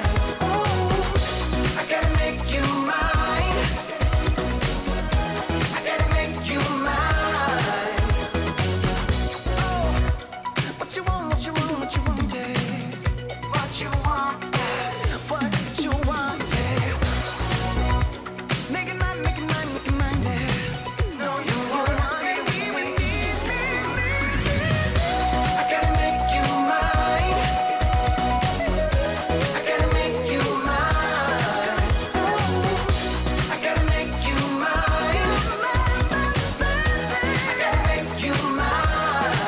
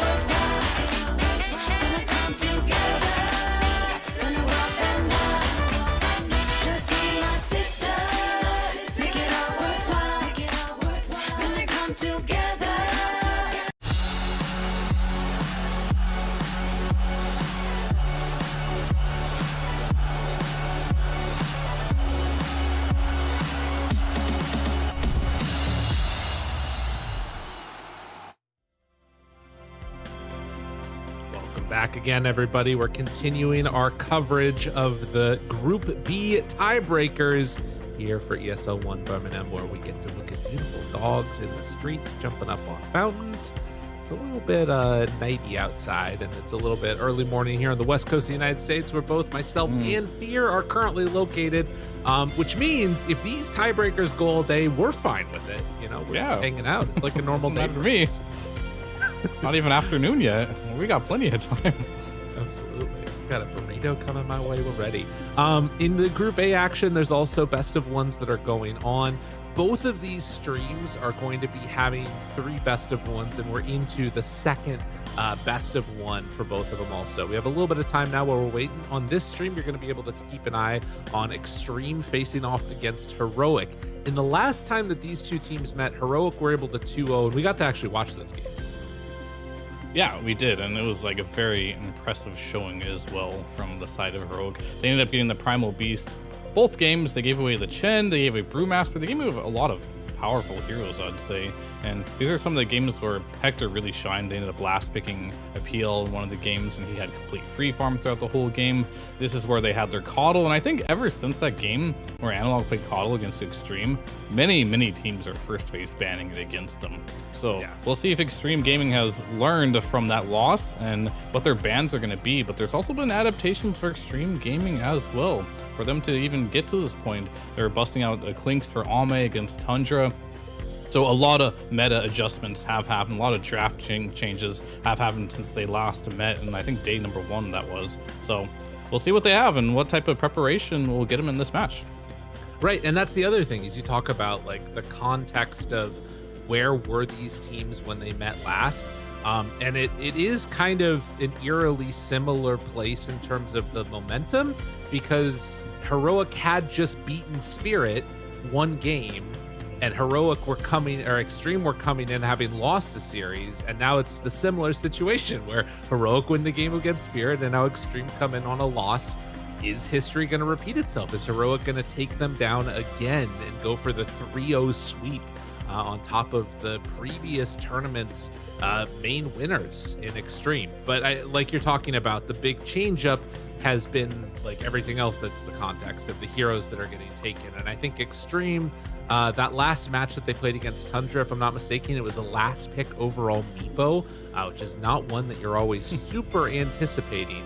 I'm feeling like they're probably coming back into this like, all right, we're going to get our Clinks, we're going to do all our fun stuff, it'll be fine. We'll see if they get their Clinks. Clinks is one of those heroes that has... Oh, it's a hero that is unfamiliar for most teams. This isn't a meta hero. It's going to be more of like a specialist hero. Like Ame is the only person playing Clinks right now in this tournament. And once you have a player that's playing something that nobody else plays, sometimes you don't know what to do against them. And there's just heroes in Dota like that where Clinks is not a wildly popular hero. In the right hands, and if you know what you're doing, he can look really good. But there are answers to the hero, there are ways to play against it, but if you don't know what those answers are because you don't play against it very much, I think the logical thing to do is typically just remove it from the pool. That's why you're given so many bans in the first and second phase. Get rid of everything that you just don't know how to play against, or you don't have the right answer, or you need some more time to figure out what the answer is. Now is not the time to experiment, it is time to play to win, and I think they should probably just remove it, seeing that XG is very familiar with this hero and confident. Is indeed the team rather, and Ame very confident on that hero for himself. But this is going to be the best of one to determine who it is that's coming out on top. So there's a lot of like back and forth going on in terms of how these teams are going to be ranked, and I think this set of matches, both here on this stream and over on the C stream, is going to be where it really starts to divide out the different rounds, right? Because there's 4 teams that are playing, there is a chance that like, I think if basically everybody beats each other again, that the 4-way tie continues again. I don't know what math needs to happen for that to be the case, but it's very possible. The other thing that can happen though is that if the teams start separating out and stratifying a little bit more, that's another way in which we could end the tiebreakers very quickly. So for instance, if Heroic managed to win another game and then they have their series against Tundra and Tundra will have won another game, the winner of that just moves on and is in the upper bracket. So that's something else to watch for. Both Tundra and Heroic are in a situation now where if they can win one more game, they only have to win one more after that, and then they're in the uppers. If they lose, you're still in contention for being eliminated. That's the danger here. Or you can just be like me and you can watch Extreme versus Heroic right now and we'll see what happens later. There you go. That's a possibility. Listen, I like game theorying it all out. It's a fun way to, but one thing I do notice is that like when I talk about this, people's eyes tend to glaze over a little bit. I mean, it's just a lot of information to process. Like even for me, it's just like a lot of things that can or cannot happen. And it starts to get much more clear once the games start getting played out. But there's definitely a lot of like possible scenarios and outcomes. And if you have the brain power to math it all out, more power to you, because everyone loves to hear it. Nobody loves to figure it out. Well, maybe some people do. I love to figure it out. I was a math minor, Fear. I love to do it. Perfect. Well, the things that we should talk about though in this game are Clinks has not been banned. Primal has been taken out of the pool, and Heroic still are refusing to ban Chen. Yeah, they beat it before, so, and it looks like Heroic is really just like kind of looking at the past and be like, they didn't play a Leshrac, right? Other than one time this tournament, and that one time they beat Spirit with it. So like, let's just go back and play the heroes we beat this team with and go ahead and collect our free win, I guess, because it seemed to work. It worked against Spirit. I had some doubts that this would actually work, but it did. It worked in spades for them, for Heroic there. So maybe they just go back and like, this worked against Extreme last time. Let's just run it back. It's a best of one. Well, now I want to see what they do against them, because like you said, against Spirit it worked, taking that Lesh. Against Extreme, they will not have their Primal. They do take the Pango for themselves, and it's just going to be the Coddle. So the Coddle was one of the key heroes that they ran, and yeah, Analog's playing it. And it's been banned against him a ton up until this point. So maybe he just feels like, because it's getting banned so much, I do need to take this hero. And looking at the Gaming Gladiators, Gaming Gladiators banned Coddle first phase both games when they beat him. OG ended up banning Coddle both games as well. So this Coddle has been banned out a ton against them since that match. This is versus Tundra. This is kind of crazy though, right? 10 seconds remaining. Is it though? I don't know if I mind this too much. Okay. 5 seconds remaining. So I don't think we've seen much Faceless Void first phase, but tell me why you like it, and I'll tell you afterwards why I'm afraid. Okay, so the reasons why I like it is because Faceless Void is a hero that will almost never win its lane just because it's laning prowess. So you might as well just counterpick because it's probably going to lose the lane anyway. Number two, this is a hero, Coddle likes running to side lanes and ganking a lot. And Faceless Void has a mobility spell on a low cooldown, so it's very difficult for Coddle to kill Faceless Void and bully him out of the laning stage. So there you go. You get the best carry in Dota in the game. You don't, whatever, the laning stage is whatever, honestly, for this hero. Like, it can be really bad, but if you're a really good Void player, you can minimize it, or you can, like last game, you can send another support to just kind of help out. Because I don't think this hero particularly gets much better as the draft gets on later. Like, sure, there's small things where it'll counter these life stealers, whatever, but Faceless Void just counters every hero regardless with his Chronosphere. The best thing you can do is like maybe pick a Naga or something against it and try to just play the split push game. But other than that, this hero is just super strong, and I honestly feel like it's been undervalued this tournament. Okay, I can dig that, and I think I agree that, like, yeah, I mean, I guess we've been seeing Faceless Void slowly get like pushed further and further up the pick priority. This is just my first time seeing it in the first overall. The thing that worries me about seeing it this early is that there are, like you talked about, some issues that it can have in the laning stage. And I'm curious if for Heroic, they're going to find some of those heroes that can exploit it, because you're right that like Coddle doesn't necessarily love ganking the Faceless Void, but if Heroic is already in like a really dominant lane where Faceless Void doesn't feel comfortable staying there, an extra little Coddle rotation could be enough to just tilt it into killing him over and over again. You know what I mean? That's always the risk with Faceless Void, though, in my eyes, because yeah, pretty much any off-lane combination of heroes has the opportunity to ruin Faceless Void's game. It's definitely a possibility. And there's a couple heroes that swing the pendulum just a little bit more in the favor of not the Faceless Void. But at the end of the day, if you play to not lose your lane, so like there's different ways to play lanes. Like you try to win your lane sometimes, but there's also ways as a support and a carry combination where you can just play for CS, and you can kind of just like minimize how much damage will be done in the laning stage. I feel like the only time these Faceless Void lanes get really bad is you pick a weak support with it. So I think overall just showing you have a Void already will just prompt you as a position 5 player to be like, this hero is going to win me the game, most likely. So I just need to pick a hero that makes it so this Earth Spirit, if he does rotate, can make something happen. Whether that's a Crystal Maiden, whatever it might be, can just like, so obviously Enchantress and Shen are some heroes that come to mind as well. That'd be really good for this, that they could end up picking just to pick a strong lane. The only problem is if you pick a weak position 5 with Faceless Void, then you're at risk of getting completely dumpstered in the laning stage.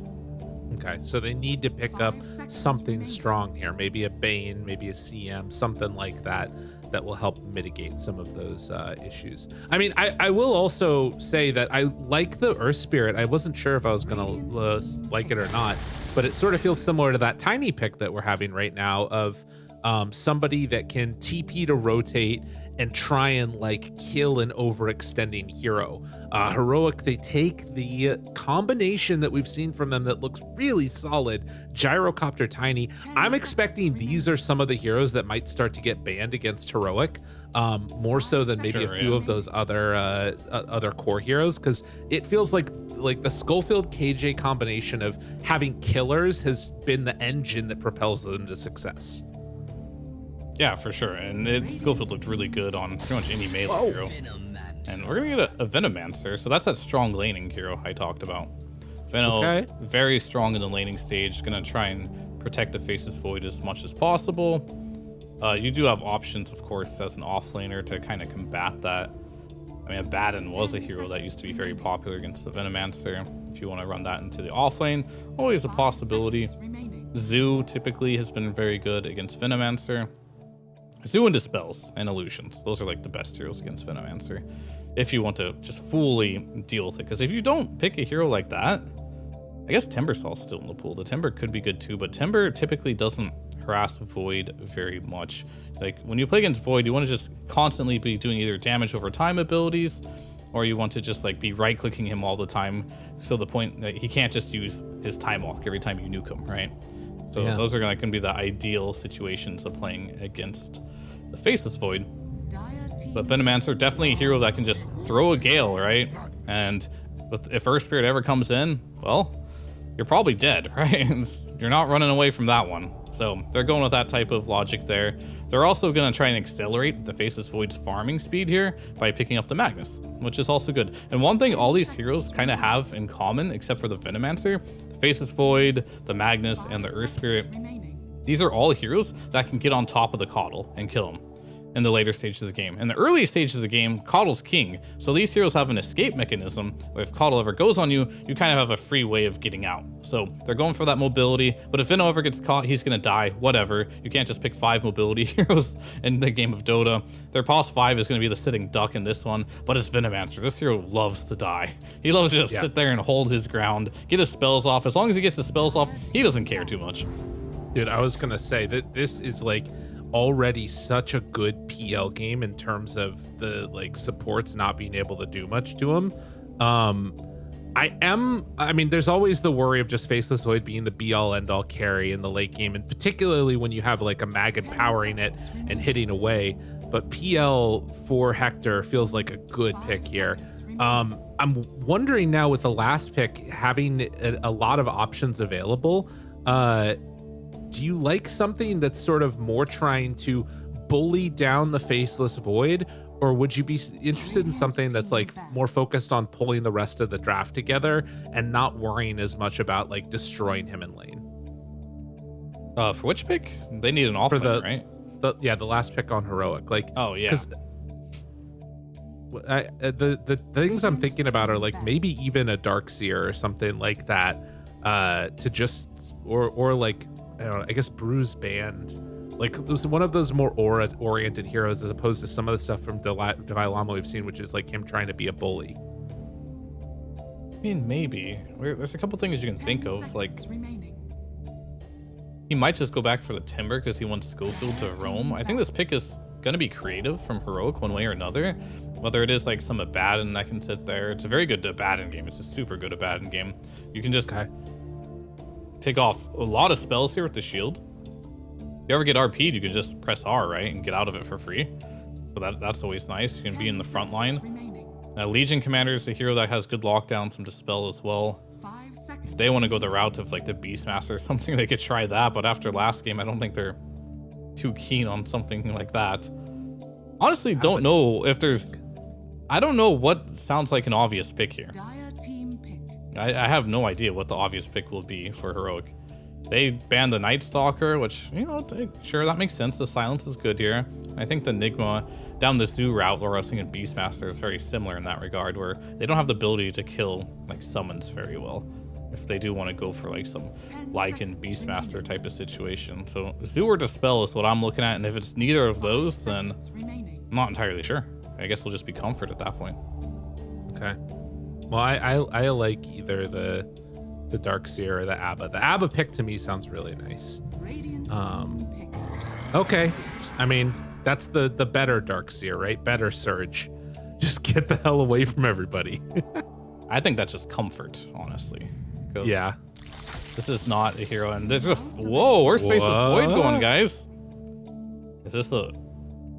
Okay. Faceless Void? Mid Void against the Coddle, so... This is interesting.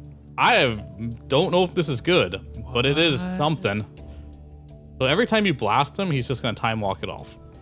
So there's that. But the downside is you don't have the ability to out farm the Coddle at all. And I've seen mid Faceless Void a couple times where they don't even get bash, they just max their W and they walk around and gank. This is bold though. This is definitely very, very bold. You will free farm on Faceless Void, that is true. You probably won't farm as much as Coddle just because he has the ability to do stacks. Or we saw the Sniper versus Coddle matchup we talked about. The Sniper was also able to do stacks while free farming. Void doesn't really have that luxury. This is cool though. I will say that. This is pretty cool. So talk to me a little bit, because all right, obviously they wanted the Faceless Void, like you're talking about, to be able to survive the lane against the Coddle. I feel like, I guess I want to get your idea of how you feel about the matchup of Lifestealer versus PL. Because if you're last picking a Lifestealer, it feels like you would have wanted the best possible carry that you could have taken against PL. Is that Lifestealer? Well, the thing is it's not bad. Okay. And you can't really pick the best hero possible against Lifestealer. Right. Or against Centaur. Yeah, and both of them, right? You're laning versus Centaur. You have to deal with that first. So you can't just like pick a hero against PL and ignore the Centaur. So yeah, they decided to be like, you know, I'm gonna buy a Radiance. We're gonna have a timing. He's gonna have Empower too, which is really nice against the PL. So it's honestly not bad, because what else would he have went for against PL? Is it like some Sven or something like that?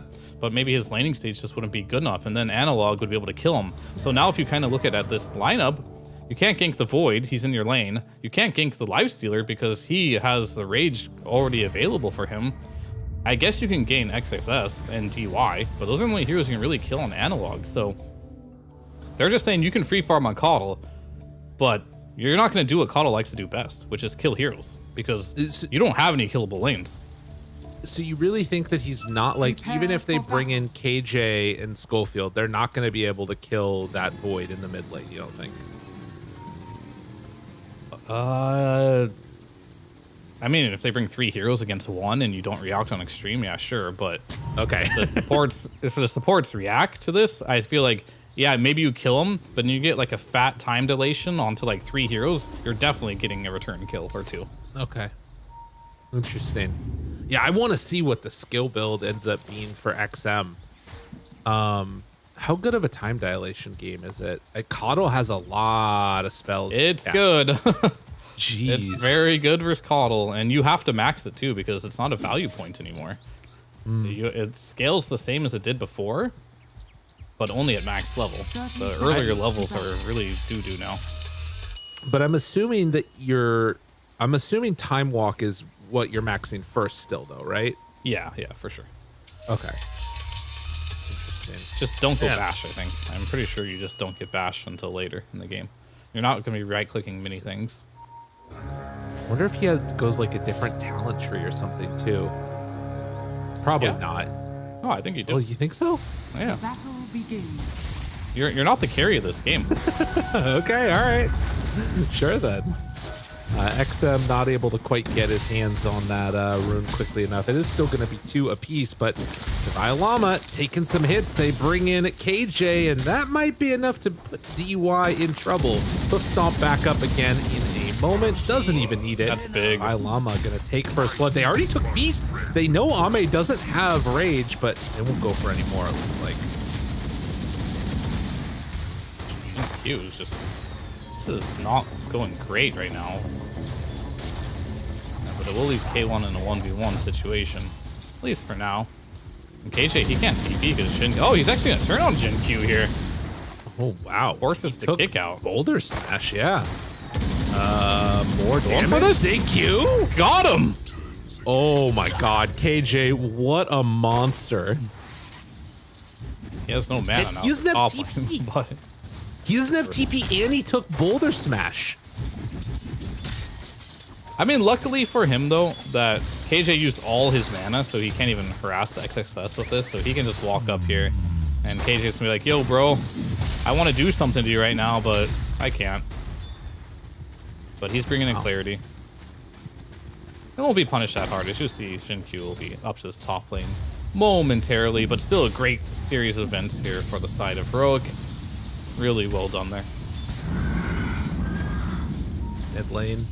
We'll keep our eyes on this. So far, Analog 8 CS versus the, well, gonna be 9 and 1. Oh god, XM. How dare you? 8 and 1 on the CS for him as well. Zinkyu back in with full mana, full resources. All right, this is another big thing. I mean, Analog did bring sentries. They're going to deward, but already slowing down the progression just a little bit of the Coddle, at least attempting to.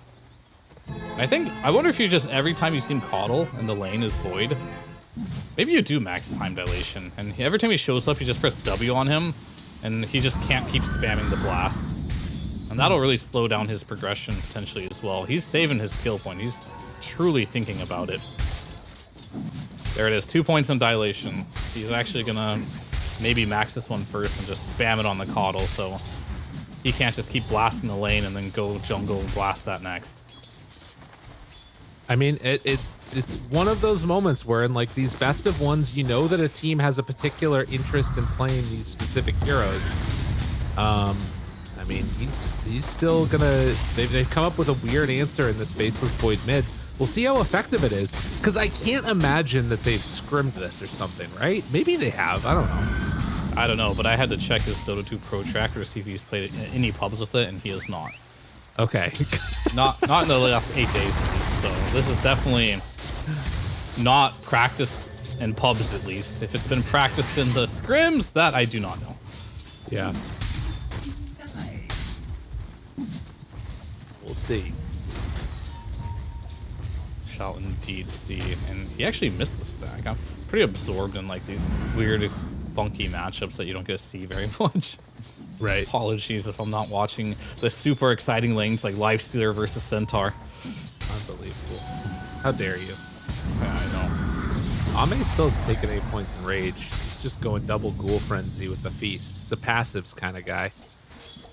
Remember, getting points in rage just feels bad. You only get it if you absolutely have to. More rocket barrages being thrown around a bit up top side. And they will roll in and kick back KJ. Tries to get him out of position. The skewer is there too. but they're still going to eat a rocket barrage as they head out. And one missile after the fact. But yeah, PL top CS in the game right now. A little bit ahead of the Lifestealer. Just a bit. And time dilation, it's actually up again. Well, he wussied out though. He went only 2 points in it instead of 3. Radiant structures. Interesting. A sensible choice. And then he clips the wave. There's a lot of bullying going on here in this mid lane. Of course they go. Schofield. Hit by the Gale. Now he's going to take a lot of damage. Very annoying. No tangos, but does have a salve, and he's probably going to have to back out and use that one. And if the Earth Spirit ever wants to come by, this Gale is going to set up easy kills on either, whether it's Centaur or the Tiny. But we'll have to see if that's going to be the case. And something interesting about Analog's build here, we talked about how he can't kill anyone on the side lanes or the mid lane. He's not going for an Urn at all. He's actually going to go rush an Orchid. That is actually an item that will allow him to kill some of these mobile heroes. I think he's reading the situation very well here. Will it work out though? That's really cool. Yeah, because both of the Lifestealer and the Faceless Void rely upon their spells to get them out alive. Like even dropping Chronos randomly, you know, to stop the run in. Schofield is going to get in trouble. You mentioned that ability to head in and make a rotation. Easy kill. Very easy. And can they punish XXS on this offlane? Look. Gets found. 3 time dilations, but the missile is going to be there. They kill the courier first. Going to take away that last hit. Oh, it was some BOT coming in. Yeah, he has no Chrono, by the way. He did not kill Chrono. Another round forces him back. It is an amp damage that ZinQ is going to take. Where's my pension? Huh. So the timing of this this Orchid coming out, I mean, I guess does that it changes the way that all the other heroes kind of have to play around the map, doesn't it? It definitely has some implications, especially on item builds for Void. I think if he ever sees this coming out, and he's missed it, which he does, he sees Blitz Knuckles, he should queue up a Manta right away. And he's in a position where he's farming so fast right now that he can have this Manta in a relatively good time. Of course, he's not going to have it before the Orchid comes out. And 7-minute Wisdom Runes. Jinq will get one, and Schofield will get the other. The other thing, do you remember this? The last time that we saw this Centaur, Divine Llama, he does this every game. He goes up top to this camp and starts farming it and gives the entire lane over to Schofield the rest of the time. Yeah. Rotation in. K1 gonna get healed back up, and with ZinQ moving in, he is going to fall. They also get onto XS. Can't quite get the toss back though. Don't know if they even wanted to be fair. He TP'd for nothing right now, but yeah, the first rotation from Coddle. We'll snag up the support for now. Then Q goes over and goes down rather, and XM will get an Empower for his troubles. Start to farm it up here. But this is not really an ideal spot for Divine Llama to be playing as Dire, right? Because like, there's literally nobody in Ami's lane now. Yeah. Because Schofield had to come up there and help. Like, I would understand if he was giving the support some farm there. But in this particular situation, this is just a free lane for Ami. Right. And DY is free to farm up too. So now, well, Divine Llama, he actually does TP back to get the wave, so he doesn't actually miss that much out of it looks like. But yeah, no contestion going on right now for Ame. I try to force the Divine Llama's ulti here. They're gonna have to. Yep. Oh, 8.5 minutes. Pretty even game, slight lead into the favor of Extreme. I mean, Extreme are technically winning all 3 lanes, but marginally. Analog. Nearby. Oh, he missed the roll. Yeah, the kickback. KJ is still looking to be RP. Okay, underneath tower, and KJ is gonna die, but ZinQ also going to hit the deck. Analog picks up that kill. That was a 2 versus 4, and they've got a 1-for-1 trade on the support. It's not bad for XG there. Hi, Llama. Dealing with Ame, who is zoning him off of the tower while DY pressures in too. Now they will have a rotation. But what are they going to do? They can kill Finno, I guess. Nope. It's just a defense. That's all it is. That's all they get from that. Heads up play by Ame. Not giving anything to free for Devi.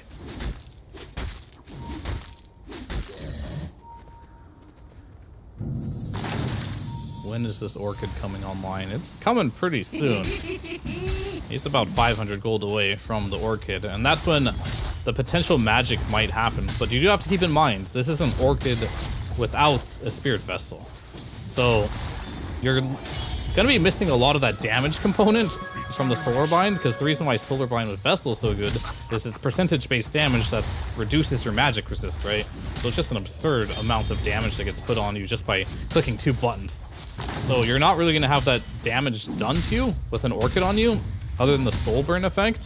So he's really going to have to rely on a support coming in, such as a Tiny or a Gyro, to really input that damage, because this is definitely not a solo kill type of build here.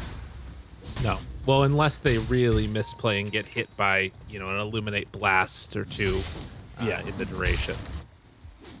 I mean, the other thing about this build that's kind of like a little strange is the Orchid actually gives you pretty decent right click. Yeah. So you might just get clicked down by the Coddle. You don't see all the time. Orchid Online, though, I've been talking about a lot because it's actually pretty pivotal on what he can find with this pickup here. Well, Schofield is in position for XM. I think they just go now. Avalanche toss, easy. Move into position, toss them back underneath the tower. That was way too easy. I mean, that's huge. That's the play. Yep, that's it. It's exactly what they needed there. The supports to rotate in with the Coddle, and they're gonna smoke while they still have some duration in the Spirit form. And guess who they want next? Oh man. The other thing is that this is, and the scan immediately hits. He's gonna run away. You can't stay here now. So you picked this Faceless Void to survive the move, right? That is now not happening. How much of an issue is this for Extreme? Well, it's a big issue for Void right now. He needs to react, and he just can't show mid anymore. And he has a Yasha soon, but he's still, like I mentioned, far away from that Manta stop. So time for him to just go hit up the jungle or make a play happen on the map here. Now, Divide does have a blink. They move in. Avalanche, hoof stomp, the full kit. They don't have damage. Not enough. They couldn't get him. Ame lives through it, and now Divide Llama still 18 seconds away from Stampede.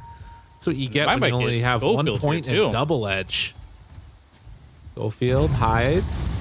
The juke back the other way. The juke? Outside of him, though. And Schofield running. Chrono him. Don't. Does he have enough damage? Eventually. With everybody else, they should be able to get him. I mean, there's no man on Schofield. So. Space, though, at the end of the day. Yeah. Brought 5 heroes down there for a Defying a Schofield. I mean, not a bad trade. But it kind of just goes to show you the damage problems, because Faceless Void's pretty easy to kill this combo. But Lifesteer, he's a strength hero. He's a bit more tanky. And more importantly, they didn't have access to the Solar Blind, so they tried that without Solar Blind, which is probably never going to happen. This DY. Got the ulti off on Analog here, but too many heroes are nearby. They're just going to have to back it up. Just runs away. Going to be perfectly okay. The entire time all this stuff is happening, K1 is farming. He has almost 3 components of an Aghanim Scepter. Still less farm than XXS, though, surprisingly. Who's been left alone for the majority of this lane stage, and kind of goes to show why we don't see anyone but K1 playing PL right now. This hero, unlike the Life Stealer and such like that, can't really pressure offlaners very well. He can only just focus on his farm. But knowing K1, he's totally fine with that playstyle. Anything that helps him accelerate and gets farm, and also scales into the late game, is his bread and butter. down bottom. Ame gets his relic delivered while farming out this area. Getting closer and closer to that radiance for the lifestealer. While Schofield is just kind of stalking him in the jungle over here. Will be found. Does not have TP for another 3, 2, 1, but at this point he's probably too difficult. Maybe he can get a deny. No, there's no camp there. And that was sad because he was like 100 gold off Blink, gonna push it back even further. And this Blink is absolutely massive. We saw what he was able to do in the last game playing Tiny with the early Blink Dagger. This game, not even Blink Dagger. In the last game we saw him in, he had a 15-minute Blink and Arcane boost, so having a much worse game this type around. See up top, a lot of heroes moving over here while Devi is going to TP in. They want to kill top. Coddle's TPing up here. Bring more. Looking, Schofield Finds finds one. Avalanche, and with a toss ready in just a moment, that'll be more than enough to take down Q. And that's the Blink Dagger. All right, maybe one bigger kill, but still good. Yeah, they definitely wanted the Void before he gets Manta, as he is now just about 1,100 away from Manta here. But he's farmed with him power, and I imagine once they have Manta online for XM, it'll be time for him to start just playing in the Coddle space. He's not able to get this time dilation off on the Coddle just yet because this Orchid is too scary. Ooh. Ame coming to take out some of these stacks and is going to get there. Yeah, he has other friends in the area. Now Ame manages to TP out. He tried to get away with murder there. Almost. Very close attempt. K1's like, do not let this man take my stacks. These are mine. Right. Just trying to get as big as possible. Big TP's mid. EY is there. They're already smoked up. Have the Blink Dagger on Magnus, ready to battle, but there it is. Abba, toss, connection. RP, though, comes in onto several. 3 heroes. Are they going to be able to get away? No. Analog already dead. KJ having to run away, and XM, he lives. What a play. TP out on Schofield. Manages to escape. What a bait. That was their last opportunity to kill this Faceless Void like that too, because he 100% will be having Manta and 200 gold here. Unless he somehow dies in this play, but it seems very unlikely. So he's just gonna go back, get the tower gold, get that camp gold, and watch this play here. They try to use everything on him, but RP hits on the most critical heroes for this one. They don't get enough damage on the Faceless Void. He gets the time walk off. Coddle goes down. KJ on the gyrocopter will follow suit. And what a turnaround there. Good presence of mind by Schofield to see that the rolling boulder is used and TP instantly. So he was not an additional casualty for that fight. Like you mentioned, having that Manta now done for XM really going to prevent that just death that we saw from him earlier. And at this point, I do sort of wonder, what's your read on the Orchid and the way that it's been used and what it's been able to do? Has it been enough yet at all? It was the best item he could buy for sure. Because I feel like if he had a Vestal, we would have saw this Faceless Void participate more in the fights. And it could have made the Coddle seem really useless with time dilation everywhere he goes, right? But he's got a couple kills on the Void, made it so the Void had just AFK farm. It's made a lot of space for this PL to just slow down the game. Okay. I guess that's fair. That does sort of, even though it's not getting the kills necessarily that you would want, it found a couple of them and enough that it changed the way that XG could play their draft. But now, as you said, he's got the Manta. They're ready to battle. They have Chronosphere up and ready to go. XM, is he gonna find KJ there to break the smoke? Just going to be brought down, and meanwhile, Hector gonna send in some illusions to finish off farming the camp. So they dodge the kill. Take down the gyro. He's like, help, Hector, help. And Hector's like, I got you, I'll finish this camp for you. The guy. Nothing he could have done there. Success. Shows for a moment. Avalanche, Orchid, big roll in. Is it going to be enough damage? They don't hit on the Illuminate Blast, but they still might be able to bring down XXS. And yes, indeed, they will. Zinq, next one to fall. DY, he's in trouble. Going to get brought down. They Chrono one. It's all a little Schofield, but now Solar Bound. Does he use that Manta there? He will use it. Now Doppelganger chase forward. Orchid gonna get stomped and killed. XM in the dirt. Yeah, he really wanted that tiny kill, had to commit a chrono for it, but then he compromised his positioning there and ends up going down, and that's 4 kills for the side of Heroic there. Still with a pretty decent gold lead, but you are playing against a PL. This hero's a monster in the late game. Ame, we'll have to see when he wants to start getting a bit more active in this game. Not even going for a Manta himself on Ame here. Not really respecting the Orchid, just going straight into more just status resistance, thinking he can just out-man fight it. That'll be the case. I'm curious too, like how this Faceless Void itemizes to try and deal with this game, because he's just naturally not going to be getting as much space as Ame would on a Faceless Void. But I kind of wonder, you know, can he end up becoming like a real threat in these things? Like, does he need to get to that level 20 mark before things start feeling like a normal Faceless Void, or is it ever going to feel like that?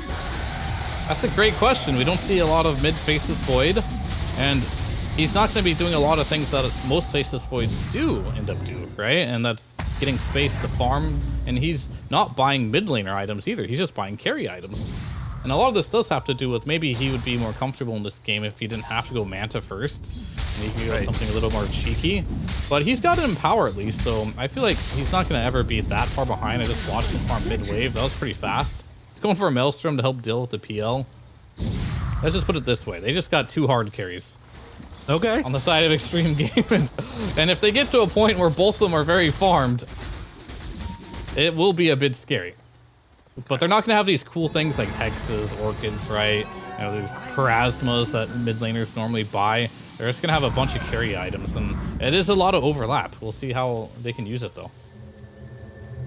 We'll see if they're able to become the big bad carries that take down the one carry of PL, who also, you know, is going to be helped out a good chunk of the time by Analog throwing in all of those heals constantly on him, and you know, making sure that he can doppelganger more often, and then doing damage in his own right on the Coddle.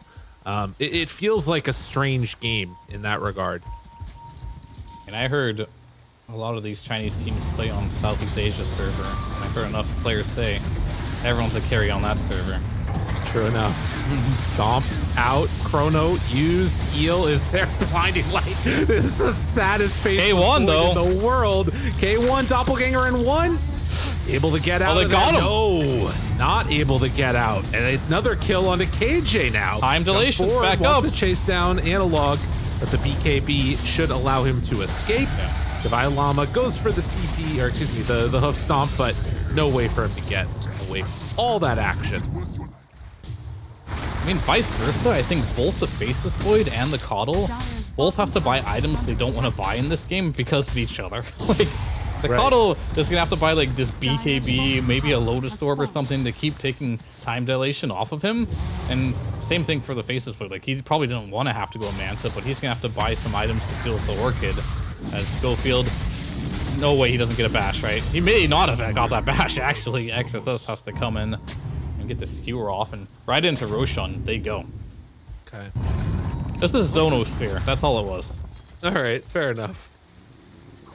I mean, the other thing too that I just saw in that last fight that is going to be a little bit interesting to watch is the change of Magnetize now being well, actually it is still dispellable. Never mind. I thought that it was. It is. At level 25 it's undispellable.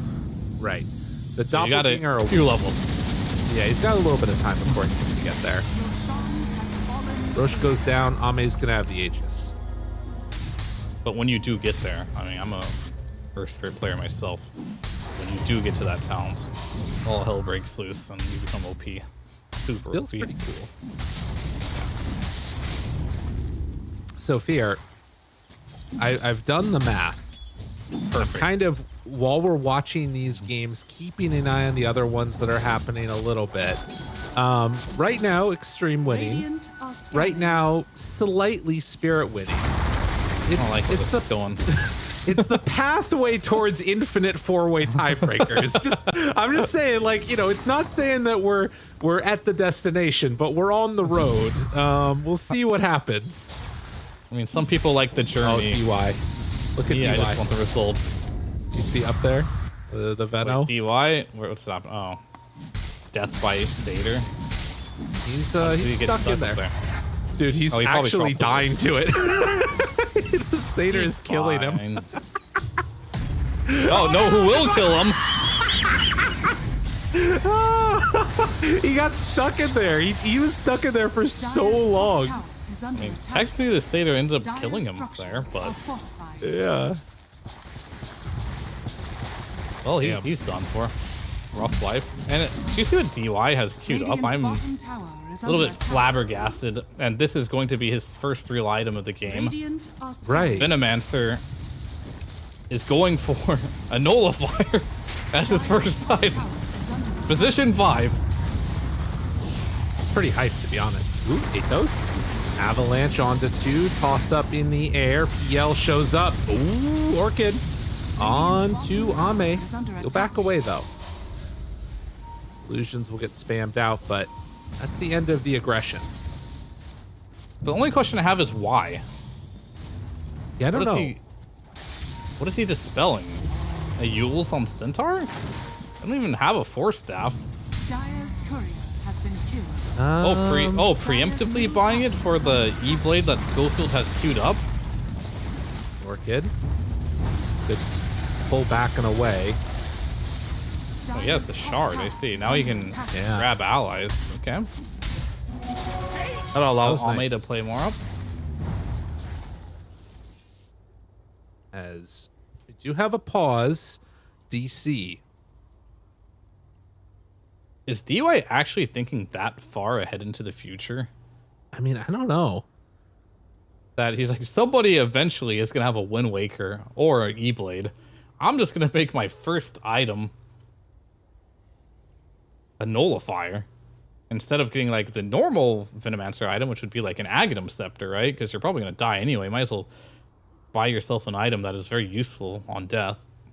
I mean, to be fair, like all of their damage is right click, right? Like every little bit of it. So you want to make sure that they're going to have things that allow you to right click in the game. I mean, I love having a nullifier in the game every single time. And meanwhile, Hector in the bot lane here, he's getting bullied. Replay. Yeah, I didn't see like the beginning of the fight and how it went. And at the end there, you'll see this where it's just an amazing shockwave coming out here. He doppelgangs. I think he ran back into it, unluckily, because the pathing of the staircase. And he ends up going down there, but it happens. Sometimes unlucky. Well, pause is now done, and a 7,000 gold lead. Xingqiu is going to place a ward up on the high ground. Also pushing in this wave pretty continuously. And this PL might be pretty farmed, but look at Ame's like item progression. He went Radiant, Mjolnir, and he has Empower. So he actually has a lot of ways to deal with these illusions. And Schofield. Radiant's bottom tower is under attack. All right. Dodges a bullet there, honestly. Or did he? I don't know what's going on. Schofield's he's just gonna go in. He's like, whatever. That's the BKB reveal of Xingqiu. Oh no, he had roll up. It's a bit too late. Wait, Xingqiu's in trouble now. His BKB's gonna wear out. Oh, they move in. XXS tries to jump out, finds Analog with Ame inside. That is a tasty treat, and now they get the quota one to PL, but they don't have quite enough damage on XM to kill him in the duration of it. They run in, and Ame is still big and large and in charge. Avalanche toss to take down Xingqiu. Schofield got his man. It is going to cost him a decent amount, though. Tries to play Ring Around the Rosie. Not going to be able to do it. Justice Life. Really good catch on the Keeper of the Light there. Chrono was good, too, but Basis Void plus Lifesteal, they don't have a lot of synergy, as you can see in those fights. Even if you chrono him, your life steal is not hitting him. Unless you can get that perfect, like, clip on the corner. But those are definitely not simple chronos to do. But we'll see if you can get one at some point. Gonna make another infest play. That one was scouted though, right on top of a ward. The DD. Yeah, Almost like like that. Yeah. Because the problem with infesting is that it actually dispels you fully. So if you ever pop into an infest with empower on and DD, it'll clear them both. So Mag actually has to remember to empower every single time that Ame comes out of the infest. Not the biggest thing ever, especially for players whose caliber, but it definitely means when you have a DD rune, you can't use infest. Radiant's top tower is under attack. Oh. Radiant are scanning. While XM tries to build into his own carry items and get where he wants to be, they have already gotten to a heart fully completed on the PL. Now, they did go for a big smoke move across the map, weren't able to quite catch Ame. He's playing it very safe up on that high ground now. They're going. Roll in. Wants to go for the PL, pulls him all the way back, but Manta, Doppel, back away, roll in second round, finding K1. Tries to get out of there, the Stampede and the escape. A good decision. Schofield out the toss and ooh, that was close. He barely infested there. Tries to roll in, but he didn't have geomagnetic grip back up again. Couldn't do anything. Yeah, good infest to get out. K1, they turn now got on him. but RP connects with the glimmer. Hitting the wrong one. They have him? No, the heal wasn't quite there in time. Hector is going to be brought down. Jeez. I mean, this game is just starting to feel a little bit like Hector has to do everything. But I don't know if he can, as we know the gyro, he's going to split push top here. But I don't see a world where he gets out. Schofield with a blink dagger and a TP with the Aether Lens. He probably will get out. But these BKBs online, Jin Q can just go and... He's been a little quiet this game on Jin Q, but that was his fight for sure. Finds the real PL. BKBs. Gets the skewer backwards. Puts him in a bad position. They do their best on Heroic to try and disengage that fight, but that PL is just too far into the fight, and he couldn't get out. And that's kind of the problem they're running into right now. Oh, Chrono. They got him again. Level 20 reach. Yep, dead. Big. I mean, he's just a bona fide carry now on the faces for. Yeah. It's a problem, and this is where I keep saying, like, you got one hero that's farmed right now. And it's not even a hero that's farmed. It's more of like a hero that can contribute to the game very much. Because Centaur right now, you've got a Yules, you got an Eternal Shroud, you're going for a Lotus Orb. There's absolutely zero damage on Defy Llama right now. And same with the Coddle. You have an Orchid. Oh, you're playing against mass BKBs now on the spell. You got a BKB. You have no damage. So it really is up to Hector. If he ever gets initiated on these fights, they got no damage. So they got to keep Hector not only just alive, because that's not enough, but continuously pumping out the DPS.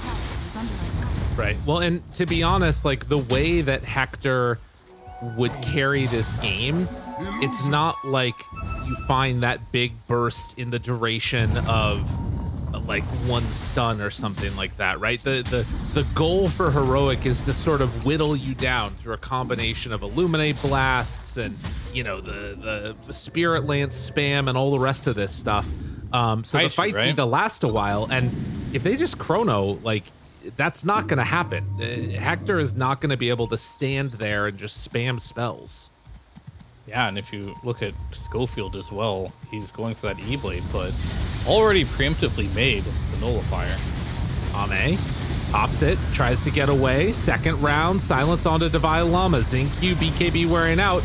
Also starting to wear out on Ame. This is an okay fight right here for Heroic. Can they continue it? Xingqiu starts to die. They're going to bring down that Earth Spirit. Now looking to DY. He gets stunned. He also is going to fall. Fights when there is no chrono, this is what Heroic are looking for.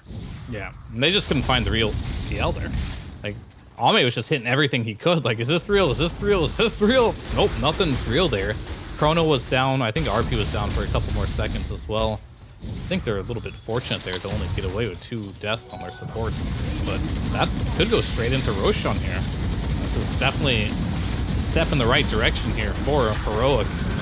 Hector to potentially carry this game. XM does have chrono. but a little bit too scary to just head right in or go for a TP to the outpost. And the other thing is that for XG, like, you've got 2 carries, right? You can kind of outlast it, I think. I guess maybe they have 3 carries. I don't know. What do you think? I mean, are you talking about DY Veno? See the other carry? The XM and Faces and Lifestealer. Oh, okay. You said 3. Those are obvious too. Oh, yeah, well, the mag. Oh, the Magnus. That was the Nullifier Venomancer. He seems like a carry to me. He's right-clicking. Guy gets it. He does indeed, but there's a limit to carry potential, I Radiant's must say. bottom tower is under Because, attack. yes, you have a lot of right-click damage, but can you hit anyone? That's going to be the other question. And you can't really hit in Chrono as a Lifestealer, right? So that lockdown is kind of not really super relevant. And none of their heroes can really hit inside of Chrono except for XM himself. So that disable is just only for him. So I think they would actually benefit if XM and Ame just fought in 2 different parts of the map. Like, you RP infest one guy, and then XM just goes on a different guy himself. He just finishes Scotty. So if he's ever empowered on XM, he has tons of damage. I think that is something that can definitely work. They just have to be careful. If there's ever a Chrono on the Lifestealer, that's going to be like worst case scenario, especially if he has Rage running or a BKB and he actually kites his own teammate. Yeah, I mean, there is the potential for a little bit of mess ups there. Now they're starting to head down this direction. Hector, their first person that they're going to run into. Do they decide to go on to him? Real. Smoke breaks. He runs away. They thought it was fake. XM is now just getting punched and pummeled. Doppelganger out, starts to hit onto the mag. Still has the RP ready. Disperser is onto him. Now the turn, battle continuing. They do still have Chrono if they want to use it. Hector down once. Can they get him again? They're going to Chrono him. For sure. Oh, no, they got the point. Divine Llama's there to the side. Doppelganger walks away.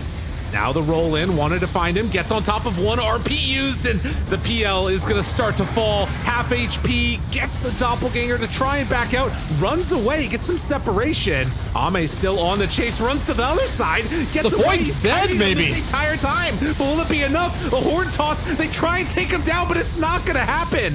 Roll back in. This is a buyback from Xingqiu as they try and get on top of KJ. They buy back on Schofield now too. A1, Hector still buying some extra time. Oh, they're recalling now Schofield. realizes he needs to escape. Runs and phantom rushes to the catapult, but can't get close enough as XXS is going to infest. But still, they kill off XM and they take down the Veno. A great fight for Heroic. Yeah, XM was just sitting there just waiting to get Chrono Spear off, but you have this high ground vision from the Dire that just saw everything. KJ spamming rockets on him. He's getting stunned by Divine Llama. He wanted to find that perfect Chrono target, but instead didn't Chrono anything. And maybe now he's kicking himself in the... Wow, he just went for a Scotty instead of BKB. Like, I don't know.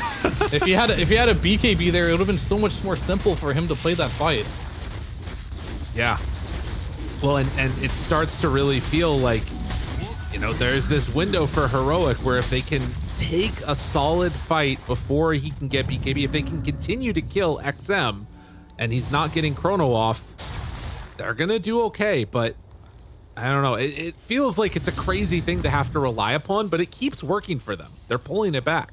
I mean, the thing is, he got 3 time walks off from that fight, and not during a single one of those time walks did he want to cast the Chrono Spear. And the moment he went down, like, that fight was looking good, but as soon as XM died, the fight was just over.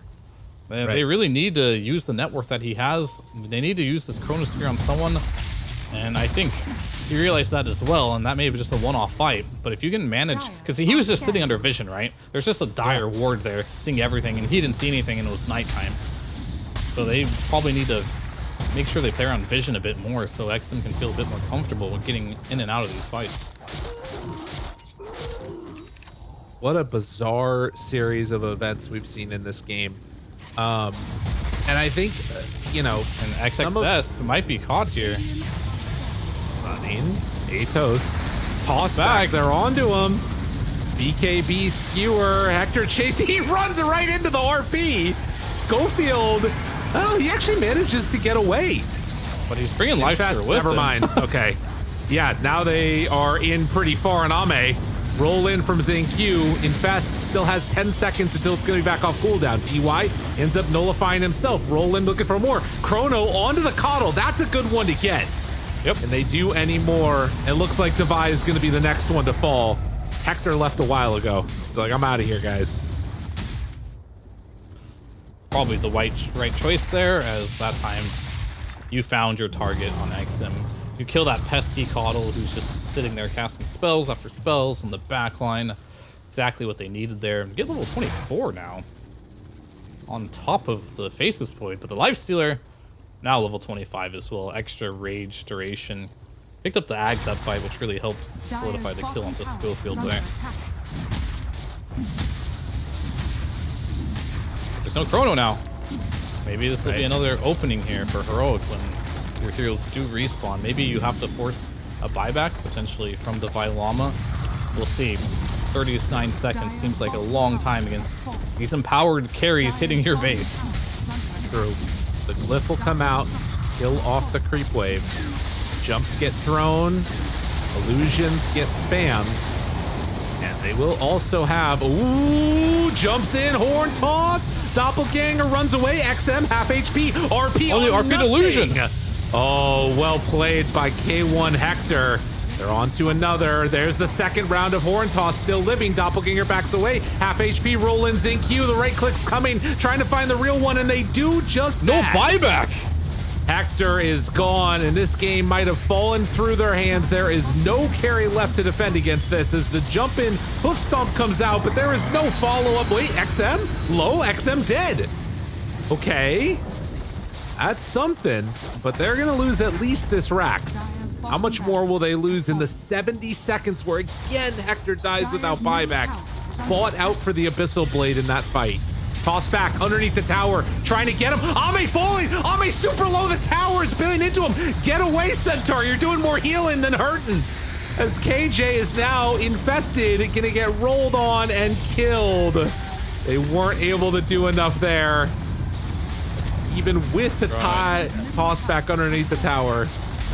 I mean, the thing is, they don't have any save on Extreme Gaming. If you look at what supports bought, Shin-Q bought BKB, Shivas, and DY just still has the Nullifier, so this Faceless Void is just being bullied because the supports don't have Glimmer Capes, they don't have Force Staffs, nothing to save this man. Same with Ame, but Ame just has raw survivability of his own accord to survive. PL back in 25 seconds, Schofield on his tiny back in 13 seconds. Will they be able to keep their axes alive? It's gonna be hard. Oh, Divide tried to chase, not gonna happen. Yeah, but they will, as Hector respawns, manage to defend the last set of racks. I mean, this is still just such a huge lead into the favor of Extreme Gaming right now, though. Feels hard to imagine them dropping the ball here. Let's see how long Roche respawn is. It's a minute and a half. Yeah, you are playing versus a Magnus with a Fresher Orb. You're playing versus a Chronosphere. And now, more importantly, XM's survivability just went up 500%, I think. He bought a BKB, and he's going to be level 25. So I think he literally is 500% harder to kill now than he was in the other engagements here. As long as he times that BKB well.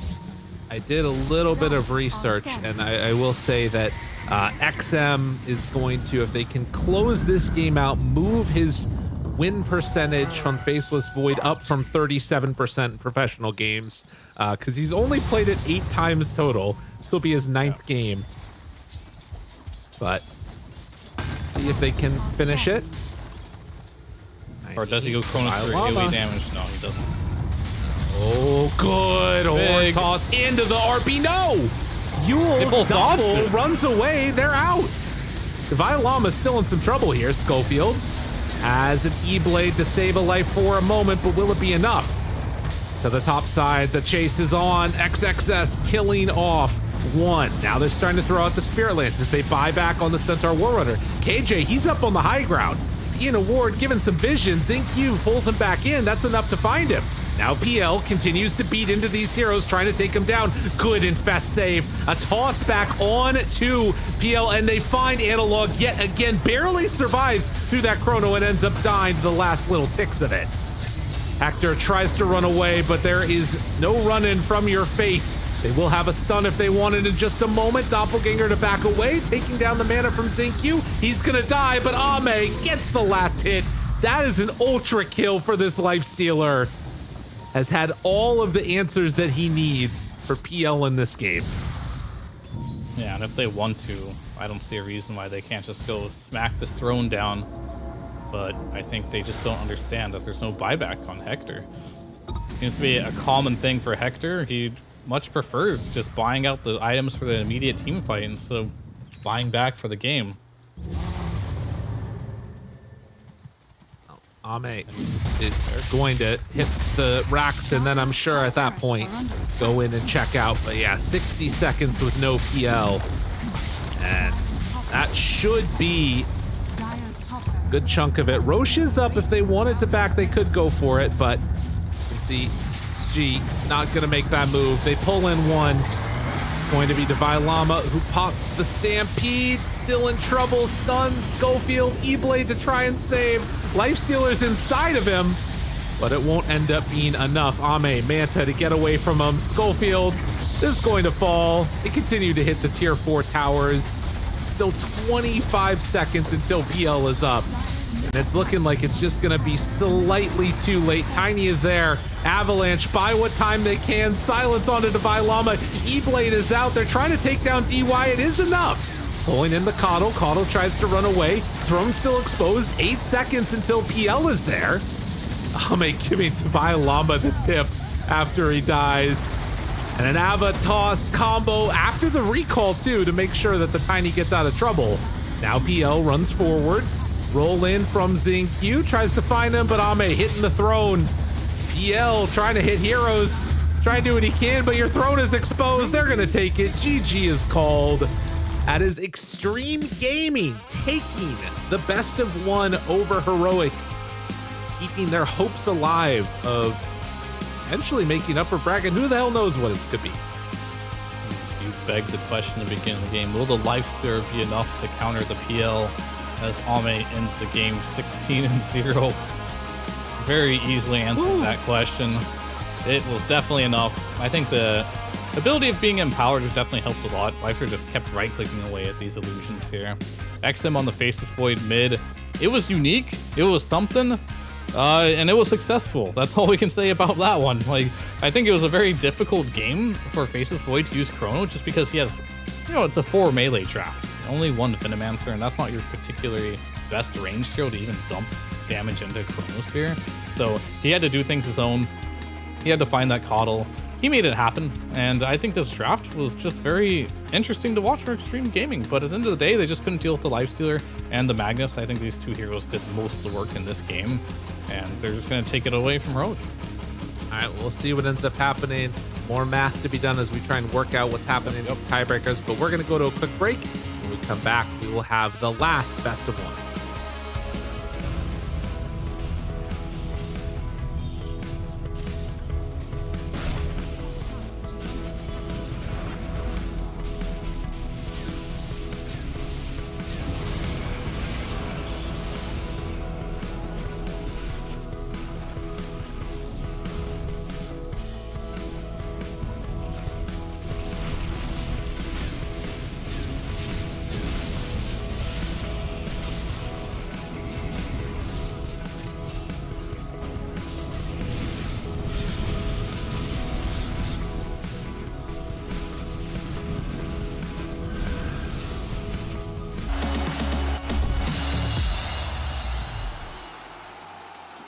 At some point in every gamer's life, there's a question to be asked. Do your clothes match your hobby in any situation? Or do they just represent what you dream of? No matter what situation, there's always the right way and the wrong. The only real question is, which are you going to choose? Decide for yourself.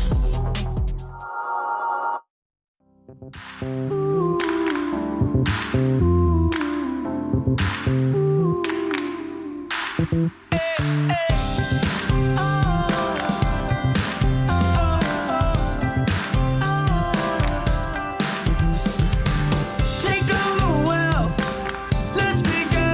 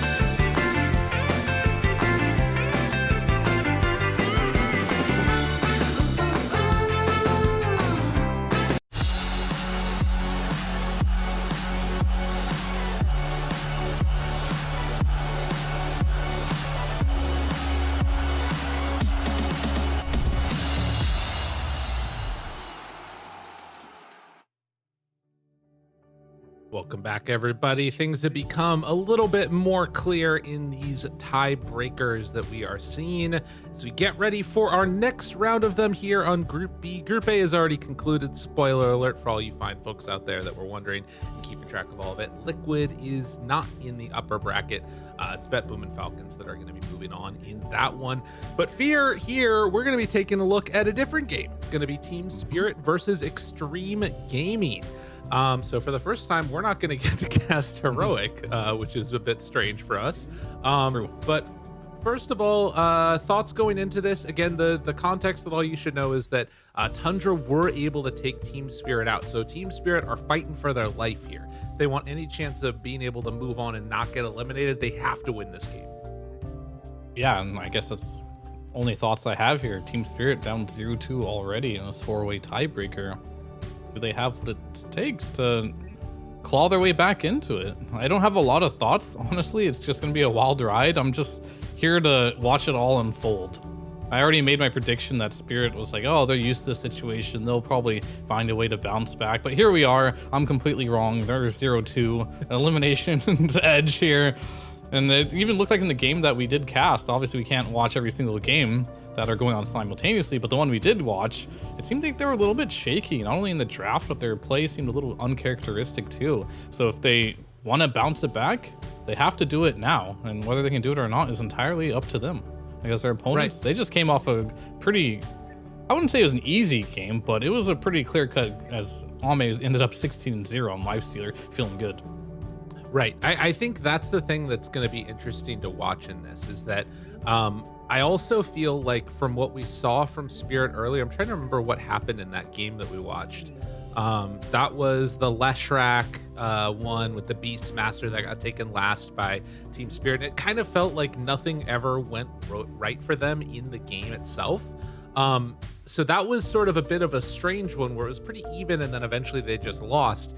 In the game that we didn't get to see, I was kind of keeping an eye out of it out of the corner of my eye. And it looked like Team Spirit had built up like a bit of a decent lead and then lost it in the mid game, which is not what is characteristic of Team Spirit. I feel like the thing that I think of with Team Spirit always is sometimes their lanes don't go well, but then they make solid moves in the mid game and like catch up a little bit.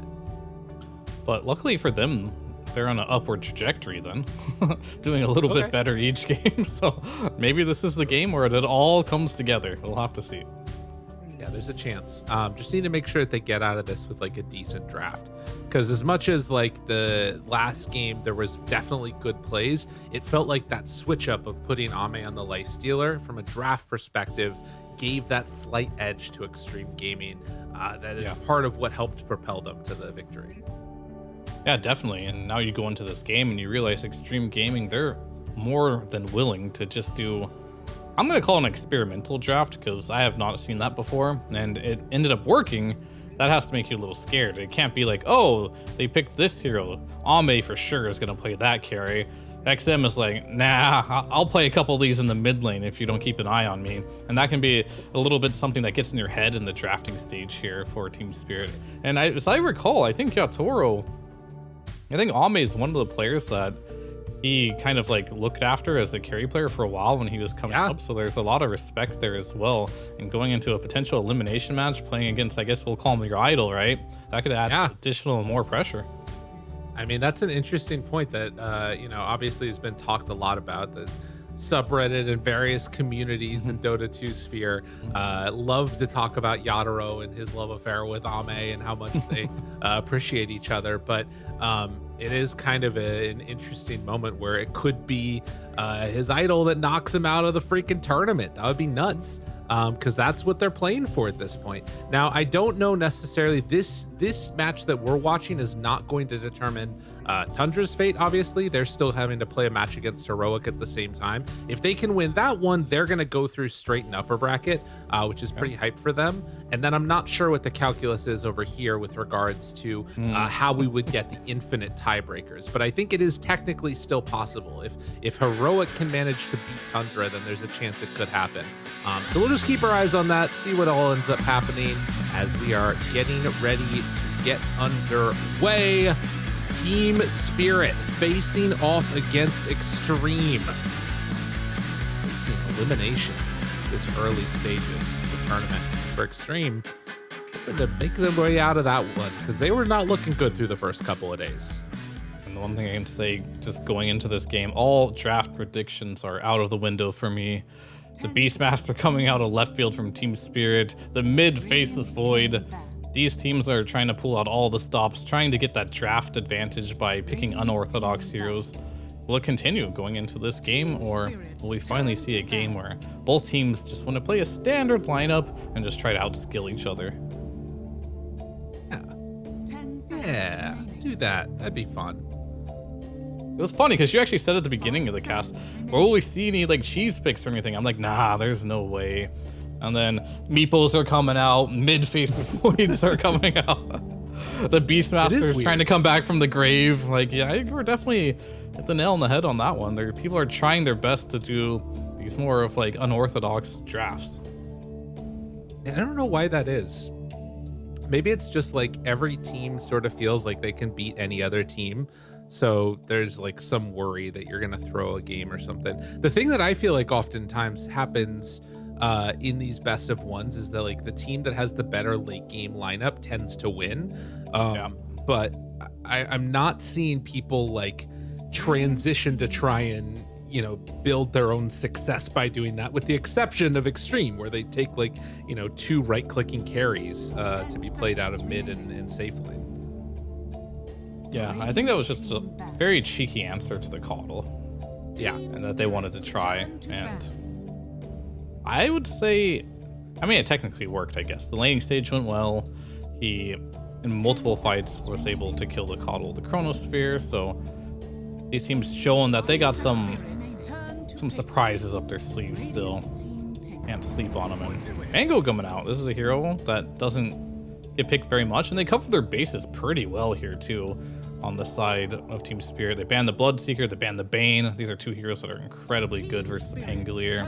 Sniper, not so much, but you just gotta ban Sniper sometimes when teams really enjoy playing that hero. And they're gonna go with the other answer to the Pango. Grab that leash to potentially, if you're too close to an ally, cancel out that Rolling Thunder. Most contested heroes, Disruptor and Pango 100%. Disruptor banned this time, and then they get the Pango. I mean, it happens. Win rates are, I don't know if they're good though. Probably not. Let me see. I'll investigate that shortly. See if they're winning games or not. But last I checked, they weren't winning much. Also, the last time that these 2 teams met, if I'm not mistaken, Faceless Void was first phase banned out by Team Spirit. This time around, they're not opting to go that route. And I don't think a Grimstroke was played in any of the games that these 2 had when they were facing off against each other. So more adaptations coming out. I guess part of the Grimstroke is just as an answer to the Pango. Super annoying to play against. Yeah, and it shows you Pangolier 41% win rate, Disruptor 45. Their win rates have gone up since the beginning of the tournament, but still not even positive win rates on these 100% contested heroes. Very, very interesting. I mean, some of that is obviously because if you're first phasing it, there's going to be an answer thrown at you, right? And you're going to get countered right out of the gate, which we're already seeing with the Grimstroke. How big of a counter is that for Pango? How much does it suck playing against Grim as Pango? It's not like a clear-cut answer where like Bane just grips you, right? Or you just get ruptured. It makes you have to... I feel like only really good, experienced Pango players can play versus a Grimstroke well, because it just forces your positioning to be perfect. You maybe have to get an earlier Blink Dagger than you want, and you just have to stay away from your allies. That's all there is to it. And it has to have good communication from your teammates too. Like when I do Rolling Thunder, do not stand next to me. Let me do my thing. I'm gonna go a little deeper than usual, because if I get leashed to you, that kind of ruins half of my hero's concept. Willow, now the pick. 2 supports right out the gate here. Normally we see at least 1 core early on to the draft here, but unless we're gonna get the crazy carry Willow days, but I think those are pretty far behind us now, especially not against a Pangolier. Spirit have another zoo hero in them to try and punish these range supports. No. You don't like it? No more. I mean, I feel like they gave it a go already. The heroes just aren't super strong right now. Yeah. They're playable. I know, like, Toby has been playing them and with a pretty decent success, but I haven't really seen any other offlaner really figure out a way to do it. And I think a lot of that has to do with your preparation coming into the tournament. And I'm pretty sure, like, Tundra, they practice these heroes, right?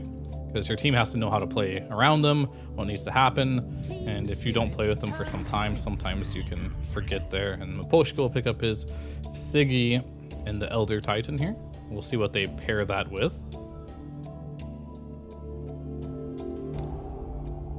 A lot of options, but the other problem is with very little revealed so far by Extreme, it does kind of beg the question, what are you going to try and do to sort of exploit any of these lanes? You can't really. You sort of have to just build for your own way that you want to play the game. So they're going to get the Mira Snapfire. Both players on very comfortable heroes for Team Spirit. Yeah, and low lockdown, but incredibly high damage from these two supports. So that's maybe where you start thinking about heroes. Like, we've seen the Puck getting picked a lot in this situation. You're playing versus the Pango. There's no real lockdown to be noted here for the side of Team Spirit. Might be something XM has to be eyeballing just a little bit.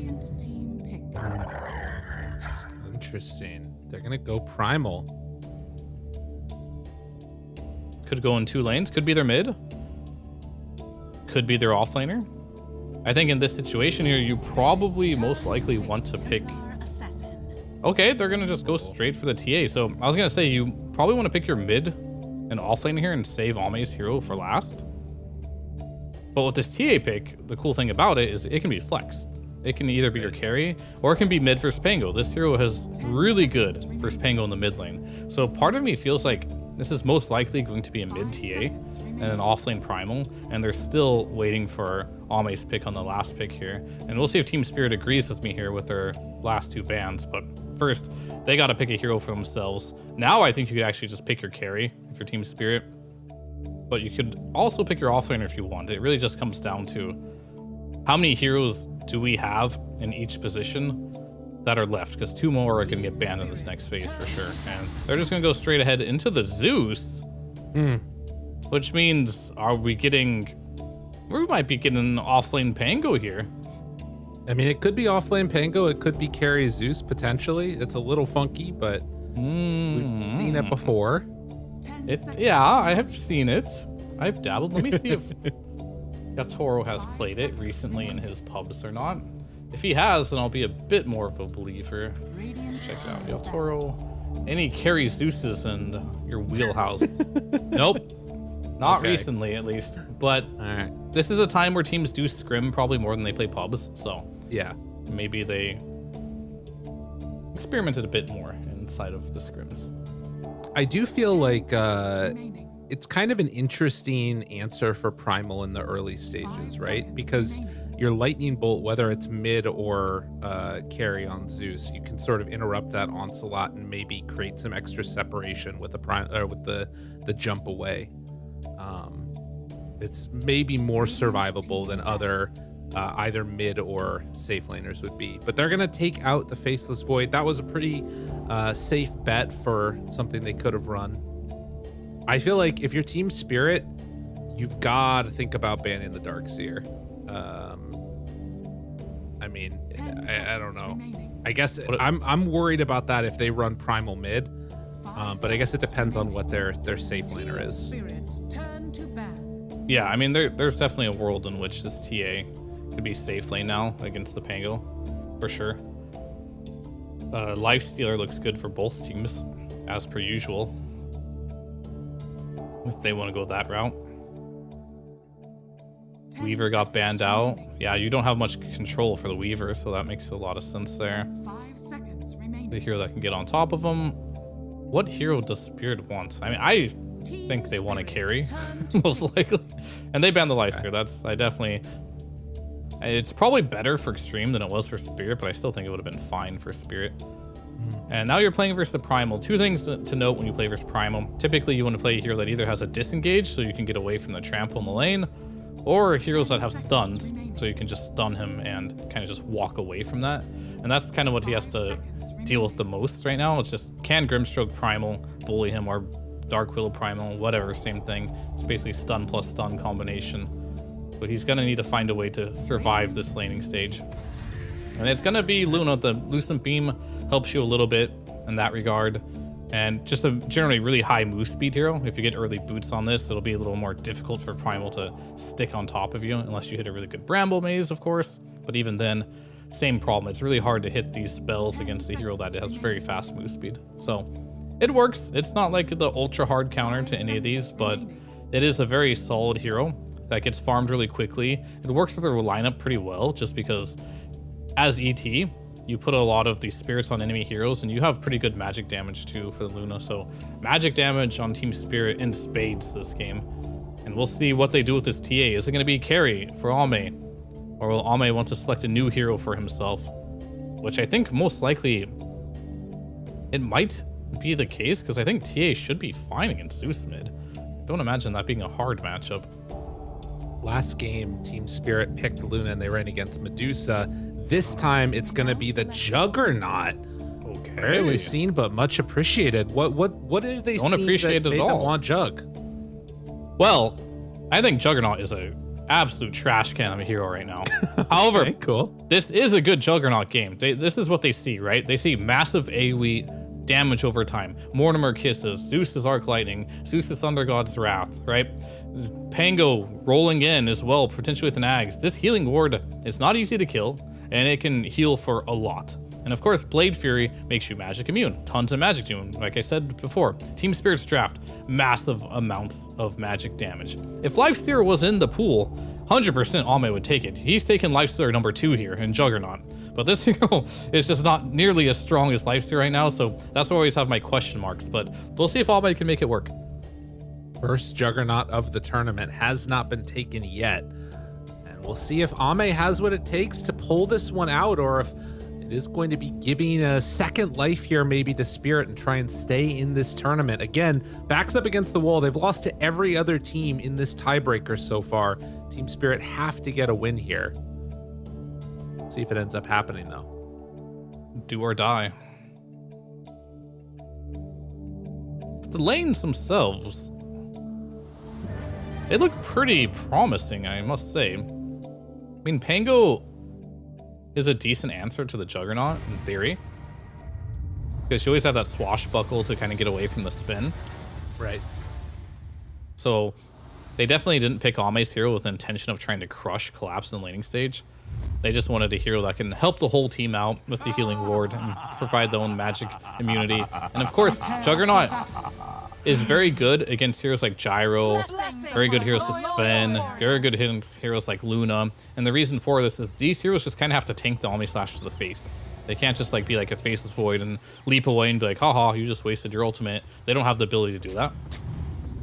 So that is another reason. So Ame knows his Juggernaut, and I can see why it would be a good Juggernaut game too. The only problem with Juggernaut right now is the hero just sucks.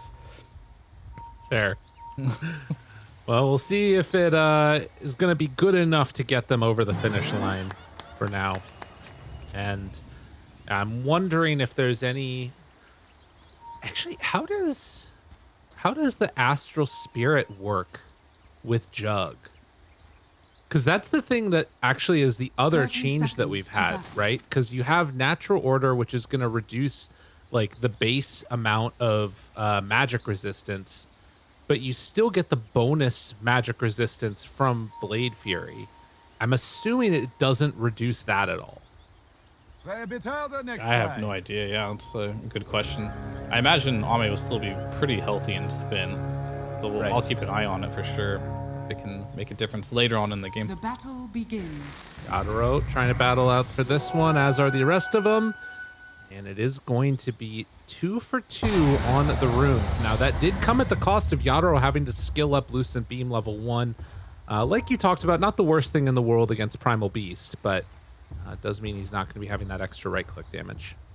Yeah, I mean, it's probably just the base, so that 80% just doesn't get touched, which would make a lot of sense. So he's still going to be incredibly healthy during any spell that's casted on him during Blade Fury.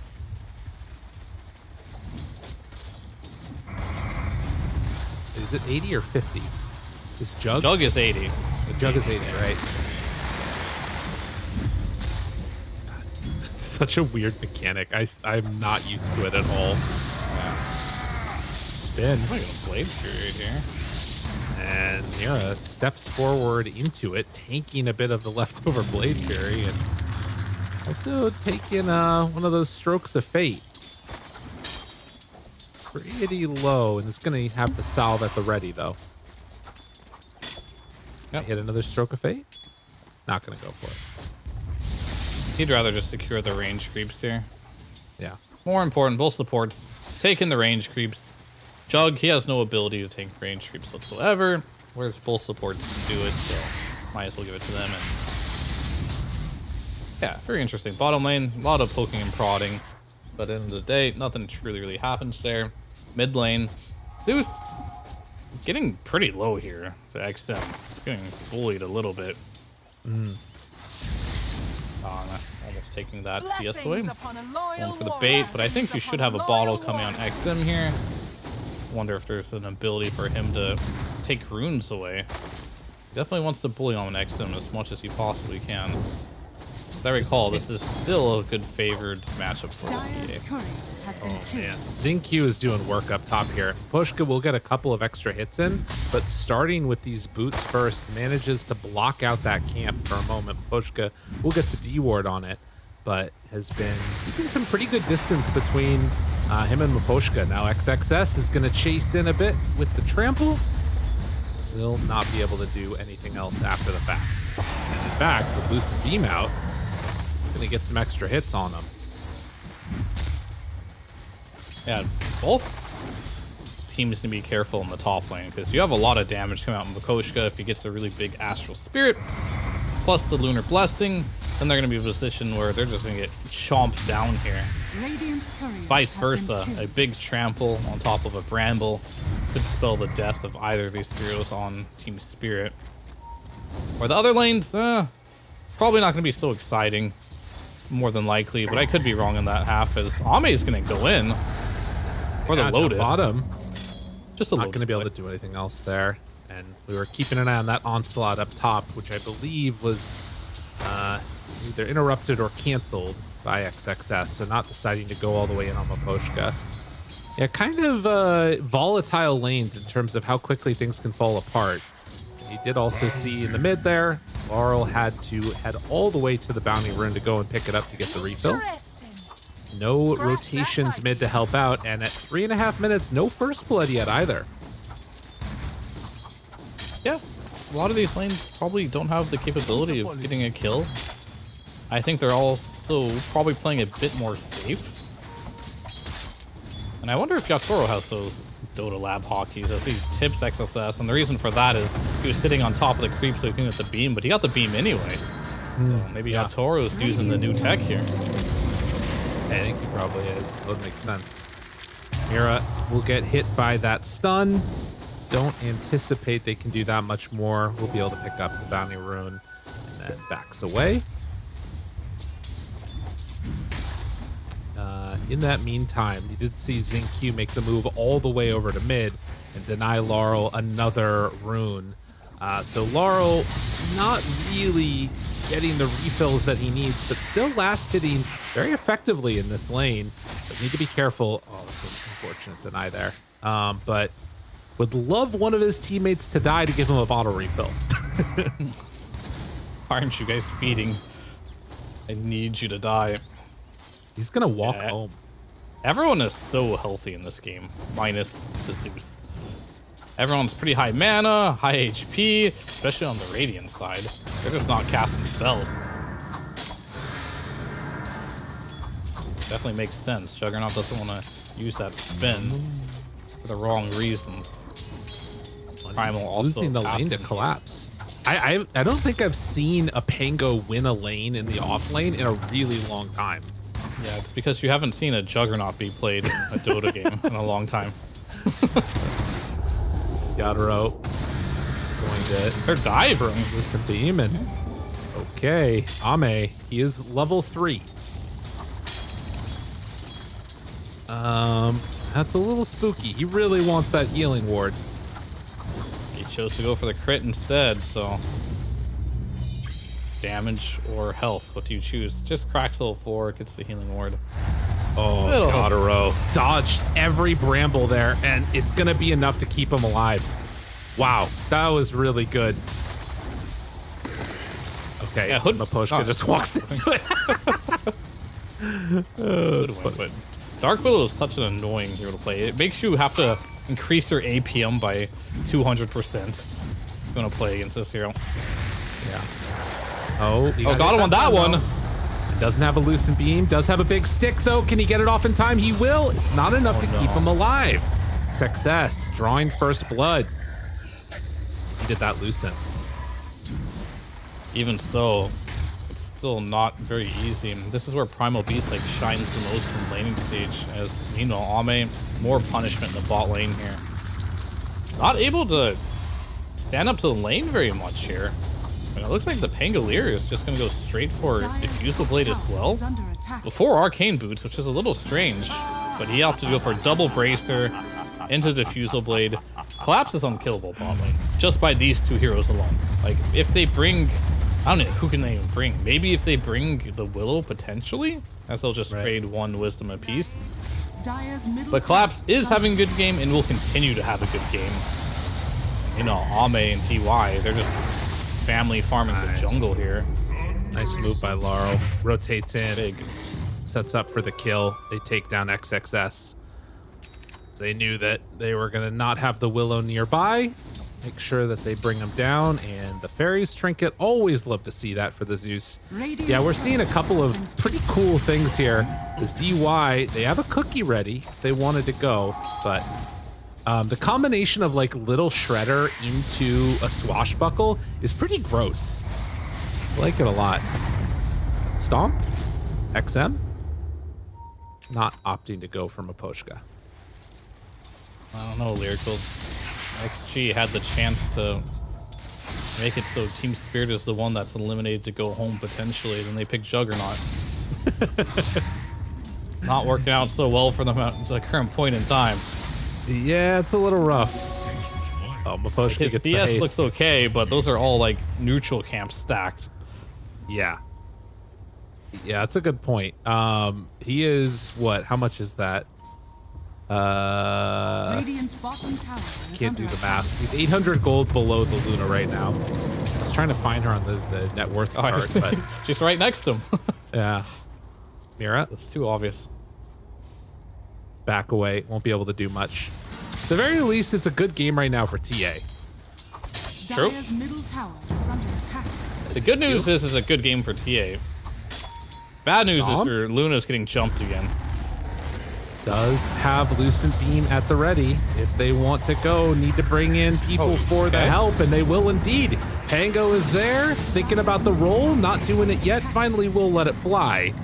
Zinq has already died, and now with Pango back and forth, oh boy, it is a slow death for Zing or XXS. As Yado's the one that takes it.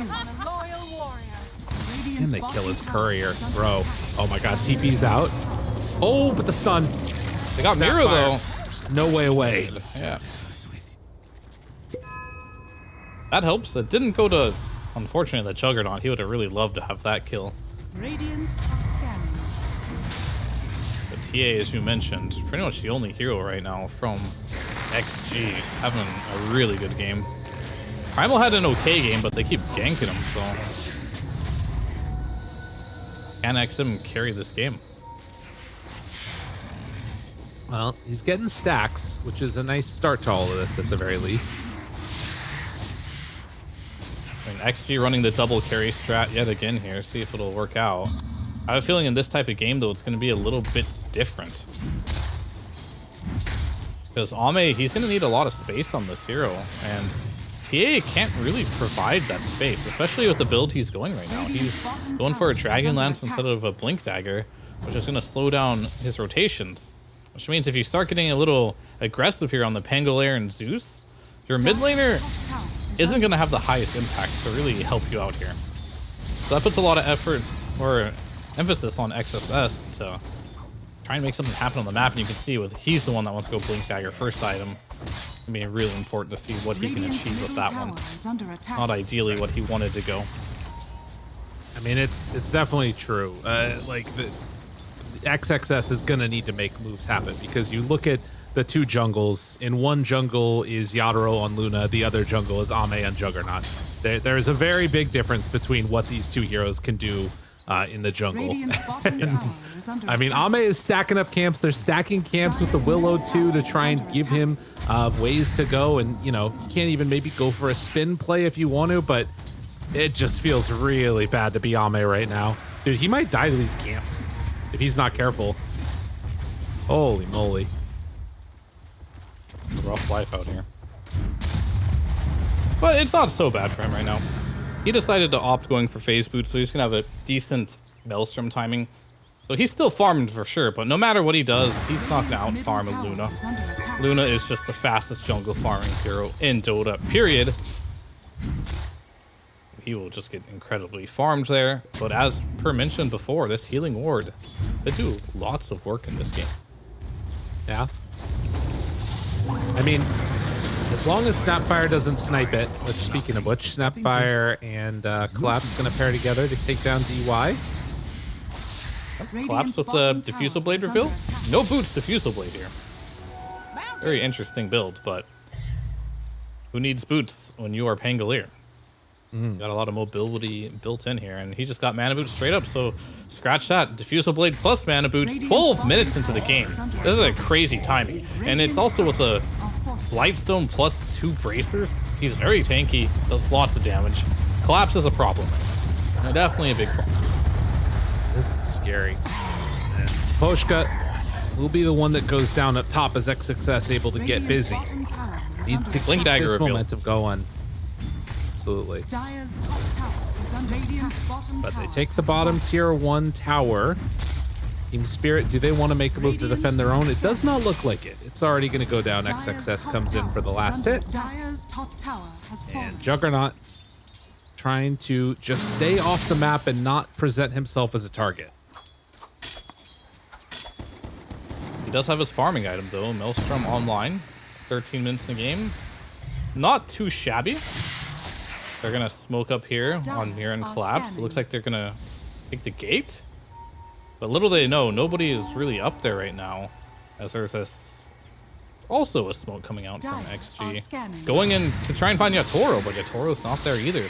How deep are they willing to go? That'll be the question. Yeah, I mean, he's just right over there in a safety zone, farming up a double stack right now of Ancients, and they are looking to find anybody, but like you said, nobody home.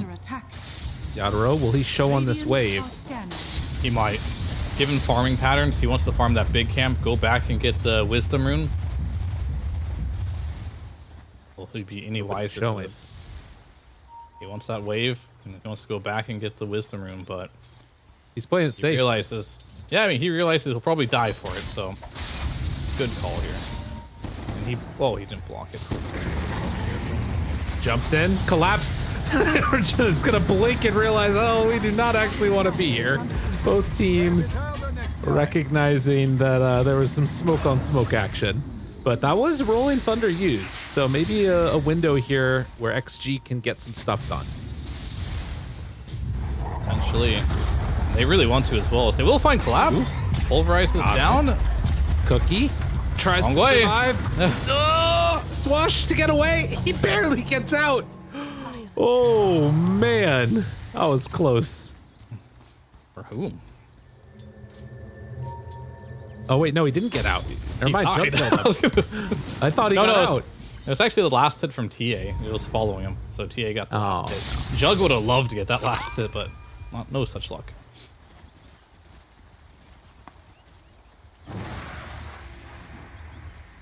Well, 4-4. And at this 15-minute mark, things still feeling very even. The main difference is about 2,000 gold between Yadro and Ame. But it's okay. XM is bridging that gap by himself here. Between him and Laurel, just alone, it's 2,000 gold as well.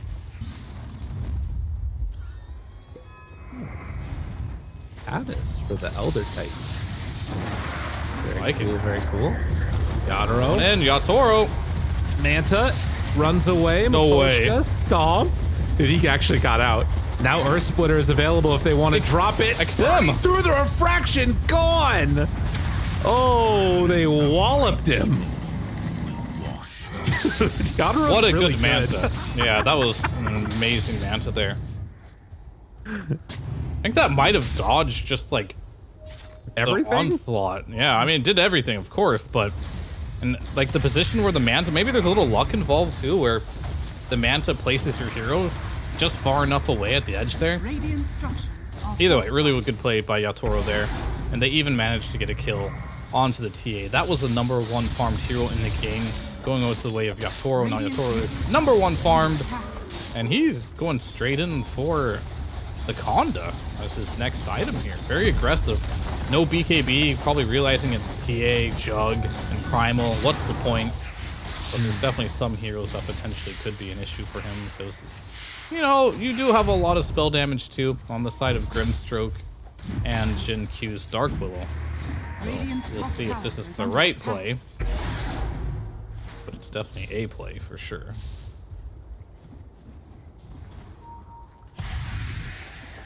Gonna stack up camps while waiting to farm them. And the streak continues of him just amassing insane amounts of net worth. This is, oh my god, and he got a Grove Bow too. This is disgusting. Yeah, the Grove Bow phylactery combination, and now XXS will be found. Roll through, Zinq is there, but the hits are out with the sleep timing. XXS dies. Dude, Spirit, they're looking really good. They definitely are. Collapse's Tango's been quite impressive as well, hitting pretty much every single roll imaginable. Collapse wanted. Oh, Collapse used his TP top. Same with Yatoro. Ends up canceling it. Looks like they just want to farm for now. Phylactery online for the Luna. Pairs really nicely with the 2-second Lucent Beam cooldown. The only issue sometimes you run into is like you like to Mask of Madness yourself. Just for more right-click damage, but we'll see if he saves it a little bit more here. Cookie up to the high ground, and then the punish for the turnaround. Don't go on any set anymore. EY, I think he has the shard coming out now. Yeah. So another integral part of this lineup for XG is going to be the Grimstroke being able to keep his buddies alive. Although if he shows on this wave, Collapse is probably just going to solo him. And the hunt is there. Finds him. Will it be enough damage? Not quite. Nope. But if you think of the shard on Grimstroke, this is a pretty bad game for like the strong dispel. Like, what are you even dispelling in this game? Yeah, maybe not much. a cookie. Most of their damage is going to be like some Mortimer Kisses, the level 3 Scatter Blast. You have the little Shredder, Scatter Blast rather. Little Shredder's level 4. There's not much you're really dispelling on this Grimstroke. I mean, probably like an ET sleep would be the best thing, you know? Yeah, I suppose. Radiant's top tower it's not great though. You're right. It's it feels like it's a bit of a niche moment, but I think when you're playing with Jug, the value of that dispel becomes a lot bigger because, you know, it might be the difference between him getting Omni Slash off or not. Definitely something. It's definitely a good shard regardless, and you should buy it, but just how Spirit drafted heroes make it pretty annoying to just like hard save someone. Because normally you pick it versus like big lockdowns and you break the chain stun, right? Not gonna get much of a chain stun here. 2,000 gold lead now. So we get to the 20-minute mark and could be eyeing up that Tormentor soon. All right, let's do it. 20 minutes now. Let's do a carry player update. Ame, 0-0-1. Nice. Okay. Climbed up the net worth though to be pretty decent with 200 CS. Yatoro 2-1-3 with 280 CS, top net worth. So Ame slowly coming online here. Not in kill participation yet, as he has not participated in anything in this game or in hit creeps, but he has increased his net worth at least. He's not struggling anymore, and he has pretty good items, let's say. He has the Mjolnir online, getting close to that Aghanims. Those are going to be some big items for him. Yeah, it will be important. Are scanning. I will say that now you have this ET shard online and a solar crest too, which is pretty freaking hype for an ET. If they get on top of Jug, he will have no armor. Could be a bit of an issue since you do have the shard on Miposhka now. If they ever manage to find one of those like sort of self-cast echo stomps, but will be Mira hitting the deck and into Roche. Ooh. Well, the only downside is that natural order doesn't pierce magic or debuff immunity, so if you can get the spin off, which they don't have many stuns, that'll help a little bit. But yeah, if he never has spin up and ET gets on top of him, he's just dead in like 1 second or less. It's one of those explosion moments. Right. Yay. Drops down a trap. Now they realize that she's over here. Looks like they are going to head into the pit themselves. I think Extreme realized that they couldn't take a fight in the Roche pit. And Yatoro defend it. Okay, maybe they needed to defend it because Yatoro just picked up the shard. He can't get an Aegis on top of this as well. Then BKB find one. XXS is there. Roll in, try and catch. The sleep comes out. What do they have in the tank? He is already down low. The BKB is there, and they do end up finding it. Grimstroke ulti keeping Collapse in place, but the cookie to back away. So Rolling Thunder used. It's getting a little bit dicey here for Spirit. And Ame's like, nah, I'm still not going to join the fight as he's taking the tier 2 top, doing everything in his power to not join, but he changed his mind now. He's TPing in. Ame's joining the fray here. Scary, scary, scary. Roche is really low. 1200 HP. Yatoro leaves the pit. They can still come and contest this if they want. Dropping the Snapfire ultimate, actually, and hitting onto several. Roche is so low right now. They've used a ton of abilities. They've got to finish this off. Getting close. Ame's coming in. He's running in. Aegis on the deck. They get it. Yatoro snatches it. It was actually lasted. Ame is getting obliterated by that Luna, though. But Yatoro, will he end up losing the Aegis? He will. Ami/Solo catches and kills Laurel. Now Miposhka trying to hunt, seeing if he can finish the finish, but it's Yatoro completely low. He dies, 4 dead, and one last couple of punches. Oh, the natural order, the debuff, and he gets the healing ward off. Ame, the savior, making the moves to pull Extreme back into this game. Unreal. Ame has joined the fray, and he makes a world of a difference there. And that last hit, he got healing ward off just in time, and of course the natural order was canceled because Blade Fury's back online, and they somehow killed Yatoro twice there. And from my perspective, if you're gonna watch this fight again, like, this is so risky. You go in with Yatoro, you get the Aegis, look how low Ame is, look how low he is. Oh, but in the back line, it was actually XXS that stops that additional damage from killing him here. XM goes to town with DY, gets off the Omni Slash last second, kills off the Zeus, and then they just wait for the respawn of Yatoro, and there's no way he can do anything in this fight. And oh, good job by Ame there to be able to just barely survive that one. Even if he would have died there, you would have been still pretty happy on XG, but because he lived, you're still rated unsafe. And all of this time that we talked about the relative strength of these two carries, and now they're just about even in net worth. I mean, what a comeback story from Extreme. This has been insane. You gotta love it when you get to see like two of the best carries in the world face off against each other, and then there's a crazy moment like that just pulls it all together. And that, I mean, they got the last hit on Roche. They could have also gotten the Aegis. Yeah, potentially. It was getting there. But now we're starting to notice an issue between, I guess, Laurel and the Pango. The Pango was just having a hard time in these fights. They canceled the Rolling Thunder. One of the features that Primal Beast does have is that you can just use your Pulverize and just take Pango out of his Rolling Thunder immediately. And that's what happened there. DY also had a really good Soul Bind. So the more you think about this game, the harder of a Pango game it looks here. And Zeus, this hero needs a lot of items. to be able to effectively play. He wants that Manta really bad. Already has the lightning hands. That Manta really just completes the item build here. Maybe we'll see a lot of different changes as that goes on more into the game, and more specifically, can we see the natural order with the Zeus right clicks, the lightning hands actually make a difference in this game? Because right now they're having a hard time hitting heroes because Juggernaut is permanently spell immune for the most part. The TA, as we'll go down on Makoshka here, the TA is just too far back to get these spells off, right? Like you can't cancel her Blink Dagger because this refraction is always going to be up. And then the last one was Primal. Yeah, maybe you can kill him, but he's got a BKB to boot, and it looks like Miros, he's going to go down here too. Yeah, the support's done off and dying. Big plays. Ame. Humble City over here for Team Spirit.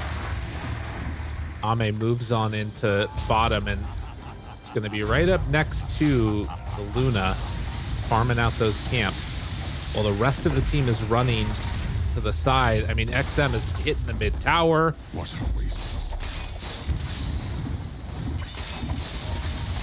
Are they going to make any type of a play here? I mean, I probably feel like they don't have to, because the one reason why Juggernaut doesn't like to play versus... not that you don't like playing versus Luna. It's a hard counter to Luna if you're similar net worth. But that's the big if. And you're almost never similar net worth with the Luna. But in a couple bad team fights, all of a sudden you can be. Gatoro has to be very careful that he's going to get Omni Slash in these fights. And there's not many items that he can buy to really protect him against this. No, it's feeling very difficult to stay alive through these engagements now. And the other thing is, like, Laurel needs to be able to have some extra impact in this game. I feel like tries to go in for this XXS. He's able to survive through everything. Collapse is just getting completely leashed and isolated and killed off by XM. Mira TP's out, will not be able to escape. Dude, the Grimstroke answer to Pango is devastating. And this fight, Ame wasn't even there. It feels like Ame joining fights are like optional. That's just how well the rest of them are playing. Like, if he does join a fight, it's completely over, I think. But they're holding their own 4 versus 5 here. Right, and what are you gonna do? You gonna go gank a Jug? Like, none of these heroes can kill him. Yeah. Almost up to that Scotty too. Oh really?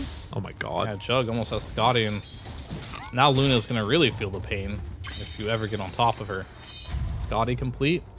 Basher next. Maybe BKB if he wants to play it safe.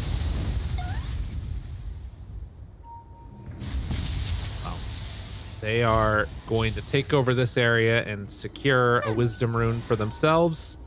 On the side of Team Spirit, they just have to sort of spread out, try and hope that they can force a bad fight from Extreme, but Extreme seem to be playing this extremely safe. They do have the Lightning Hand Zeus. They have good high ground defense on Team Spirit, though, like really good. In theory, but is it actually good versus Juggernaut? You have the poke. Well, this is what the Juggernaut was designed for in this draft. Just tank those lightning bolts to the face. He does not care. Yeah, and nobody is showing up to defend this. Meanwhile, they find Yadaro off to the side. Tries to turn, see if they can do any extra damage at all. Terrorized. No buyback. Xingqiu is also dead, but the much bigger kill is gonna be Yadaro going down. And I mean, fine, you want to go and kill this freaking Primal? That's okay with them. They're gonna pull the creep wave into mid, and they've already taken the other melee racks. I'm gonna catch the next one. Mira wanting desperately to kill off these creeps so they can't get to the base, but I don't know if that's gonna happen in time. Does have Mortimer's Kisses, and you might need to drop it. I don't know. I mean, there are back doors down. It's too late, it feels like. Yeah, even if you use Mortimer Kisses now, there's a glyph available.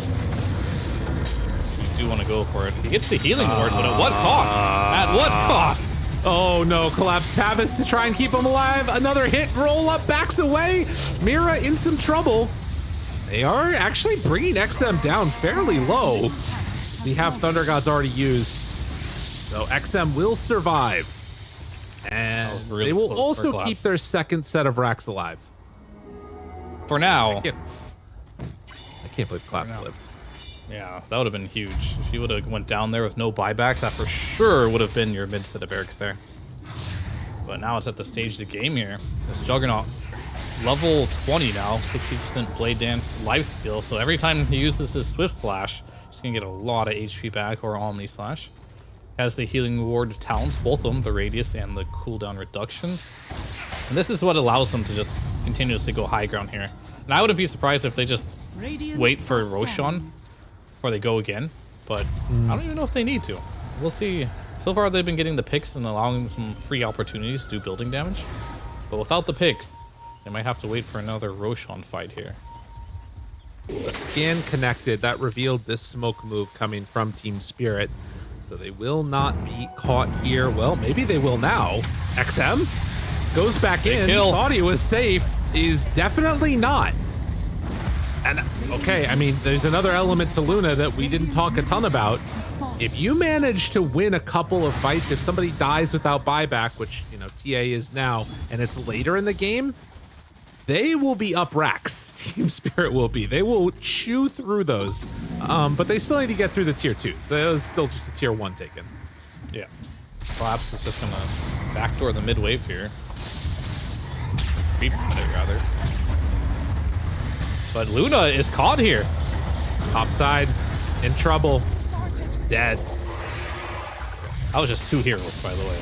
Now, Toro hasn't had the luxury of going BKB early on because he felt like he needed the damage. So Gen Q and XXS are just going to kill him straight up.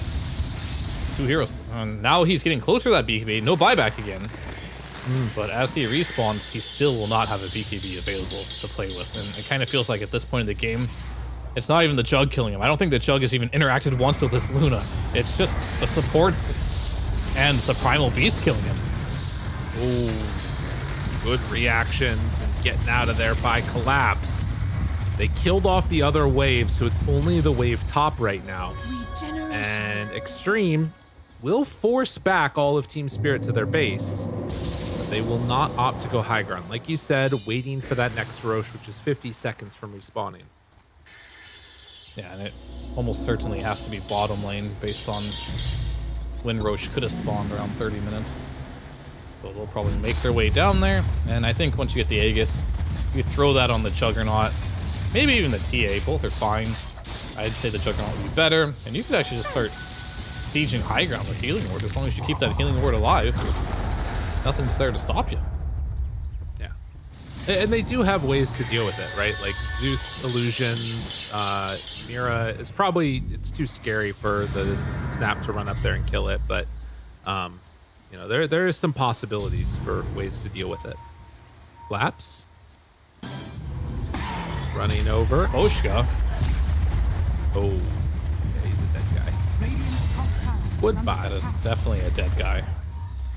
If I saw that guy, I'd consider that a dead guy.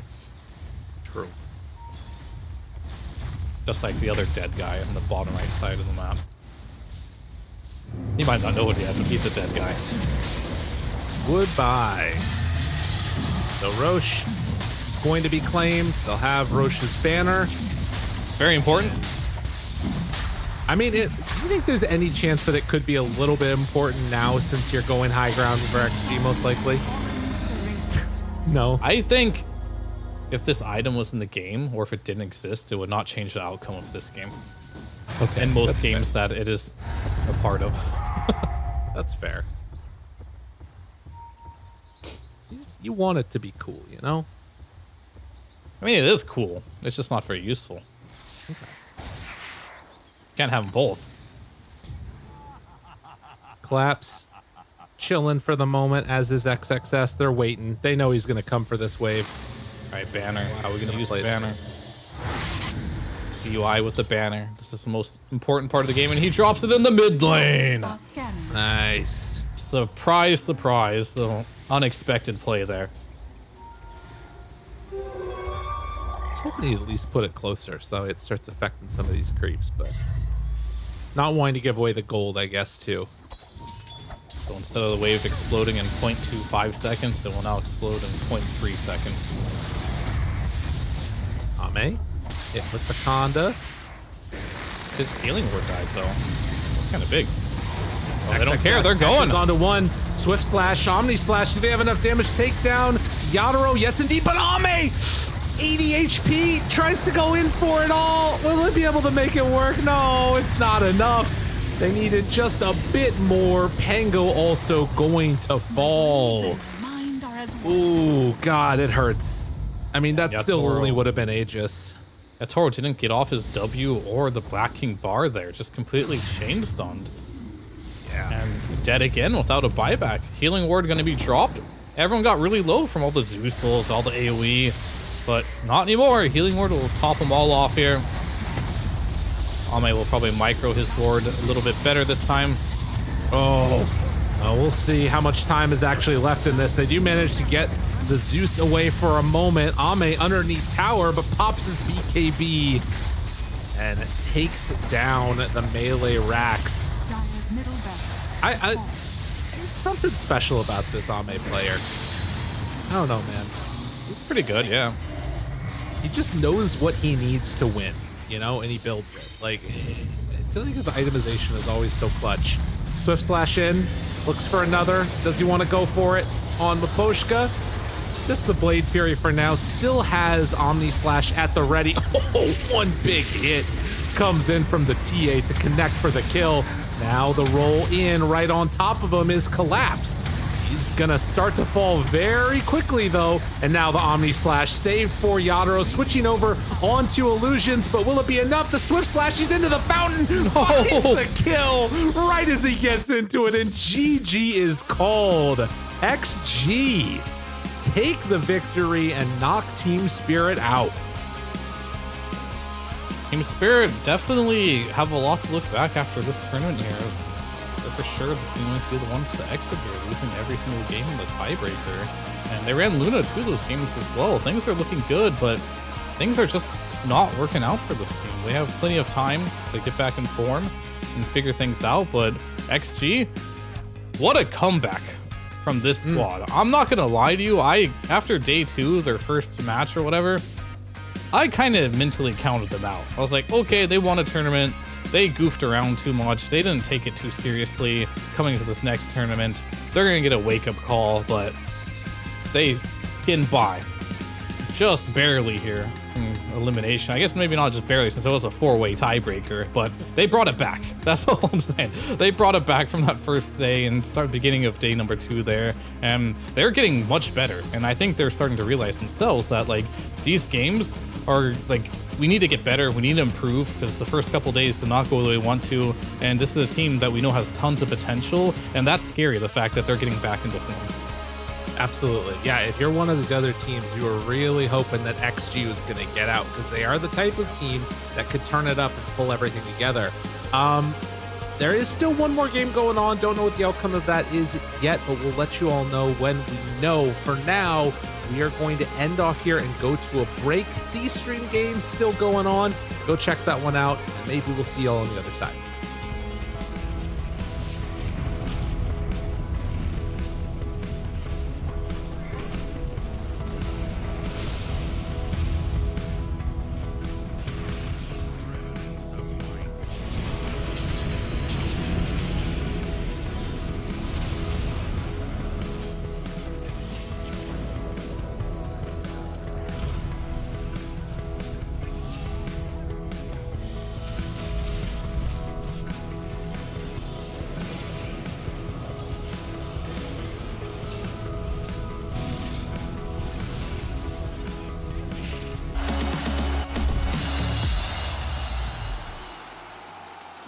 At some point in every gamer's life, there's a question to be asked.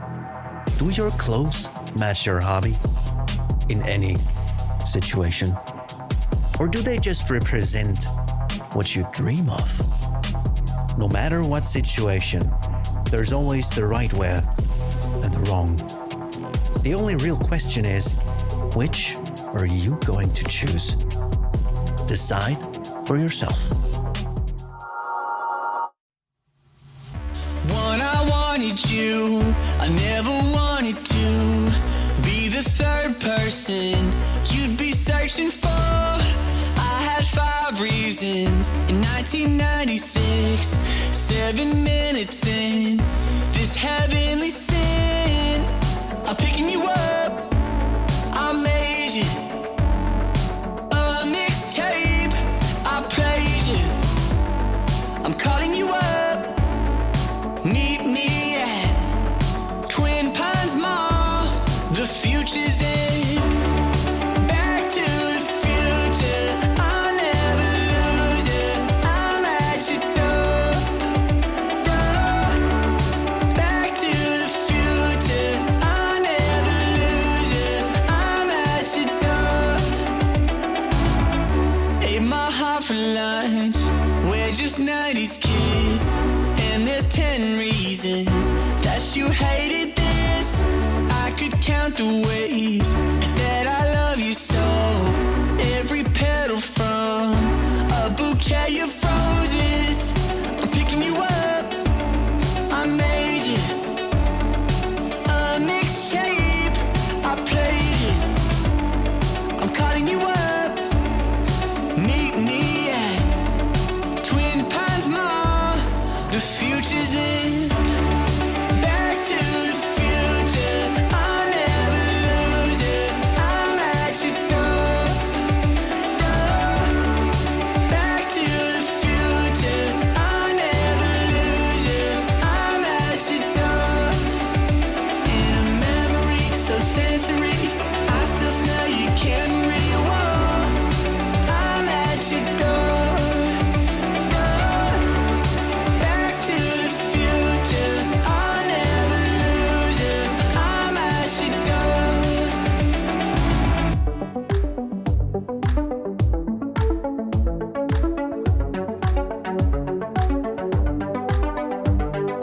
Ten, nine, 8, 7 minutes in heaven. 6, 5, 4, 3, 2, 1.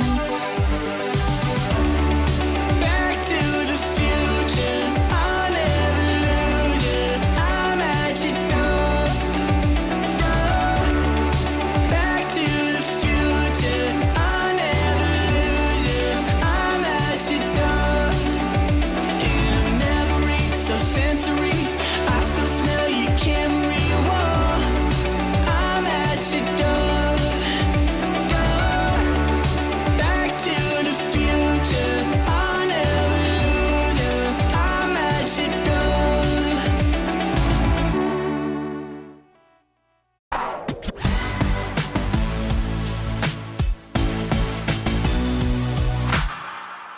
Treasure, been longing for someone to call my treasure. Measure, no one in this world could ever measure. Oh, back in time with you. Always going back in time with you. Always on the run. I see pleasure in your eyes. Treasure in the skies. Rain and diamonds from the skies. I see pleasure in your eyes. Precious, you're the only one, you are my precious. Luscious, there's no other word that can describe you. Back in time with you. Always going back in time with you. Always on the run. I see pleasure in your eyes. Treasure in the skies. Rain and diamonds from the skies.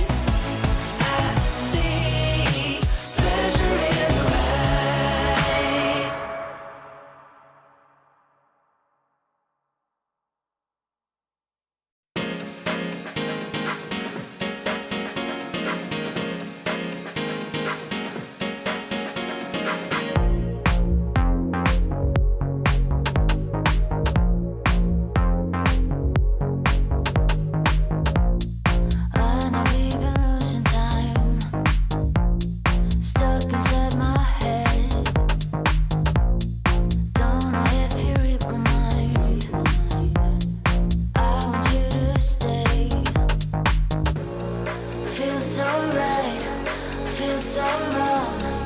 Wishing I could let it go, but I've been losing my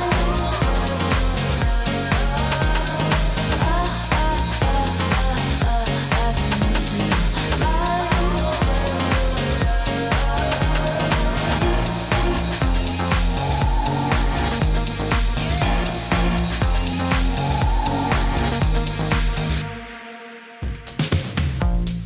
I know we can work it out. Tell me what's the harm. Let me spell it out loud. I want you to stay. Feels so right, feels so wrong. Wishing I could let it go, but I've been losing my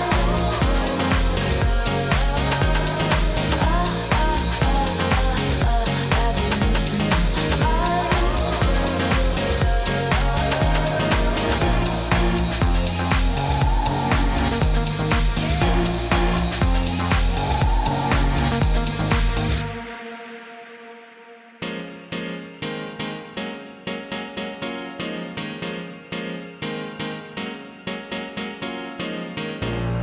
feels so right, feels so wrong.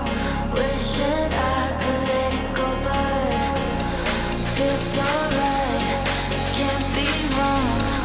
Wishing I could let it go, but I've been losing my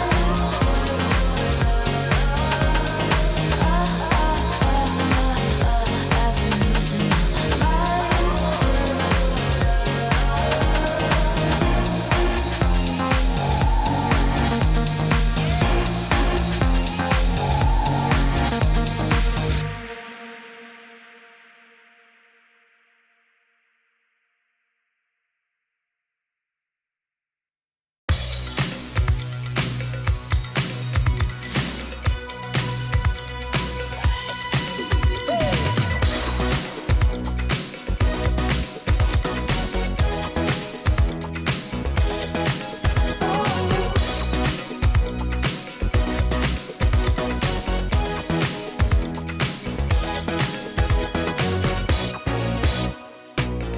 What about if you opened up? When are you gonna tell all about you? All about you, I wanna know. Come on and tell what you want with all your fantasies. Know you wanna be with me. I gotta make you mine. I gotta make you mine. I gotta make you mine. I gotta make you mine. What about if you talk to me? And in the secrecy, what's behind that little smile that you're giving me? Oh yeah. Come on and tell what you want with all your fantasies. Know you wanna be with me. I gotta make you mine. I gotta make you mine. I gotta make you mine. I gotta make you mine. Oh, what you want, yeah.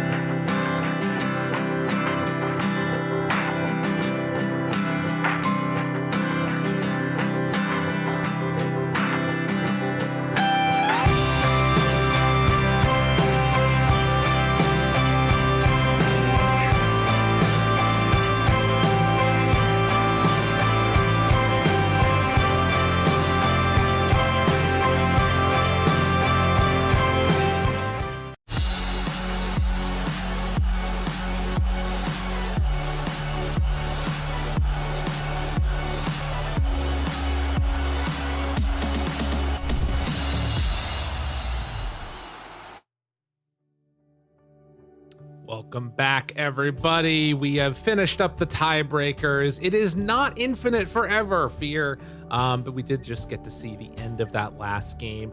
So we end it with Extreme knocking out Team Spirit and Tundra moving on in the upper bracket. Thoughts real quickly about the teams as we get ready to close out the day? Just the teams that made it, or what? Sure, anybody.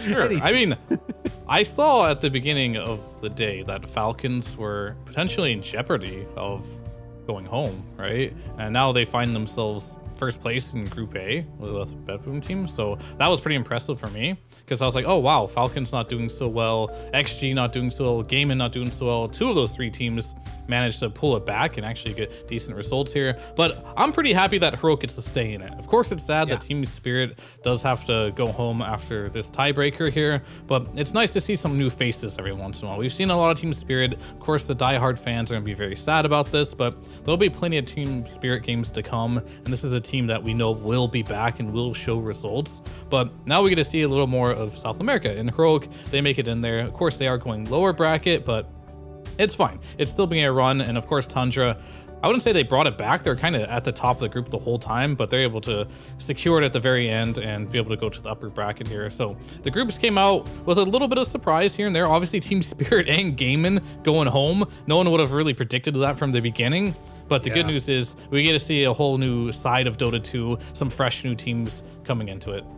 It is nuts that it's those two that are out, right? Like, the TI winner and TI runner-up are both out right now at ESL 1 Birmingham. Kind of insane that that's what ended up happening. But regardless, tiebreakers in Group B, that's what they were. There was a chance we saw for Heroic to push us to a new round of three-way tiebreaker, but did not happen by virtue of Hector having some issues with his buyback button, but more importantly, Tundra playing really, really well.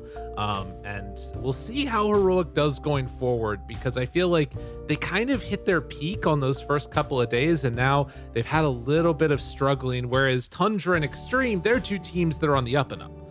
But regardless, that is going to do it for today, everybody. We're going to end the broadcast here. We've got more action continuing tomorrow. ESL 1 Birmingham will continue then. We'll see you then.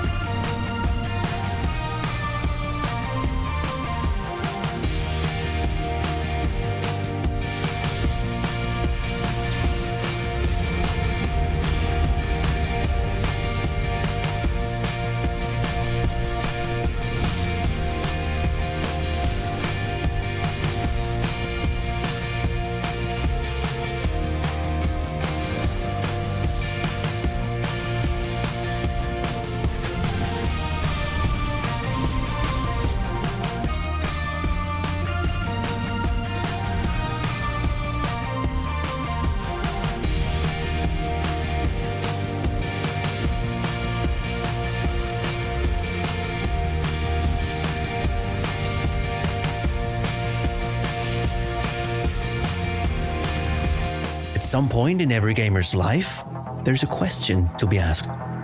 Do your clothes match your hobby in any situation? Or do they just represent what you dream of? No matter what situation, there's always the right way and the wrong. The only real question is, which are you going to choose? Decide for yourself.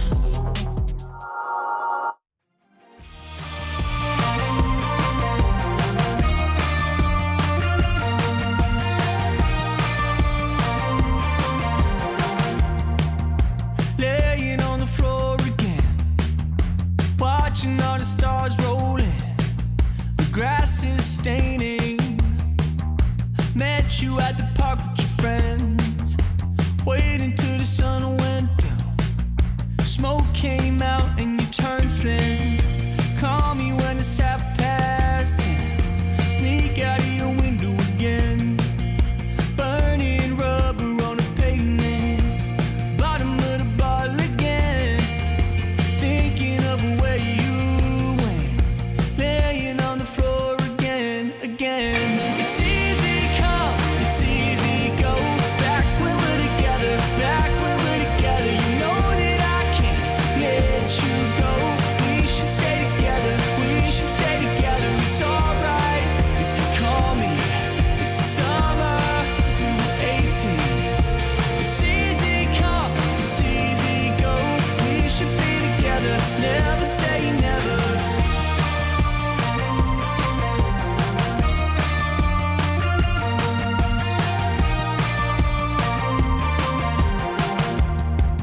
I'm back on tour